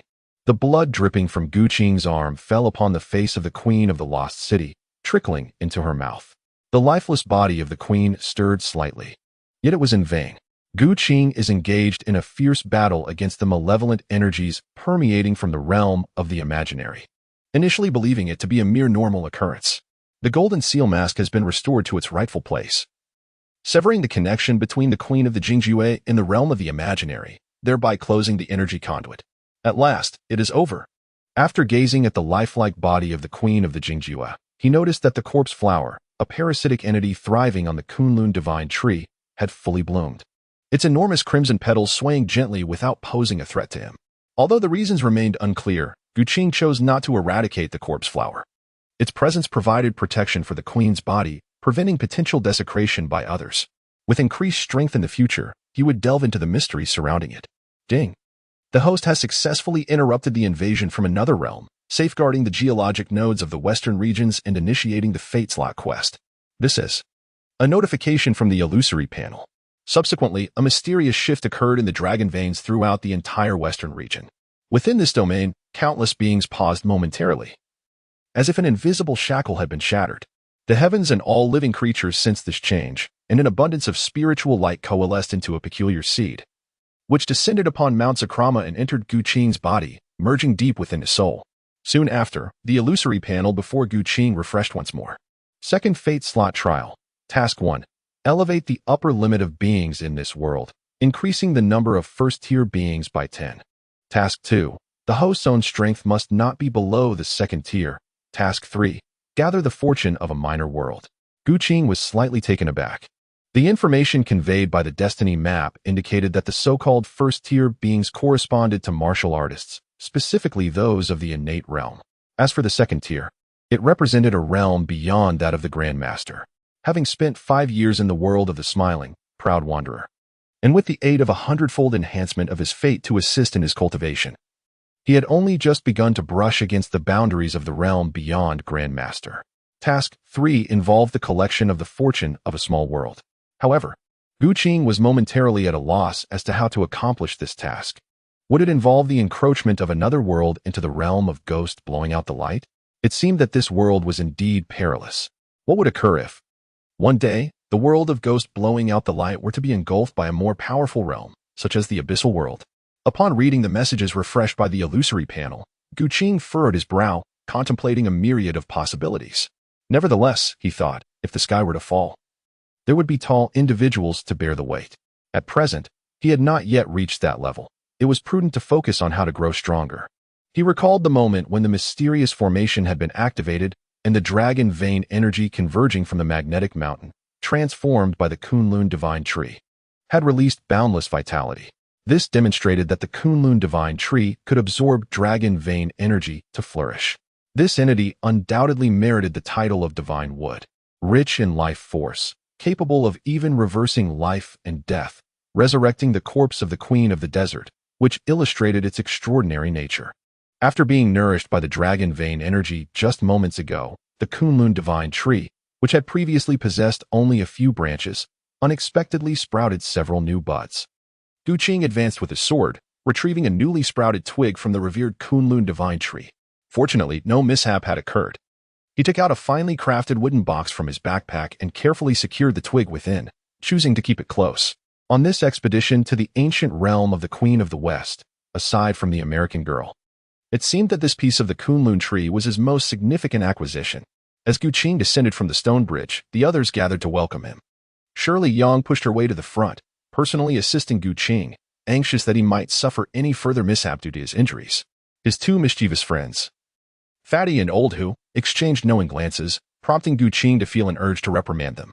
It was Professor Chen, with his seasoned demeanor, who inquired, "Mr. Gu, how is your condition?" "Professor, I am relatively well. However, I have expended considerable internal energy. To be prudent, we should swiftly withdraw from the Queen's tomb." Upon hearing this, Professor Chen readily concurred. "Indeed, Mr. Gu makes a valid point. Alas, with the recent loss of Sa Diping, I find myself at a loss as to how to convey this to his family. Should any further calamity befall us, I would have no face to return home." At this juncture, the professor's earlier enthusiasm, ignited by the discovery of the ancient city, had noticeably diminished. This professor, undoubtedly an academic at heart, would never have ventured to explore the ancient city alone. However, he genuinely devoted himself to mentoring future successors, such as Sa Diping and Yi Zhen. Even the frequently blundering Fatty was welcomed by Professor Chen, who endeavored to correct his undesirable habits. The process of retreating to the surface was swift, and before long, they found themselves outside the temple. They tasked Old Hu with resealing the temple entrance based on the Grand Gate formation. Next came the task of organizing their findings and preparing to transport them back to Beijing, while Professor Chen and the others busied themselves with packing. Shirley Yang, as the financial backer of this archaeological endeavor, was spared from such menial tasks. She approached Gu Qing, her admiration for him having reached unwavering heights. In her eyes, he had become a companion for life and death. "Qing Di," she queried, "what do you think about the vision we witnessed of the Queen of the West on the stone bridge? Is it possible that what we saw was merely an illusion?" Gu Qing pondered for a moment and said to Shirley Yang, "It should not be an illusion, for two reasons. Firstly, when we first entered the tomb passage from the temple, you all heard the sound of flowing water, which can clearly be identified as an illusion. From this, we can deduce that the Queen of Jingjue has established a sensory illusion before her. No matter how sophisticated the illusion may be, she can only manipulate the memories that already exist in our minds and cannot conjure something we have never encountered. Consider carefully. What is the design of the golden seal mask on the face of the Queen of Jingjue?" Gu Qing was certain that Sherry Yang had never encountered the mirrored pearl. Shortly thereafter, Sherry Yang produced her notebook and sketched the visage of the golden sealing mask. Upon seeing her drawing, Gu Qing continued, "The golden sealing mask you and I have witnessed is identical. From this perspective, what we have observed, including the corpse of the Queen of the Lost City, is not an illusion. Furthermore, think carefully. You previously mentioned that you have been recurring in the same dream for an extended period, and the imagery within is indistinguishable from that of the Queen's tomb. Have you pondered why this is the case? Logically, British explorer Walter organized an expedition that entered the tomb of the Queen of the Lost City. Except for one individual who went mad, all others perished, yet they did not activate the array on the stone beam. Our entrance into the Queen's tomb was catalyzed by your presence, which activated the mysterious array atop the stone beam. This situation elucidates two matters. First, everything we have experienced is undeniably real. Second, there exists a profound and enigmatic connection between you and the Queen, to the extent that it is conceivable you are, in essence, the same entity. How is that even possible?" Sherry Yang's eyes widened in astonishment, her expression a tableau of disbelief, as if she had just heard a fantastical tale. However, Gu Qing continued to explain, "Now that you have witnessed various unfathomable forces, you must understand that all myths and legends are reflections of reality. Although you are an American of Chinese descent, you should be aware that within the mythological framework of China, there has always been a concept of reincarnation and the underworld. Could it be possible that in a past life, or perhaps several lives ago, you were the Queen of the Lost City? You were the reincarnation of the Queen." The audacious hypothesis left Sherry Yang utterly stunned, and even Lao Hu, who had been quietly observing, dropped his water bottle in shock. None of them had anticipated that the realm of mythology was so close at hand. In truth, Gu Qing's bold conjecture was fueled by a secret he could not disclose. In the television adaptation of Ghost Blows Out the Light, when Lao Hu and Sherry Yang were exploring the 9-tiered demon tower, they were pursued by fire beetles. At a critical moment, the fire beetles did not attack Sherry Yang. Perhaps it was due to the uniqueness of her soul. The power of the fire beetles is composed of three elements: ice, fire, and soul, allowing them to detect special fluctuations at the soul level. It is worth noting that the ancient demonic forces and the power inherited by the Queen of the Lost City originated from the primordial serpent god. Even the ocular powers wielded by both ancient civilizations are of the same lineage, connecting to the realm of the imaginary. Qi, if all of this is true, what shall we do? Seeing Sherry Young visibly shaken, Gu Qing could not help but smirk inwardly, though outwardly he sought to provide reassurance. It's all right. It's all right. You still have me. Regardless of the circumstances, I shall protect you. Indeed, I am aware. Do you recall our previous encounter upon the stone bridge? At that time, I mentioned that my mind was filled with unfamiliar images, which upon reflection must have been fragments of memories. The scenes from these memories seemed to traverse a millennium, transporting me back to the ancient western regions. In those days, near the magnetic mountain, the pastures were lush and the herds of cattle and sheep flourished. Perhaps these memories belonged to the Queen of the Lost City. At that moment, these suddenly emerging visual memories descended like luminous orbs into my sea of consciousness. They were meant to merge seamlessly with my recollections, yet were obstructed during the fusion process by the demon-subduing white lotus that you had implanted. Consequently, the memory orbs erupted, transforming into a series of vivid recollections. It was akin to watching a film as I sifted through the memories within my consciousness. Were it not for this, one could hardly say what might have become of me. Perhaps I would have transformed into a madwoman, lost in a labyrinth of disordered memories. After listening to Gu Qing, he was filled with trepidation. The luminous orb that Shireen Yang mentioned was not an ordinary sphere of light, but rather a process of soul energy transfer, commonly referred to as possession. However, this term does not quite suit Shireen Yang and the Queen of Jingjue. A more precise description would be the awakening of ancestral wisdom, essentially the memories of a past life. If the Queen of Jingjue's plan were to succeed, she might supplant Shireen Yang, allowing her own persona and will to overshadow Shireen's existence, thereby living anew in her stead. Contemplating this, it was as if Shireen Yang had danced on the brink of death, only to be pulled back by Gu Qing.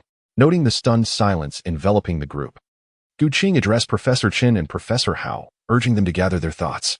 Have you prepared everything? Shall we discuss how to navigate our way out of the desert?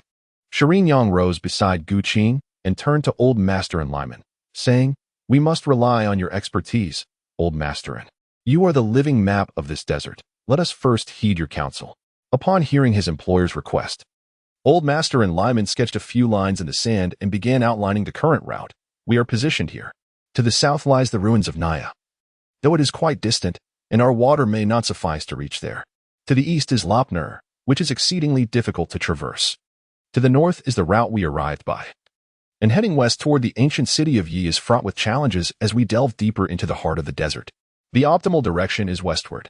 There flows the Darim River. If we move swiftly, we can reach it in approximately 10 days, where we can resupply before continuing westward for another 6 or 7 days to Aksu, where oil fields are located, and we can request their assistance. With the return route established, the group set forth. Following the plan, they endured many trials in the desert, facing hunger and thirst, wind and sun, traveling day and night. Finally, on the 13th day, they encountered oil workers who had ventured into the desert to hunt yellow sheep. Subsequently, they followed the workers to the base, where Shireen Yang showcased her financial prowess, and soon, they were back in Beijing. However, due to the unexpected deaths of Chu Jian and Sa Diping during the archaeological expedition, relevant authorities were naturally compelled to investigate. Yet, before the investigation could commence, they were unexpectedly visited by several guests of peculiar identities. As these individuals stepped into the courtyard, they demonstrated telekinesis, even conjuring fireballs with their bare hands. Gu Qing was taken aback. Was this truly the world of Ghost Blows Out the Light? What a dramatic entrance. Making a striking impression right from their first encounter, Gu Qing maintained a composed demeanor. Although he was uncertain about their limits of capability, he was acutely aware that with his century-long cultivation, his lethality far surpassed that of these individuals. May I inquire who you are? The leader, an elderly man with silver hair yet a youthful visage, appeared to be in his 50s or 60s, dressed impeccably in a gray suit that exuded authority. The companions accompanying him were similarly attired, setting them apart from the majority of the citizens of the Central Plains. Your lineage? Gu Qing retorted. Shouldn't you first introduce yourselves before engaging in such discussions? Expanding his spiritual perception, he discerned that aside from their unique abilities, these individuals possessed internal martial arts prowess. Though it was evident that their cultivation was inferior to his own, the most formidable among them, the silver-haired elder, had internal strength that was marginally less than his. Excluding their special abilities, it could be said without reservation that he could easily vanquish them. Before the silver-haired elder could respond, a companion behind him, who was manipulating a fireball, interjected with a scornful tone. "Impudent! How dare you speak to us in such a manner, young man? You exhibit quite the audacity." Gu Qing cast a disdainful glance at the other party, a sneer curling at the corners of his lips. It was utterly bewildering that they had come to pay him a visit without disclosing their identity, yet they dared to speak insolently. What audacity granted you such courage? Old man, your age is no excuse for your insolence. Let me see how much strength this frail body of yours possesses. The few ability users did not catch the swift motion of Gu Qing. They merely felt a refreshing breeze before realizing that he had single-handedly subdued his companion, who had been conjuring a fireball. They were struck with terror. What kind of agility was this? Immediately thereafter, Gu Qing unleashed the star-devouring technique, consuming the inner strength of his adversary. Unlike ordinary internal energy, the special inner strength of ability users entered the dantian with the essence of tangible flames, truly distinctive. What sorcery are you employing? The captured ability user gasped, feeling his body weaken as his powers drained away like mercury, unable to be contained. Comrade, your actions seem rather excessive. The silver-haired elder's expression turned serious, betraying his dissatisfaction. However, Gu Qi was not one to be intimidated. He sought to test the quality of their inner strength, siphoning off nearly a third of their cultivation without inflicting harm to their foundation. With a few restorative pills and about a year of practice, they could regain their abilities. It was he who had spoken disrespectfully. He merely offered a minor lesson. What, do you also defy me? You. The star-devouring technique was derived from the star absorption method. One advantage of the star absorption method is its capacity to absorb anything. Even ordinary stones and plants can be manipulated through gravitational force. This ability is only enhanced in the star-devouring technique, although Gu Qing had previously exercised selective absorption. As he initiated the star-devouring technique, a terrifying force of absorption was unleashed, drawing in the air around the courtyard, swirling around him like a tornado, pulling the others toward the center. The ability users attempted to anchor themselves with all their might. The bricks beneath their feet shattered as their calves sank into the earth. Yet they could not maintain their stance. They plowed through the courtyard like a plow through soil, carving deep furrows. The strongest among them, the silver-haired elder, realized too late that they had kicked a hornet's nest. Should a conflict arise, they would likely not escape this courtyard unscathed. Comrade, this is a misunderstanding. A misunderstanding, you say? We represent the state to issue you a special personnel certificate. Had they known Gu Qing possessed such formidable strength, they would have approached this situation differently. Typically, their special department would only intervene when rogue Qi practitioners appeared in society, primarily to maintain social stability. Generally, their operations are twofold. Firstly, to showcase the might of the special department to intimidate rogue Qi practitioners, preventing them from harming others or threatening national security. Secondly, to recruit talented new members to serve the nation. Special personnel certificate? In the world of Ghost-Blowing Lamp, there was no mention of such a special department. After all, they were the national team. One would hope for some respect, looking beyond mere appearances. Gu Qing ceased the star-devouring technique. Upon witnessing this, several empowered individuals immediately collapsed to the ground, utterly drained of all strength. Gu Qing's prowess is truly formidable, merely by invoking his techniques without even striking a blow. They found themselves unable to withstand him. Have we grown old? Or are the youth of today genuinely this terrifying? It seems imperative to swiftly report to the organization and consider retirement. Regaining his composure, the silver-haired elder produced an identification document and introduced himself, saying, "Comrade, my name is Yinjin, affiliated with the Shinzhou Longya organization, responsible for matters related to Qigong and extraordinary abilities." Extraordinary abilities? Is there also Qigong? Shouldn't it be referred to as internal energy cultivation? Observing Gu Qing's bewilderment, Yinjin silently mused about the origins of this young comrade. The term internal energy is a relic from before the Republic. While internally critiquing, Yinjin maintained a polite demeanor, explaining to Gu Qing, "Comrade, internal energy is an antiquated term. During the Republic era, in order to counter foreign firearms and artillery, martial artists devised new martial arts techniques based on the remnants of martial teachings passed down from the Ming and Qing dynasties, collectively termed Qigong. Ancient martial internal energy relies on daily meditation to enhance one's physical capabilities, amplifying the energy derived from food by tenfold, even 100-fold, resulting in strength surpassing that of an ordinary person. However, this is limited to one's inherent power. The new martial arts build upon this foundation, drawing inspiration from the abilities of extraordinary individuals, positing that all things in the universe are born of Qi. Thus, martial artists nurture their own spirits with the essence of heaven and earth, refining the myriad Qis to integrate them within themselves. Upon hearing Yinzhen's words about refining the essence of heaven and earth, Gu Qing contemplated and grasped the meaning. It was somewhat akin to his own devouring of exotic fire. However, based on Gu Qing's perception, the current earth is nearly devoid of spiritual energy. Where do they obtain such spiritual materials? Does the state possess special resources? Even if they do, it is likely inaccessible to the common populace. This matter is not urgent and requires a gradual approach. With this in mind, Gu Qing wished to avoid creating tension. Thus he smiled and said, "Director Yan, my practice of ancient martial internal energy is likely far inferior to your new martial techniques. Given that the new martial arts are so formidable, one can only assume that the abilities of the extraordinary individuals must be even more impressive. Director Yan, could you provide some insights?" Upon hearing this, Yinzhen's face reflected a sense of relief, and he immediately responded with a smile. "Certainly. The so-called extraordinary abilities have been passed down since ancient times and have never ceased to exist. Extraordinary individuals can be broadly categorized into three types.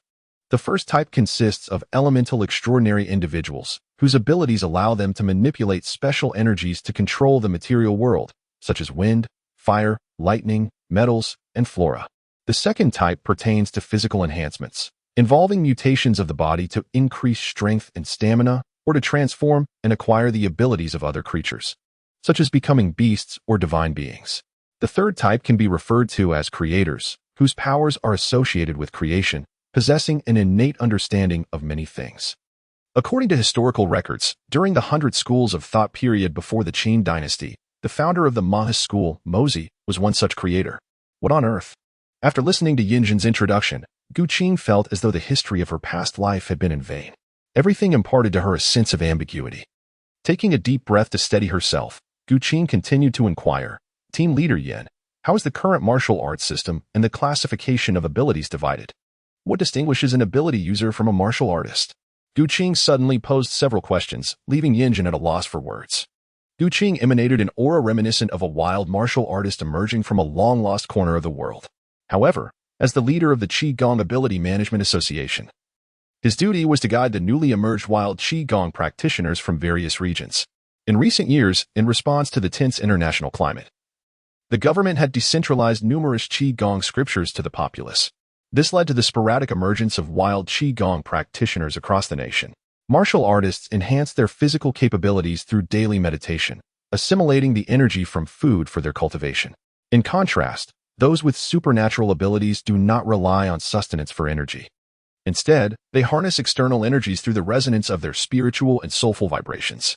Today, the external energies are nearly depleted, with graveyards being the most abundant source. After death, the dispersal of the spirit leaves behind a residue of unique energy. The classification of strength can generally be divided into 5 tiers. The majority of martial artists and supernatural practitioners we encounter are typically first-tier cultivators. As for you, Mr. Gu, you are classified as a first-tier perfected martial artist. By refining the spiritual materials of heaven and earth and condensing your internal energy into true Qi, you can ascend to the second tier. Oh, I see. Gu Qing expressed his gratitude to Team Leader Yan for the elucidation. Following this, Yinzhen continued to impart some fundamental knowledge about the cultivation community in the Central Plains. Upon completing the introduction of basic concepts, Yinzhen, representing the higher-ups, extended an invitation to Gu Qing to join the Longya organizations, to undertake some challenging tasks for the group. Regrettably, Gu Qing had no interest in such matters. His aspirations lay in the pursuit of immortality, coupled with the destiny he bore, rendering him unsuitable for organizational involvement.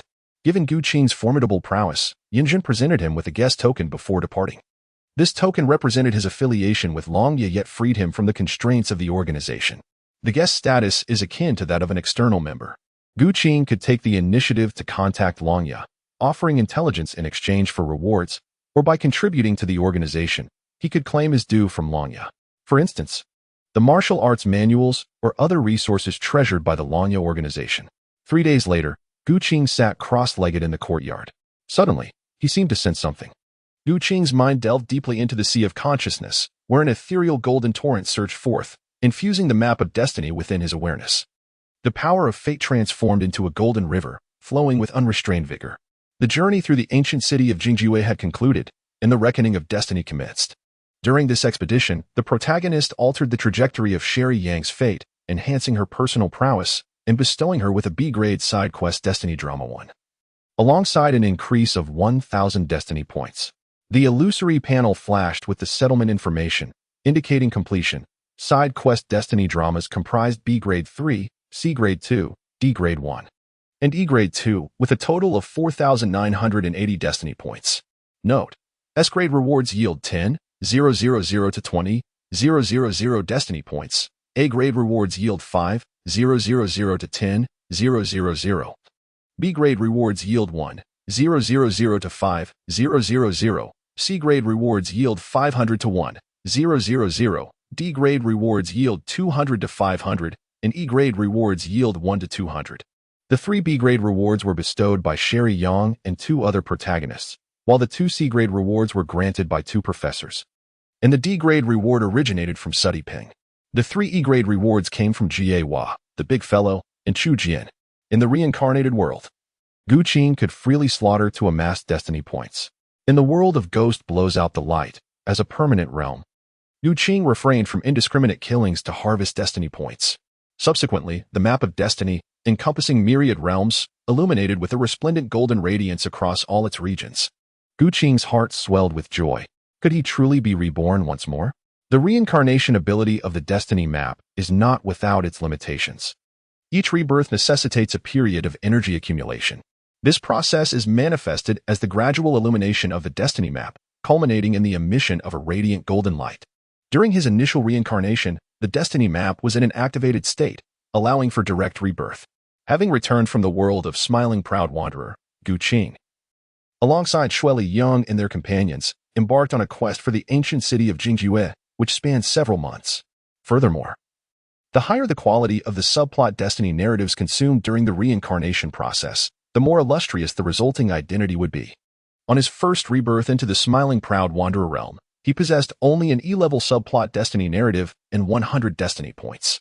Thus, Gu Qing found himself reborn as an unnamed extra. This time, however, he resolved to gamble all his resources, hoping to reincarnate as the protagonist and secure an effortless victory. 3 B-level subplot destiny narratives would be combined to form an A-level subplot destiny narrative, consuming 5,013 destiny points for the rebirth. As the words left his lips, the vast river of fate encompassing all realms stirred once more, and a colossal vortex materialized at its center. In an instant, an invisible force of attraction enveloped him. Gu Qing found herself ensnared, as if plunged into an abyss, endlessly descending, her consciousness fading into darkness. In Gusu, at Yanzhou, within the confines of Tsanha village, the atmosphere around the Murong family was solemn, heavy with unspoken grief. The decor, woven of black and white, was adorned with wreaths, while the delicate fragrance of lilies and chrysanthemums permeated the air, adding a touch of elegance to the oppressive ambience. Friends of the Murong family, gathered in mourning, held tears in their eyes, their expressions sorrowful, engaged in hushed conversations filled with reluctance to part. Among those present, the focal point was Murong Fu, whose lips betrayed a slight quiver. Glancing around, he caught a glimpse of his own reflection in the cup, scrutinizing himself. He had indeed reincarnated as Murong Fu, retaining a visage as handsome as his ancestress, rather than the Murong Fu depicted in Tianlong Babu. Indeed, with great investment comes great reward. This new identity, in comparison to that of a mere wanderer in the world, was akin to a humble chicken transforming into a phoenix. Murong Fu, the epitome of excellence in Tianlong Babu, possessed remarkable attributes. Firstly, his appearance was striking, akin to a jade figure amidst the crowd, unmatched among gentlemen. Maidens, upon sight, would tremble, their eyes sparkling with admiration. He was indeed charming and irresistibly handsome.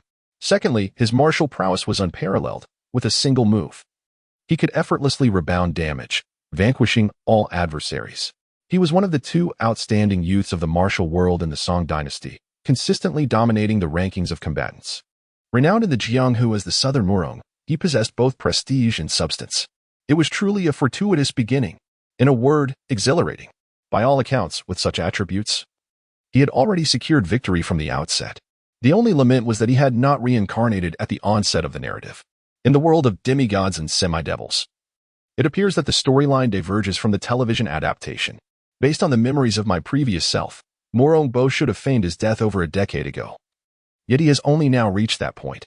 Wang Yuyan is already 13 or 14 years old, indicating a discrepancy in the timeline. However, this is of little concern.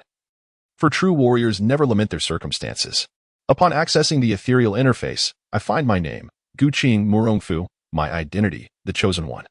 My realm, a first-tier martial artist, my divine abilities, none, my fixed fate, 100-fold enhancement, my temporary fate, the blessing of the celestial maiden. And the time of reincarnation, 20 years. Compared to the world of the smiling, proud wanderer, my innate talents have significantly strengthened. And the fate of Murongfu is now firmly in my grasp. In just 1 year, I am confident I can surpass the formidable Murong Bo in martial prowess and ascend to the ranks of the elite in this realm. Within 2 years, even the monastic sweepers of Shaolin would find themselves challenged by me. Though Murongfu is still young, he possesses capable subordinates within the family. The 4 generals of the Murong clan are each formidable in their own right. Feng Boi, known for his penchant for conflict, commands respect in the martial world and acknowledges only Murongfu. Bao Butong, a master of sarcasm and argumentation, excels in verbal dueling. Gong Yeqian, renowned as the second best in Jiangnan's martial arts, can hold his own against Xiao Feng. Deng Baichuan, slightly superior in skill to Gong Yeqian, can also contend with the latter, provided Xiao Feng does not strike with overwhelming force. Under the command of these 4 generals are numerous estates that manage vast wealth. Their martial skills and capabilities rival those of well-established martial artists, placing them among the paragons of the martial world. They could easily lead smaller sects, such as the Wuliang Sword Sect, with aplomb. Dear cousin, I express, may you find peace in your grief. May the spirit of our late uncle watch over you as you take care of yourself. The Murong family is in turmoil following the death of the venerable Murong Bo, leaving Murongfu in deep sorrow and illness, paving the way for my reincarnation. Now, the Murong family is engulfed in anxiety. Fortuitously, the Wang family provides covert support, with my cousin Wang Yuyan being their sole heir. In the original narrative, Murongfu is depicted as somewhat foolish. Should he wed Wang Yuyan and gain the backing of the Wang family, even a rebellion would take him only 20 years less to achieve. The Wang family holds considerable influence in the Jiangnan region. In the latter part of the story, when Murongfu requests 50,000 taels of gold from his aunt Li Qi Luo, she does not take it seriously, reflecting the immense wealth she possesses. It is evident that her fortune is derived from the Wang family. Though Li Qingluo's parents are esteemed masters of the Shaoao sect, that sect is not known for its riches. Securing Wang Yuyan would equate to acquiring boundless wealth and establishing connections with the Shaoao sect. Most importantly, my cousin harbors deep affections for me. How could I ever let that go to waste? Cousin, I understand your concerns for me. Henceforth, for your sake, I shall endeavor to live my life to the fullest. After Guqing spoke, Wang Yuyan's eyes glistened with tears. My cousin holds me in his heart. Her feelings were reciprocated, resulting in a significant surge of affection towards her, elevating her sentiments to a level of unwavering devotion. Oh, how can I face this? Wang Yuyan was merely 14 years old. This felt rather excessive. Yet, her admiration had skyrocketed, leaving one to wonder how Murongfu had enchanted his little cousin so profoundly. It is noteworthy that in the original narrative, Murongfu inadvertently killed Li Qingluo. Yet Wang Yuyan still returned to her cousin's side, standing alongside Ba to protect her deranged cousin. Such a heavy love, even Guqing, as a reincarnated soul, felt an overwhelming sense of guilt. This love is fervent, persistent, and twisted. In this lifetime, there shall be no regret for longing. However, considering the context of the Great Song dynasty, it is not too alarming. During this era, individuals commonly married at the tender age of 14 or 15. In the original text, had Murongfu not lacked the intention to wed Wang Yuyan, she would not have waited until 18 or 19 years of age. In the Song dynasty, reaching 18 or 19 marked one as a spinster. It is evident that the later persistence of Duan Yu in pursuing her was a result of Murongfu's own downfall, which granted him the opportunity. After spending some time conversing with Wang Yuyan, Guqing began to assume the role of Murongfu, welcoming the friends and acquaintances who came to pay their respects. Murong Bo, feigning death, had specifically instructed that his funeral should not be extravagant. Thus, the burial was conducted swiftly, and Gu Qing officially became the master of Yin Ziwu. A month passed in the blink of an eye. During this time, Gu Qing went nowhere. With 4 to 5 years remaining before the onset of the dragon-taming narrative, he prepared to strategize in advance. However, the world of the martial arts was fraught with bloodshed and treachery. With Murong Bo's demise, the Murong family found themselves besieged by opportunists eager to devour the spoils. With everyone vying to feast on the Murong clan's wealth, the 4 esteemed generals were busily occupied. Only Gu Qing remained calm and collected, meditating and practicing diligently, while the tumultuous winds of conflict swirled outside the courtyard. When Gu Qing refines the purple Qi, no one is permitted to disturb him. This has become the recent rule at Swallow Villa. As the sun finally rises and the purple Qi dissipates, Bao Butong and Feng Bo arrive in the courtyard. They are astounded to witness Gu Qing's aura growing increasingly profound. In just a month, the young master's cultivation has nearly caught up with theirs. With such exceptional talent, who could doubt the revival of the great Yin? Brother Bao, what is the current situation? Since the passing of the old master, rumors have swirled through the martial world. Some, seeing the youth of the master, have begun to take action against the Murong family. Certain factions allied with the Murong are also stirring, while some subordinate powers waver in their loyalties. Half a month ago, a farm under Xuanchuang Manor sent back its rent, only to be ambushed by thieves en route. 10 days prior, Brother Deng dispatched a shipment of purple ginseng from Dali, which was also intercepted along the way. Just a few days ago, we sent people to the Jinjiao Society at Taihu, but after 3 days, there has been no word from them. It has been a month filled with misfortunes. The Murong family, with its long-standing heritage and considerable wealth, can withstand a few business losses without serious injury. However, the pressure is mounting from all directions. As midsummer approaches, the winds rise and the clouds gather. The Suzhou Murong family finds itself at the eye of the storm. A mere misstep could trigger a chain reaction. Ambitious individuals will undoubtedly come to Taihu to stir up trouble. A storm is brewing. Enough, Feng Bo trembled. What do you mean by enough, young master? Is it our plan? With a swift motion, Bao Butong slapped Feng Bo across the face and retorted, Nay, nay, old who speaks nonsense. How could the young master ever abandon the plan?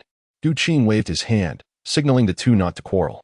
In these turbulent times, with enemies lurking around the Murong family, it would be prudent to bide one's time and take advantage of the Wang family's influence to navigate through the current hardships. His aunt, Li Qingluo, though possessing only mediocre martial skills, held a status and position that was beyond the reach of ordinary individuals. Having married into the Wang family, a prominent clan in Gusu, her background was truly remarkable. Li Qingluo's parents, Wu Yazi and Li Qiushui, were both legendary masters of their generation. Currently, Li Qiushui served as the princess of the Western Xia Kingdom. Furthermore, Li Qingluo's lover, Duan Zhenshun, was the prince of the south in the royal family of Dali. Her stepfather, Ding Chuanqiu, a notorious figure in the dark arts, dominated the region of Qinghai. Ding Chuanqiu had a fondness for his stepdaughter, often traveling great distances from the western regions to secretly visit Li Qingluo in Gusu, while also providing guidance on her cultivation. The support that Li Qingluo enjoyed could be described as both grand and substantial, a tempting challenge that piqued Gu Qing's interest in testing his own vulnerabilities. The following day, with Zhu and by rowing the boat, Gu Qing set out with a large entourage to visit his aunt and cousin at the Mandala Villa. Clad in a brocade robe and adorned with a jade belt, sword at his waist, he presented himself as a dashing and elegant young gentleman. As they glided on a slender boat over the azure waves, a girl in a scarlet dress stood at the stern, rowing, while another girl in green sang sweet folk songs in Wood dialect. The springtime blossoms filled the air with fragrance, and the swallows returned to their nests. Reminiscent of old companions returning to their familiar boat, Abai's melodious voice rang clear, while Gu Qing reclined in the boat, watching the red lotuses and green leaves retreat gracefully on either side of the lake. Gu Qing first indulged in the decayed remnants of feudalism, choosing not to toil like a beast of burden, which is indeed commendable. The picturesque landscapes of Suzhou are truly akin to a painting. Gu Qing arrived at Mandala Manor accompanied by a retinue of servants. This place was adorned with an abundance of floral arrangements, as Li Qingluo had devoted herself to cultivating a veritable sea of blossoms, eagerly anticipating the arrival of the Tianlong pile driver. After years of meticulous care, the estate had transformed into a breathtaking floral paradise, each step revealing a picturesque scene that surpassed the royal gardens of Dali, imbued with a touch of grace and charm. Qi Luo had but one daughter, and in the future, this enchanting place would belong to Wang Yuyan, thus becoming a cherished legacy. Upon closer inspection, Gu Qing felt a profound sense of satisfaction. "Greetings, dear cousin. Welcome, esteemed cousin." Upon Gu Qing's arrival at the Mandala Villa, the servants therein promptly approached to pay their respects, exhibiting utmost courtesy. In truth, the servants of Mandala Villa are regarded as nefarious in the eyes of outsiders, their ill repute echoing throughout Suzhou. Moreover, these servants possess martial prowess, compelling most to steer clear of their path. Even in the original narrative of Tianlong Babu, these malevolent servants were capable of pursuing Mu Wanqing all the way to the borders of Dali. However, in the presence of Gu Qing, their gazes appeared remarkably innocent, as if devoid of any malice. Although Qi Luo harbored a disdain for Gu Qing, Wang Yuyan's affections were entirely directed towards the young master, leading the villa's servants to regard him as the future head of the household. "Where is my aunt?" he inquired. "How has the old gentleman been faring lately?" Gu Qing spoke softly, not intending to engage in lengthy conversation with the servants. "Madam is taking her afternoon rest," replied a servant. "And what of Yuyan?" "The young lady is currently reading in her chamber. I shall go and see cousin Yuyan." He instructed a Zhu and a Bai to deliver the gifts they had brought to the manor before making his way towards Wang Yuyan's room. The servants dared not obstruct Gu Qing, exchanging glances amongst themselves. Soon after, a clever servant hurried off to the place where Qi Luo was napping. It was well known that Wang Yuyan held affection for Gu Qing, yet it was equally known that Madame disapproved of him. They found themselves in a delicate position, striving not to offend either side, or perhaps inadvertently incurring the ire of both. Before long, Gu Qing arrived at Wang Yuyan's chamber. The area was adorned with camellias, and her room was exquisitely elegant, resembling a quaint garden cottage that showcased the distinctive architectural style of the Jiangnan water towns. In the pavilion outside her chamber, a young girl clad in white was engrossed in her reading. She was akin to a celestial fairy, exuding an unparalleled grace. Her jade-like visage reflected the morning glow, and her skin, as pure as snow.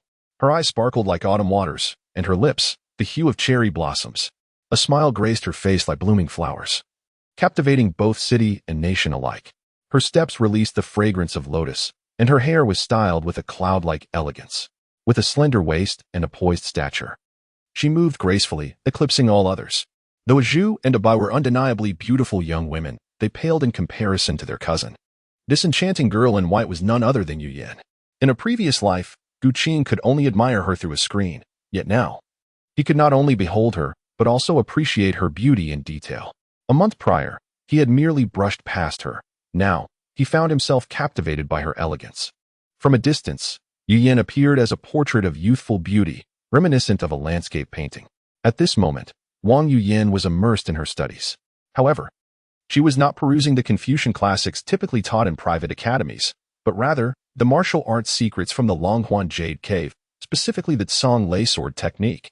During their brief encounter, Gu Qing had mentioned his desire to gather sword techniques embodying the 8 elemental concepts of heaven, earth, water, fire, thunder, wind, mountains, and marshes. Upon returning to the Mandala Manor, despite her mother's disapproval of her visiting Yinziwu, Wang Yuyan diligently searched the water pavilion to collect 8 sword techniques. The martial arts manuscripts housed in the Longhuan Jade Cave were primarily gathered by Wu Yazi and Li Qiushui in their youth from the martial world, with some also sourced from the collection of the Shaoao sect. In terms of depth, it far surpassed the water pavilion of the Murong family. In her quest to assist Gu Qing, Wang Yuyan had nearly read through a significant portion of the Jade Cave's collection, becoming well-versed in nearly all the martial arts within Tianlong. She had gained a reputation as a distinguished martial arts critic in the Tianlong realm. "Cousin," Gu Qing called gently from behind Wang Yuyan. Could it be that after a month of separation from her cousin, she was imagining things? At less than 15 years of age, Wang Yuyan furrowed her brow and muttered softly, entirely oblivious to the presence of another person behind her. This simply would not do. It was imperative for her cousin to practice martial arts. If Wang Yuyan could attain even half the prowess of Li Qiushui, she would not have to endure bullying in the martial world. With such striking beauty and no means of self-defense, it was far too perilous. Should her martial skills excel, even if Qi Luo opposed it, Wang Yuyan could venture to Yanziwu on her own. A lamb delivered right to the door would be all the more delectable. Contemplating this, Gu Qing chuckled mischievously from behind. "Cousin, if I call your name, will you dare to respond?" "Ah, Cousin Gu, you have arrived. Wang Yuyan exclaimed joyfully, her intelligence shining through. Having been reincarnated, the youthful radiance of her smile exuded the essence of vibrant youth. Gu Qing's emotions were intricate, as if she had returned to a past life, reliving her high school days, a time when affection was as pure as it is now. Wang Yuyan's age seemed to mirror that of a high school girl from her previous life, a phase characterized by idol worship and the excitement of chasing stars. And then there was Murong Fu. In terms of temperament, appearance, and martial prowess, he was exceptionally gifted. Moreover, his handsome visage coupled with his noble status could easily captivate 99% of women. Wang Yuyan and Murong Fu, one could say, were a perfect match, akin to childhood sweethearts. For Wang Yuyan, who had been confined in the mandala manor since her youth, her upbringing resembled that of the little dragon girl from the ancient tomb sect, both sheltered from the world's complexities. Slightly better off than the little dragon girl, Wang Yuyan enjoyed a life of comfort and had a handsome cousin. Murong Fu represented her sole connection to the outside world. Through this connection, she glimpsed the sunlight and the rain beyond her confines. Cousin, this month, I have gathered the 8 sword techniques you requested. Would you like to learn them now? The thought of being able to assist her cousin filled Wang Yuyan with satisfaction. The feeling of being needed was truly delightful. After all, having grown up without a father's love, her psyche had become somewhat distorted. With a 10-year age gap, the affection she felt for her cousin might have been tinged with other sentiments. Dear cousin, I did not come today to discuss martial arts, but specifically to see you. It has been a month. Why have you not come to Yanzhou to find me? Upon hearing this, joy immediately illuminated Wang Yuyan's face, and she blushed as she replied, Mother does not allow me to go to Yanzhou. She says your ambitions are too grand and that you are not a suitable match. My aunt has misunderstood me. I do not possess such grand ambitions. It is often said that circumstances create heroes. Only when the right timing, location, and harmony among people converge can success be achieved. To act against the prevailing tide is to pit oneself against insurmountable odds. The momentum of the times cannot be reversed. Just as in the original text where Murong Fu constantly speaks of rebellion, only a fool would consider revolting alongside him. One must accumulate small victories gradually and wait patiently for the opportune moment, for when the time arrives, one can strike with overwhelming force to secure a place in history.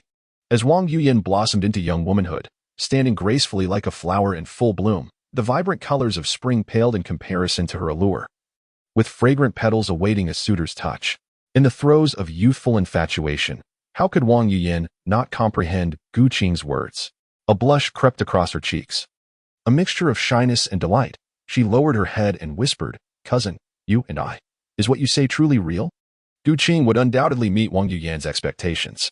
With such a budding young maiden whose thoughts are solely occupied by her beloved confidant, how could he allow her to be disappointed? Cousin, I am aware of your affections for me. In truth, I reciprocate those feelings. In the past, you were too young. But now the circumstances have changed. After this year, you shall turn 15, the prime of your blossoming youth. Today, I have come to the Manduo Villa with a singular purpose, to propose to Aunt. Upon hearing this unexpected revelation, Wang Yuyan felt her legs weaken, and her body succumb to a wave of sensations. Gu Qing extended his hand to support his cousin, Wang Yuyan, who felt as delicate as a feather in his embrace. With a serious expression, she gazed earnestly at Gu Qing and shyly inquired, Cousin, is it truly so? Indeed, it is true, he replied.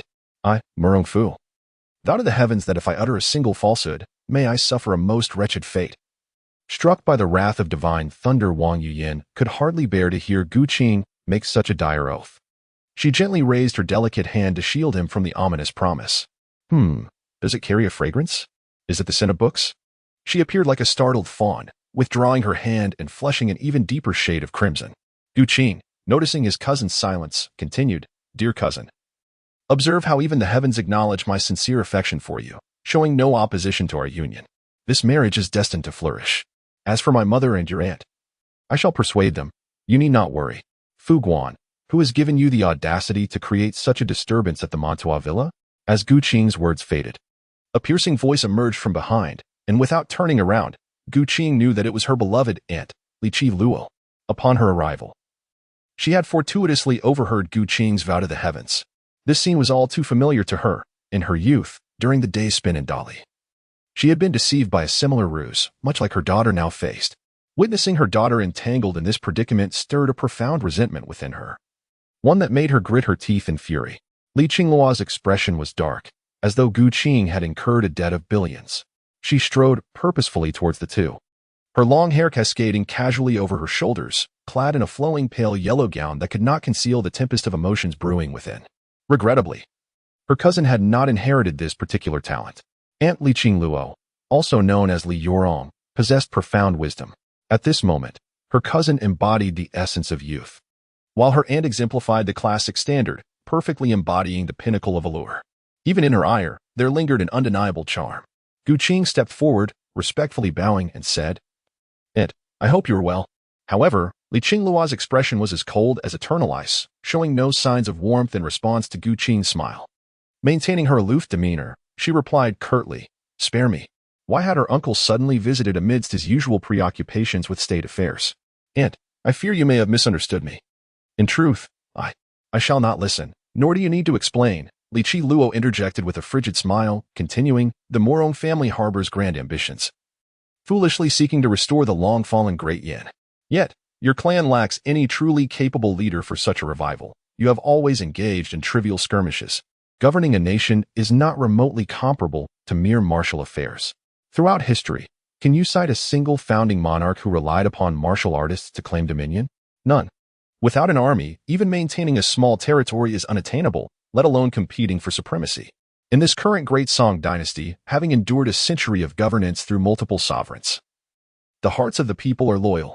The ambition of the Morong family to establish their own state is nothing short of a delusion. If I were to marry Yu Yin to you, should you one day cause a catastrophic disaster, bringing ruin upon your entire lineage, do you intend to drag Yu Yin and the Wang family down with you to accompany your demise?" At this point, Li Qingluo felt utterly exasperated. While others may be unaware of the true cause of Murong Bo's demise, Li Qingluo's connections were extensive, and she was certainly not oblivious. For over a decade, Shaolin Temple had dispatched individuals to Yanzhou, inquiring about Murong Bo's whereabouts, concerned that the Murong family's treasonous intentions would be unveiled under the scrutiny of Xuanzi. Murong Bo had no choice but to feign death to escape the situation. On the other hand, Gu Qing was surprised by Li Qingluo's perceptiveness, which was indeed unexpected. Now, Gu Qing aimed to leverage the Wang family and Li Qingluo's influence to buy himself a little time. Even a year would suffice for him to restore the reputation of the Southern Murong. Those who achieve greatness do not concern themselves with trivialities. In pursuit of accumulating the fortune of the Tianlong Babu realm, what harm is there in forsaking morality? Aunt, I intend to make a decision that defies my ancestors, relinquishing the unrealistic dream of kingship. Are you truly not going to rebel? Li Qingluo could hardly believe the rapid transformation of Murong Fu. Seeing that Li Qingluo remained skeptical, Gu Qing swore earnestly, "I, Murong Fu, vow to heaven that from this day forth, I shall lead a humble life, fully devoted to my cousin's well-being, ensuring she never suffers any grievances. Should I violate this oath, may heaven and earth forsake me." "Cousin," Wang Yuyan exclaimed, her eyes sparkling with surprise.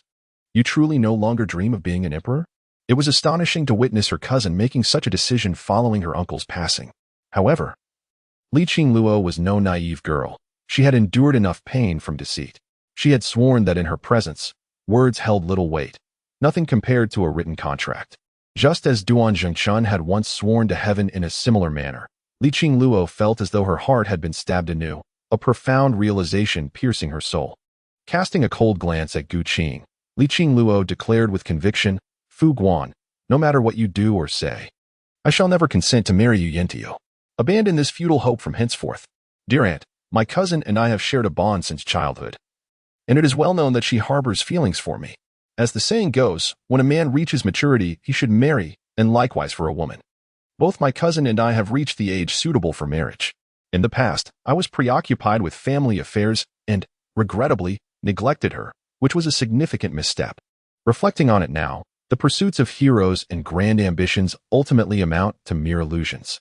The prospect of spending my days with my cousin, cherishing the tranquility of our abode, leisurely observing the blossoms in our garden, and delighting in the shifting clouds above, offers a profound sense of happiness. If my cousin were to bear a multitude of children, it would be an even greater blessing. Cousin."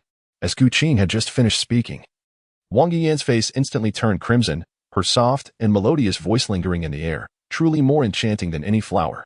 Li Qingluo, observing her daughter's demeanor, realized that her beloved little girl had succumbed to Gu Qing's charm. consumed by a sudden burst of indignation. She quickly resorted to the methods employed by certain parents in her past, who dealt with rebellious children. She chided Wang Yuyan, saying, "Shao Shi, take Yuyan back to her room. Until I give the order, no one is permitted to see the young lady." "Understood, madam." With Li Qingluo's command, two robust middle-aged women from the Mandala Villa stepped forward, ready to enforce the order with force if necessary. Wang Yuyan, standing beside Gu Qing, was filled with anxiety. Gu Qing took her hand gently and reassured her, "Cousin, Aunt's words are merely spoken in haste. Do not take them to heart. Please return to your room and rest for a while. I will persuade Aunt. Be good. Listen to me." Wang Yuyan replied, "Cousin, we will heed your words." With reluctance, she turned back to glance 3 times as she left the garden of the small abode. Gu Qing remained silent, offering only an encouraging smile. It was not until Wang Yuyan departed from the courtyard that Gu Qing turned to confront his formidable aunt. "Aunt, we are family and should not speak as if we were strangers. The Wang family and the Murong family have supported each other in this region of Suzhou for centuries. Now, if my marriage to my cousin can be realized, would it not serve to strengthen our ties even further? Regardless of the circumstances today, a Zhu and a Bai have delivered the betrothal gifts, and the formalities have been observed. I kindly request that you grant your blessing to my cousin, Li Qingluo." Witnessing Gu Qing's resolute tone and the unmistakable determination to wed her daughter, felt her anger intensify. "Even when your father was alive, he would not dare to speak to me in such a manner. Murong Bo indeed has a fine son, but in just a few years, you have come to disregard our family entirely. Who do you think you are?" As Li Qingluo's audacity grew more unbearable, Gu Qing, not one to be trifled with, thought to himself, "Wang Yuyan may be a cherished light in my life, but what significance does Li Qingluo hold? Out of respect for my cousin, I have granted you a modicum of consideration, yet you fail to appreciate it." Gu Qing's expression turned icy as she calmly remarked, "What do you consider Murong Fu to be?" Suddenly, the air around Gu Qing crackled with the emergence of sword intent, manifesting as a myriad of sword shadows that exuded an endless aura of sword energy. In an instant, the fragrant little courtyard transformed into a dense forest of blades, the sharp energy sending chills through their very beings. "Aunt, let me make this clear. My Murong Fu is destined to be invincible in this world. Among the countless heroes of the martial realm, they too must bow their heads in my presence. Grant me 1 year. After a year, the martial world of the Song dynasty will recognize but one legend, and that will be the Southern Murong." Gu Qing's progress in strength has advanced at a pace far surpassing expectations, attributable to 2 principal reasons. Firstly, the dragon world possesses a far more tenuous spiritual essence compared to the smiling proud wanderer world. This elusive energy is typically beyond the reach of ordinary individuals. However, Gu Qing, through his cultivation of the devouring star technique, harnesses an unparalleled ability to absorb and refine energy from the environment. Secondly, the meager spiritual essence of the dragon world gives rise to a greater abundance of precious medicinal herbs, particularly rare fungi, in contrast to the smiling proud wanderer world. With the rich resources of the Murong family, Gu Qing benefits from the exquisite treasures they have gathered. The efficacy of these herbs, enhanced 100-fold through the fortification of fate, means that the effects of a single herb consumed by Gu Qing can rival that of 100. Consequently, within merely a month, his cultivation has reached the level of the 4 esteemed ministers. Regrettably, the Murong family possesses only a limited quantity of these potent elixirs. Li Qingluo was significantly astonished by Gu Qing's sudden surge in strength. In just a month, he has already surpassed her. However, upon hearing Gu Qing's brazen declarations, Li Qingluo realized that his earlier words in front of Wang Yuyan were mere posturing, an attempt to win the affections of a naive girl. Although she refrained from further insulting Gu Qing, her demeanor remained less than cordial. Despite Gu Qing's newfound prowess, she felt secure with Ding Chuanqiu and Li Qiushui backing her. One of the Murong family's ancestor, Murong Longcheng, who created the unparalleled martial art of the celestial revolving stars. Even he was ultimately defeated by the founding emperor of the Northern Song dynasty. Li Qingluo maintained the belief that, despite Murong Longcheng's martial prowess, his attempts to restore the nation were futile. Having watched Murong Fu grow up, she compared his skills to those of her foster father and concluded that the Murong family's aspirations for restoration were hopeless. She harbored a deep-seated disdain for Murong Fu's dreams of reclaiming the throne. Having encountered the true royal lineage of the Dali kingdom, represented by the noble Duan Zhenshun, she knew that the fallen Murong family could not compare. Reflecting on the glory of the Duan clan, even from afar in Suzhou, Li Qingluo felt a sense of pride. With this in mind, she found little interest in Gu Qing and sighed, "Restoration, you may leave. Continue to chase your dreams of reclaiming the Murong family's lost glory. In dreams, anything is possible. However, I shall never consent to marry Yu Yin to you. It would be wise for you to cease disturbing her. Your martial abilities are hardly impressive. In the vast realm of martial arts, there are always those more formidable than you. One must not limit one's vision to a mere corner of the Song dynasty. Frankly, I hold Murongfu in low regard, having witnessed true royalty and the martial prowess of my mother and foster father. Murongfu appears to me as nothing more than a fallen noble with lofty aspirations but little capability. As a reincarnated individual, Gu Qing naturally comprehended the implications of Li Qingluo's words. When reasoned discourse fails to elicit understanding, one cannot fault a nephew for resorting to less honorable tactics. Aunt, are you implying that your nephew is ungrateful? I had initially intended to foster a cordial relationship with you, yet your lack of appreciation has only invited disdain. Given this, I shall no longer feign civility. Surely, you would not wish for your affairs to be laid bare before the world, would you? What are you saying? Li Qingluo furrowed her brow, perplexed. Observing the situation, Gu Qing smirked and remarked, Ansmandala Mountain Villa harbors a plethora of floral fertilizers, among which those from the Dali region are particularly renowned for nurturing flowers. Given Ant's fondness for camellias, could there be an underlying reason for it? Li Qingluo, initially taken aback, quickly regained her composure, suppressing any further thoughts. What is wrong with liking camellias? What nonsense are you spouting? You dare to feign innocence in my presence? Those who are unaware of the truth might think you are a virtuous and chaste maiden, guarding your purity with utmost diligence. But what manner of person is Gu Qing? How could he remain oblivious? Li Qingluo epitomizes the archetype of a femme fatale, with a marriage arranged to the Suzhou Wang family by Li Qiushui. Her path to Suzhou led her to cross paths with the charming Duan Jinshan. Despite being bound by a promise of marriage, she was beguiled by his flattery and, upon becoming pregnant with Wang Yuyin, coerced Duan Jinshan into taking her back to the Dali royal palace.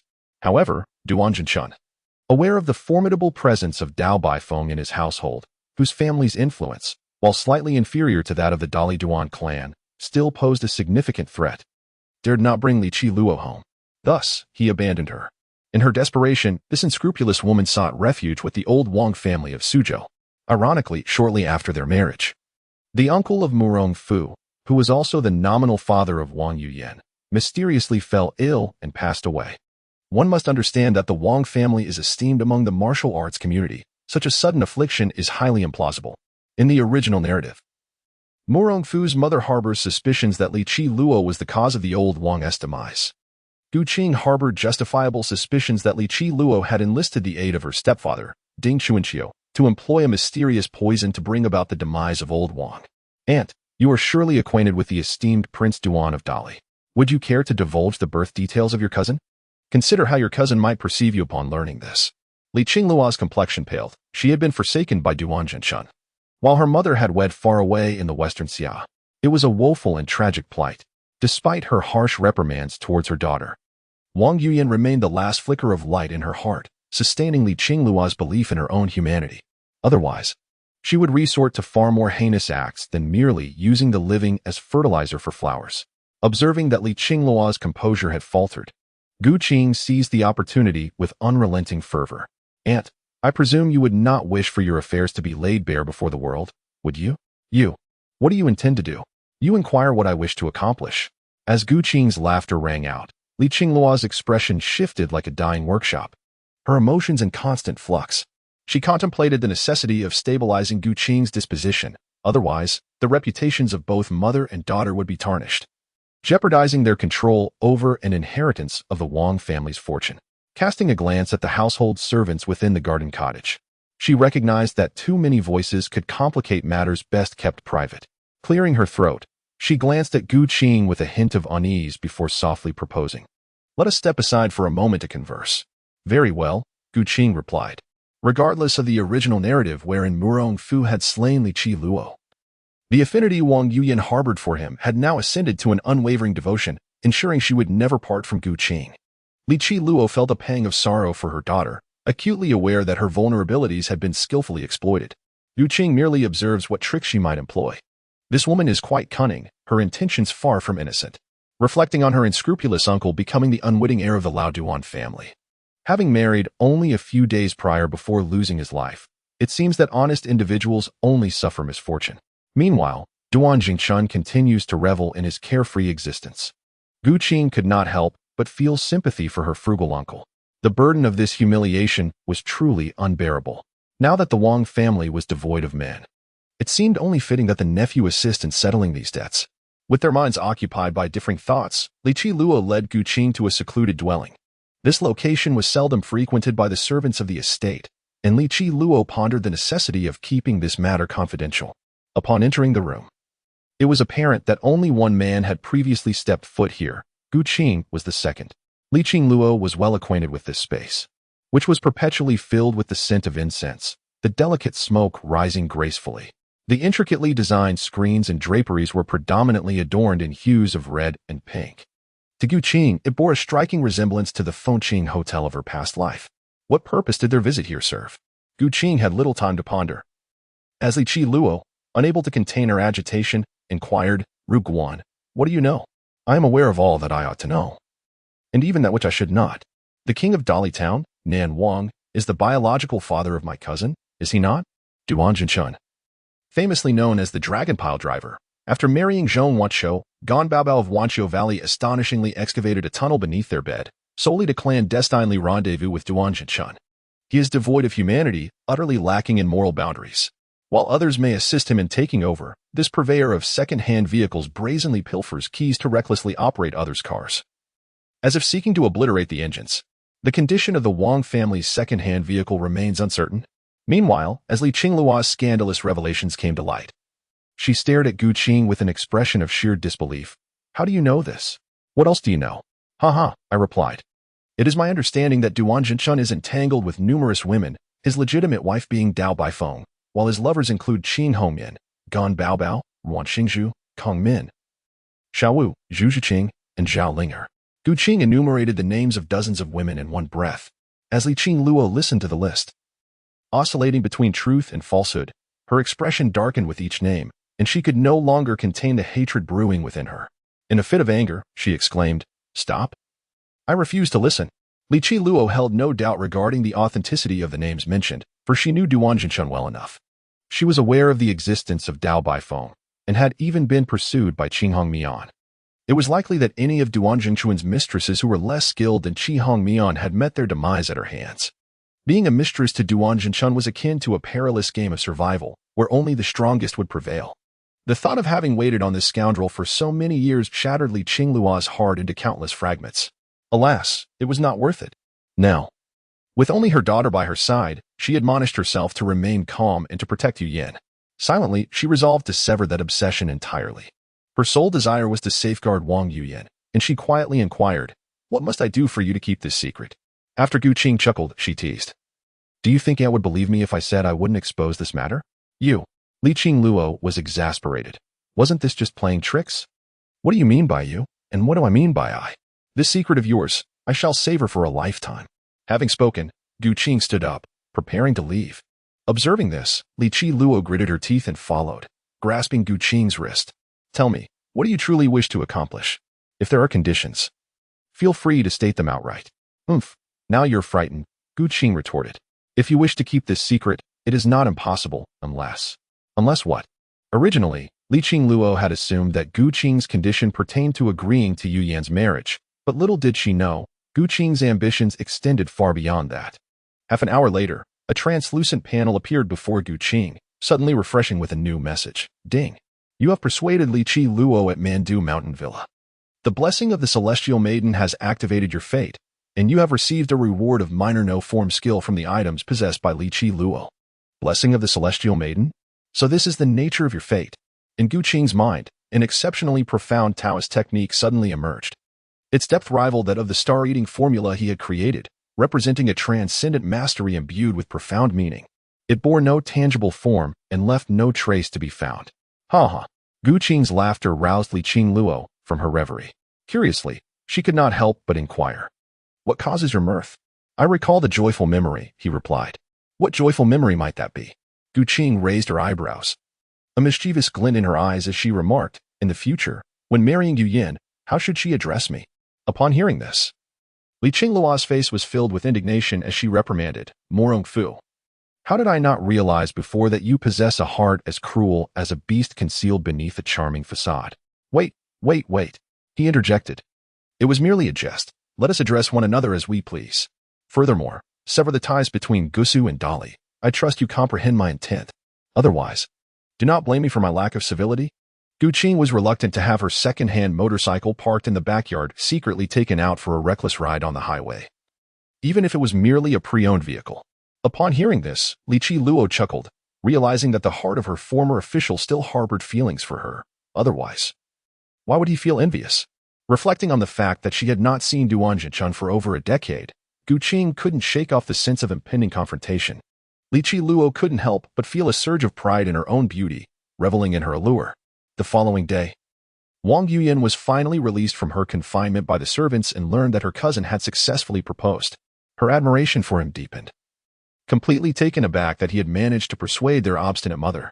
Like a joyful and naive young deer, she hurriedly sought out her mother to confirm this delightful news. Arriving at Li Qingluo's residence, Wang Yuyan was quite astonished. Her mother was up so early? Without much thought, she stretched lazily, preparing to wait for a while. Yuyan. What brings you here? Li Qingluo's voice called out from outside. Wang Yuyan glanced towards the door and noticed her mother appeared unwell. Concerned, she asked, Mother, are you ill? Your voice sounds very hoarse. Yes, indeed, Li Qiluo replied. Last night, I kicked off the blanket and probably caught a chill. I was exceptionally thirsty this morning, so I went out to fetch a glass of water. Wang Yuyan felt a pang of sympathy, realizing how difficult it must be for her mother. Noticing her daughter's hesitation to speak, Li Qiluo sensed she had something on her mind. Yuyan, is there something you wish to discuss? Does it pertain to the Morong family? I want to hear of it. Li Qiluo laughed, though her thoughts wandered to the inevitable truth that a daughter, once grown, could not be kept from flying away. Mother, I heard from Aunt Ping and the others that you have consented to my marriage with my cousin. Li Qiluo, cradling her teacup, took a gentle sip before responding thoughtfully. I have agreed to the proposal, but he has stipulated 2 conditions. Only upon fulfilling these conditions will I consent to your union. What are these conditions? If they are too arduous, will my daughter be doomed to remain unmarried for life? Observing her eager daughter, Li Qiluo sighed inwardly. Reflecting on the trials of raising a daughter reaching maturity, who was unprepared for the tempests of life. As these thoughts crossed her mind, a frown creased her brow. Seeing her mother lost in contemplation, Wang Yuyan shook Li Qingluo's arm and playfully pleaded, Mother, please allow me to go to Yanzhou. Want to you? Jiangsu, Yanzhou, where the sun rises in the east.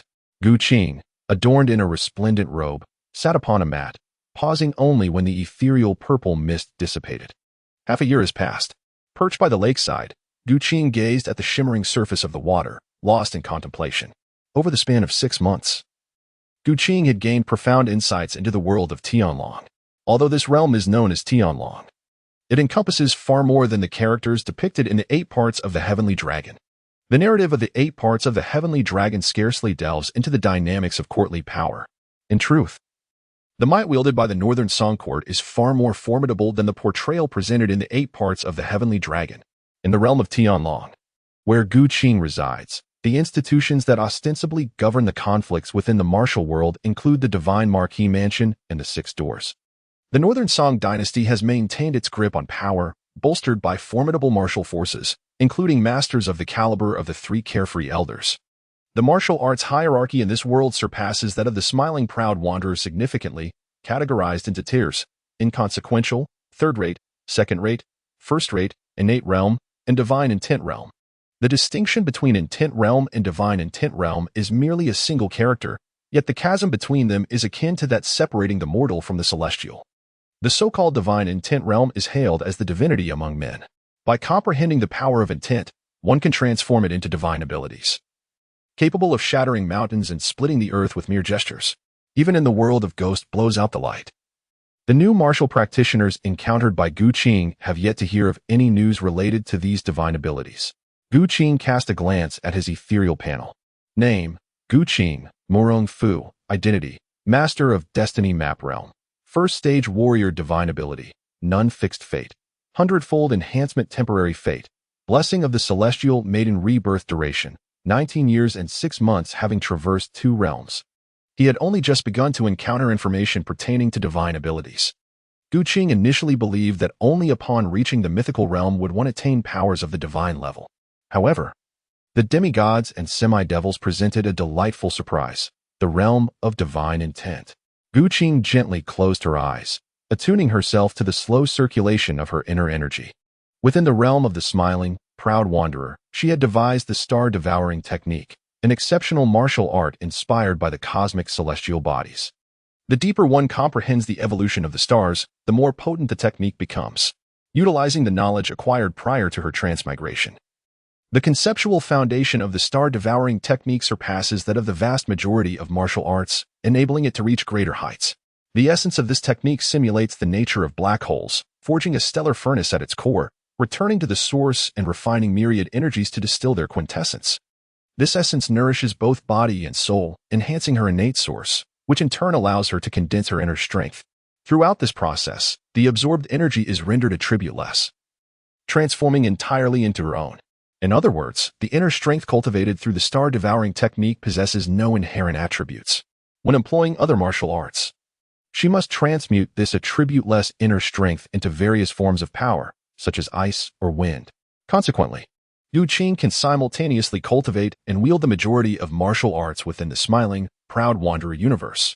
After 6 months of diligent practice, she nearly digested the accumulated essence of that world and, building upon this foundation, contemplated the profound intricacies of martial arts from the dragon-taming world, further elevating her martial prowess. As the saying goes, standing on the shoulders of giants allows one to journey further. Gu Qing arrived in the world of Tianlong not only to harvest fortune and the power of destiny, but also to enhance his cultivation. The emergence of the lesser wuxiang skill from Li Qing Luo served as the finest resource for martial arts.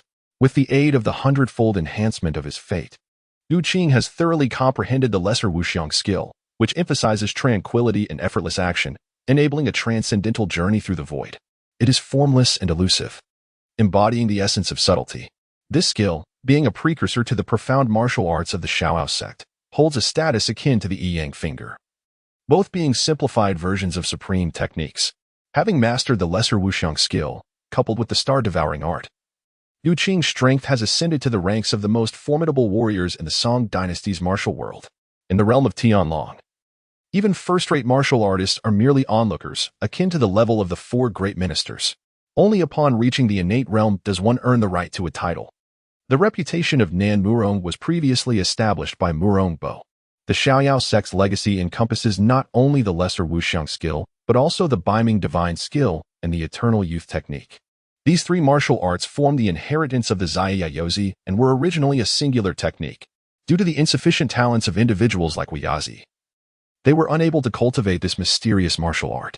To preserve the legacy, Zaiyaozi divided this technique into 3 independent forms, each imparted to the 3 elders of Shaoyao. Gu Qing gleaned this information from Li Qi Luo. It is likely that Zaiyaozi is a practitioner of the divine intent realm.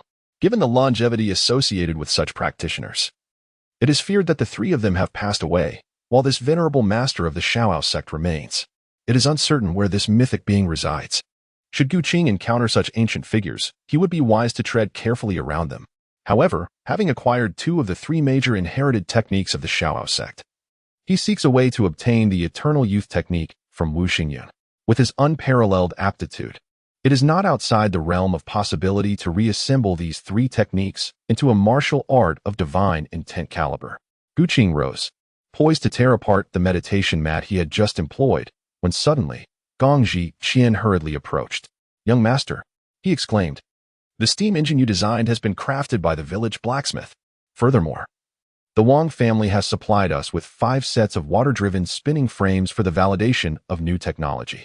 It is noteworthy that the Wang family thrives on the silk trade in the region of Suzhou, benefiting from its flourishing sericulture and textile industry, with their business commanding nearly 30% of the silk trade in Jiangnan.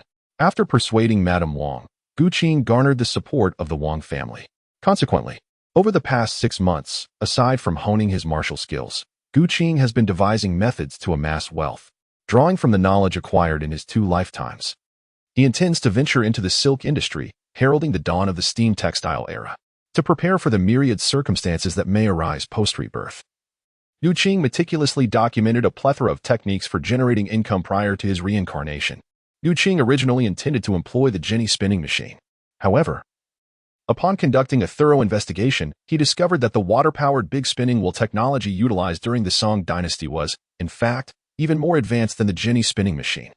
The water-powered big spinning wheel of the Song dynasty boasted an impressive number of spindles, often amounting to dozens. More remarkably, the spindles could rotate while simultaneously retracting to draw and twist the yarn, allowing for winding to occur concurrently, thereby embodying the nascent form of modern spinning machinery. Gu Qing, upon witnessing the grand spinning wheel of the Song dynasty, found herself caught in a bewildering blend of laughter and tears. It was astonishing to realize that the technology she had prepared from the modern era paled in comparison to the ancient methods of centuries past. Yet, there were certain techniques, unique to Gu Qing, that modernity had yet to unveil. The pinnacle of shipbuilding in the Ming dynasty, the treasure ship, commanded respect across the seas. Gu Qing had once ushered in the era of maritime capitalism in the realm of martial arts, having deliberately amassed knowledge of this craft. As a feudal dynasty, it sought to replicate the successful experiences of the world of martial heroes. The amalgamation of martial prowess and capital could potentially birth a formidable economic behemoth, poised for rapid expansion. Gu Qing and Gong Shiqian arrived at a modest factory shed constructed of blue bricks. Within the shed, the nascent industrial landscape had begun to take shape. The Murong family had enlisted dozens of seasoned blacksmiths, working alongside young apprentices, to forge the first steam engine of this era. This steam engine, serving as an initial prototype, was currently undergoing tests to ascertain its lifespan. Young master. Greetings, young master. Upon Gu Qing's arrival, the artisans present ceased their work and greeted him with respectful bows. There is no need for formalities, he said. I am here today to inspect the machinery and, in the process, to reward everyone. Brother Qian. Each craftsman involved in the creation of this machine was to receive a reward of 10 taels of silver, while the apprentices would be granted 1 tael each. Furthermore, those who had made outstanding contributions could collect a martial arts manual at Yanzhou. What? A martial arts manual? As Gu Qing's words resonated, the artisans below were astounded by his grand gesture. Martial arts manuals. These are treasures that can be passed down through generations. By cultivating skills to the first tier, one could attain the status of a third-rate martial artist and seek employment as a constable or similar roles within the government. At the very least, one could guard homes, a prospect far more promising than being a blacksmith. Despite the Song dynasty's preference for literary pursuits over martial prowess, the common folk still regarded martial training as a means of livelihood. Those with decent skills could find work at a security agency. Young Master Murong, will you truly provide us with martial arts manuals? Certainly, I, Murong Fu, declared with unwavering conviction. From this day forth, the blacksmiths of the Murong family shall implement a hierarchical system where the more skilled artisans will enjoy better benefits. Not only will there be martial arts manuals, but also various secret elixirs to aid in cultivation. How can this be? In the workshop, all the blacksmiths were left dumbfounded. Gu Qing smiled gently, then handed over her meticulously crafted plan to Gong Shiqian for execution. The document encompassed the various assessment criteria for the blacksmiths, as well as the subsequent tasks to be undertaken. The issue of progressing from 0 to 1 had been resolutely addressed. The next phase entailed the continuous expansion of scale, coupled with the gradual enhancement and modernization of machinery. The application of steam power was to be extended across diverse industries, such as textiles, metallurgy, and the processing of grains and oils. As time flowed on, 3 months elapsed in the blink of an eye. On this particular day, Gu Qing, while cultivating in the swallow's nest, has undergone a transformation as profound as the change of seasons since 3 months ago. To the north of the impoverished realm lies the dark sea, and within it, the heavenly pool. There are fish therein, its expanse stretching for thousands of miles. Yet none have discerned its depths. Moreover, if the accumulation of water is not substantial, it lacks the strength to bear great vessels. Thus, the martial arts of our sect prioritize the accumulation of internal energy as the foremost principle. When internal energy is abundant, no martial art in the world remains beyond my grasp, akin to the North Abyss, which can carry both vast and minute realms alike. Hence, internal strength is fundamental, while techniques are secondary. You have comprehended the essence of the North Abyss divine skill, and your understanding has deepened further, enhancing your fate 100-fold. You have grasped all the profound mysteries of the North Abyss divine skill, and you have internalized its core secret teachings, culminating in the North Abyss return to Ruin's great formation. This formation is established by embodying the array itself. Gu Qing did not cultivate the Northern Underworld technique, Rather, he comprehended the essence of the northern underworld divine art through his own martial prowess. The wisdom gleaned from others can indeed serve as a tool for refinement. By immersing himself in the secret methods of the human body's array, he recognized that humans possess various orifices that resonate with the celestial stars, aligning the constellations to harness the myriad energies. Through his understanding of the secret arts of the star orifices and the enhancement of his fate by 100-fold, he unraveled the grand formation of the celestial star orifices. By embodying the formation through the arrangement of numerous acupoints, he embraced the cosmos. With his fate magnified 100-fold, countless insights evolved within the depths of his consciousness, manifesting as innumerable sparks of enlightenment that continually collided and interacted. Guqing tightly closed his eyes, feeling a shift in the energy surrounding him. As time passed, he inadvertently released his aura, drawing the curious gazes of everyone in Swallow's Nest towards his presence. With Guqing's involvement in the Murong family's affairs, the precarious situation that had ensued after Murong Bo's death was completely transformed in just a few months. Moreover, with the advent of steam power, the influence of the Murong clan began to flourish at an astonishing rate.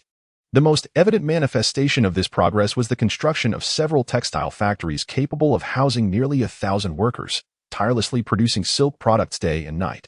Collaborating with the Wang family, the Murong and Wang clans were on the verge of capturing nearly half of the silk trade in Jiangnan. Beyond this, the Murong family independently developed a steam-powered forge, generating a substantial quantity of affordable and practical agricultural ironware, which was eagerly sought after by farmers in the market.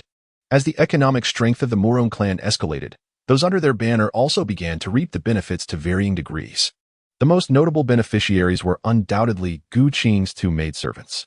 In the original narrative, a Zhu and a Bai were not particularly skilled in martial arts. However, being in proximity to Guqing inevitably exposed them to various dangers.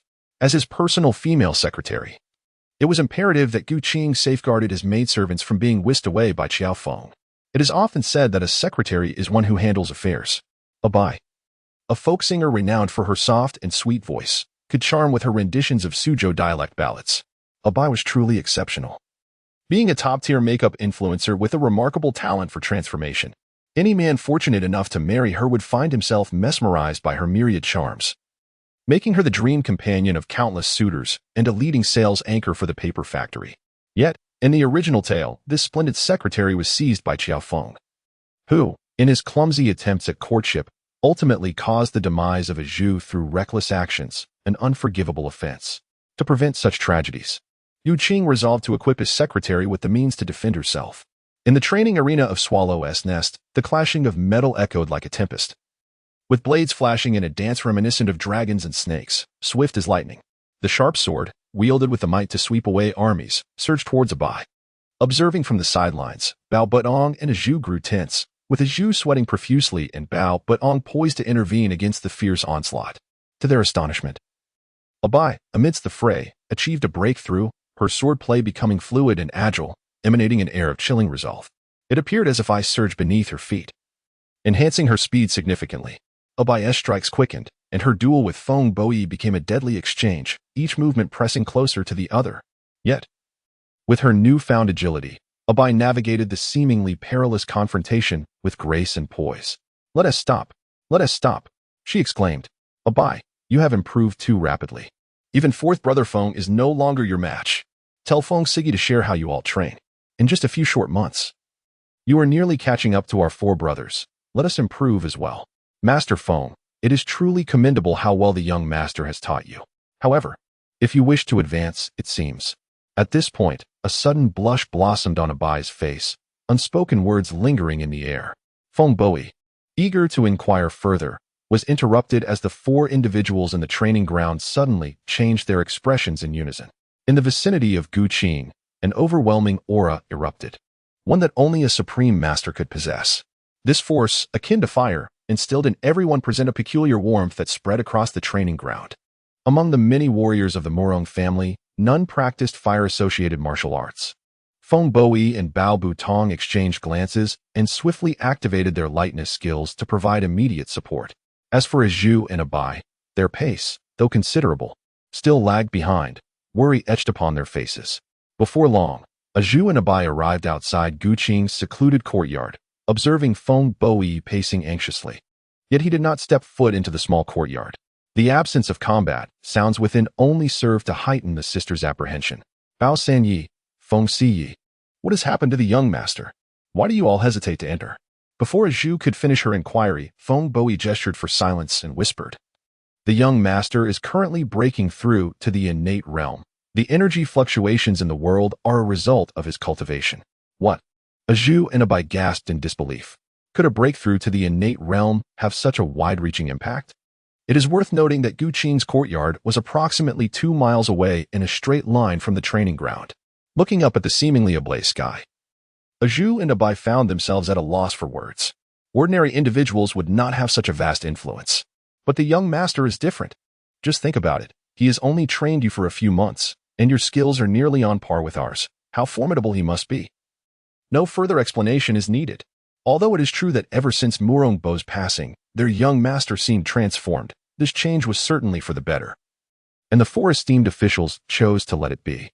As the sky's transformation intensified, despite not yet reaching the innate realm themselves and thus unable to sense the spiritual energy of heaven and earth, they could see the sky growing redder and more distant, indicating that Gu Qing's breakthrough would not be an easy feat. Feng Boyi and the others each headed towards the 4 cardinal directions to guard the young master. Gu Qing's breakthrough has reached a pivotal moment. The accumulation of 2 lifetimes has endowed Gu Qing with an unparalleled foundation.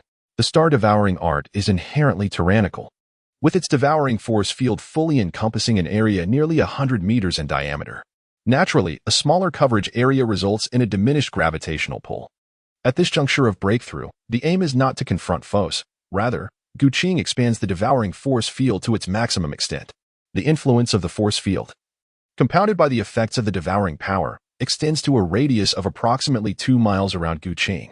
The body's secret method of array formation involves using the body to create a formation, positioning various acupoints to harmonize with the cosmos. Gu Qing's understanding of the Zhou-Tian star aperture great formation has progressed further, necessitating the establishment of apertures based on specific acupoints to create a spatial realm of openings.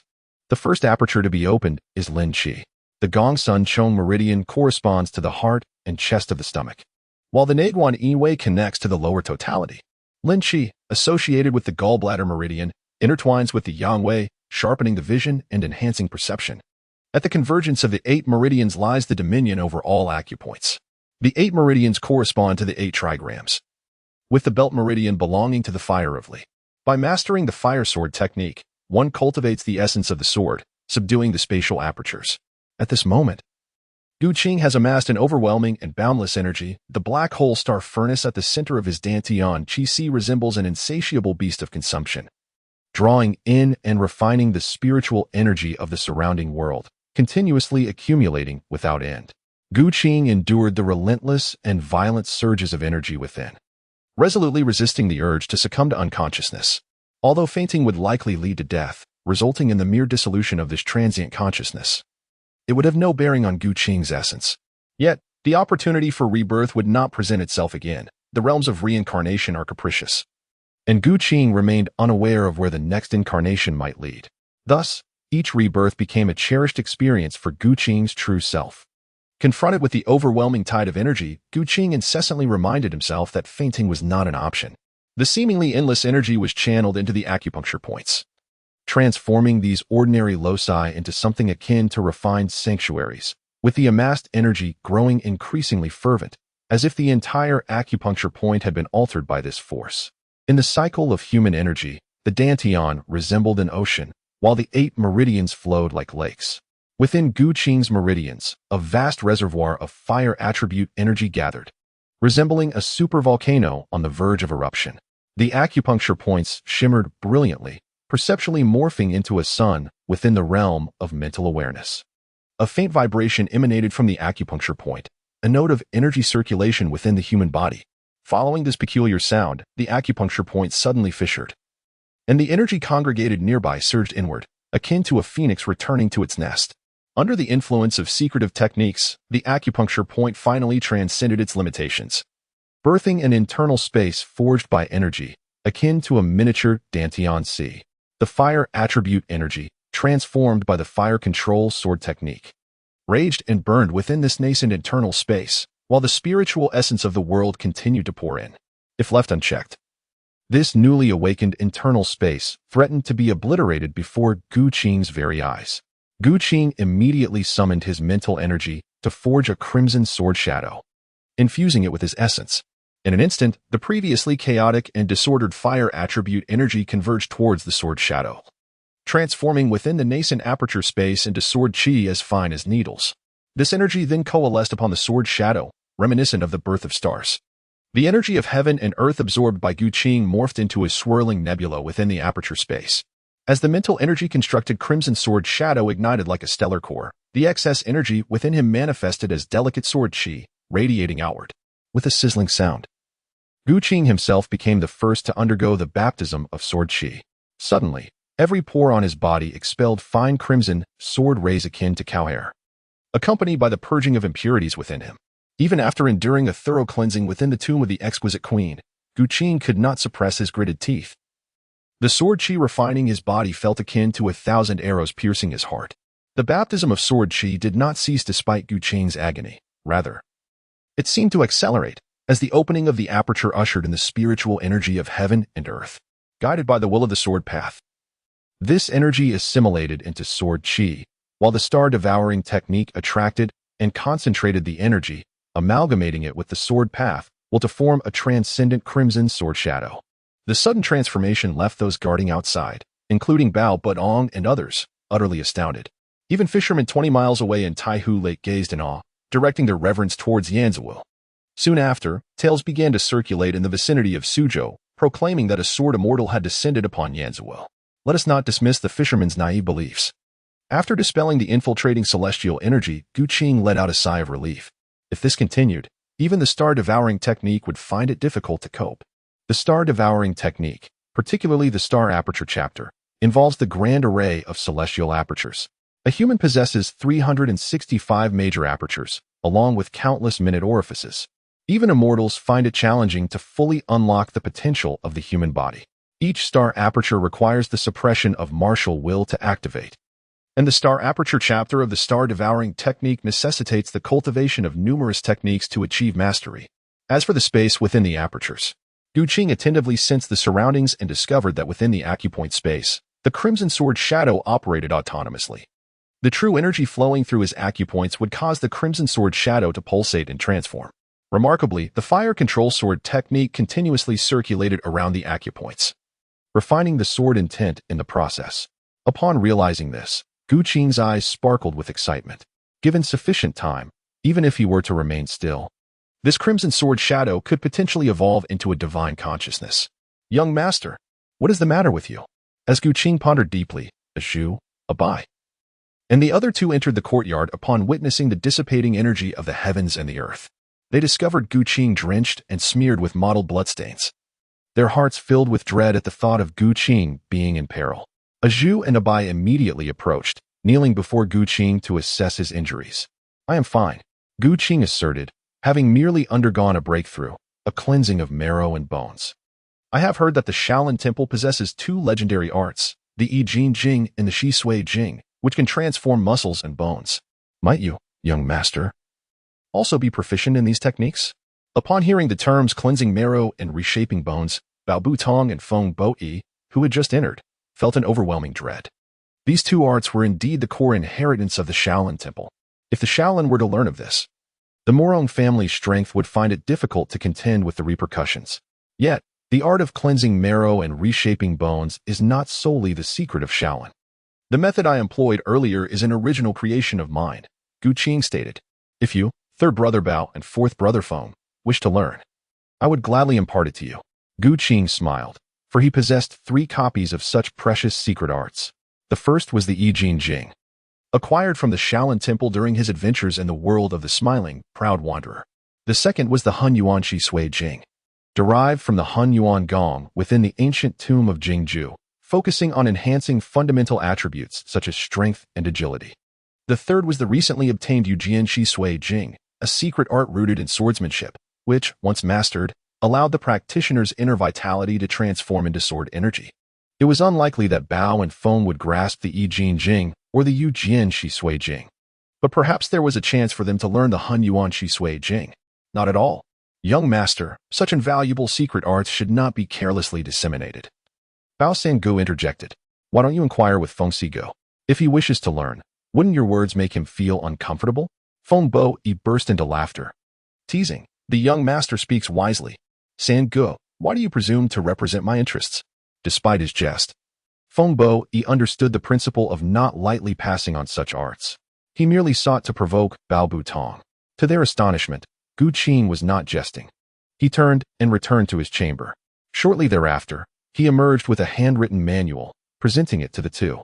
Bao Sangu, Feng Sigu, it's merely a manual. Why must we be so coy? Since my father's passing, I have been fortunate to have 4 brothers who diligently support the Murong family in its time of peril. This manual is bestowed upon you to serve as a treasured heirloom for your families. Once you have perused it, please ensure that a copy reaches Brother Dang and Brother Qian. The 4 loyal ministers were steadfast, and Gu Qi was not one to hoard his resources. He possessed numerous secret arts, and to stimulate the enthusiasm of his subordinates, he felt it necessary to share generously. Furthermore, it was vital for the martial prowess of his 4 ministers to advance. Otherwise, they would struggle to keep pace with Gu Qing and contend with increasingly formidable foes. Well, Bao Butong gazed in bewilderment at the manual in his hands, his emotions swirling. He had not anticipated that the young master would bestow upon him a skill of such caliber. This was the key to entering the innate realm. Thank you, young master. Gratitude to the young master. Bao Butong and Feng Bo Yi both silently vowed that henceforth, they would exert every effort to fulfill the young master's commands.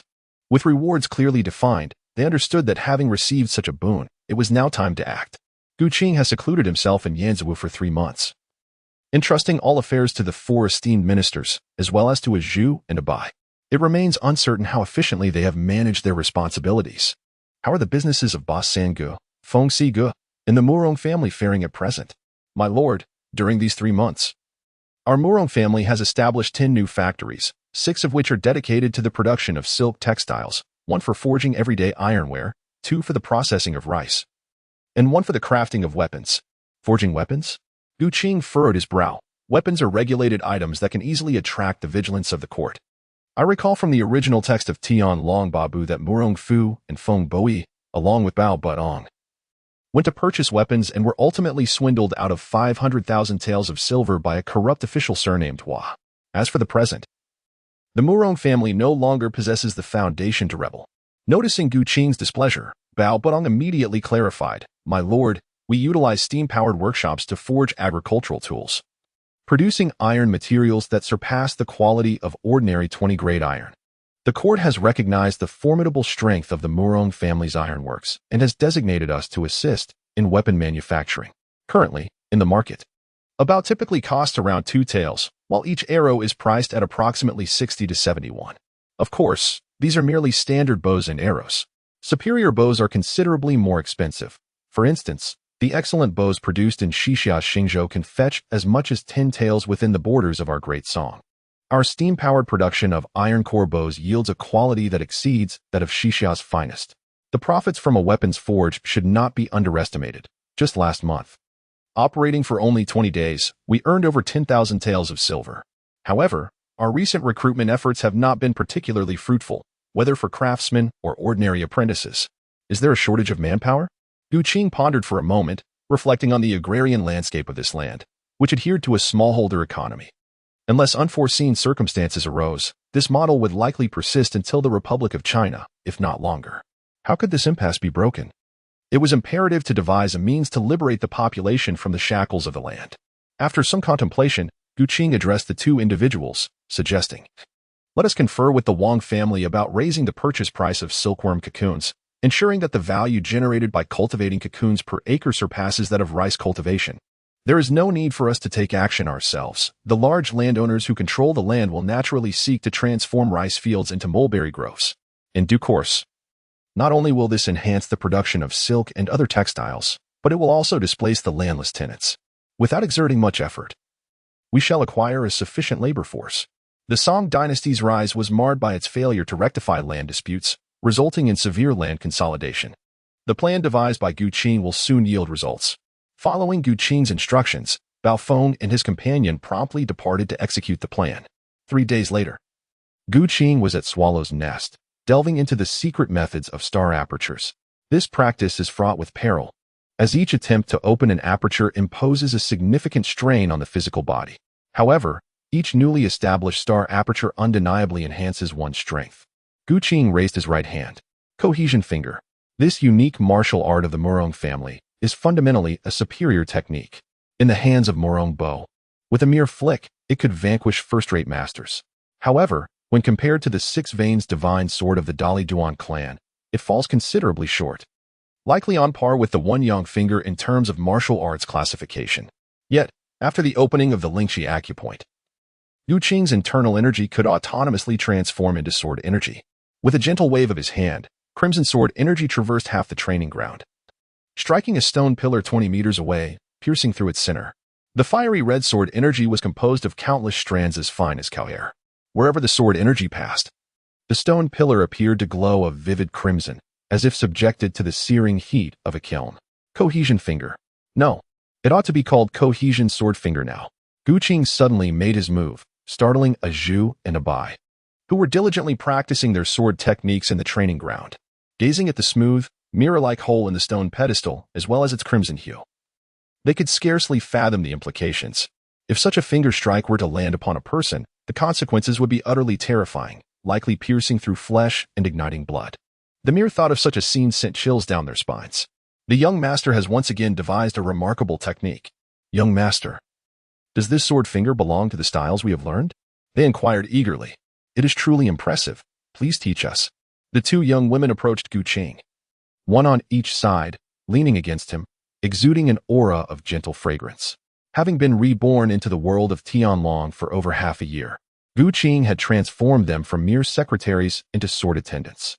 He imparted the Xianbing sword technique to a Bai and the Yufeng sword technique to a Zhu, planting the seeds of these two martial arts within their consciousness.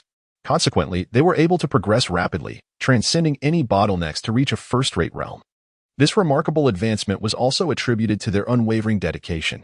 In any case, Gu Qing vowed not to disappoint their tireless efforts day and night. Secretaries who aspire to improve are indeed commendable. Do you wish to learn the combined sword finger? Then prepare yourselves for some hardships. I wonder if you can endure them. Young master, we are unafraid of hardship. The trio took a brief respite in a pavilion beside the training ground. Before long, several figures appeared from the distance. Leading them was his cousin, Yu Yan. Cousin, am I arriving at an inconvenient time? After several months of seclusion, Gu Qing had only encountered Wang Yuyan a few times. To her astonishment, upon her visit today, she chanced upon a Zhu and a Bai, who appeared to share an intimate bond with Gu Qing. Despite her affections having reached their zenith, Wang Yuyan found herself ensnared in self-reproach, perhaps due to her unwed status with her cousin. She felt she had become a burden to a Zhu and a Bai, who were tasked with looking after him. Initially, she intended to confide in her cousin, but as the words formed on her lips, she hesitated and chose silence instead. Upon noticing the misty gaze in her eyes, Gu Qing feared that she would burst into tears at any moment. He had no desire to cultivate the character of Lin Daiyu and his beloved by Yueg Wang. Thus, with a cheerful smile, he beckoned to Wang Yuyan. Cousin, you have arrived at the perfect moment. Come, let your older cousin see if you have grown recently. Older cousin, she stammered. I came over because my mother sent word, asking you to join us for dinner at Mandio Villa this evening. As Gu Qing's gaze swept past her, his 14-year-old cousin immediately flushed with embarrassment, feeling quite bashful. She had never encountered such moments before. Instantly, she buried her face in her bosom, too shy to meet the eyes of Gu Qing, a Zhu, and a Bai. Upon hearing this, Gu Qing secretly mused that Li Qi Luo was not merely inviting him to dinner, she was clearly intent on indulging in a feast of fowl. Subsequently, Gu Qing, accompanied by Wang Yuyan, made their way to Manduo Villa. As dusk approached, on the water several miles from Swallow's Cove, a small boat emerged, manned by a solitary figure. This individual, robust and imposing, donned dark iron armor and a gray robe, his face obscured by a bamboo hat, projecting an aura of immovable strength. From a distance, he exuded an imposing presence akin to that of an unyielding mountain. Should a practitioner of innate realms be present, they would surely detect the sinister bloodthirst enveloping this person, a testament to his having slain countless foes on the battlefield to cultivate such a formidable aura. Soon, Gongye Qian, stationed at Swallow's Cove, received word of a formidable visitor. Within half an hour, at the dock, Gongye Qian's eyes widened in astonishment. The person on the boat propelled it forward without oars, solely relying on his profound internal strength, gliding swiftly across the water's surface. "Who might you be?" he inquired, having heard tales of a sword immortal from the Murong clan arriving today to offer guidance. "Such audacity. My master is not someone you can simply meet at will. You must first pass my test. In the realm of martial arts, fame and fortune are sought after. Many seek to ascend by stepping upon the renowned name of Nan Murong." This challenge was not new to Gong Yiqian. With a fierce shout, he unleashed his signature move, the Thousand June Palm. The force surged with the weight of a mountain, compressing the air into a transparent barrier of energy, overwhelming in its might. "Impressive spirit," the visitor remarked. "In that case, allow me to share a technique." With Gong Yiqian's strike, the newcomer calmly assessed the situation, and then a tidal wave of energy surged forth from his being. When the Iron Mountain collapses, none can withstand it. At the dock near the Murong clan, Gong Yiqian, the most skilled fighter present, faced off against the mysterious individual, while Zhu and Bai, accompanied by their martial servant, stood by in support. Gong Yiqian initiated the attack, his powerful palm strike crashing forward like a torrential wave. Zhu and Bai exchanged glances of delight as the enigmatic adversary appeared momentarily unresponsive. However, before their smiles could fully blossom, Gong Yiqian sensed an unsettling shift. The opponent remained unervingly calm. Suddenly, the words "when the Iron Mountain collapses, none can withstand it" echoed, and Gong Yiqian realized the opponent had countered with a simple yet devastating punch. Devoid of any grandiose display of force or thunderous sound, that fist seemed to descend upon him like a mountain, unavoidable and oppressive. In the fleeting moment, he felt his own Thousand June Palm, having manifested an imposing aura and compressed the air into a formidable barrier, begin to fracture from its strongest point. Crack! Bang! The Thousand June Palm faltered, and Gong Yiqian's expression shifted dramatically. How could this person possess such incredible strength? With a thunderous crash, the once formidable Gong Yiqian was sent hurtling back over 10 meters, landing heavily on the dock and shattering several wooden railings in the process. In stark contrast, the small boat beneath the mysterious figure remained utterly undisturbed, not even a ripple gracing its surface.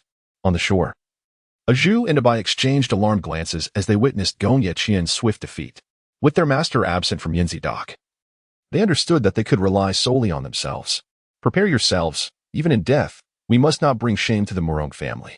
"Stop," Zhu cried, halting Bai. Gong Yiqian, sprawled on the ground after being vanquished in a single blow, felt as though his bones had turned to mush, utterly devoid of strength.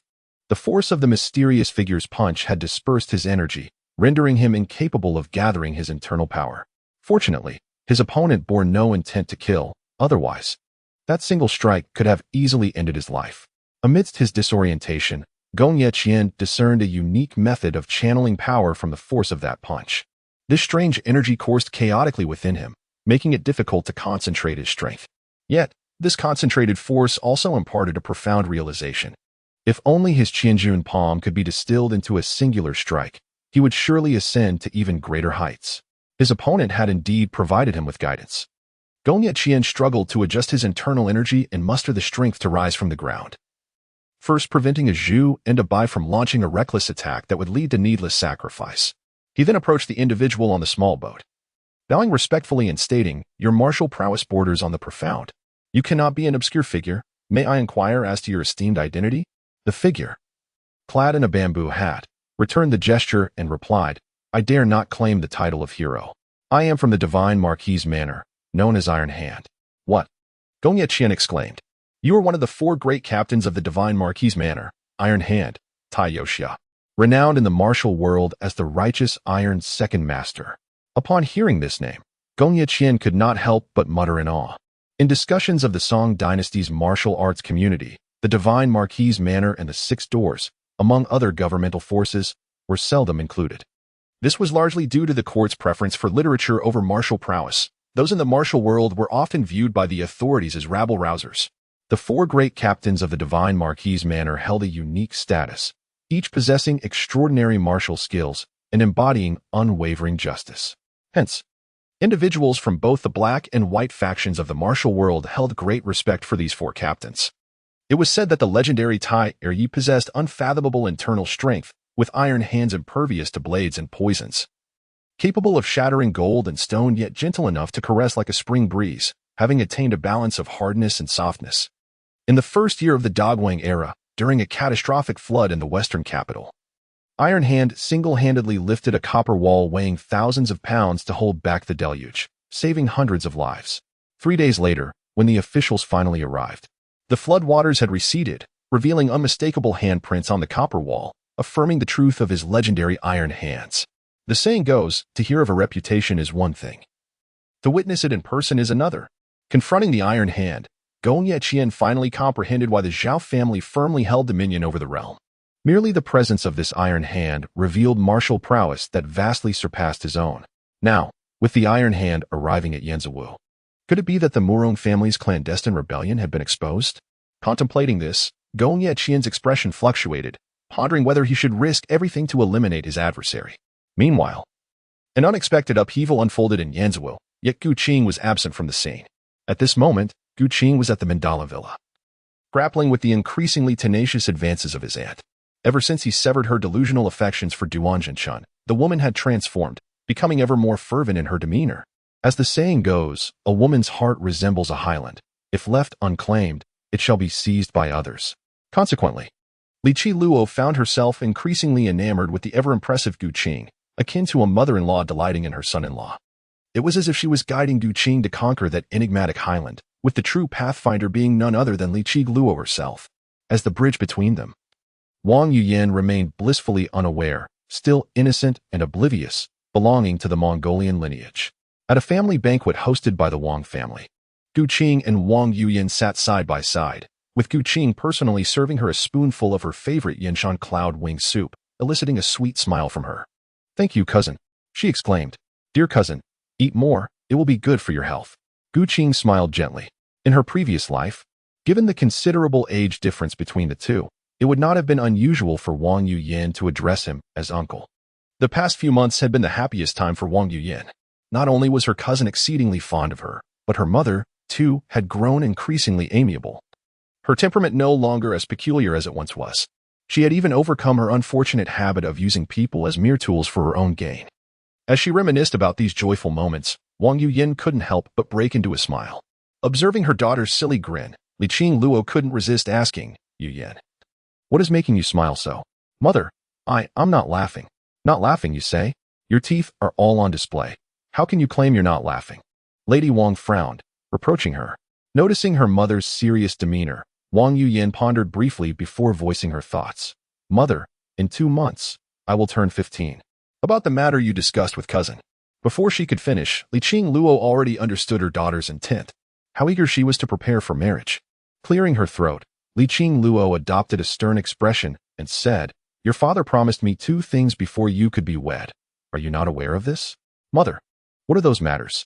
Seeing this, Gu Qing explained, "Cousin, as you know, the Murong family has long been plotting to restore their former glory, which inevitably breeds enmity. If you were to marry into the Murong family, my dear aunt, you must be wary of vengeful foes who might seek to harm you. Thus, the first condition is that I must instruct you, dear cousin, in order to elevate your capabilities to the innate realm, ensuring you possess the means for self-defense."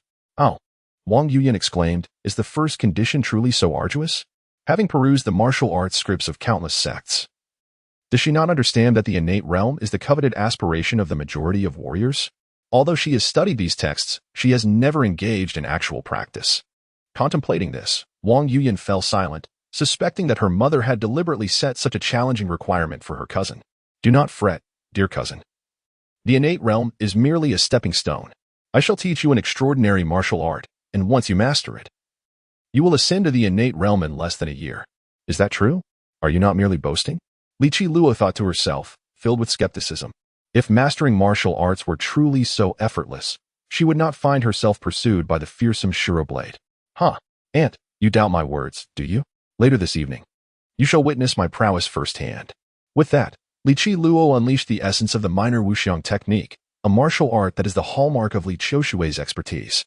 Gu Qing, endowed with unparalleled talent, has fully mastered the essence of this martial art, thus crystallizing a profound understanding of the way of martial arts. By merely planting a seed of this understanding in Li Qi Luo's consciousness, she could swiftly elevate her own realm. However, Gu Qing's words led Li Qi Luo to let her imagination run wild, distorting the true meaning of his intent. This scoundrel, speaking such things in front of Yan, truly harbors ulterior motives. How had she failed to perceive this before? Just as Li Qingluo's cheeks flushed with embarrassment, Gu Qing was poised to implant the seed of the North Ming divine art into his cousin's consciousness when he suddenly perked up his ears. With a smile, he inquired, "Aunt, do you have guests at the Mandala Mountain Manor?" Li Qi Luo, caught off guard by his question, retorted, "Guests? What guests? Those lurking about are likely up to no good." Gu Qing's fingers stirred slightly, and a crimson sword energy shot toward the back of the screen. "Come out. Otherwise, next time, your life shall surely be forfeit." Gu Qing's crimson sword finger struck with such force that it left the person hidden behind the screen utterly astounded. She sensed the sword's aura, its might pierce through leaving an abyssal hole in the unyielding marble floor before her. From within that chasm, a warm vapor wafted upward, as if the earth below concealed molten lava. The figure concealed behind the screen moved with agility, akin to a startled orange cat, evading Gu Qing's menacing display in fright. With the screen no longer obscuring their view, Gu Qing and her companions discerned the identity of the intruder, a female assassin clad in black. Her figure was slender, and even from several meters away, a delicate fragrance reminiscent of orchids wafted through the air. Despite her face being shrouded in a black veil and adorned with a wide-brimmed hat, Gu Qing recognized her instantly. "Is it you, Lady Hua?" To speak earnestly. This woman was none other than the daughter of Duan Zhengchun and Qin Hongmei, Mu Wanqing, trained from a young age by Qin Hongyan to become an assassin. She had pursued Duan Zhengchun's mistress alongside her mother and had participated in the deadly arena of conflict. It was uncertain how many times she had visited Manduo Villa. On the other side, Li Qingluo finally grasped the situation. It was not the first time Qin Hongyan had attempted to assassinate her. Upon seeing Mu Wanqing, memories of past torment flooded back to her. With a fierce expression, she pointed at Mu Wanqing and coldly declared, "Well, I never expected Qin Hongyan to invest so heavily. Sending you here. Today, I shall ensure you meet your demise." However, Mu Wanqing could not perish. Her fate was intertwined with Gu Qing's forthcoming plans. Thus, she urged, "Aunt, I possess a solution that could resolve this matter once and for all, ensuring that Qin Hongyan will never dare to trouble you again." Li Qingluo inquired, puzzled. Ever since the passing of Murongbo, her seemingly distant nephew had become increasingly elusive. Not only had his martial prowess surged, but his strategic acumen was also exceptionally refined. Gu Qing smiled and said, "Aunt, allow me to keep you in suspense for now. You will come to know in due course." On the other side, Mu Wanqing, upon hearing the terms of endearment exchanged between the two, discerned their camaraderie. Aware of their formidable martial prowess, she felt utterly powerless. All she could do was silently lament. "Forgive me, master. I fear I shall let you down." With a resolute heart, Mu Wanqing drew her trusty sword and launched a preemptive strike at Gu Qing. Gu Qing's figure flashed, and before Mu Wanqing could complete her move, he effortlessly disarmed her. With a sense of unwillingness, Mu Wanqing raised her left hand, unleashing a poison dart from her sleeve. However, Gu Qing easily caught the dart between his fingers. Subsequently, he sealed the acupoints on Mu Wanqing's body, rendering her immobile, akin to a stone statue. Recalling the TV series Demigods and Semi-Devils, he remembered that Mu Wanqing possessed a rather unique bonding ceremony. As long as one performed a certain action, they could effortlessly acquire a devoted ally. With this thought in mind, Gu Qing couldn't help but glance at the black veil covering Mu Wanqing's face. At this age, the Empress Hua indeed appeared quite enchanting. Gu Qing seemed to be transported back to a previous life, filled with anticipation as she unwrapped a parcel, yearning for the contents within to astonish her. She first removed Mu Wanqing's conical hat, revealing cascading locks of raven hair. Although Mu Wanqing's face was shrouded in a black veil, her eyes betrayed an overwhelming urgency, filled with a seething desire to eliminate the shameless scoundrel before her. Unfortunately, Gu Qing had sealed all her acupoints, rendering her immobile and mute. All that remained were her eyes, darting about in frantic desperation, yet she found herself powerless. Initially, her gaze was fierce.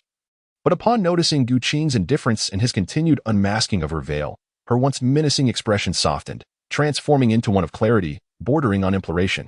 Influenced by the scars of past grievances, Mu Wanqing harbored a profound animosity towards men, embodying the spirit of an ancient female warrior. She had once sworn a venomous oath. The first man to behold her face would either meet his demise at her hands or become her husband. Faced with the reality that she could not withstand even a single blow from him, The prospect of marriage loomed ominously.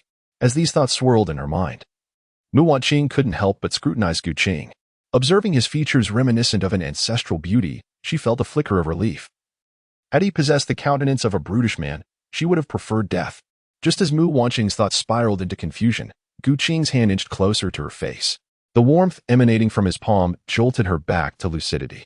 Realizing his identity as the nephew of her master's enemy, she recoiled at the thought of marrying him. Fear gripped her heart, and she desperately attempted to convey her reluctance through her gaze. Yet, Gu Qing remained unfazed by her near despair, exhibiting an understanding as he effortlessly lifted Mu Wanqing's black veil, revealing her true visage. Her jawline was delicately pointed, her complexion fair and smooth, radiating an ethereal beauty akin to jade. Her small, cherry-like mouth was perfectly formed, with thin lips and rows of delicate teeth resembling shards of jade, marking her as an exquisite beauty. A subtle fragrance wafted from her, reminiscent of orchids, gentle yet profound, sweet and alluring, stirring the senses. Clad in mysterious black garments, she exuded an air of cool elegance. In terms of beauty, she and her cousin were each striking in their own right. Her cousin resembled a pristine white orchid, while Mu Wanqing embodied a thorny red rose. Each possessed their unique allure, yet the essence of their temperaments revealed a fundamental difference. Much like the twin sisters Li Qiushui and Li Songhai, who were nearly identical in appearance, a discerning eye could easily distinguish between the two. Gu Qing felt a flutter of emotions. She needed to devise a means to tame this wild steed. Thus, she first unfastened the mute seal. Wretched lecher, may you meet a dreadful end. As soon as the seal was undone, Mu Wanqing unleashed a torrent of vitriol, glaring at Gu Qing with venomous intensity. Pray, fair maiden, she exclaimed, my fiancé is seated right beside you. You must not cast baseless accusations. In response, Gu Qing firmly denied any wrongdoing, asserting that she had yet to gain any advantage, so how could she be labeled a lecher? Following Gu Qing's gesture, Mu Wanqing's gaze fell upon Wang Yuyan. Noticing her dignified beauty, akin to that of a celestial being, Mu Wanqing felt a pang of bitterness within. If you are already betrothed, why then did you unveil my visage to behold my countenance? I shall take your life. Ah, how unreasonable you are. What is it? Are you too hideous to be seen? Gu Qingming, feigning ignorance, sought to temper the other's fervor. Observing the trio before her, who regarded her as if she were a lunatic, Mu Wanqing could not help but defend herself. I once swore a solemn oath before my master, vowing that no other man shall gaze upon my visage. Those who dare to behold it shall either meet their demise or become my husband. Gu Qing couldn't help but chuckle inwardly, yet she reprimanded. What a ridiculous rule. Your master must have been deeply hurt by a man to establish such peculiar regulations. Are you suggesting that you wish to marry me? If I cannot overpower you, my only recourse would be to wed you. However, should you wish for me to end your life, that too is a possibility. Upon hearing this, Li Qingluo could hardly contain herself. She had not anticipated that Qin Hongyan, who had once competed with her for Duanjinshan, would have her apprentice vying against her daughter. It was utterly absurd. Perhaps it would be best to eliminate this madwoman. Aunt, do not be hasty, she interjected. She wishes to marry me, yet I have not consented.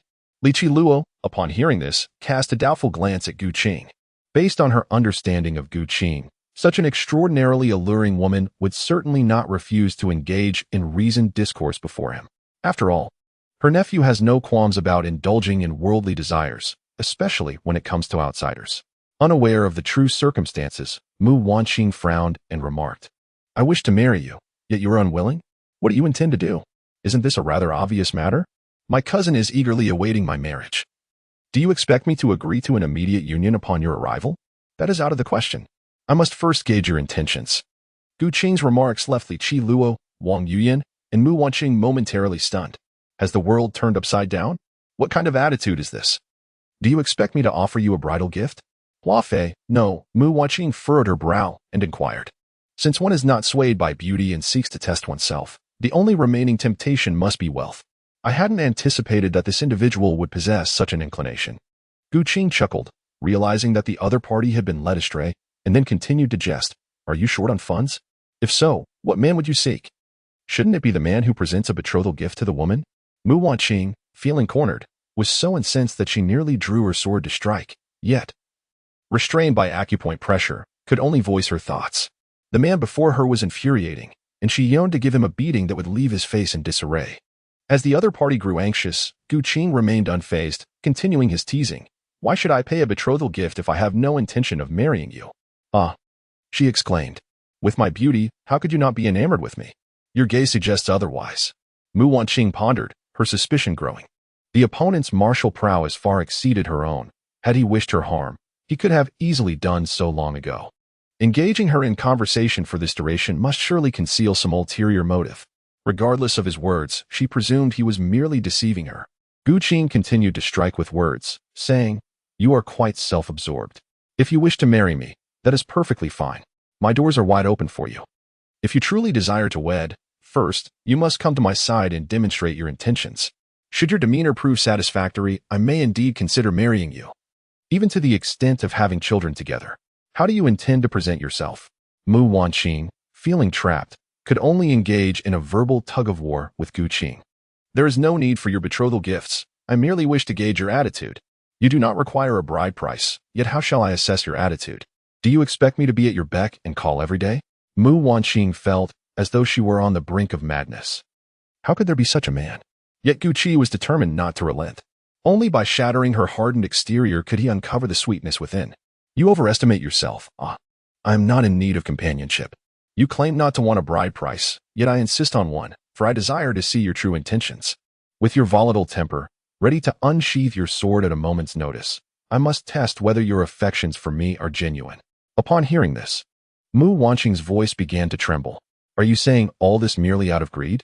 You accuse me of avarice. Yet I ask you, how shall I verify your feelings for me? Do not presume that I am truly driven by wealth. In terms of riches, the Murong family enjoys an income of several thousand taels of silver each month. As for martial prowess, even my maidservants surpass you.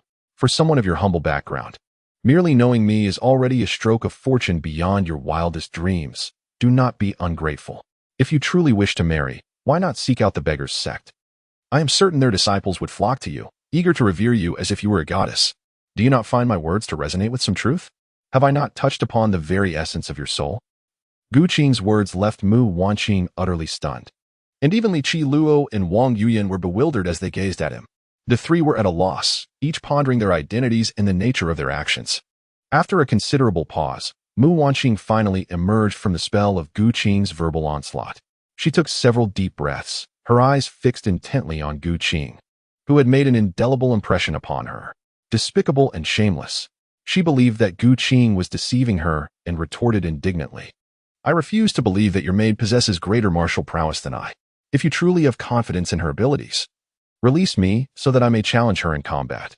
Gu Qing shook her head. "It is not the lies that inflict harm, but rather the truth that cuts like a knife. With the current prowess of a Zhu and a Bai, they can engage in a fierce contest with the formidable Feng Boi.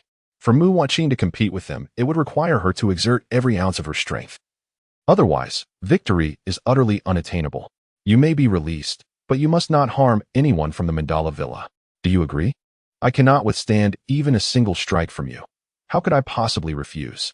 Mu Wanqing found it utterly incomprehensible that such a despicable individual could possess such formidable martial skills. It was as if heaven itself had turned a blind eye. Having initially tamed this fiery steed, Gu Qing wore a smile upon her face. She released Mu Wanqing from her pressure points, allowing her to regain normal movement, though she was still unable to channel her internal energy. Subsequently, she provided a set of utensils to ensure that Mu Wanqing would not go hungry. Observing the other's cautious manner as she ate was reminiscent of a wary stray. Reflecting on how the other had lived in seclusion with Qin Hongyan in the valley since childhood, away from the world, her temperament was indeed wild. Now, to have taken in this wild spirit could be considered an act of great merit. That night, another exhilarating battle ensued. The following day, as the purple haze in the sky dissipated, Gu Qing concluded her morning practice and then returned to Swallow's Nest with Mu Wanqing. What Gu Qing was unaware of was that at Swallow's Nest, Iron Hand was scrutinizing the weapon manufacturing activities of the Murong family. Iron Hand's presence in Swallow's Nest was prompted by intelligence from the Golden Dragon Society, which reported that the Murong family harbored intentions of rebellion. By a stroke of luck, he had even unearthed some clues. The atmosphere at Swallow's Nest was palpable with tension. Even the act of breathing was done with caution, lest it draw Iron Hand's attention. Their fear was not of death itself, but rather of implicating Gu Qing and jeopardizing the entire Murong family. Upon Gu Qing's return to Yinzi Wu, He was astonished to find the dock completely devoid of even a single servant. Such a scenario was utterly inconceivable. As he ventured along the stone path towards the inner courtyard, it was only when he neared the entrance that he spotted a little girl peering anxiously outside, as though fearful of being discovered. This girl was none other than Bao Bujing, the daughter of Bao Butong. "Bujing, come here," he called softly. How could that be the voice of the young master when she could see no one? After murmuring to herself, Bao Bujing craned her neck to glance outside once more. Gu Qing had just employed the sound wave technique of Chuan Yin Rumi, causing his voice to resonate directly beside Babu Liang's ear. Noticing the other's lack of understanding, he continued. Gu Qing once again whispered directions into her ear, guiding Bao Buliang along the garden path to the location where Gu Qing and Mu Wanqing were situated. Upon seeing Gu Qing, Bao Buliang hurriedly explained, "Young master, a martial arts master named Iron Hand has arrived at Yanzhou. He is extraordinarily formidable, having defeated Master Qian with merely a single move." The mention of Iron Hand caused Gu Qing's expression to shift noticeably. In a previous life, he had encountered numerous films and television dramas related to Iron Hand, and even an NPC by that name in a fantasy game. Without having met the man in person, Gu Qing could not ascertain which version of Iron Hand he was dealing with.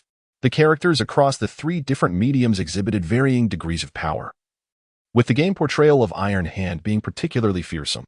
Contemplating the current state of the Tianlong world, which surprisingly hosted a being of transcendent strength, Gu Qing felt an ominous premonition stir within him.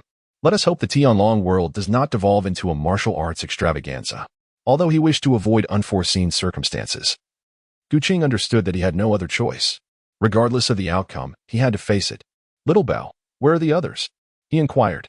"Young master, the others have been taken to the forge.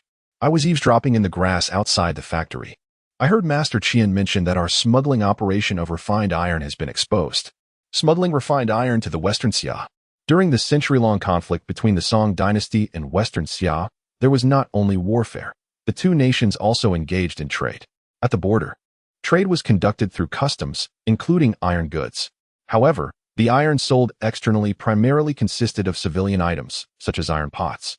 The regulation of weaponry was exceedingly stringent due to the limited production of high-grade iron, aimed at curbing the military strength of Western Xia. Within the borders of the Song dynasty, the market price for pig iron was approximately 21 per pound. And only after being forged and hammered could it be considered wrought iron. Each round of forging was termed a hammering, during which, aside from labor and fuel costs, the iron would continuously oxidize and diminish. With every hammering, the cost averaged out to 0.03 taels of silver per pound. For ordinary civilian-grade wrought iron, approximately 30% was lost during the forging process, meaning that from 10 pounds of pig iron, 7 pounds of wrought iron could be produced. However, for weapons and armor, such wrought iron was deemed inadequate. After 5 hammerings, 10 pounds of pig iron would yield only 3 pounds of wrought iron. Wrought iron of 5 hammerings was considered intra-level military grade. A fine military sword required at least 10 hammerings. And producing 1 pound of 10-hammered fine iron necessitated 5 pounds of pig iron. In the martial world, the weapons wielded by practitioners were predominantly those of 100 hammerings. Such iron was priced at over 6 taels of silver per pound, representing more than 300 times the initial cost of pig iron. Following the promotion of steam power, the forging workshops operated ceaselessly to produce high-quality fine iron. It was no wonder that within just 20 days of operation, the workshop had garnered over 10,000 taels of silver. It was akin to picking up money. The matter of smuggling fine iron was neither trivial nor insignificant. If it were an ordinary court official, arranging matters would be quite manageable. Unfortunately, the counterpart is Iron Hand. Contemplating this, Gu Qing furrowed his brow. Regardless, it is prudent to first gauge the other party's disposition. He signaled to Bao Buliang, advising her to be astute and find a place to conceal herself. Upon arriving at the forge, he observed that all the servants of the Murong family, along with the recruited craftsmen, were gathered outside the workshop. Gu Qing also encountered the legendary Iron Hand. Similarly, Gu Qing did not deliberately conceal his presence, and Iron Hand also discerned Gu Qing. Upon their initial meeting, Iron Hand scrutinized Gu Qing meticulously, employing his unique probing techniques to gauge Gu Qing's cultivation. He unexpectedly found himself ensnared by the subtle control of true energy he had kept hidden. As he approached Gu Qing, he was instantaneously drawn to his side, yet failed to stir even the slightest ripple. Beside Gu Qing lies an abyss, unfathomable and profound. having long heard of the Iron Captor's divine prowess in solving cases. To witness it firsthand today is indeed a stroke of extraordinary fortune. Gu Qing greeted proactively. His current influence had yet to flourish, making it unwise to confront the Song court. He had long heard of the illustrious names of Bei Chaofeng and Nan Murong. "I am honored to meet you," he said respectfully. Noticing that Tai Shou did not immediately resort to violence, Gu Qing breathed a sigh of relief. If it were merely an inquiry into the smuggling of fine iron, it would hardly constitute a grave matter. With this thought, Gu Qing smiled and inquired, "May I ask, what brings you to Yinziwu today?" Tai replied, "I have two purposes for my visit. Firstly, I have received a report from the Jinjiao Society alleging that the Murong family is plotting rebellion." The Jinjiao Society plotting rebellion? Upon hearing this, Gu Qing maintained his composure and proceeded to elucidate. "Iron Captain, you may be unaware that several months ago, my father passed away. The Golden Serpent Society, seeking to seize the interests of the Murong family, aimed to exploit my youth. Subsequently, my second brother Qian swept through and eliminated a faction of ambitious individuals, restoring tranquility to the Taihu region. It is likely that there are treacherous individuals behind this, and I implore you, Iron Captain, to discern the truth and deliver justice to the Murong family." Iron Hand understood that Gu Qing's words were as gentle as a spring breeze. However, the path ahead would surely be fraught with bloodshed. For the Murong family to regain control of the Golden Serpent Society, a thorough cleansing of its upper echelons was imperative. The informant was none other than the son of the former leader. "Very well," Iron Hand declared. "I shall not wrong an innocent, nor will I spare a villain. After thorough investigation, I will ensure the Murong family receives the justice they deserve." After a brief pause, Iron Hand continued, "A few days ago, while I was attending to matters in Suzhou, I sensed an extraordinary sword intent emanating from the depths of Taihu. To my astonishment, the wielder of that sword intent was none other than young Master Murong. My second purpose in coming here is to seek your guidance. As the saying goes, where there is no wind, there are no waves. While the words of the Golden Serpent Society should not be taken at face value, they should not be dismissed either. Although we have yet to find direct evidence of the Murong family's treason, we must remain vigilant, for all misguided thoughts stem from greed, anger, ignorance, and hatred. If we can intimidate with force, even those who dare to plot treason must weigh their own capabilities." The four brothers, Heartless, Iron Hand, Pursuer, and Cold Blood, navigated the martial world not only to solve cases, but also to deter the myriad of lurking threats. Engaging in a friendly contest served as an apt pretext. "Excellent," Gu Qing exclaimed. "Since Iron Captain is interested, I shall risk my life to accompany you. Let us battle upon the surface of the lake. What say you?" In this realm, where a faint aura of spiritual energy exists, those at the innate level can manipulate the forces of nature and traverse the waves with ease. "Ha! Why not? Young Master Murong, please." The two agreed to duel on the surface of Taihu, where Gu Qing showcased his ethereal footwork, leaving behind a long trail of shimmering phantoms. A Zhu, a Bai, Gong Yiqian, and others witnessed Gu Qing unleash his full prowess for the first time. His ghostly movements left them awestruck, realizing that the young master had previously concealed his true abilities. As for Iron Hand, his movements were more robust, propelled by a surge of true energy akin to cannon fire. Though not as graceful as Gu Qing, his speed is by no means lacking. The onlookers at Swallow Dock, witnessing this, could not help but feel a twinge of anxiety for their young master. It is not that their loyalty wavers, but rather that when Tai Shou first arrived at Swallow Dock, he had effortlessly defeated Gong Yiqian with a single move, leaving an indelible impression on everyone.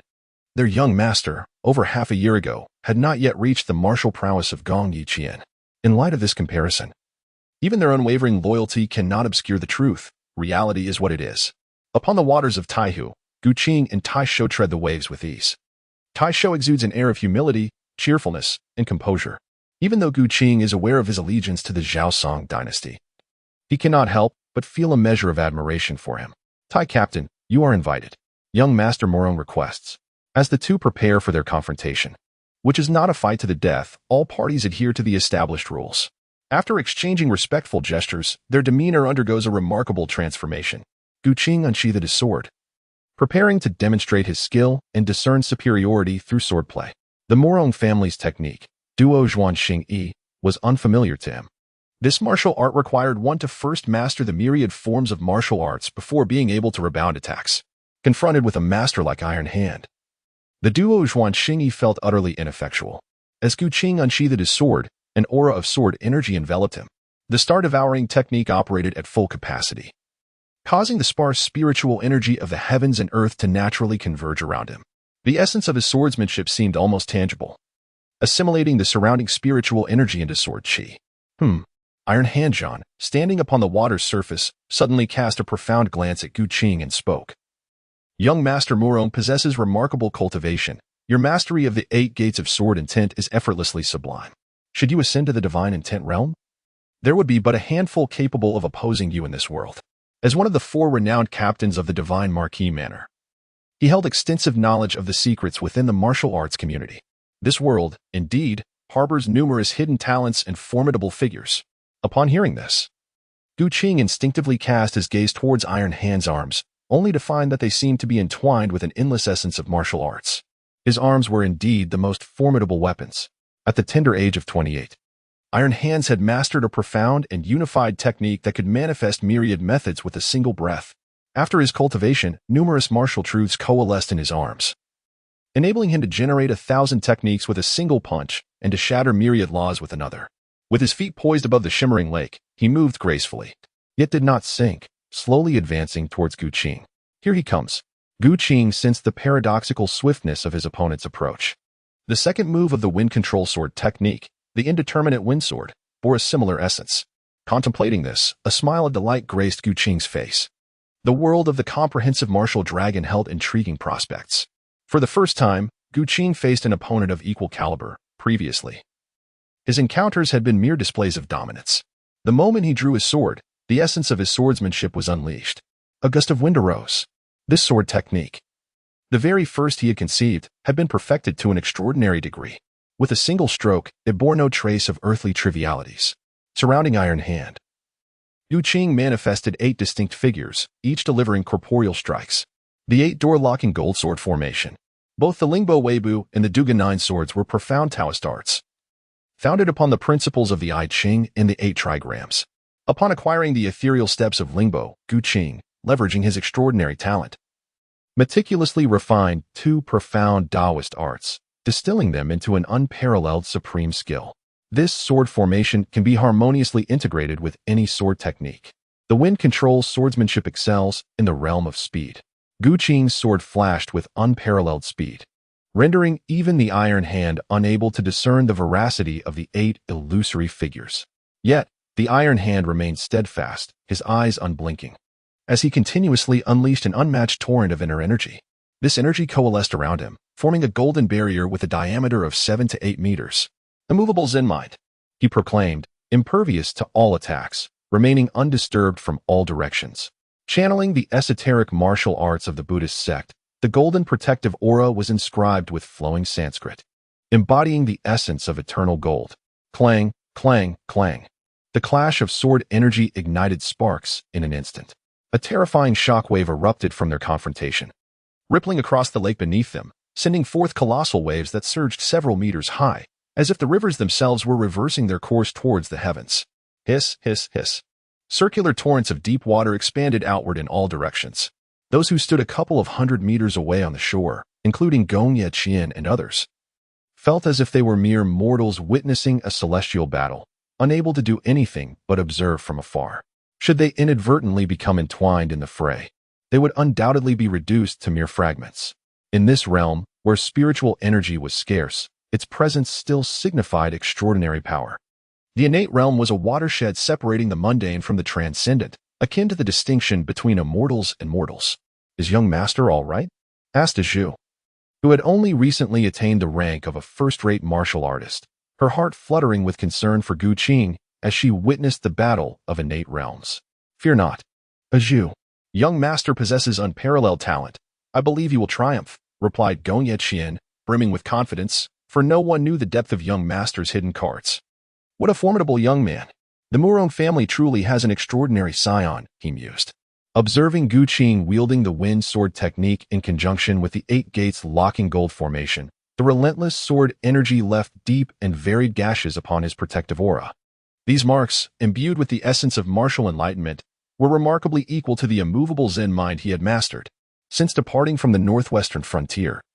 It had been a long time since the Iron Hand felt such a surge of fighting spirit. "Ha ha, how exhilarating," he exclaimed. "Morong, young master, now receive my strike." With that, Iron Hand raised his arm and charged towards Gu Qing like a bolt of lightning. The mountain opening fist, the mountain remained still. "Yet I shall be the one to move." The power of his fist coalesced into a piercing whirlwind, resembling a swiftly approaching bulldozer. He forcefully clashed against the sword energy unleashed by the wind control sword technique, relentlessly bearing down upon Gu Qing. This technique of Iron Hand had once shattered elite cavalrymen of the Xixia Iron Hawk camp in a single blow amidst the battlefield of Xixia, obliterating both man and horse. Witnessing Iron Hand advance with an unstoppable momentum, it evoked the tumult of the Taihu waters, reminiscent of the spring tide of Qiantang. Beneath Iron Hand, he rode the waves with ease. Dozens of meters away, accompanied by a resounding roar, immense waves surged and crashed, the latter always outpacing the former. The rolling tides surged inward, the crests rising high, directly assaulting Gu Qing and ultimately culminating in towering waves. Iron Hand was born with extraordinary prowess. This individual was exceptionally skilled in internal cultivation, unmatched among the four great detectives, his internal strength rivaling that of the esteemed Zhuge God general. "Come forth," he declared. "You wish to open the mountain? Witness my technique that stirs the waters." Gu Qing's sword intent flowed gracefully, with 8 shimmering sword shadows swirling around him, among which a brilliant blue blade suddenly ignited. The water control sword technique. In contrast to the nascent profound ice sword art from the world of Laughing Proudly, Gu Qing, within the realm of Heavenly Dragon, had meticulously selected 2 water-oriented sword techniques from the martial tomes of the Longhuan Jade Cave and the Returning Water Pavilion, thus fortifying his weaknesses. The 3 sword techniques corresponded to the 3 states of water, ice, liquid, and vapor. Gu Qing wielded the gravitational forces to manipulate the waters of Taihu beneath his feet, and in an instant, the endless lake swirled and flowed backward. The wind surged and the waters roared, as the aquatic dragon, under the command of the water control sword technique, took the form of a colossal Tinzhonglong water dragon, akin to a true dragon emerging from the depths, gliding upon the waves. Facing the towering waves stirred by the Iron Hand, he neither flinched nor evaded. Confronting the onslaught head-on, the thunderous clash of fist and sword reverberated through the air. Gu Qing and Tai Shou's colossal waves clashed with one another, yet Gu Qing, shielded by his protective sword aura, emerged unscathed, elegantly surging forth from the deluge cascading from above. But what of Tai Shou? Has he sustained injuries? Surely, he cannot be dead, can he? Gu Qing executed the exquisite step of the wave, a manifestation of his innate prowess, allowing him to fully unleash the intricacies of this technique. The Book of Changes, revered as the foremost of all scriptures, serves as a means to decipher the interrelations among various phenomena in the realms of the world, space, and time. Throughout his cultivation, Gu Qing has consistently gleaned insights from the study of the 8 trigrams. The wave technique, grounded in the 64 hexagrams of the I Ching, has evolved significantly through the incorporation of the 8 elemental symbolic forces that Gu Qing has mastered. Its marvel now surpasses the original iteration of the wave technique. Perhaps it would be more fitting to refer to it as the mystical arts of the Hidden Gate. As Gu Qing ruminated on this, a figure clad in armor, known as Iron Hand, surged forth from the depths of Taihu Lake. Upon witnessing Gu Qing in the air, he too seemed to tread upon the very air itself, launching a formidable assault with a mighty stride.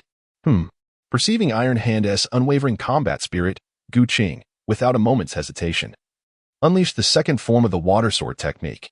His dantian surged with a vast amount of true Qi, which he compressed and refined within his body, instantly releasing an icy sword Qi that enveloped Iron Hand, a river of ice spanning thousands of miles.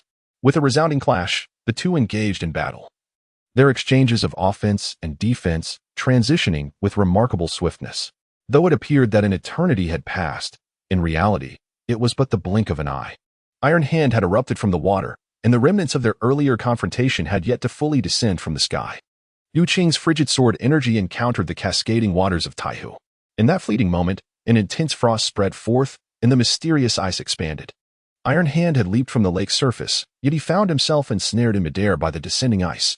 Choosing to engage in battle within the Taihu, he indeed reaped the advantages. The water sword technique commanded both timing and geographical advantage, even with Iron Hand's celestial prowess. He would find it challenging to gain the upper hand on my chosen battlefield. After several rounds of combat, Gu Qing discerned that the martial arts exhibited by Iron Hand were akin to skills of game NPCs, which explained the extraordinary martial prowess limit in this realm. This world is a fusion of various martial arts, formed by the golden essence of demigods and semi-devils and the warm spirit of the legend of the Condor heroes. In this realm, one can cultivate divine martial abilities. As the saying goes, the greater the storm, the larger the fish. Gu Qing has never feared adversity. With his unparalleled talents, every obstacle merely serves as a stepping stone. The Iron Hand before him is no exception. Observing the Iron Hand encased in ice, Gu Qing seizes the opportunity and steps forward. In his hand, the 3-foot Qi Feng sword unleashes a flurry of sword Qi directed at the Iron Hand. The sword Qi rends the ice in the air, relentlessly slicing through the armor forged from indestructible steel, which surprisingly succumbs to Gu Qing's blade. At the moment the ice shatters, the Iron Hand's expression shifts, no longer underestimating the individual before him. The swordsmanship of young Master Murong indeed embodies the nascent form of supreme mastery. Not only is it unparalleled in offense, but it is also adaptable and versatile, capable of engaging in combat across various environments. In this confrontation, the opponent is constantly restrained, while Gu Qing enjoys the advantages of time and terrain. Throughout their encounter, 8 sword shadows envelop Gu Qing, yet he has only utilized 2 thus far. Contemplating this, the Iron Hand cannot help but marvel. How could someone so young have mastered such an array of profound techniques? The Iron Captain is modest. In this world, perfection is a myth. Sometimes, the more simplistic and unadorned, the more formidable it becomes. I observe that the Iron Captain's martial arts follow the path of brute strength, employing a simplistic yet effective approach. Why then should he, with such limitations, engage in battle with me? Iron Captain, reveal your true prowess. Standing upon the surface of the lake, the Iron Hand's gaze sparkles. His fists move in a flurry, shadowless punches, cloud-splitting strikes, simple techniques combined with his arms, which are akin to divine weapons, create countless waves of energy that clash with Gu Qing's sword Qi, sending massive surges outward. Upon hearing Gu Qing's words, the Iron Hand ceases to hold back and warns. Young Master Murong, I shall now employ the secret techniques of the Iron Armor sect from the northwestern frontier. The Iron Armor sect is a legacy of the Song dynasty's military, and this technique is heavily laden with the weight of martial conflict. Exercise caution, young Master Murong. Since ancient times, those who guard borders have cherished battle. Do not mock the few who return from the east. Thousands defend with countless strategies, hoping to entrust their final fervor to the winds. Sky-consuming technique, breaking 10,000 armies. The ultimate technique unleashed by the Iron Hand embodies the essence of fire. This time, he holds nothing back, fully channeling his unmatched internal energy, blending it with the aura of bloodshed, and behind him, an ethereal fire deity manifests. Here, within Taihu Lake, fire-based techniques face constraints, yet the Iron Hand understands that should he fail to dismantle the water control sword technique, Gu Qing's geographical advantage diminishes his chances of victory.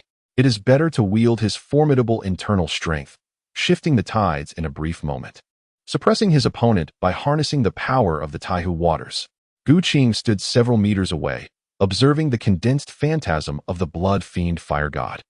He took a deep breath. Taisho, how far have you traversed on the path of divine intent? Your calculations are astute. Yet you remain oblivious to the tempestuous surge of blood fiend flames, the clash of yin and yang, and the manifestation of thunder. The flames blazed fiercely, and vapor ascended. The winds began to stir. As the mists coalesced, clouds materialized. The star-devouring technique was unleashed in its entirety, affecting a radius of 2 miles. As Gu Qing deftly manipulated the movement of the clouds, suddenly, a resounding thunderclap erupted. The pinnacle of the Azure Thunder Sword Technique was transcended. This strike commanded the very essence of thunder. How formidable! It seemed this was your true strength. Taisho gazed skyward, watching the silver lightning flicker in and out of the storm clouds, feeling an unsettling prickle along his spine. There was no evading this blow. How could the speed of an ordinary warrior surpass that of thunder? If the mountain does not come to me, I shall go to the mountain.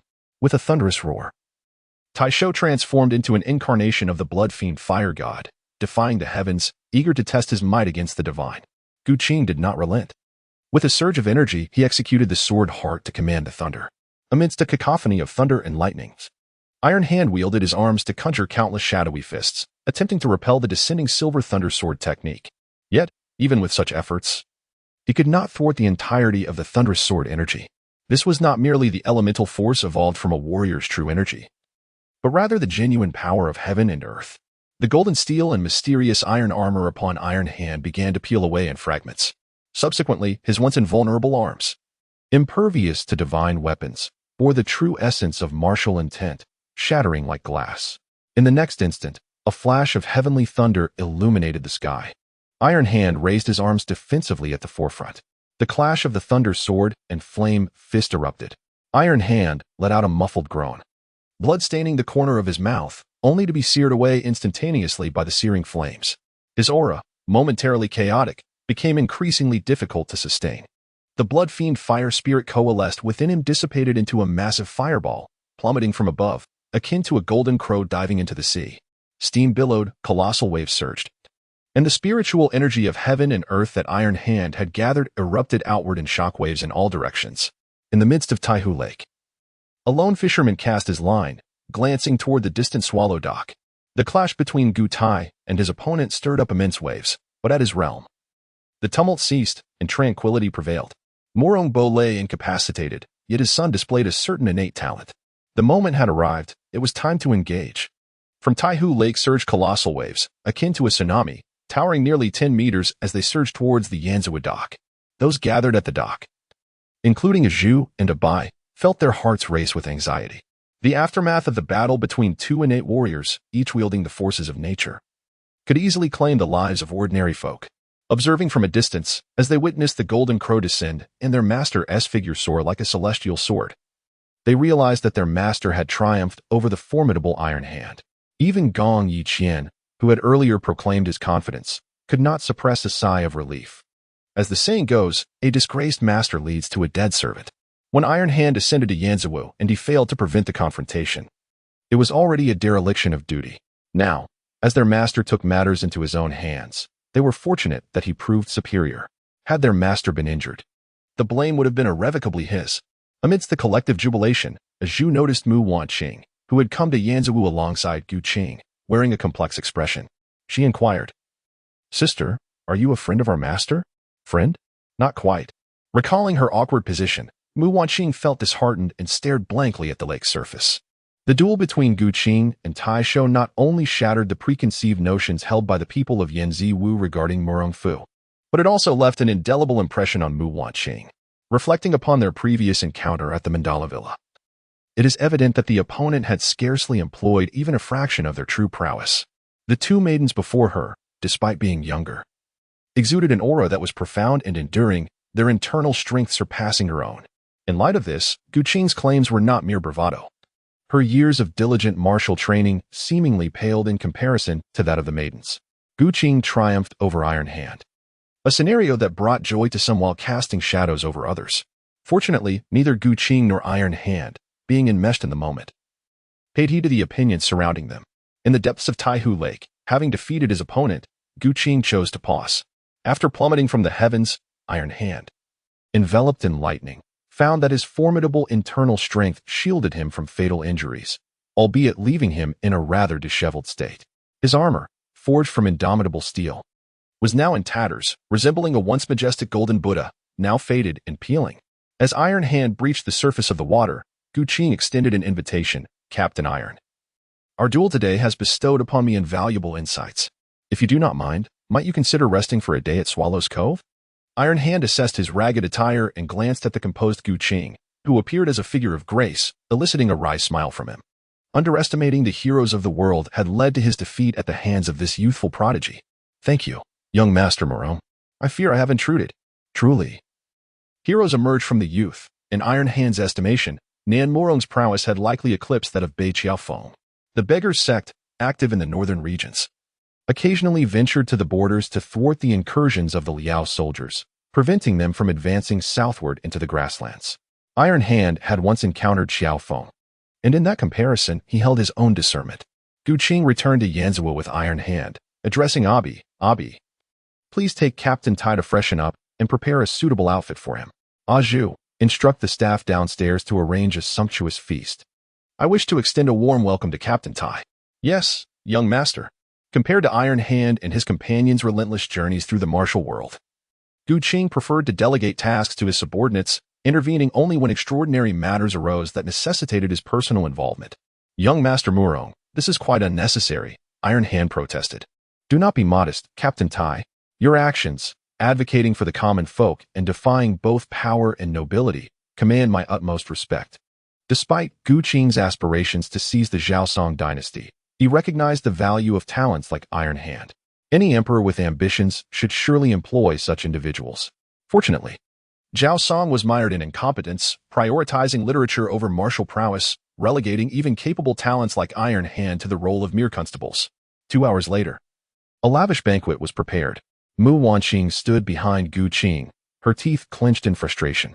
She had not anticipated that Gu Qing's so-called test would involve her serving as a maid. After 3 rounds of wine, Gu Qing and Iron Hand had engaged in a lively discussion. After some contemplation, Iron Hand offered a cautionary piece of advice. Young Master Murong, it would be prudent to refrain from the Murong family's smuggling of refined iron to the Western Xia. The Murong family can legally sell high-quality iron to the court, albeit at a slightly lower price than through smuggling, but this constitutes a legitimate business. If you require a channel, I can facilitate communication with the court, and officials will negotiate with you in due course. How does that sound? Iron Hand spoke with the backing of Zhuge Zhenghua from the Shenhula, a figure with direct access to the emperor's ears, lending weight to his words. Gu Qing chuckled lightly and clasped his fists in gratitude, saying, Thank you, Iron Captain, for your kind intention regarding the sale of fine iron. From this point forward, our dealings shall cease.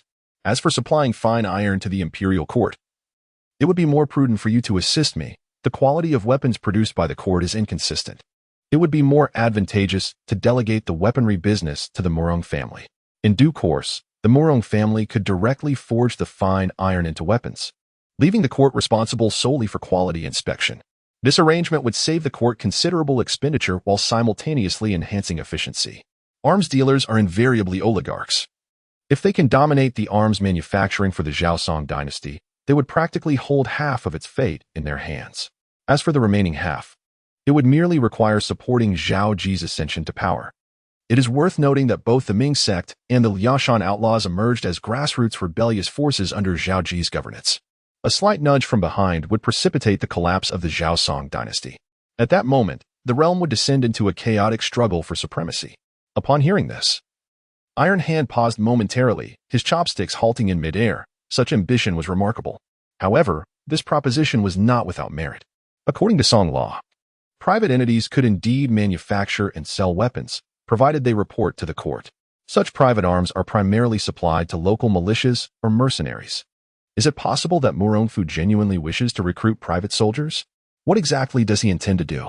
Contemplating this, Iron Hand scrutinized Gu Qing once more, pondering whether he truly harbored treasonous ambitions. After a moment's reflection, Iron Hand ventured cautiously, Young Master Murong, I have heard that you are a descendant of the great Yin royal family. What is your perspective on the current state of affairs? The current state of affairs, indeed. Does the Iron Captain desire the truth or mere pleasantries? Iron Hand was momentarily taken aback, realizing the audacity of Gu Qing's inquiry. What could be deemed falsehood? And what could be considered truth? The falsehood would be that the Song dynasty is a realm of peace and prosperity, with Bianjing and Hangzhou flourishing as paradises on earth. Under the governance of the officials, virtuous individuals are appointed, the green seedling law has been abolished, and avenues for expression have been broadened, winning the hearts of the people. As for the truth, one could only chuckle. Presently, within the Song dynasty, the calamity of court factionalism has arisen, and the realm appears as if it were adorned with flowers amidst a raging inferno, standing on the precipice of igniting the illusory tranquility that the scholars have crafted. The Murong family, as a prominent martial clan, occupies substantial resources and thrives comfortably. Yet, the common populace resembles flickering candles in the wind, perpetually at risk of starvation or illness. This is the authentic reality of the Tianlong world. Were it not so, why would the beggars sect be the largest gang in the realm? It is simply because there are so many beggars. Iron Hand furrowed his brow and inquired, Does young Master Murong harbor doubts about the court? Sighing, he replied, How shall I articulate this? The Zhaosong dynasty has forged a treaty with the Liao state, paying annual tributes, resulting in a substantial flow of silver to Liao. Within the Song territory, the exchange rate of silver to copper coins has spiraled out of control year after year, causing prices to be unmanageable. What do you think this signifies? I wish to ask you, Iron Captain, what is it that you are protecting? Is it the Zhaosong dynasty? Or the common people of the realm? Or perhaps fairness and justice? Gu Qing's words left Tai Shou momentarily stunned, pondering their meaning. To safeguard the Zhaosong dynasty is to protect the common people of the realm. As for fairness and justice, I, Tai, shall neither wrong an innocent nor spare a villain. Such is the essence of my impartiality. You are mistaken. In this world, it matters not who ascends to the throne. Only with the people's support can one truly be deemed worthy of the title of emperor. Rights and responsibilities are two sides of the same coin. An emperor, endowed with the absolute power to govern, must strive for the welfare of the populace. Should an emperor be foolish and act against the will of the people, that loyalty is but folly. Foolish loyalty. The concepts of rights and responsibilities echoed in Tai Shou's mind, drawing him into deep contemplation. Gu Qing's words stirred many thoughts within Iron Hand. In the past, during the battles at the frontier against the Western Xia, many disciples of the Iron Garb sect met their demise not at the hands of the enemy, but rather at the betrayal of their own kin. This was largely a consequence of the court's foolish strategies. Once the seeds of suspicion are sown, they will inevitably take root and flourish. The next day, as the eastern purple aura dissipated, Gu Qing concluded his morning exercises. After conversing with Iron Hand, he resolved to hasten the decline of the Zhaosong dynasty. Historical precedents indicate that a swift downfall can be achieved with merely a foolish monarch or a beguiling consort. Currently, the emperor at the helm is Emperor Zhizong. Gu Qing reached out to Li Qi Luo, instructing her to inform Ding Chuanqiu, whose unmatched poison skills would likely suffice to discreetly eliminate the emperor, while orchestrating the downfall of Zhaosong. It was imperative to prepare in advance and await the opportune moment. Hence, Gu Qing summoned the four esteemed ministers: Deng Baichuan, the lord of Qingjin Manor; Gong Yeqian, the lord of Qixia Manor; Bao Badong, the lord of Jifeng Manor; and Feng Boyi, the lord of Xuanchuang Manor. Additionally, there were the sword attendants A Zhu and A Bai, alongside the apprentice sword attendant Mu Wanqing. Young master, why have you gathered everyone today to present a list of the exceptional youths from our families? Is there an intention to raise an army? Upon witnessing this assembly, the four esteemed ministers immediately thought of the grand endeavor of restoring the nation. Presently, the total number of outstanding youths among them barely exceeded 100. Rebellion? An absurd notion. Casting a sidelong glance at Bao Batong, Gu Qing mused that this fellow's intellect was likely inferior to that of his own daughter, Bao Buliang. Among the four ministers, Deng Baichuan, a descendant of the former Yan dynasty, was well versed in military affairs and could be considered a valuable asset.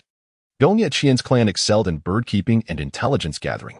As for Feng Boyi and Bao Badong, Gu Qing envisioned a future where, upon successful restoration of the nations, they would serve as envoys, reviving the glory of the Han and Tang dynasties. Brother Bao, do not be hasty. The purpose of gathering everyone today is to share some good news. Upon hearing this, all present were captivated, their eyes eagerly fixed on Gu Qing. Even Mu Wanqing was no exception, curious as to why she was included in the Murong family meeting. It was a splendid opportunity to witness the clash between Gu Qing and Iron Hand. Whether it was the four esteemed ministers or the headstrong Mu Wanqing, they now regarded him with deference. Power speaks the most persuasive language. Following this battle, Gu Qing's prestige reached unprecedented heights. Previously, although the four ministers were steadfastly loyal, their allegiance was predominantly tied to Murong Bo. Now, however, it was different. Gu Qing had earned their trust through his own strength. Over the years, it was their unwavering support that enabled the Murong family to navigate countless adversities. Yet, in this world, mere loyalty is insufficient. You have also witnessed the arrival of Iron Hand, and I trust you comprehend that, in this world, power often speaks volumes. Had I faced defeat against Iron Hand yesterday? Do you suppose the Murong family's smuggling of fine iron would simply be cast aside lightly? After Gu Qing finished speaking, his gaze swept over the crowd below. Each person lowered their head, refraining from making any loud noise. Gong Yiqian took a step forward, humbly confessing, "My lord, regarding the transaction of fine iron with the Western Xia, it is due to my ineptitude that I failed to eradicate the high-ranking members of the Golden Cicada Society, which led to the leakage of information. I implore you to impose punishment upon me, to rectify the situation." The intention was not to penalize Gong Yiqian, but rather to inspire the others to strengthen their resolve. Gu Qing waved his hand and spoke solemnly. "Second brother Qian, the fault does not lie with you. Our father departed in haste, leaving many matters unaddressed. The reason I bring this up today is to convey that in this world, power equates to truth. Everyone has devoted themselves to the endeavors of the Murong family, yet we have neglected our own cultivation. As a result, the vast majority among you remain below the second-tier realm. In the future, the enemies of the Murong family will only grow stronger. Therefore, I have devised 2 methods for rapid success, allowing one to attain the first-tier realm within a year. Upon delivering this astounding news, Gu Qing left the audience in a state of utter bewilderment. The 4 esteemed ministers exchanged incredulous glances, each contemplating the implications of achieving the pinnacle of martial mastery within a mere year. If this were indeed the case, had their years of toil been for naught? As seasoned practitioners themselves, they were acutely aware of the immense effort required to ascend to such heights. The notion of attaining the first-rate realm in just 1 year seemed utterly preposterous. Meanwhile, the rest of the assembly erupted into fervent discussions. What is this? They stammered, incredulous at the prospect of such rapid advancement. All of them were martial artists, yet the idea appeared to be farcical. Surely, the young master would not jest with them. Observing the incredulity etched upon their faces, Gu Qing's lips curled into a faint smile. How could these mere mortals comprehend the profound might of the celestial sovereigns? If they truly grasped the depths of such knowledge, my traversing through myriad worlds would have been in vain. It was only through possessing the wisdom of multiple realms and his own unparalleled potential that Gu Qing could conjure such marvels. Minutes passed, yet the murmurs persisted, as the assembly struggled to reconcile the notion of such extraordinary martial prowess. Despite the good news he had shared, their ingrained perceptions clouded their understanding of the reality they faced. Gu Qing is a formidable second-tier warrior who has experienced 2 reincarnations. Meanwhile, Mu Wanqing, eager to assist her master in fulfilling his wishes, is unperturbed by whether Gu Qing's words bear truth. Should his assertions prove accurate, she stands a significant chance of infiltrating Dali and eliminating her master's adversary, Dao Baifeng, thus realizing her master's aspirations. With this thought in mind, Mu Wanqing disregards the peculiar gazes of those around her and steps forward. Young Master Murong, I am willing to give it a try. Gu Qing observes Mu Wanqing and then glances at the scions selected from the 4 prominent families. Sometimes, it takes but a single carp to stir an entire pond. However, Gu Qing is reluctant to grant Mu Wanqing her desire too easily and replies coolly, You wish to attempt this? What is your standing compared to theirs? They are all descendants of the loyal retainers of the Murong family, some even having served since childhood as slaves and servants. By what right do you think you can compete with them? You must understand that you are merely an apprentice-level swordsman, yearning to master genuine skills. Perhaps you should consult your sister, Zhu, on how to proceed. Murong Fuyu. Mu Wanqing is infuriated by Gu Qing's dismissive attitude. Despite her willingness to humble herself, he seems to regard her with contempt. This is truly an affront, mark my words. I shall make you plead for my favor one day. Contemplating his unparalleled martial prowess, her gaze suddenly brightens with clarity. What do you mean? Step back. Humph. With a frosty expression, Mu Wanqing, in her haughty demeanor, retreats to the back. Zhu, having lived alongside Gu Qing for over half a year, understands her young master's temperament and thoughts well. She smiles softly and approaches Mu Wanqing, offering comfort. Miss Mu, do not be disheartened by my young master's irritable nature. He is quite benevolent towards those he considers his own. Over 6 months ago, neither Bai nor I could even be classified as third-rate martial artists. Yet we were inferior to your current abilities. After several months of training under my young master's guidance, we have both become first-rate warriors. If you wish to learn martial arts, it would be prudent to accommodate my young master's temperament. Both of you have become first-rate warriors in less than a year. This revelation astonishes Mu Wanqing. Just moments ago, she had mentioned a year. Yet these 2 young ladies have achieved such status in under that time. Observing them closely, she discerns they lack practical combat experience. How did they accomplish this? Zhu, I wish to learn your martial skills. Not to worry, our techniques were imparted by my young master during the evenings. What? Mu Wanqing's pupils constrict. If it entails evening lessons, she would rather perish than betray herself. With this thought, she falls silent. Meanwhile, among the descendants of the 4 great families, it is Bao Buliang, the boldest of the daughters, who stands out. Or rather, she had previously experienced the enchanting prowess of Gu Qing's secret transmissions, which had instilled within her a certain blind admiration for him. Young master, I, Bao Buliang, am eager to give it a try. I humbly request your guidance. Splendid. Bao Sang's daughter shall undoubtedly surpass her father as she matures. At merely 8 years old, Bao Buliang, with her adorable twin horn braids, was a lively and charming little sprite. It was a mystery how Bao Baong could have fathered such a daughter, for her temperament differed greatly from his. After bestowing compliments upon Bao Buliang, Gu Qing directed his gaze toward the audience, signaling for silence.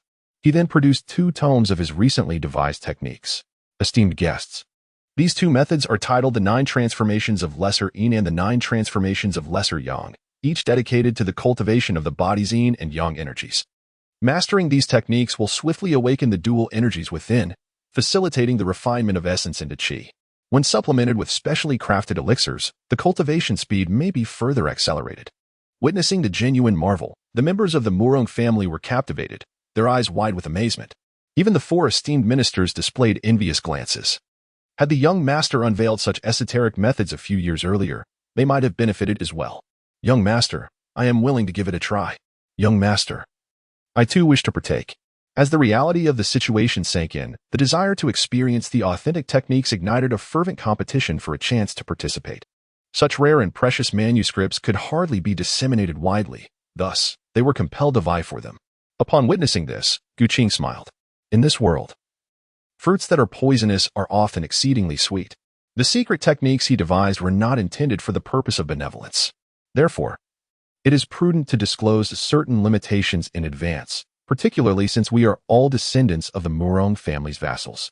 Esteemed guests, while the cultivation of these secret techniques may be swift, they entail exceedingly grave restrictions. Here, I wish to clarify this matter for everyone. As for whether you choose to learn them, that is entirely your own decision.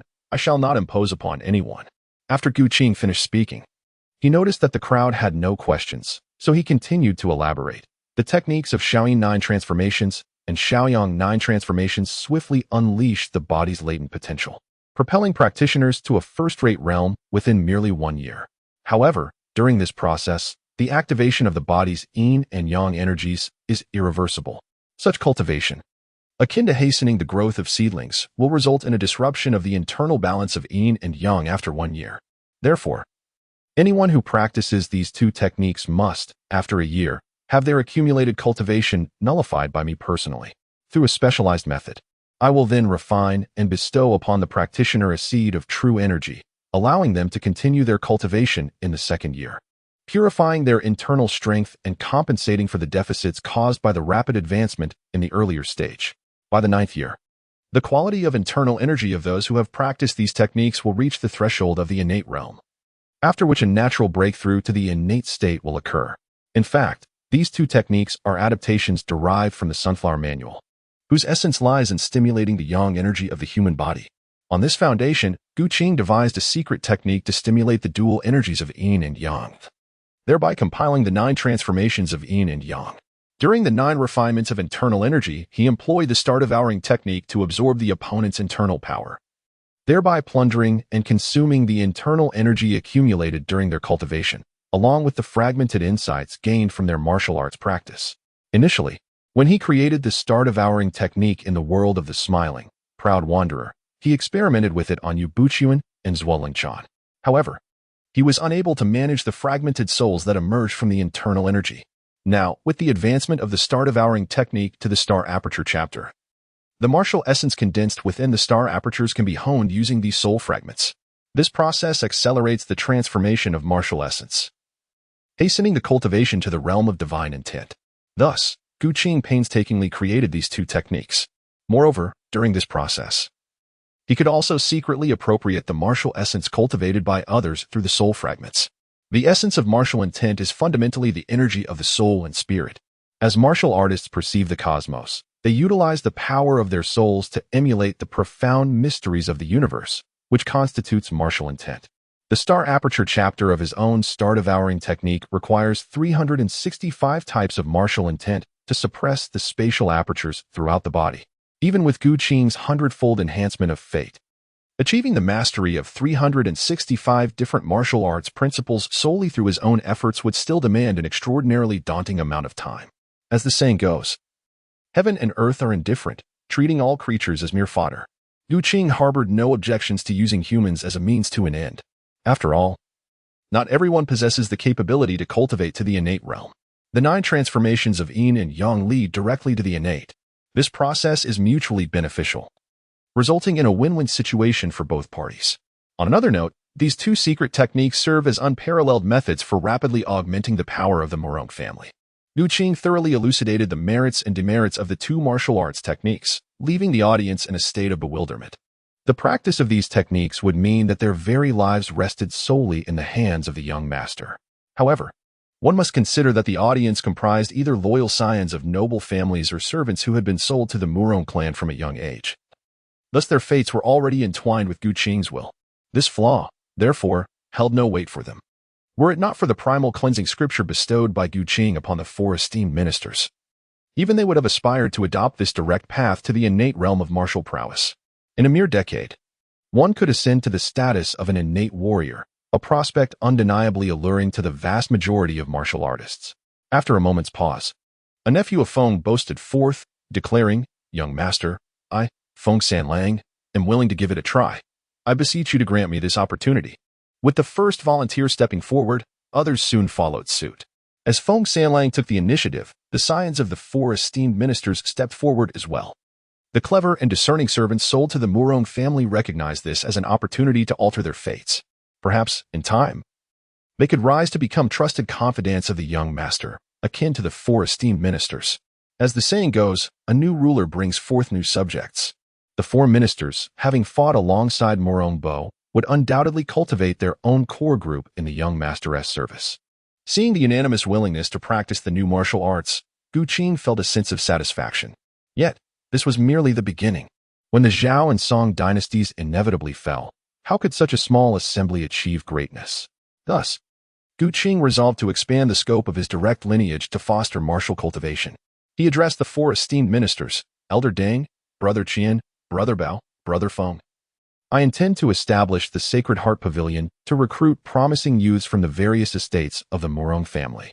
Those who are literate and exceptional shall be taught the Yin-Yang 9 transformations technique and further instructed in military strategy and martial arts. Those with slightly lesser aptitude shall learn arithmetic and the teachings of the 100 schools, to be dispatched to advance the family's various enterprises in metallurgy, forging, mechanics, and so forth. The least qualified, after passing a loyalty test, will be sent to the major estates to oversee grassroots management. What are your thoughts on this initiative? In truth, Gu Qing's establishment of the Sacred Heart Pavilion was a methodical approach to cultivating talent, evolving into a comprehensive training mechanism. This world is not devoid of geniuses. Rather, loyalty is the essential element. Young master, if we were to cultivate these trusted disciples from a young age, it would demand significant financial resources and time before yielding results. Might our efforts not be in vain? Gong Yeqian, responsible for intelligence and logistics within the Murong family, interjected. The establishment of the Sacred Heart Pavilion may not produce immediate effects or benefits. As the saying goes, it takes a decade to grow trees and a century to nurture people. In the long run, it may benefit the Murong family. But do we have the luxury of time for such endeavors? Brother Qian's words carried weight. However, we could refine our approach. The recruited scions could be categorized by age into different tiers. We should target youths between the ages of 10 and 20. At the age of 10, children are instructed from the very basics. By the age of 15, apprentices are taught arithmetic and specialized skills such as forging. Young gentlemen around the age of 20 undergo a semi-militarized training regimen. In addition to fostering foundational knowledge, they are also trained in maritime navigation and related skills, preparing them for future endeavors in maritime trade. Since Gu Qing took over the Murong family, he has been strategically planning the naval forces and maritime trade, merging and acquiring several shipyards, and recruiting a multitude of shipbuilding artisans. Gu Qing has provided detailed information regarding the treasure ship, a colossal ocean-going vessel that has been successfully replicated. A fortnight ago, the Murong family's trial fleet completed a journey to Taiwan. Should a formidable navy be at their disposal? When the Zhao Song dynasty collapses, they could utilize their naval forces to deploy troops from Haizhou, now known as Lianyungang, and launch a direct assault on the very heart of Zhao Song, thereby shattering their stronghold and establishing dominion over the realm. It appears that the young master is quite assured in his strategy. While I feel somewhat inadequate, I hope he does not hold it against me. How could you say that, Brother Qian? Replied the second elder. When one devises a plan, it may be lacking, but two minds together can yield greater insight. No matter how much I ponder, the execution of the plan will still require the diligent efforts of my esteemed brothers, who will undoubtedly need to ensure all details are meticulously addressed.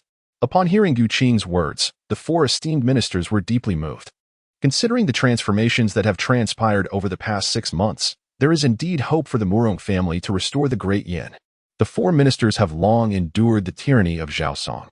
Deng Baichuan, a descendant of the former Yin generals, has consistently supported the Murong family.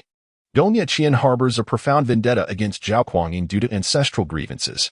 Bao Budong's lineage includes a general from the southern Tang, whose ancestors were slain by Zhao Guangyi when he extinguished the southern Tang. Feng Boyi, a traveler from Yin Yun, has followed Murong Bo with the hope of one day returning to Yin Yun's 16 prefectures alongside his parents. When hope is ignited within a person, it unleashes boundless motivation. Soon after, the four, accompanied by their kin, set their plans into motion, and before long, a new academy capable of accommodating nearly 1,000 individuals was established on the southern side of the island, housing the Swallow Dock, named Xingxin Pavilion, as per Gu Qing's suggestion. Additionally, among those recruited by Gu Qing were several young women. A Zhu and a Bai managed the Murong family's textile workshop, which employed numerous girls in their teens.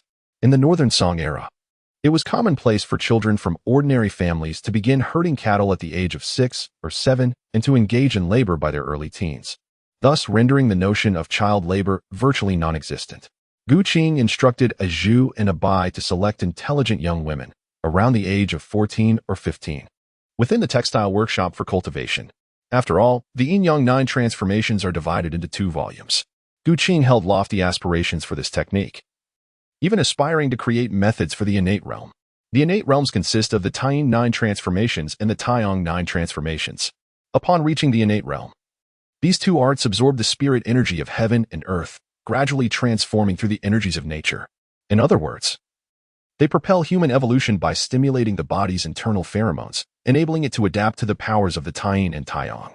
According to Gu Qing's design, after undergoing 9 transformations in the innate realm, the Taiyin and Taiyang 9 transformations can culminate in a unique physical prowess, also referred to as the acquired, wherein the body harmonizes with the corresponding energies of heaven and earth. Following the incident involving the Iron Hands Challenge, the entire Swallow Cove began to operate with the fervor of a wound-up machine, with even the daily sword attendants, a Zhu and a Bai, bustling about at Gu Qing's behest. As for the 4 esteemed ministers, they were treated akin to beasts of burden. By nightfall, it was the captive and apprentice-level sword attendant, Mu Wanqing, who found herself with leisure. After serving Gu Qing his dinner, Mu Wanqing gazed upon the brightly lit Swallow Cove, her mind wandering through myriad thoughts. Gu Qing is acutely aware of her actions. This individual does not appear to be one driven by avarice or lust. Unlike other wealthy merchants who hoard their riches, burying their silver in jars beneath the ground, he stands apart. Gu Qing, commanding the Murong family, expended considerable wealth to establish an academy, even disseminating profound martial arts to her subordinates. Such conduct is beyond her comprehension. As for beauty, Gu Qing's 2 sword attendants are hardly inferior to her in allure. Indeed, the attendant named Zhu possesses a more charming disposition. Contemplating this, Mu Wanqing silently pondered whether she had misjudged him. Young Master Murong, why have you captured me? Whether it be life or death, at least provide me with an explanation. Mu Wanqing's temperament, unrefined and fiery before being tamed, was inherently impulsive and passionate. Gu Qing seized her, yet refrained from any further action. Recalling the words spoken by Zhu earlier, she found herself unwilling to pursue martial arts training under Gu Qing any longer. At this moment, she was trapped. Departing was not an option, and remaining offered her no sanctuary. Gu Qing cast a glance at the other party, aware that the art of taming a hawk requires a certain finesse, designed to make her irresistibly drawn in. Do not rush. Being my sword attendant is not without its merits. Not only can you learn martial arts, but you will also fulfill your probationary period. Who knows, I might just marry you if the mood strikes. Seeing Gu Qing teasing her about the matter again, Mu Wanqing's brows furrowed in frustration, her anger causing her teeth to grind. I shall slay you, you shameless scoundrel. Rage clouded her judgment, and with her acupoints still sealed, she was unable to harness her internal energy. With a whip in hand, Mu Wanqing struck at Gu Qing with a sharp crack. You certainly have some audacity, daring to bite the hand that feeds you. This thought reminded her of the scenes from the drama Demigods and Semi-Devils, where she had used a whip against Duan Yu. Considering her current situation, having assumed the identity of Murong Fu, it was time to showcase the Murong family's ultimate technique, the star shifting. In an instant, Mu Wanqing's whip was snatched away. Crack, crack. Do you yield? I would never submit to you. Give up hope. Crack, crack. After a while, Noticing that Mu Wanqing was still stubbornly holding her ground, Gu Qing pondered, could this fiery mare only be tamed by Duan Yu's approach? No, there must be another way. Having imposed the stick, it was time to offer a sweet date as a respite. Gu Qing halted his hand and addressed Mu Wanqing. My dear Miss Mu, do you wish to uncover the identities of your biological parents? Furthermore, are you inclined to assist your master in eliminating doubt by phone? If you merely nod in agreement to become my sword attendant, I can facilitate this for you. You. Tears welled up in Mu Wanqing's eyes as she recalled the lashes inflicted upon her from behind. This man seemed determined to thwart her at every turn. Contemplating her master's expectations and the relentless pursuit of vengeance against Dao Baifeng, a solitary tear slipped down her cheek, her silver teeth clenched tightly. Deep within, she resolved, Master, though I endure humiliation, I shall avenge you upon your enemy. Once I fulfill your command, I shall embrace death. With a stoic expression, Mu Wanqing finally spoke, Young master. Indeed, had you called sooner, you would have spared yourself such indignities. Now that you have addressed me as young master, you are one of us. I am in good spirits today, and shall accompany you to Dali to help you realize your aspirations. Do not hesitate to express your gratitude. Thank you, young master. Gu Qing teased Mu Wanqing, yet his true intentions were far from romantic entanglements. His recent journey to Dali held a purpose beyond merely acquiring the Duan family's secret technique of the Six Meridians divine sword. His paramount objective was to seize control of the Dali kingdom. The following day, Gu Qing entrusted the matters of Yanziwu to others, accompanied by Mu Wanqing. He prepared to journey to Dali. However, just as they departed from Yanziwu and had yet to reach Suzhou to change horses, an unforeseen incident occurred in the waters of Taihu. An unidentified fisherman unexpectedly obstructed their path.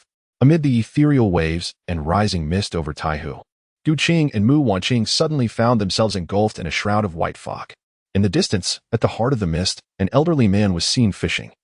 Seemingly eternal in his pursuit, Gu Qing attempted to venture out from the confines of this peculiar white mist, yet no matter what he did, he could not escape its grasp. After 2 attempts, he turned his gaze once more to the venerable fisherman at the heart of the fog. Gu Qing discreetly employed the star-devouring technique, yet the enveloping white mist remained undisturbed around the 2 individuals, as if it resided in a different dimension entirely. Impervious to the influence of the technique, feeling unfortunate for venturing out without consulting the almanac, Gu Qing lamented inwardly about encountering such a formidable adversary.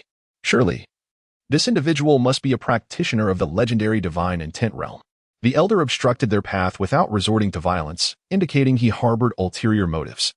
As the vessel drew closer to the heart of the mist, approximately 10 meters away, Gu Qing respectfully bowed and introduced himself. I am Murong Fu of the Murong clan from Gusu. It is an honor to meet you, esteemed elder. Unbeknownst to Gu Qing, the motives of this enigmatic figure were shrouded in mystery, compelling him to express his reverence. Murong Bo has sired a remarkable son. Had I known of your extraordinary talents, it would have been better to let Murong Bo perish instead. What? The elder's words pierced through the concealed secrets of the Murong family, startling Gu Qing to the brink of disbelief. How could this man possibly know of Murong Bo's feigned death? Such a character had not been mentioned in the original work of Tianlong, prompting Gu Qing to ponder the identity of this unseen puppet master. The elder set aside his fishing rod and spoke gently, there is no need for alarm. Does your Murong family possess a method of feigned death? Moreover, one that could deceive the likes of Shaolin and other masters? Rest assured, I harbor no ill intentions towards you. However, you, on the other hand, engaged in a transaction with the Iron Hand yesterday, willingly providing weapons to the court.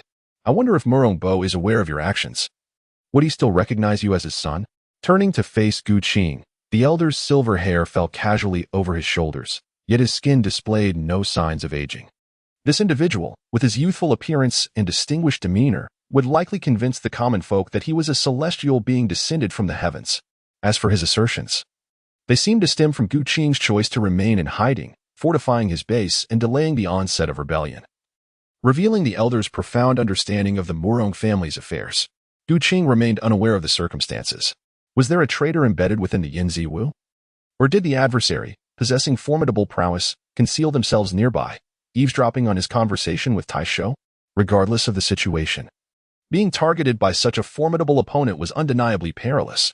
The absence of an immediate attack did not imply safety. Rather, it suggested that the assailant currently harbored no desire to eliminate him.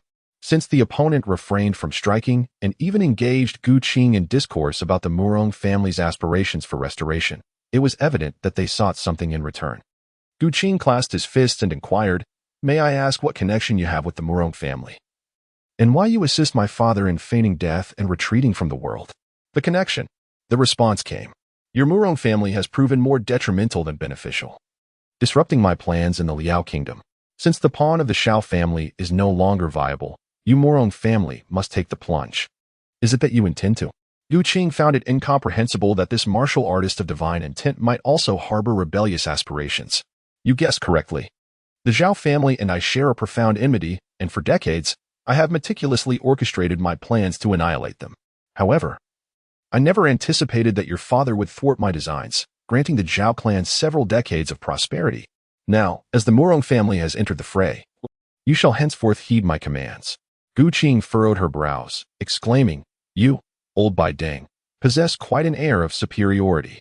A true man, born between heaven and earth, ought not to languish in obscurity for long."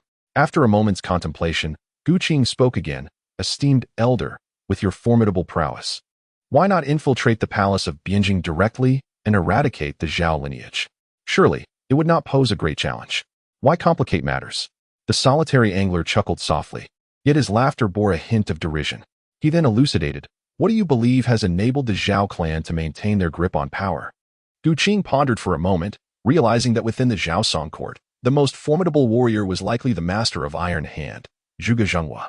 He belonged to the Divine Marquis Mansion and the Six Doors. Indeed, Zhuge Zhenghua's martial prowess had undoubtedly reached the realm of divine intent. Iron Hand was already quite impressive, and it stood to reason that his master surpassed the four great detectives in skill. This, however, was merely the public facade aimed at the martial world. The Zhao family's elite units, the Ironclad Battalion and the Blood River Battalion, were led by the venerable general, Zhang Shidao, who, with his singular strength, had suppressed the Western Xia army for decades, making it nearly impossible to breach the border defenses. His martial arts mastery was immensely terrifying. Beyond Zhang Shidao, the Divine Marquis Mansion was supported by his fellow disciples, whose skills were not significantly inferior to Zhuge Zhenghua. The mightiest force in the realm was not a single warrior's supremacy, but rather the imperial authority. Even the most powerful martial artists, those who have attained the realm of divine intent, find it difficult to forsake fame and fortune. Anyone with such desires will inevitably be manipulated by the court. This is also why the solitary elder fisherman struggles to exact his revenge directly. It is likely that the number of experts within the court exceeds what one might expect. In the depths of Gu Qing's heart, he mused that his invitation to Ding Chuanxiu to take action, intending to eliminate Song Zhizong with poison, would not come to fruition so easily. He expressed his gratitude to the elder for clarifying matters. Having gained a preliminary understanding of the official strength of the Song dynasty, Gu Qing recognized that his own power was still inadequate. However, with the enhancement of his fate through a 100-fold increase, he envisioned that after a decade of cultivation, his true prowess would reach a millennium. How would his adversary respond then? You may revel in your arrogance now, but let us see what transpires in a year or two. Observing the haughty demeanor of the solitary angler, Gu Qing regarded him with keen insight. You believe your cultivation is formidable, do you not? Yet I have immersed myself in the game, and when the time comes, we shall determine who lives and who perishes, who plays the pawn and who controls the board. As he perceived the elder's divine intent still trembling before imperial authority, Gu Qing tactically respected him while strategically belittling him, viewing him as nothing more than a mere obstacle. As for the solitary angler, he was quite pleased with Gu Qing's respectful demeanor. In contrast to the typical defiance exhibited by most martial artists, Gu Qing displayed an unusual level of obedience, even before any confrontation had commenced, intuitively grasping his own status. Thus, the elder contentedly declared, "Serve me, and the Murong family shall not suffer. Once we have extinguished the Zhao Song, I shall bestow upon your family the title of the Wang of the other species, restoring you to the lands of the Yan. Thank you for your guidance, elder." Gu Qing thought to himself. This was a mockery of his ignorance of history. Historically, how many of the Wang of the other species had met with a favorable end? The grand vision painted before him was hardly worth the effort. The solitary angler, noticing Gu Qing's acceptance of his enticing words, nodded in satisfaction. He then stowed away his fishing rod, lifting a bass in hand as he strode into the thick, white mist. Within that mist, a familiar melody drifted to Gu Qing's ears, echoing a poem he recognized. When will the spring flowers and autumn moons cease? How much do the past events weigh? Last night's gentle breeze in the small tower, the homeland is too painful to recall. The ethereal voice faded gradually. And Gu Qing repeated the lines of this poem by Liu, the ruler of the southern Tang.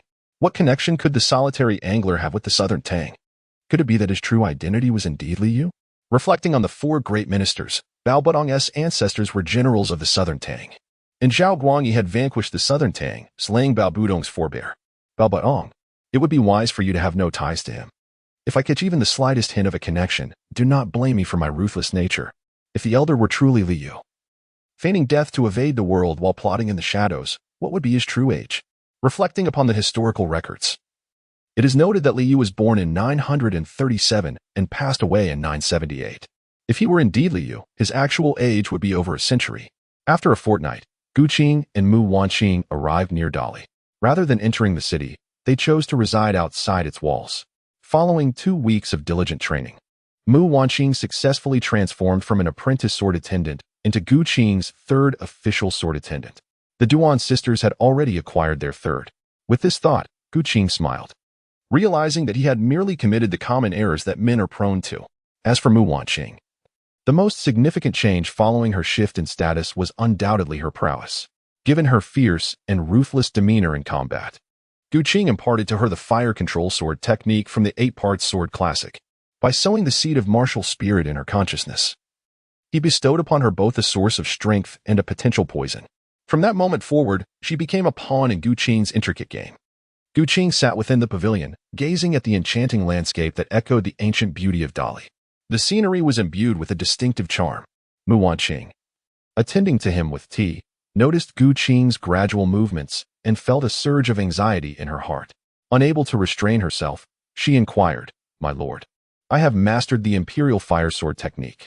When shall we proceed to the Dali Palace to vanquish that scoundrel, Dao Baifeng? Do not rush.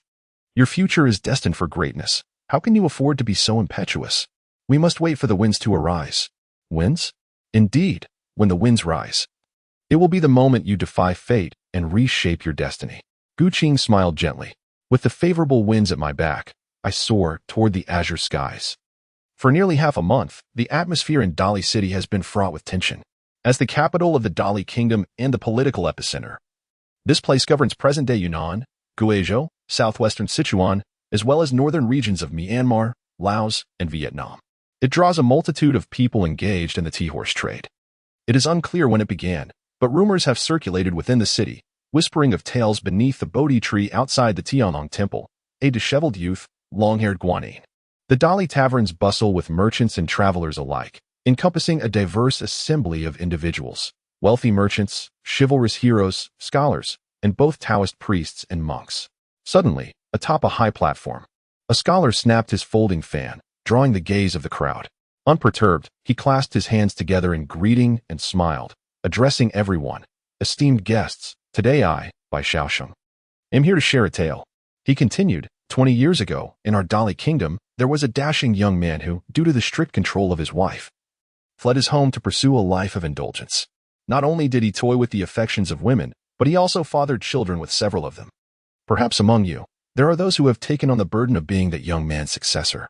Yet alas, one must remember that actions are watched by the heavens. Our Dali's dashing young man, while frolicking in the world, was blissfully unaware that his fierce wife was not to be trifled with. During his escapades, she conspired with the most loathsome beggar in the land for her revenge. Do you know who this dashing young man is? Who could not know? He is none other than our Dali's Prince of the South. Scholar, tell us another story. We would be delighted to hear it. Perhaps we might reward you with a few coins, someone shouted. Indeed. Another added, I've heard this tale even from the Songshan Mountains. Ha. Fear not, my friends. The scholar continued, rumors abound that the Shura Blade, led by the notorious Qi Hong Mian, has formally challenged the Duan clan of Dali to a duel, purportedly to avenge their master. Do you know the connection between Qi Hong Mian and the Duan clan? By the gods, is that true? 10 taels of silver for you if you enlighten us. Called another. Scholar, do share the details. 3 voices echoing like tigers, the whispers of the crowd grew ominous. Even Duan Zhenchun, who fancied himself a seducer, felt a gnawing anxiety as he listened to the circulating rumors in Dali City. With the growing tide of gossip, distrust seeped into the very fabric of the Duan clan, spreading like poison. This unrest stemmed from the fact that the clan's princess, Dao Baifeng, had renounced the world and become a nun after giving birth to Duan Yu. If she bore no guilt, why would she hide from everyone? Initially, the members of the Duan clan believed that Duan Zhengquan's indulgent escapades and neglect of his rightful wife had driven Dao Baifeng to her monastic life. However, it now appeared that deeper secrets lay beneath the surface. In recent days, anyone who cast a glance at him did so with a peculiar scrutiny, further aggravating Duan Zhengquan's growing unease. Summon the princess back at once, he ordered. Your Highness, what shall we do if the princess refuses to come? Dao Baifeng is no ordinary woman. She is the daughter of the chief of the Bai tribe, and her family's influence is formidable. Even if Dao Baifeng displays displeasure towards Duan Zhengquan, the Duan family finds themselves powerless. This is a political marriage. Upon hearing Fu Sigua's words, Duan Zhengquan's expression darkened, filled with resentment as he said, if she does not come, inform her that Yuer longs for her dearly. Recently, Yuer has been troubled by slander and unable to eat or sleep peacefully. The two brothers, Duan Zhengquan and Duan Zhengming, have only one male heir, and Duan Yuer's lineage is crucial for the Duan family's legacy. If Dao Baifeng truly turns her back on them, the Duan family would not only face extinction but also become a source of ridicule for the world. Despite Duan Zhengquan's affections, the thought of this pierces his heart like a dagger. Soon, noon arrived. His brother, Duan Zhengming, organized a family banquet at the palace, and all members of the Duan family were present. Observing the silence among Duan Yuer, Duan Zhengquan, and Dao Baifeng, the elder brother could not allow the situation to deteriorate further. Yuer, there are those in Dali City who are secretly plotting against our Duan family. You are a clever child. Do not let rumors sway you. And Zhengquan, as a man, you have entangled yourself with so many women. Look, even the phoenix has not taken offense. How can you act so recklessly? Our family must maintain harmony, regardless of what others say. Trust in your own kin. Yuer has grown up alongside you. Does he seem like a stranger? Mother, father, is there something you wish to discuss? Are you preoccupied with my affairs? Uncle is here too. Is there anything you cannot share? It would be better for our family to speak openly. The table was laden with sumptuous dishes. Yet the guests were preoccupied with their thoughts, lacking the appetite to dine. As Duan Yuer spoke, Duan Zhengquan's gaze immediately turned hopeful, fixating on Dao Baifeng, yearning for an explanation. Yet, what could Dao Baifeng possibly say? To reveal the truth? That was implausible, should the truth emerge. She feared that both she and her son would not escape the palace unscathed. Even the Bai tribe would be drawn into the turmoil, plunging all of Dali into chaos and suffering. After all the disgrace you have brought upon us, what can I say? The rumors outside are rife, claiming that Qin Hongyan is your daughter. Who knows, perhaps one day you will have even more sons to contend with. So, you find us unworthy, do you? Speak your mind. If you look down upon us, I shall take Yuer back to the Bai tribe. We cannot afford to offend the Dali royal family. Our position is precarious. At this point, Dao Baifeng chose to strike back, reproaching Duan Zhengquan and retreating as a means of advancing her stance. Duan Zhengquan, who relied heavily on Duan Yuer as his only hope, felt his complexion shift between shades of green and white as Dao Baifeng pressed him. Yet, the mere thought of the rumors circulating in Dali City ignited a furious blaze within him. Upon further reflection, he realized that Duan Yu's birth date was nearly a fortnight earlier than expected, leading him to believe he was a premature child. Ironically, this matter had now become a haunting specter for Duan Zhengquan. He had ventured out for a hunt, only to discover that his home had been invaded. Who could be responsible for such treachery? Phoenix, all I require from you is a single declaration. Is Duan Yu truly my flesh and blood? Are you still uncertain of this yourself? I, Dao Baifeng, have spent a year or two at Yushu Temple without a whisper of scandal escaping. It seems you are becoming increasingly muddled. If you disdain both me and our child, I shall take my leave. Yuer, come, let us return to the Bai tribe. Dao Baifeng declared, rising to depart. However, Duan Yu could not bear the thought of leaving his father, Duan Zhengquan, and his brother, Duan Zhengming, behind. He grasped Dao Baifeng tightly and implored, Mother, father spoke in anger, let him cool down. Once we unearth the source of these rumors, the truth will surely come to light. As Dao Baifeng prepared to leave, Duan Zhengquan began to feel a pang of anxiety. Phoenix, I was in the wrong. I admit it. Let us discuss this calmly. Please, temper your anger. Feeling a sense of guilt, Dao Baifeng realized that with the matter now exposed, she could not press too hard. In the past, she would have stormed off without a moment's hesitation. Observing the thawing of relations, Duan Zhengquan continued to speak sweetly. And with the situation easing, Dao Baifeng finally began to partake in the meal. Unfortunately, just as they were about to enjoy their repast, Zhu Danchen, who had been waiting outside, knocked on the door and announced, "Your Highness, the followers of the Shura Blade, led by Qin Hongyan, have arrived outside the palace." Boldly challenging the Duan clan's Yang finger. What audacity! Duan Zhengming put down his chopsticks and inquired, "Did Mu Wanqing come alone, or is she accompanied by her master?" "Qin Hongyan? Reporting to your majesty, Qin Hongyan did not come with her." However, Zhu Danchen hesitated, by Mu Wanqing's side. "There is a young gentleman whose cultivation level I cannot discern. They appear quite intimate." "What do you mean by however?" "Reporting to your majesty. Beside Mu Wanqing is a mysterious young gentleman of unknown prowess." "Understood. You may return to your duties." Upon hearing this, Duan Zhengming addressed Duan Zhengchun. "That individual is a disciple of Qin Hongyan. What are your plans? If it were anyone else, it would be manageable. The issue lies in the fact that Qin Hongyan is also the beloved of our own brother, stirring quite the tempest in Dali." Duan Zhengming found himself at a loss for words. "There is no significant problem," Duan Zhengchun replied confidently. "Most of Qin Hongyan's skills are those I imparted to her. Thus, her disciple is akin to my own grant student. If she wishes to challenge me, I shall respond and offer her a few pointers. Come, let us go meet this Miss Mu." The Duan family arrived outside the imperial palace, where the contest had become widely known. How could the martial artists within the Dali realm possibly be absent? Duan Zhengchun gazed into the crowd, which, apart from the townsfolk gathered to witness the spectacle, was filled with various heroes from the martial world, including those from the Diansong sect, the Five Poisons sect, the Snowy Mountain sect, and the Great Will Temple. Duan observed the assembly keenly. Gu Qing concealed himself within the crowd, observing Duan Zhengchun, Duan Yu, Dao Baifeng, and others gathered around.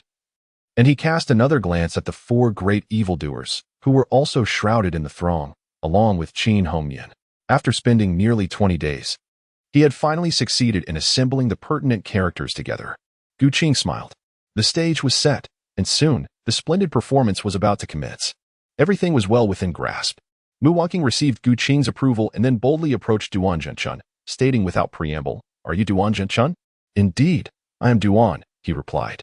"May I inquire about the well-being of your master?" It is said that affection for one Esabode extends to its sparrows, though Mu Wanqing was impudent. She was nonetheless a disciple of Qin Hongyan. "Humph, my master requires no concern from you. He would rather see you dead." "Is it truly to such an extent? Does Hongyan genuinely harbor such hatred for me?" "Enough of the pleasantries. I have come today to resolve the grievances between us." Upon hearing Mu Wanqing's fierce declaration, Duan Zhengchun felt a pang of sorrow, yet he understood that a forced resolution would yield no sweetness. "How do you propose to settle these grievances?" "My master asserts that you owe her far too much.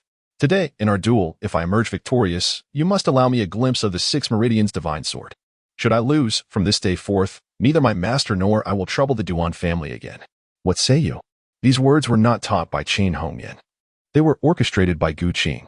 Gu Qing had secretly infiltrated the Tianlong Temple in search of the Six Veins Sword Manual, yet he was ultimately unsuccessful. Should a robbery occur, the Duan family would likely destroy the manual, much like in the original narrative where the monks of Tianlong Temple incinerated it themselves. Did your master truly say such words? Duan Zhengchun pondered, perplexed, as he had never mentioned the Six Veins Sword to Qin Hongyan. How could she possibly know? "Indeed, my master has spoken of it. She remarked that you would play the charming prince while she would remain the reclusive guest of the valley, accompanied by her sword." "Very well. In that case, I accept your terms." After all, he felt an overwhelming sense of indebtedness, considering the opponent's martial prowess. It was inconceivable that they could surpass his own. Without hesitation, Duan Zhengchun acquiesced. The unfilial descendants of the Duan family dared to wager their ancestral secrets. "Duan Zhengchun and Duan Zhengming, you are unworthy of the royal lineage." Amidst the crowd, Duan Yanqing's eyes glimmered with a cold light, resentment festering within him, as if countless demons were gnawing at his heart. As for the other martial artists present, only a handful were aware of this renowned martial technique. Those who truly understood the gravity of the matter began to take it seriously. The Six Veins sword represented the pinnacle of the Duan family's martial arts. Crafted by Duan Sipin, the founding emperor of Dali. In his hands, this technique swept across numerous tribes in the southwest, instilling fear in all factions. The bait had been taken. Seizing Dali would provide a formidable foothold. If Dali and Gusu acted in concert, they could dominate the entirety of the Yangtze River southward. With Dali as a springboard, they could further advance and capture the Red River Delta. It was a strategy of both offense and defense. On the martial arts platform, Duan Jinchun and Mu Wanqing found themselves brimming with confidence. Under Gu Qing's orchestration, this competition embodied the essence of familial love, yielding great strength. "Miss Mu, let us begin." Humph. With a cold snort, Mu Wanqing's aura shifted dramatically, radiating a sharp and fiery presence. Observing the long sword in her hand, it shimmered with crimson sword energy. In just a fleeting moment, Duan Jingchun realized that her inner strength was on par with his own, and her swordplay was exquisite beyond compare. Each move and stance struck at the vulnerable points of his own technique. In the opening moments, he found himself frantically evading her attacks. "Qin Hongmian, you have taught your disciple well. This is not the martial art I imparted to you." Duan Jingchun felt an overwhelming sense of discomfort. In front of all the heroes of the realm, he, the king of southern Dali, was outmatched by a mere young girl. How outrageous! Under the watchful eyes of the crowd, Duan Jingchun's pride was at stake. If he could not even subdue a young girl, he feared that his position as king of southern Dali would become untenable. Thus, Duan Jinchun cautioned, "Miss Mu, your swordplay is extraordinary. I shall employ the one young finger now, so please be careful." Duan Jinchun, recalling the bond he shared with Qin Hongmian, kindly offered a reminder. However, Mu Wanqing, having spent over a month tirelessly practicing under Gu Qing's guidance as a sword attendant, had established a solid foundation. After transitioning to the fire control sword technique, her prowess had ascended to a first-rate level. She had no need for Duan Jingchun's leniency and impatiently declared, "If you wish to fight, let us do so without hesitation. If not, then admit defeat gracefully. Otherwise, do not blame me for being unyielding." With a raised brow, her fierce and audacious demeanor intimidated those timid spectators, causing them to involuntarily retreat. Whispers circulated among the crowd. "Truly, she embodies the spirit of the Shura blade, Qin Hongmian, with such a temperament. I doubt any man dares to approach her." Yet, this was not entirely accurate. It was said that Mu Wanqing was the illegitimate daughter of the southern king. Perhaps, it was others who had intentionally held back. Although the murmurs were soft, Mu Wanqing, being a top-tier martial artist, possessed keen hearing. She shot a fierce glare at those gossiping below, and with the swift precision of the Shura flying blade, she aimed at the man's lower region, sending him into a state of sheer terror. Upon truly engaging with Mu Wanqing in combat, Duan Jinchun began to comprehend why she had the audacity to provoke him in Dali. It was likely that her martial skills had far surpassed those of her master, Qin Hongmian. Not daring to underestimate his opponent, Duan Jinchun widened his stance, his right index finger poised to strike pressure points, executing a series of fast and slow movements, gracefully fluid at times and lightning quick at others. Observing this, Mu Wanqing did not shy away. Instead, she infused her sword with a crimson inner force, the energy of the fire control sword technique manifesting in sharp explosions, creating a whirlwind of sword energy on the arena. The foundational sword techniques of the fire control sword, combined with her inner strength, unleashed a formidable offensive capability that compelled Duan Jinchun to hasten the frequency of his finger strikes. Clang, clang, clang. The collision of finger force and sword energy intensified their exchange, accelerating with each passing moment. Within the span of a breath, beads of sweat adorned Duan Jingchun's forehead as he witnessed Mu Wanqing's crimson blade thrusting towards him, not merely a sword technique, but rather a blazing tempest of fury. With this strike, Mu Wanqing infused her long-held grievances, her anger melding into her swordplay, advancing relentlessly. In the gaze of countless heroes in the arena, it seemed as if Mu Wanqing had concentrated all the rage from her years of suffering into this singular blow. She felt as though she had transformed into a sword of vengeance. "Come at me." Avoiding the inevitable, Duan Jinchun genuinely felt delighted for Qin Hongmian, who was blessed with such an extraordinarily gifted disciple.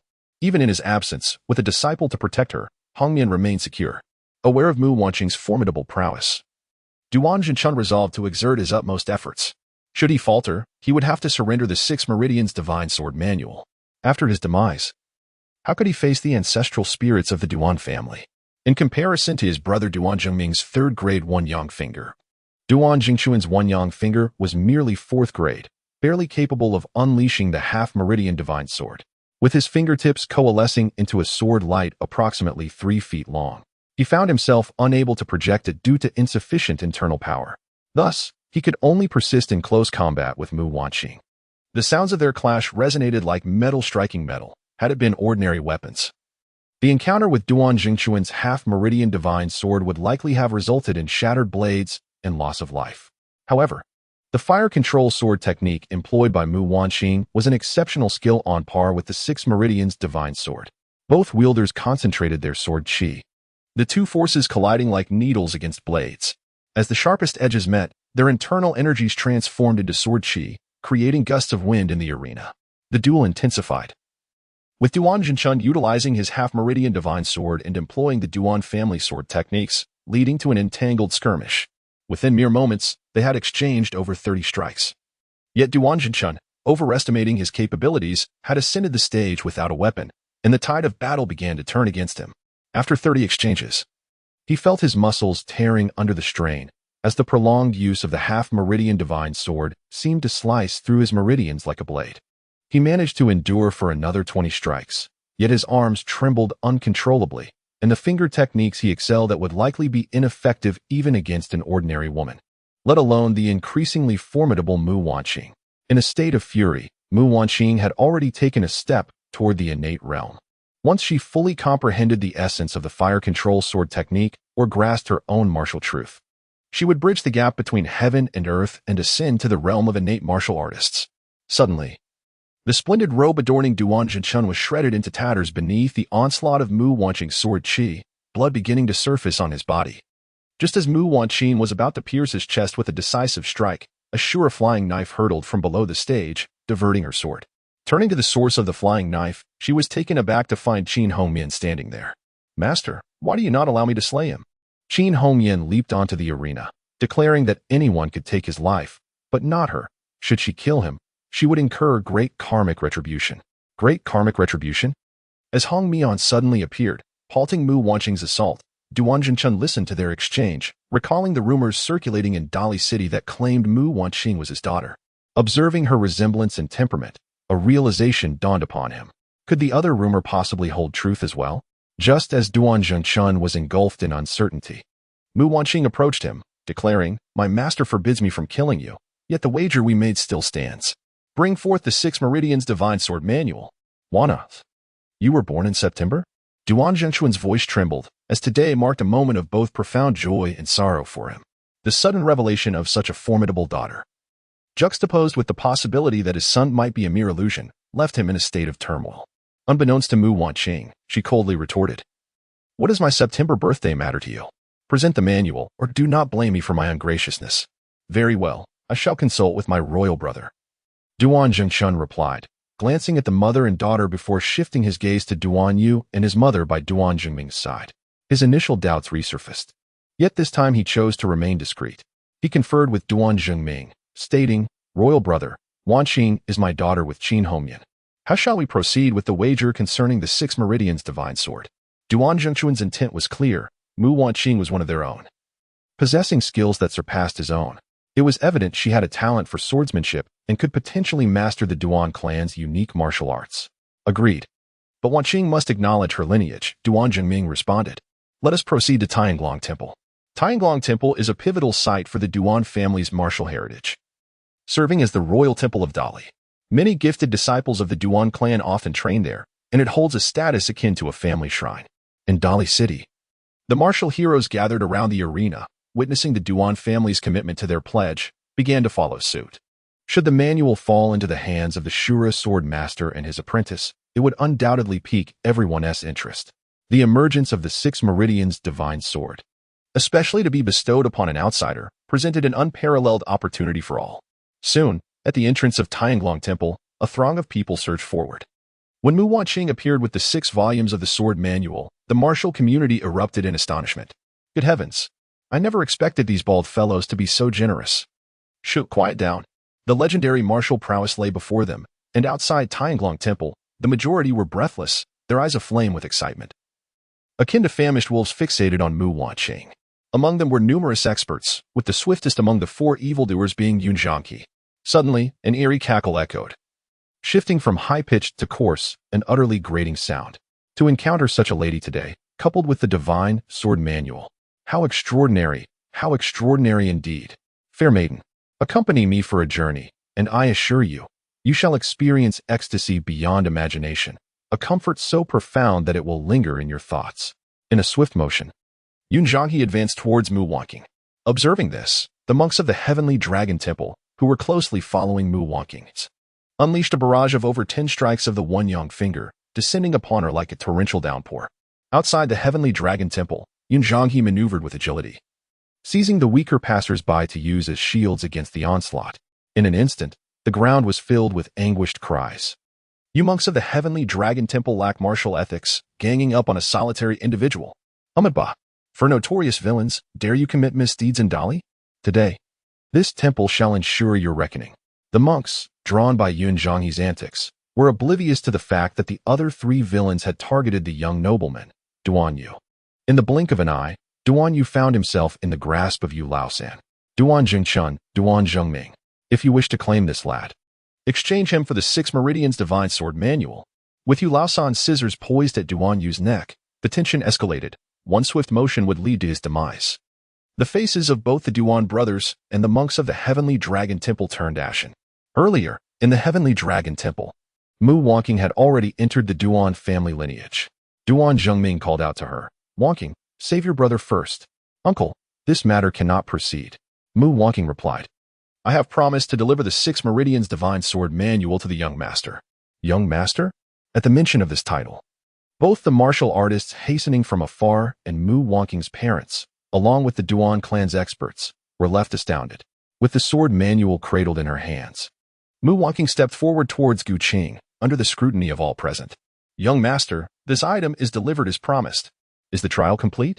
It turned out that in the agreement between Gu Qing and Mu Wangqing, he had pledged to impart his martial skills to her and assist in resolving his master's enmities. The second trial required her to present the 6 Meridians Divine Sword Manual as a betrothal gift to join the Murong family. Mu Wangqing was aware that Gu Qing had a fiancée, Wang Yuyan. However, with her strong-willed nature, she sought not the status of a sword attendant, but rather an equal standing with Wang Yuyan. Haha, how absurd. The princess of the Dali Duan clan has become another servant. The peculiar ventriloquist voice of Duan Yanqing echoed from the crowd, leaving the onlookers in shock. How can this be possible? How can it not? Did you not see Mu Wangqing offer the sword manual? This was a slap in the face to the Duan family. This audacity. I say this person must be courting death. Duan Jingchun could not accept this. The daughter he had just recognized was now reduced to another servant. Qin Hongyan, Duan Jiming, and the experts of the Heavenly Dragon Temple glared at Gu Qing with gritted teeth. "My lord, grant my daughter her freedom, and consider it a debt of gratitude from the Dali Duan clan. Otherwise, do not blame us for our lack of courtesy. As a member of the Dali royal family, how could the Duan clan tolerate a princess of their lineage being reduced to the status of a mere servant? Nevertheless, the rules of this world are ultimately founded upon power, which governs the order of humanity. In the present day, the Dali royal family, if not for their alliance with the Zhaosong, would find it exceedingly challenging to establish their presence in the southwest. Without the presence of a martial artist of divine intent, they would be nothing more than a dish upon the banquet table." Gu Qing cast a glance around the multitude of monks at the Heavenly Dragon Temple, only to find that none had attained the innate realm. It is no wonder that when the narrative of the Heavenly Dragon unfolds, the Tibetan Kuomo Ji would come to stir trouble in Dali. Dali's Duan clan. It is not that I doubt your capabilities. Rather, I seek to broaden my horizons. What might happen if the Duan clan were to be unyielding? With that said, Gu Qing disregarded the piercing gazes of the Duan clan's formidable masters and, before the assembly of heroes, began to fathom the secrets of the 6 Meridian swordplay. A blatant act of provocation. Since you insist on challenging the Duan clan of Dali, do not blame us for our ruthless measures. Fellow disciples, join me in executing the sword formation. At the temporal juncture in which Gu Qing finds himself, there remains a span of 3 to 4 years before the original narrative of Tianlong commences. Within the hallowed grounds of the Tianlong Temple, there exists a remarkable assembly of over 10 monks who have attained the pinnacle of first-class martial prowess. This is a state of strength that surpasses even the zenith of the narrative's inception. Perhaps, as the tale unfolds, the esteemed monks of the temple have met their demise in distant realms. Nevertheless, this bears little consequence, for the first-class realm is still within the grasp of mortals. A practitioner of innate martial arts cannot be overshadowed by merely a handful of acquired martial artists. Activate the 6 Meridian sword formation. Among the esteemed monks, 6 of the most formidable ascetics stepped forth, with a unified exclamation, their inner energies resonating from the same source. intertwined in accordance with the arcane principles of the sword formation, creating a composite of offensive and defensive capabilities. In an instant, the 6 venerable monks, each in their 50s or 60s, entered the fray, their combined prowess representing several centuries of cultivated inner strength. How intriguing! Unleash your full might and reveal the depth of your fury. In the absence of quality considerations, the amalgamation of 6 could indeed contend with those of innate mastery. It is fortuitous that I can test my sword against the denizens of Tianlong Temple. Arrogant youth, suffer the might of my Xiaoshang sword.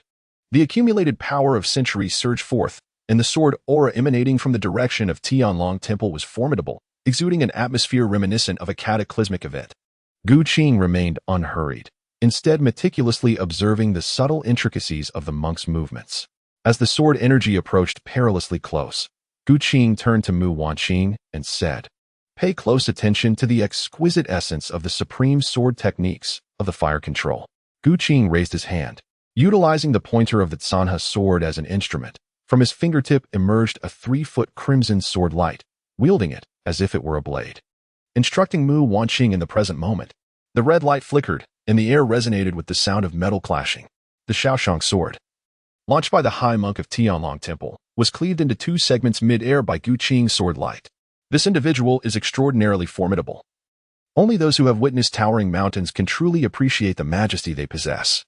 Upon witnessing Gu Qing's formidable prowess, the monks of the Heavenly Dragon Temple felt as though he was a towering mountain, insurmountable in strength. Such a formidable opponent. Fellow disciples, we must make a concerted effort. Let us launch a unified assault. 2 fists cannot contend with 4 hands. If he can withstand a single stream of sword energy, we shall unleash the full force of our 6 paths. With this declaration, the 6 monks of the Heavenly Dragon Temple finally awakened their latent potential, channeling their collective, robust internal energy, each executing their unique sword techniques. The Xiaoshang sword exuded a powerful momentum, engaging Gu Qing in a fierce confrontation. The Shangyang sword, characterized by its cunning agility, rendered its sword energy's trajectory elusive, evoking the enigmatic style of the evil repelling sword technique. The Zhangchong sword displayed a grand, majestic force, akin to that of a king's blade. The Guanchong sword, though seemingly clumsy and archaic, embodied the heavy sword style reminiscent of the legendary Duge Qiubai, reflecting a philosophy of great skill found in simplicity. The Xiaochong sword, light and swift, excelled in speed, relentlessly disrupting Gu Qing's rhythm of attack. Meanwhile, the Shaozi sword appeared and vanished with subtlety, its intricate variations echoing the style of the Hengshan sect's cloud and mist 13 forms, where mere deception could prove fatal. In the face of such a diverse array of sword energy assaults, Gu Qing wielded his sword, demonstrating the art of flame swordsmanship to engage in fierce competition, while simultaneously grasping the profound principles of the 6 Meridians Divine Sword. As he immersed himself in the essence of the 6 Meridians Divine Sword, he observed the monks of the Tianglong Temple practicing the 6 Meridian sword formation. He comprehended the essential elements of the Sh sword, and through a 100-fold enhancement of his fate, he unraveled the mysteries of the Sh sword. He felt the enlightenment of the 6 Meridians Divine Sword once more while witnessing the monk's performance, leading to an understanding of the core concepts of the Sh sword, which, like the Sh sword, was a supreme martial art.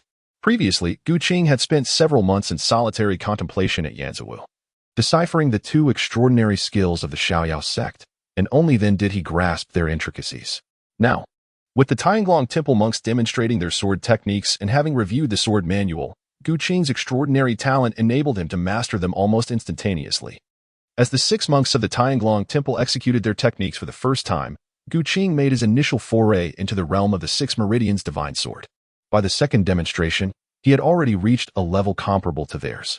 During the 3rd iteration of the routine, he could effortlessly identify the weaknesses in their sword energies and subsequently vanquish them with ease. By the 4th round, the 6 monks were drenched in sweat, cold beads of perspiration forming on their foreheads, inwardly cursing, "What kind of monster is this? He is simply beyond human." Gu Qing practiced swordplay with his opponent, delving into profound martial arts. Consequently, he refrained from using lethal force. As he contemplated the 6 Meridians Divine Sword, he observed the monks of the Heavenly Dragon Temple executing the 6 Meridian Sword array, comprehending all the essential principles of the 6 Meridians Divine Sword. Through a 100-fold enhancement of his fate, he grasped the Yin Yang 6 Harmonies Sword Classic. The original 6 Meridians Divine Sword holds the profound secret of forging swords through the Yang Meridian, built upon the foundation of the one Yang finger. Upon reaching an advanced level of cultivation, one cultivates the sword intent from the Yang Meridian. When the one Yang finger is cultivated to its first grade, it can directly access the innate realm. It is indeed remarkable that, despite the grandeur of the Heavenly Dragon Temple, not a single individual has achieved the first grade realm, especially among the descendants of the Dali Duan clan. As you comprehend the Yin Yang 6 Harmony Sword Classic, you connect with the insights of the Yin Yang 9 Transformation Secret Technique, wherein Yin and Yang unite, giving rise to Taiji. Through a hundredfold enhancement of fate, you discern the Taiji 6 Harmony Sword Array. With the enhancement of fate, countless insights evolve deep within your consciousness, transforming into myriad spiritual lights that ceaselessly collide. The Yin Yang 9 Transformations Technique serves as a rapid cultivation secret, refining the dual energies of Yin and Yang within the human body. The Yin Yang 6 Harmonies Sword Classic forges sword intent using the human body's Yin and Yang meridians. The 12 primary meridians of the body designate the back of the hand as Yang and the palm as Yin. The 6 organs are Yin, while the 6 bowels are Yang. The 6 meridians on the hands and the 6 on the feet are symmetrically arranged. The right hand's 5 fingers combined with the left hand's little finger form one set, while the left hand's 5 fingers combined with the right hand's little finger form another set. Dali's founding monarch, Duan Sipin, managed to create only half of this system, leaving the task incomplete. Through the comprehension of the 6 Meridians Divine Sword and the creation of the Yin Yang 6 Harmony Sword Classic, Gu Qing deciphered the one Yang finger technique, subsequently creating a technique that stands in stark contrast to the one Yang finger, which may be referred to as the mysterious Yin finger. Gu Qing, endowed with unparalleled talent, harmonized the dualities of Yin and Yang, thus attaining a profound transformation. As time flowed, the essence of the sword radiated vividly from Gu Qing, whose presence captivated all onlookers outside the Tianlong Temple. The assembled warriors, overwhelmed by the spectacle, were left in awe. Each swordsman cast a contemplative glance at their own blades, as if they yearned to relinquish them. The insights derived from the 6 Meridians Divine Sword coalesced into the very foundation of Gu Qing's prowess. In that moment, a formidable aura of sword intent surged forth from within him, while the dying sun cast a crimson hue over the scene beyond the temple. Gu Qing stood upon the winds, illuminated by the blood-red glow of the setting sun, resembling a celestial sword immortal. Observing the 6 monks from the Tianlong Temple on the ground, Gu Qing withdrew his sword finger and extended his right hand, softly uttering, "Sword, come forth." Buzzing. The swords of all martial artists outside the Tianlong Temple slipped from their grasp, resonating in harmony with Gu Qing's swordsmanship. All eyes turned skyward to gaze upon him. Thousands of long swords soared through the air, a veritable river of blades. Deprived of their weapons, the gathered martial artists displayed expressions of disbelief, for it was their first encounter with such a master. The martial world is structured like a sharp pyramid, with the vast majority of practitioners lingering in the acquired realm. Becoming a top-tier warrior allows one to wield power in small locales, akin to the notorious 4 Evil Ones. This young gentleman must be a deity descended to earth. Such swordsmanship merits the title of Sword Immortal. I have never witnessed martial prowess reaching such an extraordinary pinnacle. It seems a lifelong aspiration beyond my reach, murmured the leader of the Diaocang sect. A wandering cultivator from Basha scoffed, "You fool, you're like Lu Laolao entering the Grandview Garden, unaccustomed to the bazaar." In my view, this mysterious young man has attained the semi-divine realm. Half-divine, came the response from a local warrior of Dali, sharing a similar accent with those from Yunnan and Guizhou. "This fellow, tell us more." As the conversation extended, one recounted, 2 years ago, I escorted a convoy to the border of Song and Xia, fortunate enough to witness General Zhong Shidao in action, truly a martial god. Every movement he made seemed to possess the might to shatter mountains and split the earth. I dared only to observe from several miles away. It was utterly overwhelming. Unfazed by the astonishment of the martial artists outside Tianlong Temple, Gu Qing remained focused on comprehending the essence of the sword. The profound truths contained within the 6 veins divine sword, amplified 100-fold by his enhanced fate, transformed into an immense reservoir of swordsmanship. Gu Qing felt an astonishing strength coursing through him. Gu Qing harbored a subtle feeling. Beneath the divine realm, I am invincible. Flash. With this utterance, thousands of long swords, resonating with his sword intent, surged towards the heavenly dragon temple. A thunderous river of swords hung in the air, in the blink of an eye. The monks of the heavenly dragon temple sensed the world around them plunging into darkness. In truth, It was merely that their heads were obscured by a dense array of long swords. The monks could not muster even a thought of resistance. The slightest flicker of intent would trigger the Sword River's response, as if in the next moment, countless long swords would descend upon them. This was not an illusion. After a remarkable advancement in Gu Qing's swordsmanship, he attained a state akin to the clarity of the sword's heart, enabling him to sense hostility and malice. At the very least, when confronted by those of inferior realms, he could perceive any detrimental thoughts harbored against him deep within their hearts. A cacophony of countless sword cries erupted as thousands of long swords descended from the heavens, whistling through the air. The monks of Tianlong Temple watched in astonishment as the gates of their sacred sanctuary were utterly severed and shattered. Beneath Gu Qing's feet, they all bowed their heads, too fearful to gaze upon the heavens. The heavenly dragon temple, regarded as the very foundation of Dali's sovereignty, was reduced to mere dust in the wake of Gu Qing's formidable sword aura. I have come, I shall conquer. The monks of the heavenly dragon temple, during Gu Qing's onslaught, found their spiritual resolve utterly shattered. Not a single thought of resistance dared to surface. Had it been otherwise, these individuals could not have remained unscathed amidst the ruins. Casting a glance at the dispirited members of the Duan clan, Gu Qing addressed the assembly of martial artists gathered here. This matter is concluded. Aside from the four malevolent figures, all others may disperse at their own discretion. The words of Gu Qing spread forth like a special sonic wave, resonating in every direction. Suddenly, everyone felt as though someone was whispering in their ears, causing them to glance around in alarm, fearful of a hidden enemy lurking nearby. After a moment of contemplation, they realized that the source of the voice belonged to the celestial sword immortal above. Move, move, move, commanded the sword immortal. If they did not flee promptly, their lives would be at stake. Yet, I had yet to retrieve my sword. Brother, are you out of your mind? Who dares to approach the sword immortal for their weapon? Let us wait some time, and then we shall demand an explanation from the heavenly dragon temple. I refuse to believe that with so many of us, the temple would dare to deny our rightful claim. In the end, these swordsmen indeed received brand new longswords bestowed by the heavenly dragon temple. Little did they know, the longswords, manipulated by Gu Qing's sword control technique, were a trace of sword intent. The thousands of longswords once wielded by Gu Qing have all been meticulously preserved by the Tianlong Temple, which even constructed a sword valley to honor the legacy of Gu Qing's martial arts. This narrative, however, shall be set aside for the moment. The four notorious villains, specifically singled out by Gu Qing, found themselves rooted to the spot, ensnared in a predicament with no clear way forward. Faced with Gu Qing, taking action by force would yield them not the slightest chance of victory. Reflecting on their previous attempt to seize the Six Meridians Divine Sword Manual, the four villains were consumed by regret. Had they known Gu Qing's formidable prowess, they would not have dared to act so audaciously before him. Even with the courage of a bear and the ferocity of a leopard, esteemed sir, we humbly acknowledge our recent transgressions. We, the four notorious villains, possess considerable wealth in the South Sea, which we are willing to surrender entirely to you. We are prepared to serve you, laboring like beasts of burden. We beseech you to grant us a path to redemption.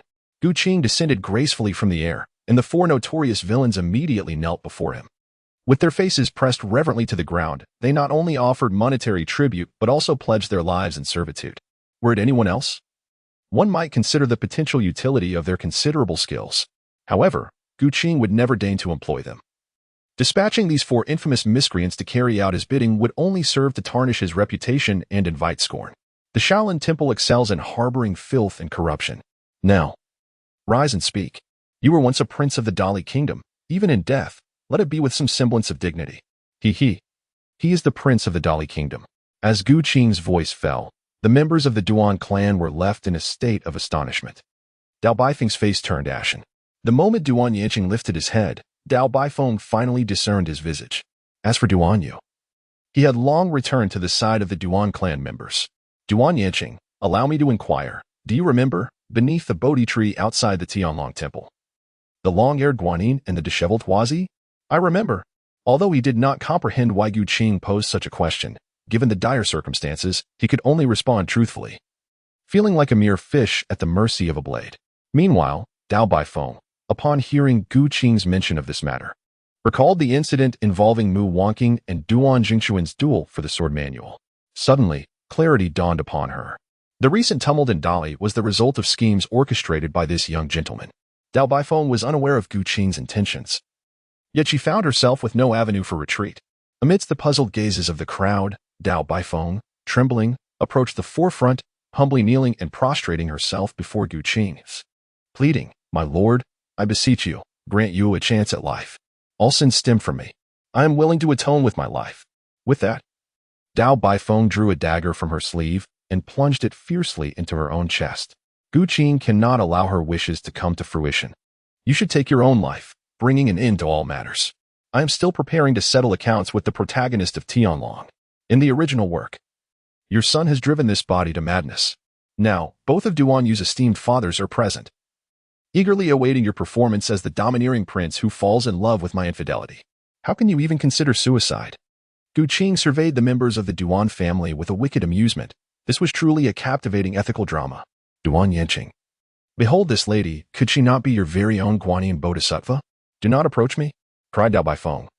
Her voice filled with anguish as she perceived Duan Yanqing advancing step by step.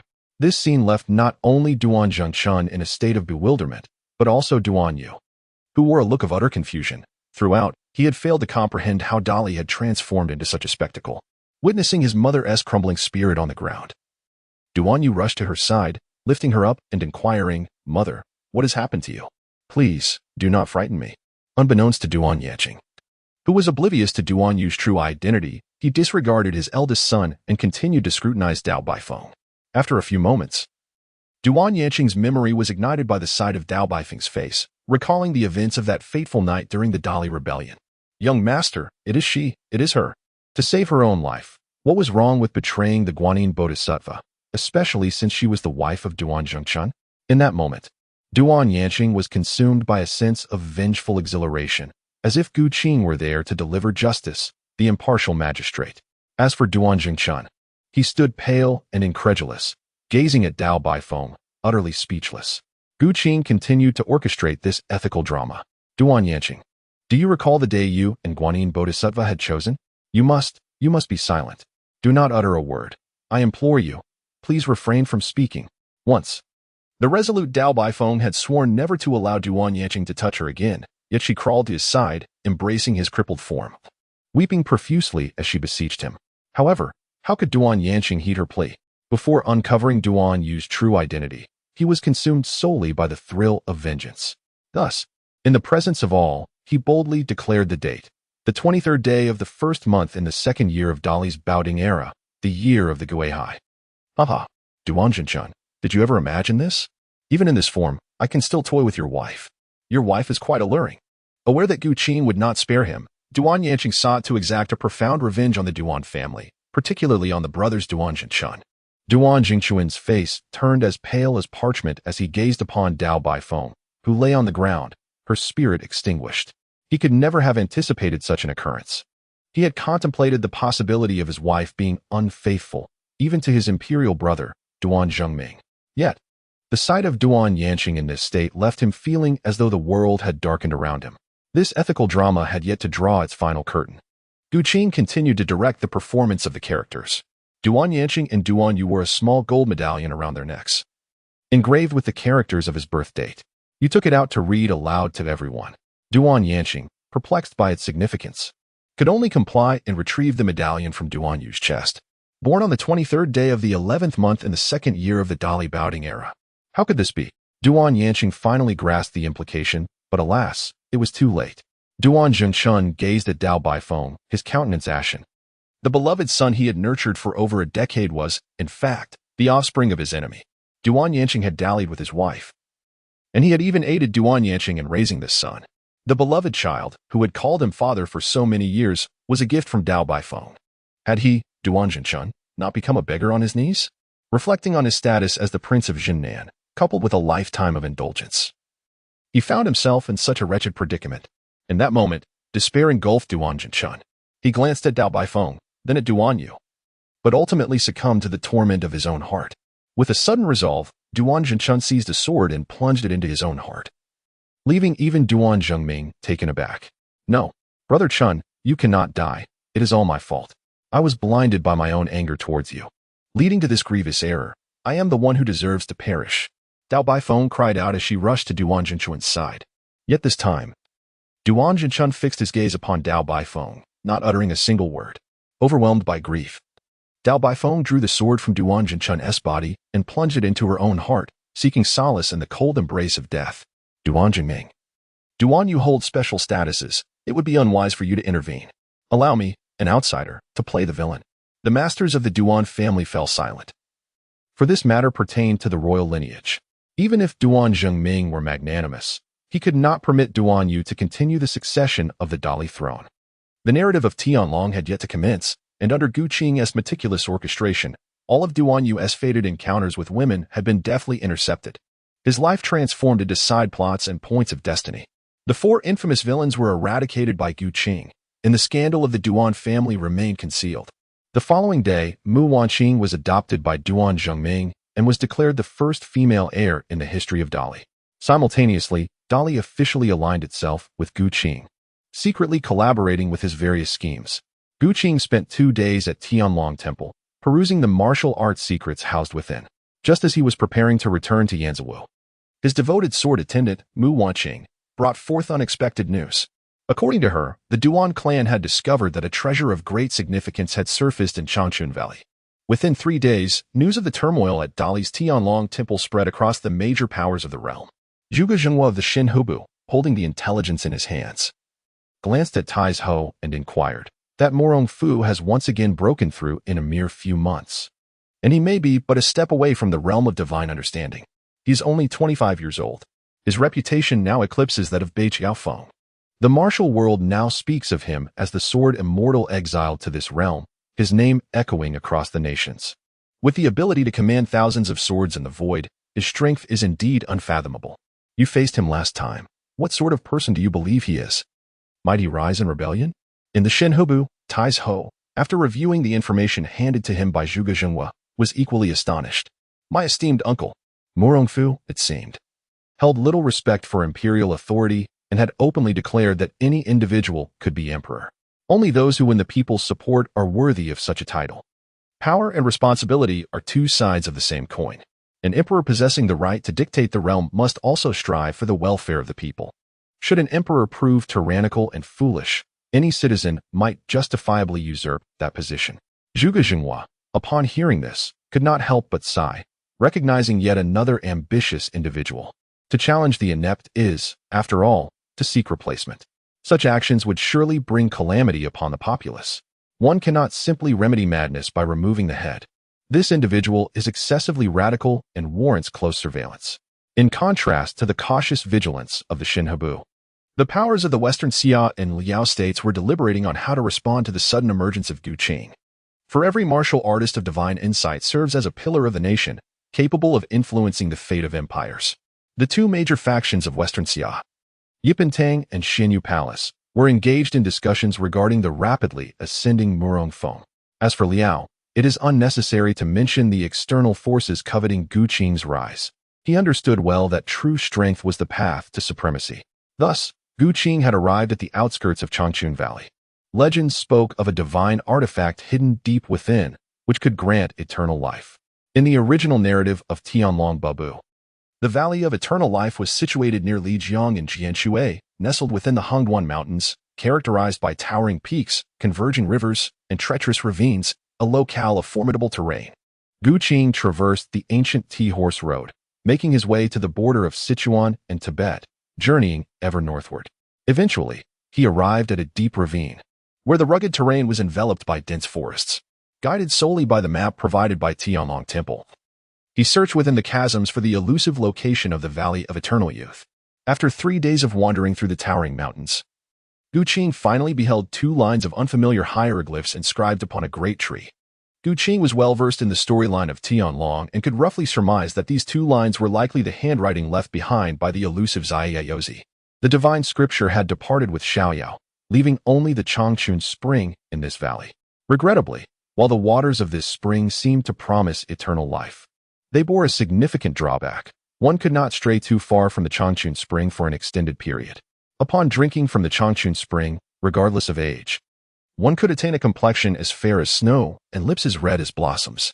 However, mere days after leaving the Changchun Valley, one would find their raven hair transformed to white, vitality diminishing at an alarming rate, as if accelerated by hundreds or even thousands of times. The once youthful figure would become stooped and wrinkled, resembling a flickering candle nearing its end. Within a few days, one would succumb to death entirely. Local lore spoke of malevolent creatures lurking deep within the ageless Changchun Valley, causing ordinary folk to shun its depths. Continuing along the path, Gu Qing beheld the fabled Changchun spring. Activating his spiritual perception, he discerned a peculiar vital energy emanating from the waters. This life force exhibited remarkable adaptability. Though it was now late autumn and the nearby maple trees had long shed their leaves, the tree before Gu Qing remained evergreen, as if perpetually in spring. The flora surrounding the Changchun spring flourished in perennial verdancy, and even deciduous plants in the vicinity retained their lush greenery throughout the year. Behind every myth and legend lies a reflection of reality. Gu Qing understood that there must be deeper mysteries underlying this. Gu Qing had no intention of recklessly venturing into the Valley of Eternal Youth. He feared that without a thorough investigation of this peculiar energy, he might inadvertently fall victim to its effects. The following day, Gu Qing returned to his local tribe and procured an elderly dog, approximately 11 or 12 years of age, intending to use it for experimentation. Upon his return to the Spring of Eternal Youth, he administered the spring water to the old dog. Gu Qing expanded his mental perception to its fullest extent, scrutinizing the peculiar energies contained within the spring water and their effects on living organisms. Soon enough, the ancient canine that imbibed the elixir of youth experienced a remarkable transformation, its once withered body rejuvenated as if reversing the passage of time. The lifeless fur regained its luster, and the emaciated form burgeoned with vitality. Under the influence of this extraordinary energy, the old dog appeared to revert to a youthful state, reminiscent of a mere 1 or 2 years of age. However, this was merely the most superficial manifestation, observable even to the untrained eye. To truly grasp the fundamental alterations occurring beneath the surface, one must delve deeper with mental acuity to perceive the essence of the transformation.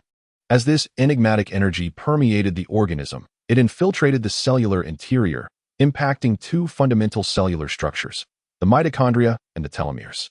Mitochondria, encapsulated by a double membrane, feature inwardly folded inner membranes that form cristae, thus amplifying the surface area. The matrix within harbors various enzymes and genetic material. The role of mitochondria is akin to that of a powerhouse for the cell, primarily functioning through oxidative phosphorylation to oxidize nutrients and generate adenosine triphosphate ADP. The energy currency available for the myriad life activities of the cell, such as muscle contraction, substance transport, and signal transduction, all of which necessitate mitochondrial energy support. Under the influence of this extraordinary energy, a new synergy formed between it and the mitochondria of the old dog, altering the flow of energy within the biological entity and subsequently affecting the telomeres. Telomeres, located at the ends of chromosomes, consist of repetitive DNA sequences and associated proteins that protect the chromosome termini like a cap. Their primary function is to maintain the stability and integrity of chromosomes. With each cell division, telomeres shorten slightly, and once they reach a critical length, the cell ceases to divide, entering a state of senescence or death. Thus, telomeres are intrinsically linked to cellular lifespan and aging. From a corporeal perspective, irrespective of the soul's essence, telomeres fundamentally determine longevity. Any damage to them signifies a reduction in lifespan. The peculiar energy within the elixir of eternal youth acted upon the old dog, reversing the damage sustained by these 2 cellular structures, allowing cells that had lost their ability to divide to regain this capability, thus revitalizing cellular vigor and metabolic processes, culminating in a rejuvenating effect. In this transformative process, aging cells merged with the extraordinary energy, subsequently dividing to form new cells, further integrating this energy deeply within the organism, the implications of which are incalculable.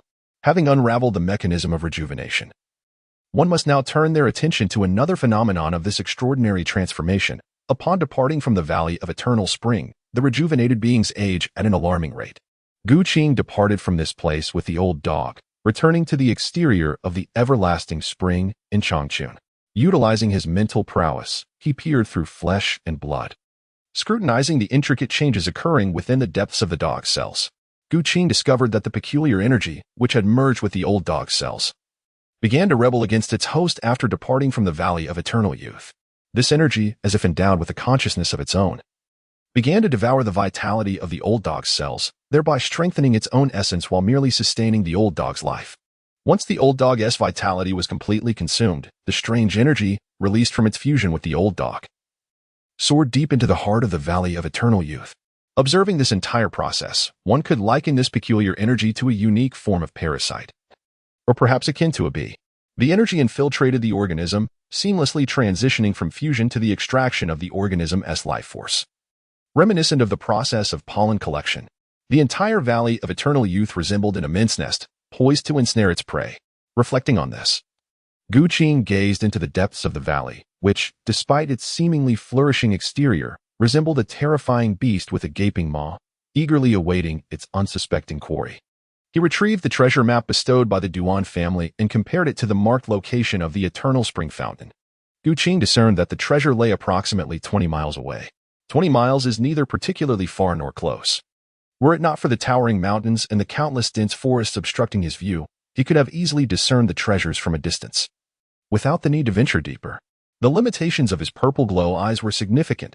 Otherwise, he would have had no need to intrude into the heart of the valley to catch a glimpse of the wonders within. Possessing the virtuous nature to claim the treasures, he had reincarnated across myriad realms precisely to seek out various extraordinary cultivation systems in the treasures of the universes.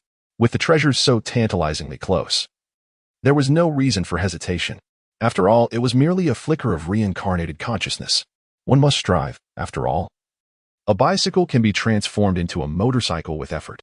As he delved into the Valley of Eternal Youth, starting from the Eternal Spring Fountain, the surrounding jungle grew increasingly bizarre.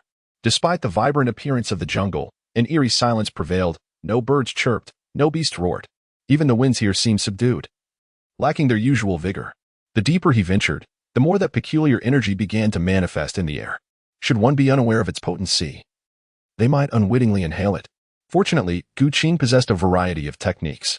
He activated the star-eating technique's force field to filter the strange energy from the air. Gu Qing exuded an innate force field, akin to a firefly shimmering in the darkness, swiftly attracting attention. Within the clarity of his sword heart perception, Gu Qing discerned a malevolent presence rapidly approaching. Roar! Suddenly, a towering figure, 7 to 8 meters high, with a striking black and yellow pattern, lunged ferociously towards Gu Qing. Like a whirlwind, it began its approach in utter silence, seamlessly merging with the jungle. Even the keenest of mental perception struggled to effectively identify this silhouette. It appeared indistinguishable from the surrounding trees, its aura resonating in harmony with theirs, as if they were one and the same. Fortunately, Gu Qing had attained the clarity of sword heart. In the instant the attack was launched, the malevolence shone forth like the blazing sun, revealing itself beside Gu Qing. Step upon the stars and tread the constellations. The ethereal steps of the Lingbo merged with the power of the 8 trigrams, swift as the flowing elements. Water and fire never clashing, summoning the winds and thunder, as lightning and wind collided, transforming marshlands into mountains, where mountains and marshes breathed in unison. Overturning the earth and sky, establishing the very foundations of the universe. Gu Qing's form shifted instantaneously, creating a sudden distance of several zhang. The assailant missed its mark, and the tremendous force of its bite stirred a gust of acrid wind. What a magnificent creature, a mountain lord. Upon closer inspection of the stripes adorning the beast, it appeared to be a Bengal tiger. Before Gu Qing's journey through time, this species of tiger was found solely in the southeastern regions of Tibet and the western areas of Yunnan. In this era, the range of the Bengal tiger is undoubtedly far more extensive than in his previous existence. The tiger possesses 3 remarkable skills: a leap, a swipe, and a cut, complemented by a thunderous roar that resonates with primal fear. Were an ordinary person to hear such a fearsome roar, they would likely stand frozen in terror, ready to be devoured by this colossal beast. A tiger towering at 7 to 8 meters can certainly be deemed a creature of extraordinary nature. Should you wish to feast upon me, then let your bones be brewed into liquor, and your pelt could yield several exquisite garments. With these words, Gu Qing directed his sword, the cohesion sword, towards the tiger's eyes. A crimson sword aura surged forth in an instant, causing the Bengal tiger to sense an imminent threat. It opened its massive jaws, drawing in the surrounding air, as the valley's atmosphere coalesced toward its maw within a radius of several dozen meters. This extraordinary Bengal tiger, with its deep green eyes, exhaled a colossal wind sphere, measuring 1 meter in diameter, aimed directly at Gu Qing. Could it be that it had transformed into a tiger demon? Or perhaps it was still the little whirlwind from the Valley of Eternal Youth. This realm is imbued with celestial spiritual energy, and the Valley of Eternal Youth is particularly renowned for harnessing the essence of the heavens and the earth, alongside the elixir of eternal youth itself.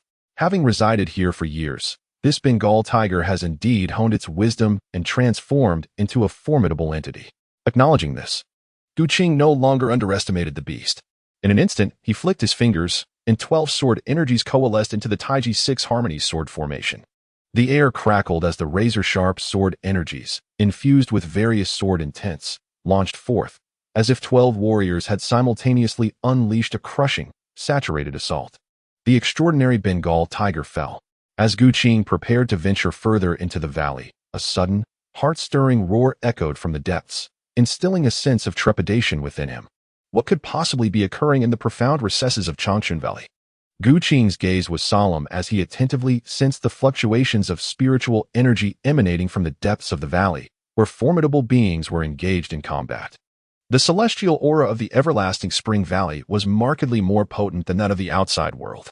Here, innate masters unleashed their extraordinary techniques, their might surpassing that found beyond these borders.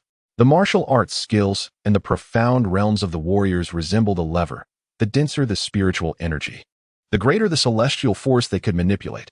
Though Gu Qing may appear reckless, he is not foolish. He understands that formidable opponents are engaged in fierce combat, likely contending for treasures hidden deep within Changchun Valley. Adhering to the principle of caution, he cautiously approaches the depths, endeavoring to remain undetected by his adversaries. As he ventures inward along the valley, the topography of Changchun Valley resembles a wine gourd, with the fountain of eternal youth at the heart of its first chamber. Crossing the narrow waist of the gourd, only a few kilometers wide, he discovers a paradise untouched by the outside world. Surrounded by towering mountains, some capped with snow, the valley below experiences a perpetual spring, with temperatures hovering around 20 to 30 degrees Celsius. In the center of the valley lies a vast lake, occupying 2/3 of the valley's expanse, its surface reflecting the azure sky, majestic mountains, and the serene forests that embrace the water. At the heart of the lake rests a small island, crowned by an ancient tree that resembles a colossal parasol, shielding much of the valley from sunlight and casting an eerie, mysterious silence over the landscape. However, this tranquility is disrupted by the presence of a woman and a serpent. To refer to the serpent merely as a snake would be an understatement. It is a primordial beast of extraordinary proportions, capable of inhaling and exhaling the essence of heaven and earth. Stretching 20 to 30 meters, its body shimmers with a dark, mystical luster, and a single horn protrudes from its head, signifying its transformation into a dragon. The young woman, seemingly in the bloom of youth, possesses a figure both delicate and curvaceous, yet wields a martial style characterized by utmost vigor. Each clash with the dark dragon generates shock waves in the air, rippling through the lake's surface. The vibrant blue water is continuously disturbed by waves of intense energy, producing thunderous echoes that resonate throughout the valley, even from a considerable distance. Gu Qing perceives the ferocity of their confrontation. As they engage in their fierce battle, Gu Qing conceals himself in the shadows, poised to seize the opportunity for gain. Yet, unexpectedly, within mere moments, 8 variably sized mutated wolves emerge from the opposite side of the gourd-shaped valley. Among them is a wolf with the power of a primordial beast. This introduces an intriguing twist. Could there be enigmatic forces orchestrating these creatures from behind the scenes? The howls of the wolves, like a clarion call to the slumbering mountains, reverberate through the valley without cease. Now, Gu Qing's plan to reap the rewards of their conflict is utterly thwarted, as both the combatants in the lake have become aware of his presence. The audacity of it all. He merely sought a treasure. Yet these beasts are relentless in their aggression. It is truly outrageous. With a flash of brilliance beneath his feet, Gu Qing stepped forth with grace, effortlessly transforming the power of the 8 trigrams as he roamed the heavens and earth. His gaze first settled upon several colossal post-heaven beasts, unable to perceive the ethereal essence of the world. These gigantic wolves, their fur as tough as steel needles, measured 6 to 7 meters in length. They could easily crush bones and dismember bodies with a single bite against ordinary post-heaven warriors. Yet, before Gu Qing, these beasts posed no challenge. As he advanced, a path of carnage unfolded, leaving only the head of a pre-heaven wolf behind. A Wu, the now demonic wolf, unable to escape the sorrow of its impending doom, let out a cry. You still dare to call out? The call, though a mere distraction, was perhaps a sign of its newfound intelligence.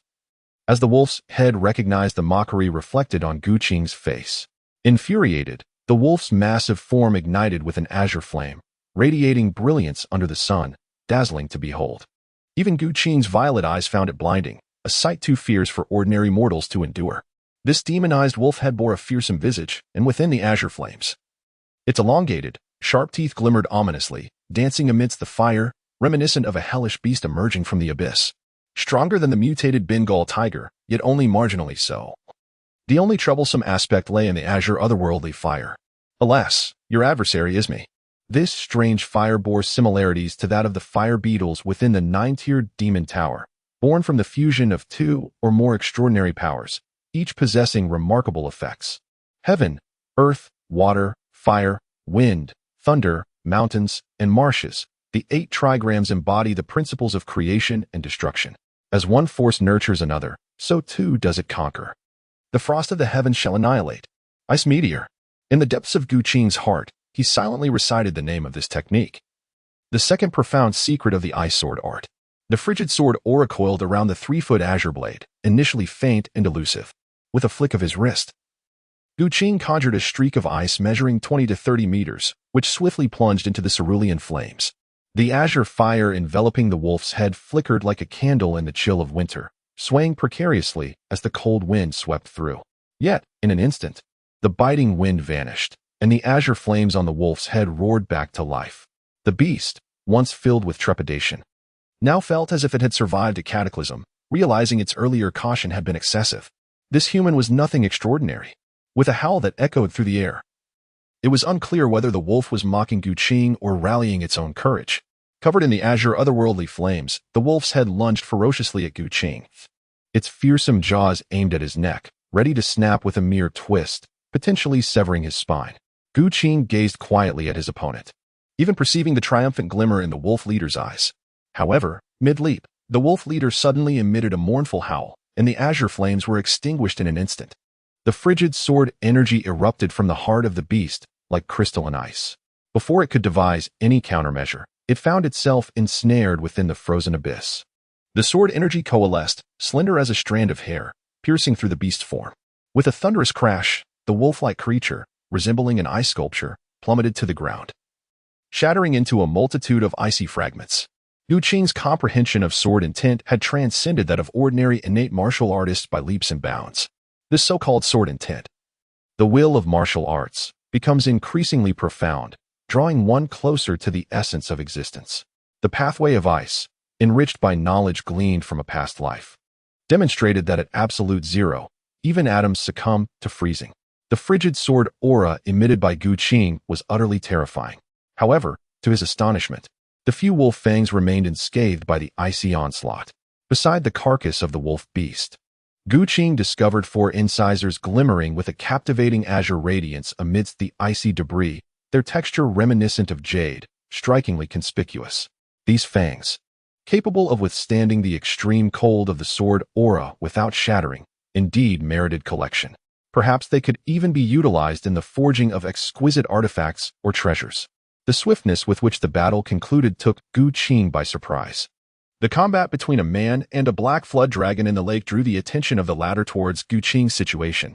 The black flood dragon, mistaking Gu Qing for an ally of the enigmatic woman, became increasingly agitated. With a deafening roar, it expelled a jet-black orb from its massive maw. Upon its emergence, the entirety of Changchun Valley was enveloped in a thick haze, as a noxious emerald liquid infused the mist, rapidly spreading throughout the area. The verdant fog churned ominously, coalescing into a perilous domain. Even from several miles away, Gu Qing felt the acrid wind assaulting his senses. Such potent poison, among all the skills I possess. My resistance to toxins, as well as my ability to concoct them, is merely at a novice level. The venom of this black flood dragon is tantamount to a realm of its own. Engaging within the toxic mist would diminish one's strength by a fraction. And the longer one remained, the more unfavorable the situation would become.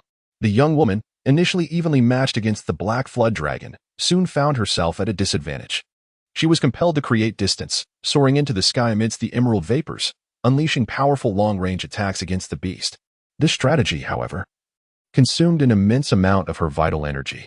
Even though innate martial artists can absorb the spiritual essence of the heavens and earth, it could not keep pace with her rate of consumption. Observing Gu Qing at the periphery of the green mist, she felt a chill run down her spine. A singular black flood dragon was formidable enough, and now an unknown powerful adversary lurked ominously. Han person, Let us unite to slay the Black Flood Dragon. We shall share the spoils, shall we? She proposed. Han person. Such a designation. What nation does this woman hail from? In that moment, Gu Qing could not recall the origins of this woman. In the realms of Tianlong and Nishwithan, the indigenous beings who possessed strength beyond the innate realm were predominantly renowned and named characters within the narrative. Who, then, was this enchanting young lady before him? Gu Qing contemplated for a moment and acquiesced to the request of the young woman. It was not out of a sense of compassion for the delicate flower, but rather due to the information provided by Tianlong Temple, which included only a specific route map and the location of the treasure, without detailing what the treasure actually was. Even if he were to vanquish the Emojiao, Gu Qing would be at a loss as to where to retrieve the treasure or how to obtain it. Very well. Roar. As Gu Qing stepped into the realm of the emerald toxin, the Emojiao let out a furious roar, and the emerald poison surged toward him. Humph. The firefly dares to compete with the brilliance of the bright moon. Gu Qing let out a cold snort, fully activating the star-devouring technique. A formidable gravitational field of absorption swirled around him like a vortex in the deep sea, drawing in the emerald-hued noxious mist, which revolved around the field but could not encroach upon the 100-meter radius surrounding Gu Qing, even when he approached the ink jiao. His absorption field was capable of dispersing the adversary's toxic emerald substance. The Yin-Yang 6 Harmony Sword Formation. With no complete set of swords to embody a sword intent, Gu Qing could only manifest a shadowy array of swords. In an instant, 12 blades of varied hues formed the Tai Chi 6 Harmonies Sword Formation. These 12 sword energies, representative of Yin and Yang, cycled within the formation. The hissing sword energies clashed violently with the dark green toxic mist, mutually eroding each other, while the terrifying energy released from their collision seemed to ripple through the very fabric of space at the intersection of their overlapping fields of skill. This realm could only withstand the might of warriors at the divine intent stage, and Gu Qing had already reached a half-step into that realm. The ink-colored dragon was formidable as well. With one more step, it could transform into a true dragon, potentially becoming a divine beast of this world. The profound, ink-colored brilliance emanating from the dragon was capable of withstanding sword energy assaults without shattering. Their mutual annihilation only diminished the brightness of the profound, ink-colored glow, weakening its defenses. Fortunately, Gu Qing had a companion. The mysterious woman stood poised, her coldly beautiful visage exuding an ineffable confidence and composure. Observing a flaw in the dragon's defenses, she swiftly appeared at its side. Break. With a single word, her jade-like hand struck down fiercely upon the dragon. The sheer dominance of her palm force surged through in layered thrusts, creating a rapid tremor. This was a remarkably sophisticated technique of energy manipulation, akin to inch power. Yet her strike incorporated at least 10 variations. With a resounding bang, the jade palm clashed against the dragon's profound ink-colored brilliance, momentarily holding firm before ultimately shattering due to the exhaustion of energy. The mysterious woman's palm force, still retaining nearly 70% of its power, landed solidly upon the dragon.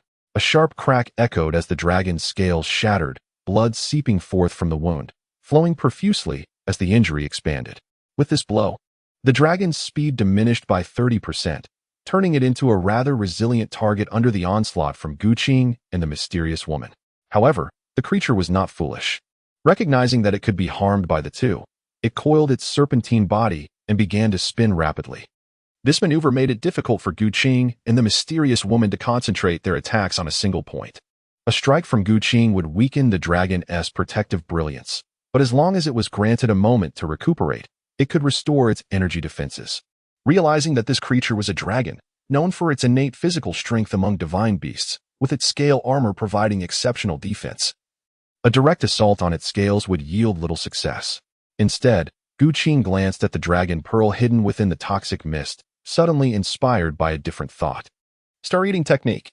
With the assistance of the violet glowing jade eye, Gu Qing accurately targeted the dragon pearl concealed within the emerald green poison. The abrupt shift caught both the mysterious woman and the ink dragon off guard. In an instant, the ink dragon's pearl was drawn to a position 3 paces in front of Gu Qing. The ink dragon, gripped by a sudden dread, attempted to distance itself from Gu Qing, yet it underestimated his determination to seize it. The overwhelming, devouring force of the star-eating technique was fully exerted upon the dragon pearl, which was as dark as ink.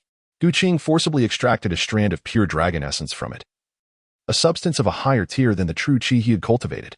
Within the Dantian sea of energy, this essence coalesced, undergoing refinement and decomposition in the central star furnace, returning to its original state. The dragon essence, now transformed into a spiritual essence, emitted a peculiar fragrance. Part of this essence entered the sea of consciousness, nurturing the soul, while another portion coursed through the meridians, spreading throughout his limbs and bones. Yu Qing felt as if he were immersed in a warm medicinal bath, every cell in his body rejoicing in exhilaration. The inked dragon's dragon essence was foundational to its transformation, and at this moment, Yu Qing appeared to it as the most fearsome entity in existence. Ignoring its own injuries, the inked dragon forcefully expelled a mouthful of vital blood, using it to refine the dragon pearl, igniting a blaze of inky dragon flames.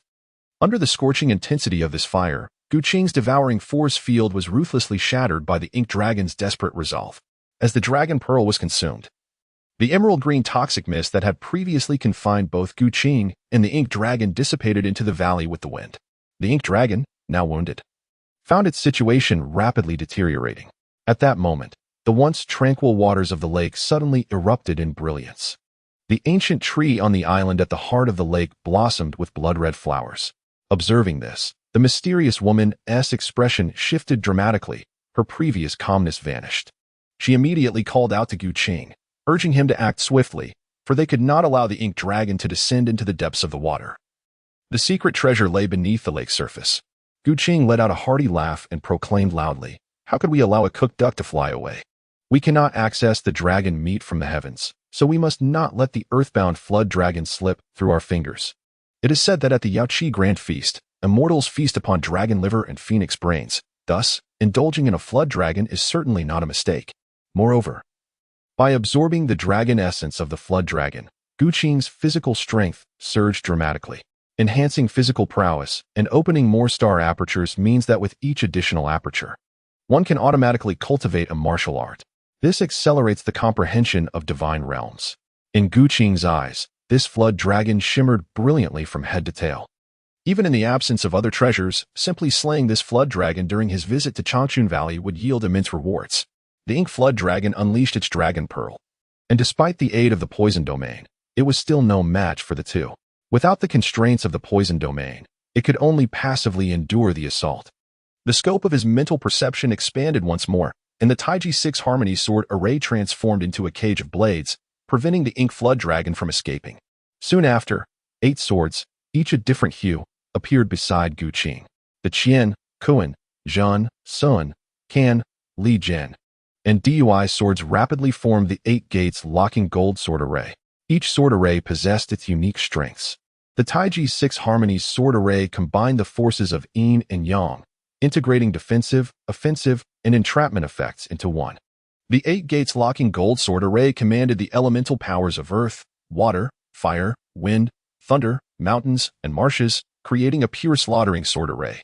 The ink flood dragon could not help but blink in disbelief, thinking it had misperceived the scene before it. How could another sword array manifest? Upon closer inspection, it realized that Yu Qing had utilized a staggering 20 martial arts realms in the formation of his sword arrays. How could this be? He had actually refined 20 supreme-level sword techniques. The terrifying depth of Yu Qing's sudden eruption not only left Mo Jiao dumbfounded, but even the enigmatic woman was rendered speechless. Is this truly a human being? Does he not require time for cultivation? Or could he be a concealed, ancient entity, were it not for witnessing it firsthand? Who could ever believe that such a person exists in this world? As for Mo Jiao, the moment Yu Qing manifested the 8 gates locking gold sword formation, its fate was irrevocably sealed. Yu Qing manifested 8 distinct entities within the sword formation, transforming into streaks of crimson brilliance. Utilizing the power of departing fire, he countered the watery essence of the inked flood dragon, along with its verdant toxic arts. With each strike, the 8 gates intensified. Within a mere breath, the scales of the inked flood dragon shattered, revealing deep gashes that exposed bone, each laced with lingering sword intent that rendered its formidable vitality incapable of mending its wounds. Blood stained the lake within the valley, while the ancient tree of indeterminate origin exhibited blossoms increasingly vibrant and delicate. Despite the tumultuous onslaught within Yu Qing's sword formation, the inked flood dragon found itself unable to breach the barriers. It lifted its menacing serpent eyes, casting another glance at the enigmatic woman stationed nearby. The beast, having undergone metamorphosis, possessed intellect rivaling that of humankind. It comprehended its own helplessness. Yet, a deep-seated resentment brewed within. For 2 centuries it had safeguarded this place, only to be perpetually disturbed by humans. The transformation from serpent to dragon was an arduous journey, from snake to python, python to flood dragon, and finally, flood dragon to true dragon. Each step represented a significant threshold. The pearls of the python, flood dragon, and dragon were foundational to this evolution. Prior to each ascension, these pearls required meticulous refinement to a higher echelon, directing the body towards its draconic transformation. The power accumulated within the flood dragon's pearl was formidable enough to rival a practitioner of divine intent. Ordinary innate warriors, including the mysterious woman, were of no concern to the flood dragon. Only in the face of Gu Qing did it feel a profound sense of helplessness, as the innate toxic domain bestowed by the pearl was countered by an unfathomable capability of plunder. The flood dragon's robust physique encountered an unparalleled swordsman. The inked flood dragon realized that Gu Qing was its natural nemesis. Reaching this conclusion, it resolved to forsake its life. Once more, it expelled the flood dragon pearl. The pearl radiated brilliance, and Gu Qing suddenly felt a pang of foreboding. In an instant, the pearl seemed to contract inward. Following that, it inexplicably expanded, its violet luminescent eye perceiving every subtle shift within the pearl. "Beast, do you dare?" The enormous lantern-like eyes of the inked flood dragon seemed to glimmer with a hint of mockery. Gu Qing's gaze abruptly turned cold. "Initially intending to grant you a swift end, your lack of cooperation has compelled me to resort to methods that render life itself a burden. Severing the yang, I bind the Yin spirit. Sword energy transforms into silk. Enveloping the perimeter is the Tai Chi 6 harmonies sword formation, with 12 sword shadows, their energies weaving into strands. The dual-colored sword silks of Yin and Yang infiltrate the body of the Ink Jiao. In an instant, the Ink Jiao's thoughts stagnate, its mind slowed to a crawl. The self-destructing Jiao pearl, lacking the guidance of the Ink Jiao, begins its slow collapse. What should have been an instantaneous explosion now resembles a gradually inflating balloon. The martial will within the star orifice operates autonomously, allowing Gu Qing to engage in multi-threaded cultivation techniques. He extends his hand toward the dragon pearl, employing the star-devouring technique, and the collapsing dragon pearl seemingly finds its refuge. It surges toward Gu Qing, streams of dragon essence flooding into his Dantian's Qi Sea, where the core star furnace begins to operate at an accelerated pace. The Ink Jiao's centuries of cultivation, nearly half of which coalesced within the Jiaodan, represents an immense reservoir of energy, an energy that surpasses true Qi, elevated to the realm of dragon essence. Upon absorbing a wisp of dragon essence, the host experiences a 100-fold enhancement, acquiring 100 strands of pure dragon essence, which nourishes the physical body, augmenting its strength. As Gu Qing's aura grows increasingly formidable, transforming him into a humanoid divine beast, the once mocking consciousness of the Ink Jiao shifts to profound despair. Damn it! How could I, the Ink Jiao, encounter such a human? Even if my soul were to perish, I shall ensure you suffer. Driven by vengeful resolve, the Ink Jiao ignites its essence blood to sacrifice the Jiao pearl, and once more, the dark dragon flames materialize, searing the soul with unbearable agony as the Ink Jiao hastens the detonation of the Jiao pearl. Furthermore, it infuses the pearl with an exceedingly refined special energy. The Tai Chi 6 harmonies sword formation's condensed sword silk struggle to rival the divine will of the dragon flames. Whoever you are, come and absorb the dragon essence from the Jiao pearl. The detonation of the Jiao pearl is accelerating too quickly. The star furnace within the Dantian's Qi Sea is already overloaded in its refinement of the dragon essence. Rather than waste it, it would be prudent to share it with this enigmatic woman. Should the Ink Jiao trigger the explosion of the Jiao pearl, unforeseen calamities may arise, leading to greater losses. Call me nonsense. If not you, then who else? This mysterious woman possesses considerable strength, capable of alleviating the pressure of the dragon essence. With Gu Qing's prowess, should the two of them absorb the dragon essence together, under the 100-fold enhancement of their destinies, she would undoubtedly prove no match for him once they have digested this foundation. The mysterious woman seated herself beside Gu Qing, extending her right hand, palms facing each other. Shortly thereafter, a vast and warm energy flowed from Gu Qing's palm into the mysterious woman's body. Together, they cultivated and refined the energy of the Jiao pearl. The Ink Jiao, in its final moments, burned its essence, blood, and soul to refine the Jiao pearl. Instead, the essence and spirit of the dragon's form were wholly infused into the dragon pearl. thereby facilitating the destinies of Gu Qing and the mysterious woman. After a while, the enigmatic woman suddenly sensed something amiss. Within the dragon pearl's essence, a peculiar energy intertwined, resisting both refinement and expulsion, like a malignant growth. It stirred the primaline energy within her body. Cursed be it. As for Gu Qing, his predicament was even more dire than that of the mysterious woman. The enigmatic woman absorbed the dragon essence to cultivate her true energy. Gu Qing absorbed the essence of the dragon's origin, refining it within the star furnace. He nourished his body with this essence, enhancing his intrinsic foundation and the strength of his corporeal form. The unique energy carried within the dragon's origin is not malevolent. Thus, the hundredfold augmentation of his fate also contributed to his fortification. The special energy infused by Mo Jiao into the dragon pearl, known as the breath of dragon desire, serves as a vital force for the dragon lineage to expand its bloodline and strengthen its kin. In simpler terms, its effect is akin to bloodline corruption. The reason the dragon race has endured through the ages lies in their bloodlines being dispersed among various clans, allowing for the potential to reverse their bloodlines and evolve into dragons. This extraordinary energy is the key to their inheritance. Upon arriving in Changchun Valley, Mo Jiao transformed from an ordinary serpent into a Jiao after several centuries. However, during this lengthy period, the breath of dragon desire accumulated within his bloodline remained untapped. To put it plainly, Mo Jiao was akin to a juvenile Jiao. At this moment, the breath of dragon desire within Gu Qing was amplified 100-fold, rendering him akin to a powder keg ready to explode at any moment.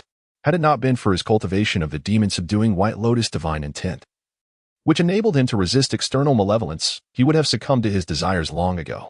In truth, even with the demon-subduing White Lotus divine intent to tame his cravings, visible changes manifested within his sea of consciousness.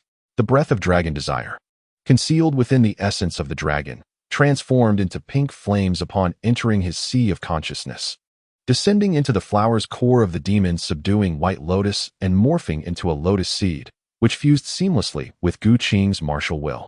The hundredfold amplified breath of dragon desire flowed ceaselessly, transforming into pink flames that enveloped the demon-subduing White Lotus, continually supplying nutrients to the lotus seed nestled within the lotus pod. Gu Qing was still resisting the insidious assault of the dragon's desire. But the enigmatic woman beside her was not as fortunate. Even though the dragon's desire within her was but a fraction, less than 1%, of Gu Qing's, it proved an insurmountable challenge against the primal instincts that had been ingrained in the dragon lineage for countless epochs. She practiced the martial arts of the Yin school, and the dragon's desire within her was akin to sparks igniting a pool of gasoline. It swiftly engulfed her consciousness, leaving her in a haze, succumbing to instinctual impulses. Gu Qing and the enigmatic woman sat together, their palms gently touching.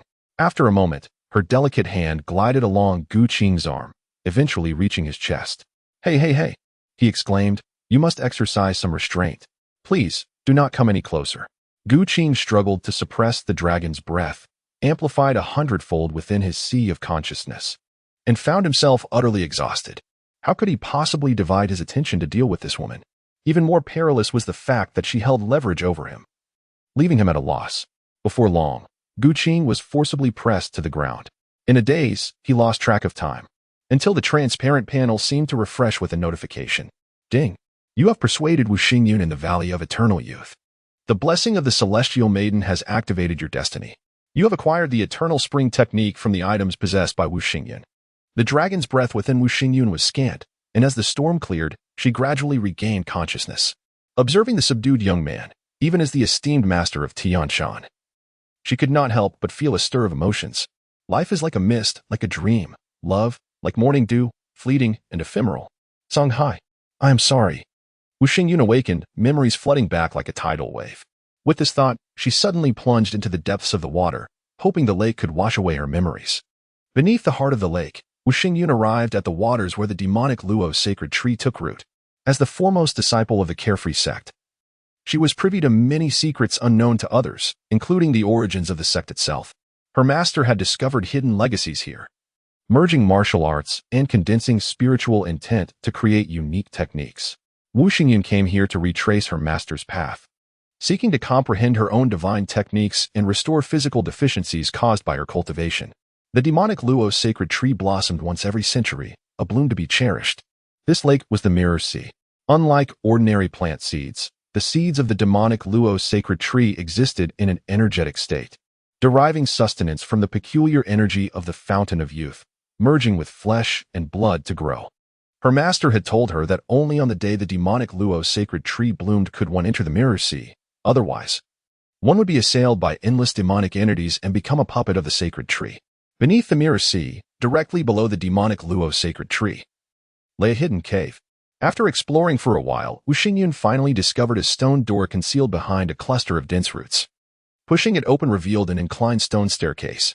At the top of the stairs was a treehouse of approximately 20 to 30 square meters. Its structure reminiscent of the tree's pattern. What Wu Xingyun saw was, in fact, the energy crystals secreted by the demonic Luo sacred tree, the essence of its being. The martial arts of the carefree sect possessed extraordinary effects of longevity and perpetual youth, intrinsically linked to its origins. The fundamental technique of the carefree sect was not the beiming divine skill, but rather the supreme pure yang technique, belonging to the realm of utmost yang. This technique wielded immense power, yet came with its own inconveniences. Every 30 years, one would need to revert to youth, after which their power would reset to its original form. To restore one's power, one must engage in daily cultivation, recovering a year's worth of strength with each passing day. Furthermore, it is imperative to consume fresh blood at noon to facilitate the training. After rejuvenation, the consumption of fresh blood remains essential for cultivation. This characteristic is derived from the Moro sacred tree's demonic offspring. In essence, it involves the absorption of life force. This technique is a legacy imparted by the master here. The supreme pure yang technique, guided by the eternal spring fountain, the demonic offspring, serves as the gateway to mastery. Wu Xingyun, with an air of arrogance, has inverted the supreme pure yang technique, transforming it into the supreme yin technique, renaming it the eternal spring technique. Although the practice has been reversed to embrace the yin aspect, its foundational principles remain intact, still rooted in the eternal spring fountain, the demonic offspring. It is no wonder that the skills of the Shaoao sect and the demigods and semi-devils are ethereal and enchanting. By basing their practice on the Moro sacred tree's demonic offspring, they have effectively grafted an external spiritual root onto themselves. The Shaoao sect's supreme pure yang technique serves two primary purposes. First, akin to other internal arts, it refines essence into energy, accumulating internal power. Unlike ordinary internal techniques, the guidance of the demonic offspring, the eternal spring fountain, allows practitioners to absorb the spiritual energy of heaven and earth and siphon the internal energy of others, transforming it into true energy at the acquired realm. Second, while the martial prowess of the Shaoao sect is formidable, its side effects should not be underestimated. Another aspect of the technique involves cultivating the supreme yang force through the supreme pure yang technique, using oneself as a vessel to suppress and contain the energy of the demonic offspring. With this intention, even after departing from the eternal spring valley, the energy of the demonic offspring will not escape the body, preventing it from seizing vitality. To attain the perfection of the supreme pure yang technique and transcend the constraints imposed by the demonic offspring, the eternal spring fountain, one must acquire the treasures nurtured for a century by the Moro sacred tree, thereby completely transforming the energy of the demonic offspring for one's own use. Zaiyaozi, having received the inheritance from Eternal Spring Valley, has cultivated for an indeterminate number of years, stepping into the realm of divine consciousness. This allows him to overcome the limitations imposed by the energy of the demonic offspring. Unlike ordinary individuals who would consume the Eternal Spring Fountain, the energy of the demonic offspring, and become puppets of the Moro sacred tree, forever bound to the Eternal Spring Valley. Building upon the foundation of the supreme pure yang technique, Zaiyaozi has reached the harmonious realm of yin and yang, creating the beiming divine skill, which harbors boundless energy. Wu Xingyun has inverted the supreme pure yang technique to cultivate the essence of yin. Now, she too has obtained the treasure that takes a century to develop from the Moro sacred tree. She stands on the brink of transcending the constraints of the energy of the demonic offspring and forging her own martial divine capabilities. Grasping the golden energy crystals secreted by the Moro sacred tree, Wu Xingyun returned to the shores of the demonic offspring's mirror. Casting a glance at Gu Qing, who lay in a state of unconsciousness, Wu Xingyun's brows furrowed tightly. This vexing man, should he live or die? According to past experiences, given Wu Xingyun's personality, she would undoubtedly show no mercy. However, this thought never fully materialized. Unbeknownst to her, the primal instincts triggered by the breath of the dragon had fostered a strong affinity towards Gu Qing, evoking in her a deep-seated instinctual fondness. If this affection were ordinary, it might only warrant a mere card of goodwill. Yet, Gu Qing possessed a hundredfold enhancement of fate.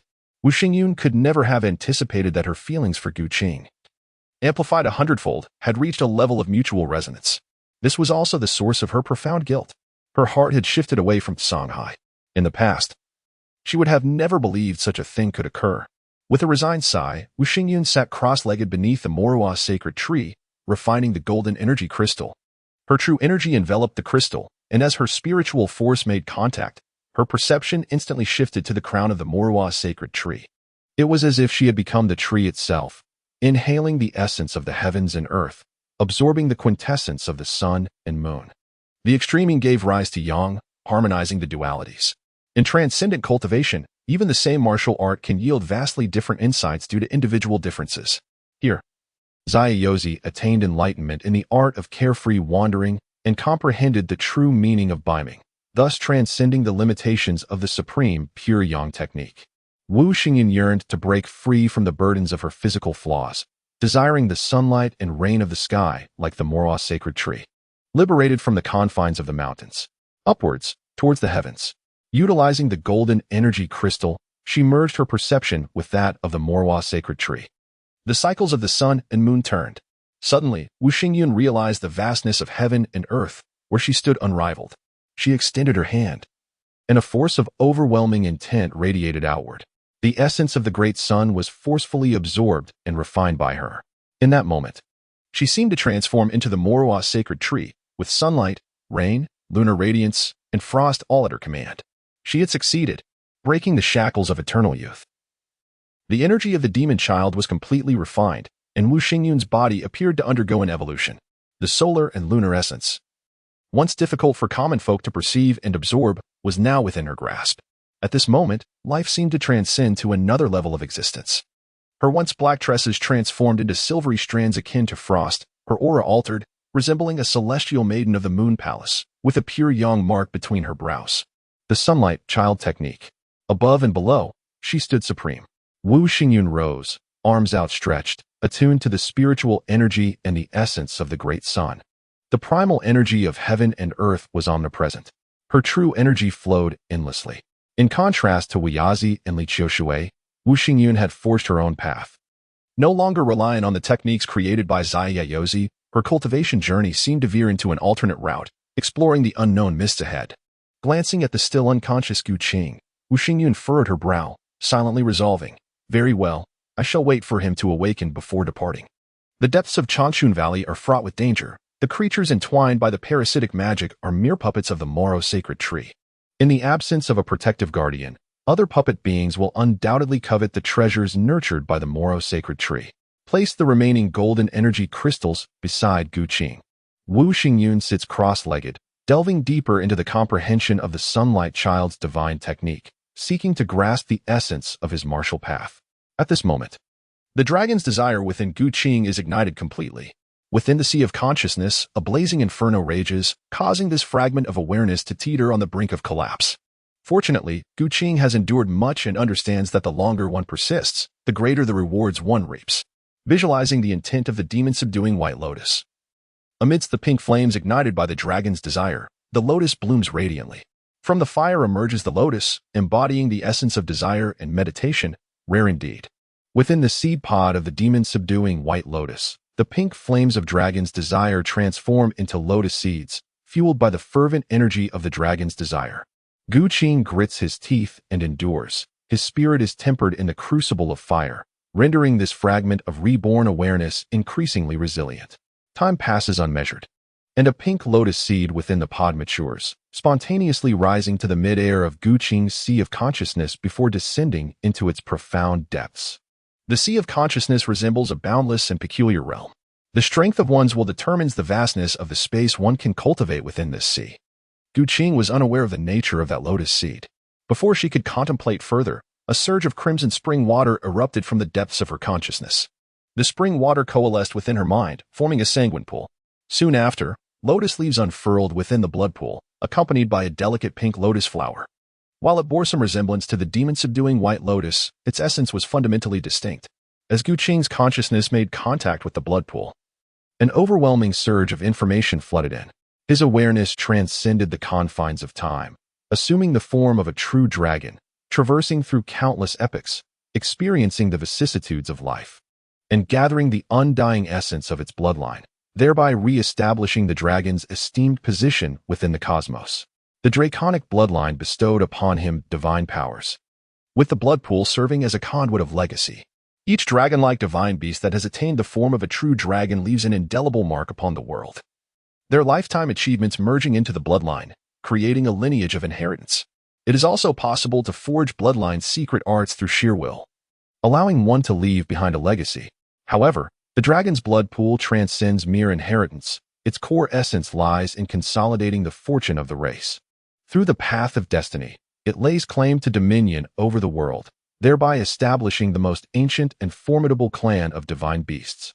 Even today, the dragon race continues to perpetuate its legendary tales across myriad realms. In an ironic twist, the good deeds of Mo Jiao, combined with centuries of cultivated draconic desires, resulted in an amplification of fate 100-fold, leading Gu Qing, with his intent to subdue demons, to inadvertently seize the dragon's divine legacy. As for the fate of the race, surely it cannot be so trivial as that of a mere stallion. The dragon lineage must possess greater depth. However, regarding the bloodline legacy, with a discerning gaze, Gu Qing scrutinized the blood pool within his sea of consciousness, condensing his created techniques into seeds of spiritual power and casting them into the blood pool. The star-eating technique, the morning sun purple Qi technique, the purple light jade eyes, the 8-gate sword cannon, the yin-yang 6-harmony sword cannon. As the seeds of spiritual power descended into the depths of the blood pool, under its divine influence, they transformed into lotus seeds. Before long, the blood pool blossomed with an array of colorful lotus flowers. Gu Qing has amassed an impressive compendium of martial arts techniques across 2 realms. While it may not reach the thousands, it certainly encompasses several hundred. The inherited techniques infused within the blood pool possess the potential to cultivate one to the pinnacle of the postnatal realm. As for the lesser techniques, they are deemed unworthy of inclusion in the blood pool's heritage. The inheritance bestowed upon the descendants of the Z clan will ultimately depend on their individual talents and fortunes. According to the memories of the Dragon clan's legacy, the prerequisite for unlocking the bloodline inheritance is the transformation into a demon and the emergence of sentience. Upon acquiring this extraordinary ability, Gu Qing found himself unbound by the constraints of the Dragon clan, for humanity is innately endowed with wisdom. Thus, there exists no necessity for the transformation into a demon. The descendants of Gu Qing, belonging to the Zisher clan, are inherently endowed with the ability to awaken their instinctive breathing techniques, thereby enhancing their life potential and stepping into the realm of martial arts. They are born with an advantage, starting ahead of others. After successfully navigating the upheaval caused by Mo Jiao, his consciousness returns to tranquility. Arriving at Changchun Valley, he knows he has come to the right place. The benefits derived from Mo Jiao far surpass all previous gains.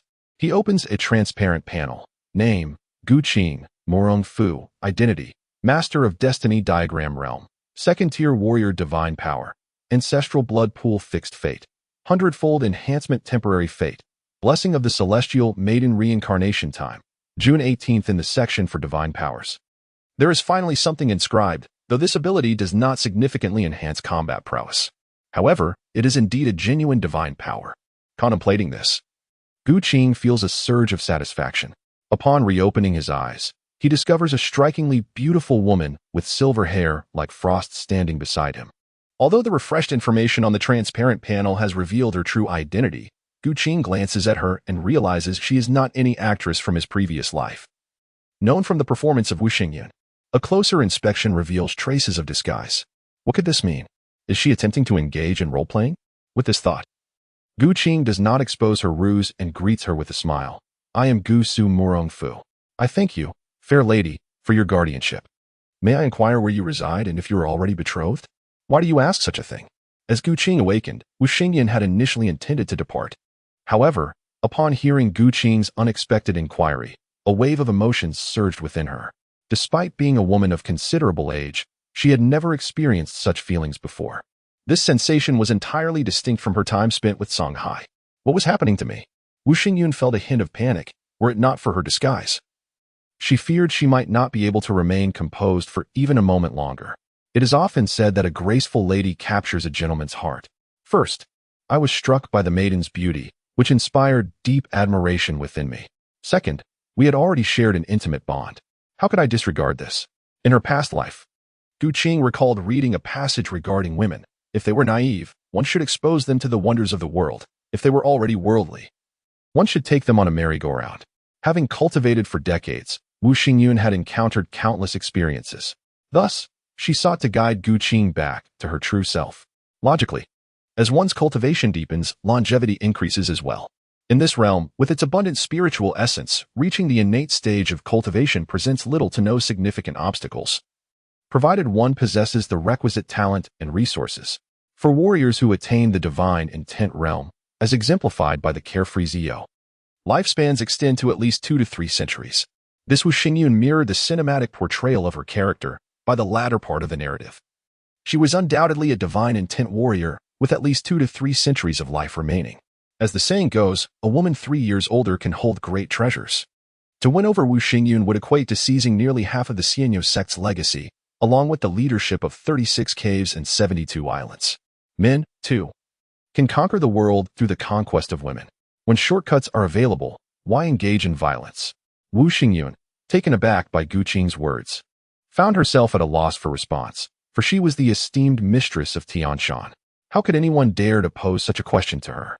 Reflecting on the task assigned by her master, Wu Xingyun realized that with the man's formidable power, should he become embroiled in her master's schemes, his fate would likely be dire. You, perhaps one day, when you become the world's greatest, you may seek me out. Contemplating her master's vengeful spirit, Wu Xingyun understood that every member of the Xianyu sect was merely a pawn in her master's grand design. Even though she had now broken free from the shackles of her techniques, defying her master's wishes remained a formidable challenge. The world's strongest. With a soft chuckle, Gu Qing observed Wu Xingyun's flustered and unsteady departure from Changchun Valley, yet she made no attempt to pursue her. She was correct. Without becoming the world's greatest, how could one hope to dictate the fate of this realm? This outing was solely intended to conquer Dali and obtain the 6 Veins Divine Swords Manual. The visit to Changchun Valley had already proven to be an unforeseen boon. Before departing, Gu Qing glanced at the ancient tree towering above her. This magnificent tree must be some kind of spiritual plant. Such an extraordinary specimen made her ponder how it compared to the sacred Kunlun tree in terms of rank. Since fate had brought her to this encounter, she resolved to take a small piece with her. In the world of ghost blows out the light. Earth exists in a realm devoid of spiritual energy, a world of the end of the Dharma. These spiritual plants are materials collected by Gu Qing, intended for the future cultivation of spiritual entities and the acquisition of resources. The journey to locate the Valley of Eternal Youth consumed considerable time, but the return trip would be far more convenient. With Gu Qing's current level of cultivation, he could effortlessly soar through the skies. He first followed the ancient tea horse road back to Dali to assess Mu Wanqing's situation there. Upon their reunion,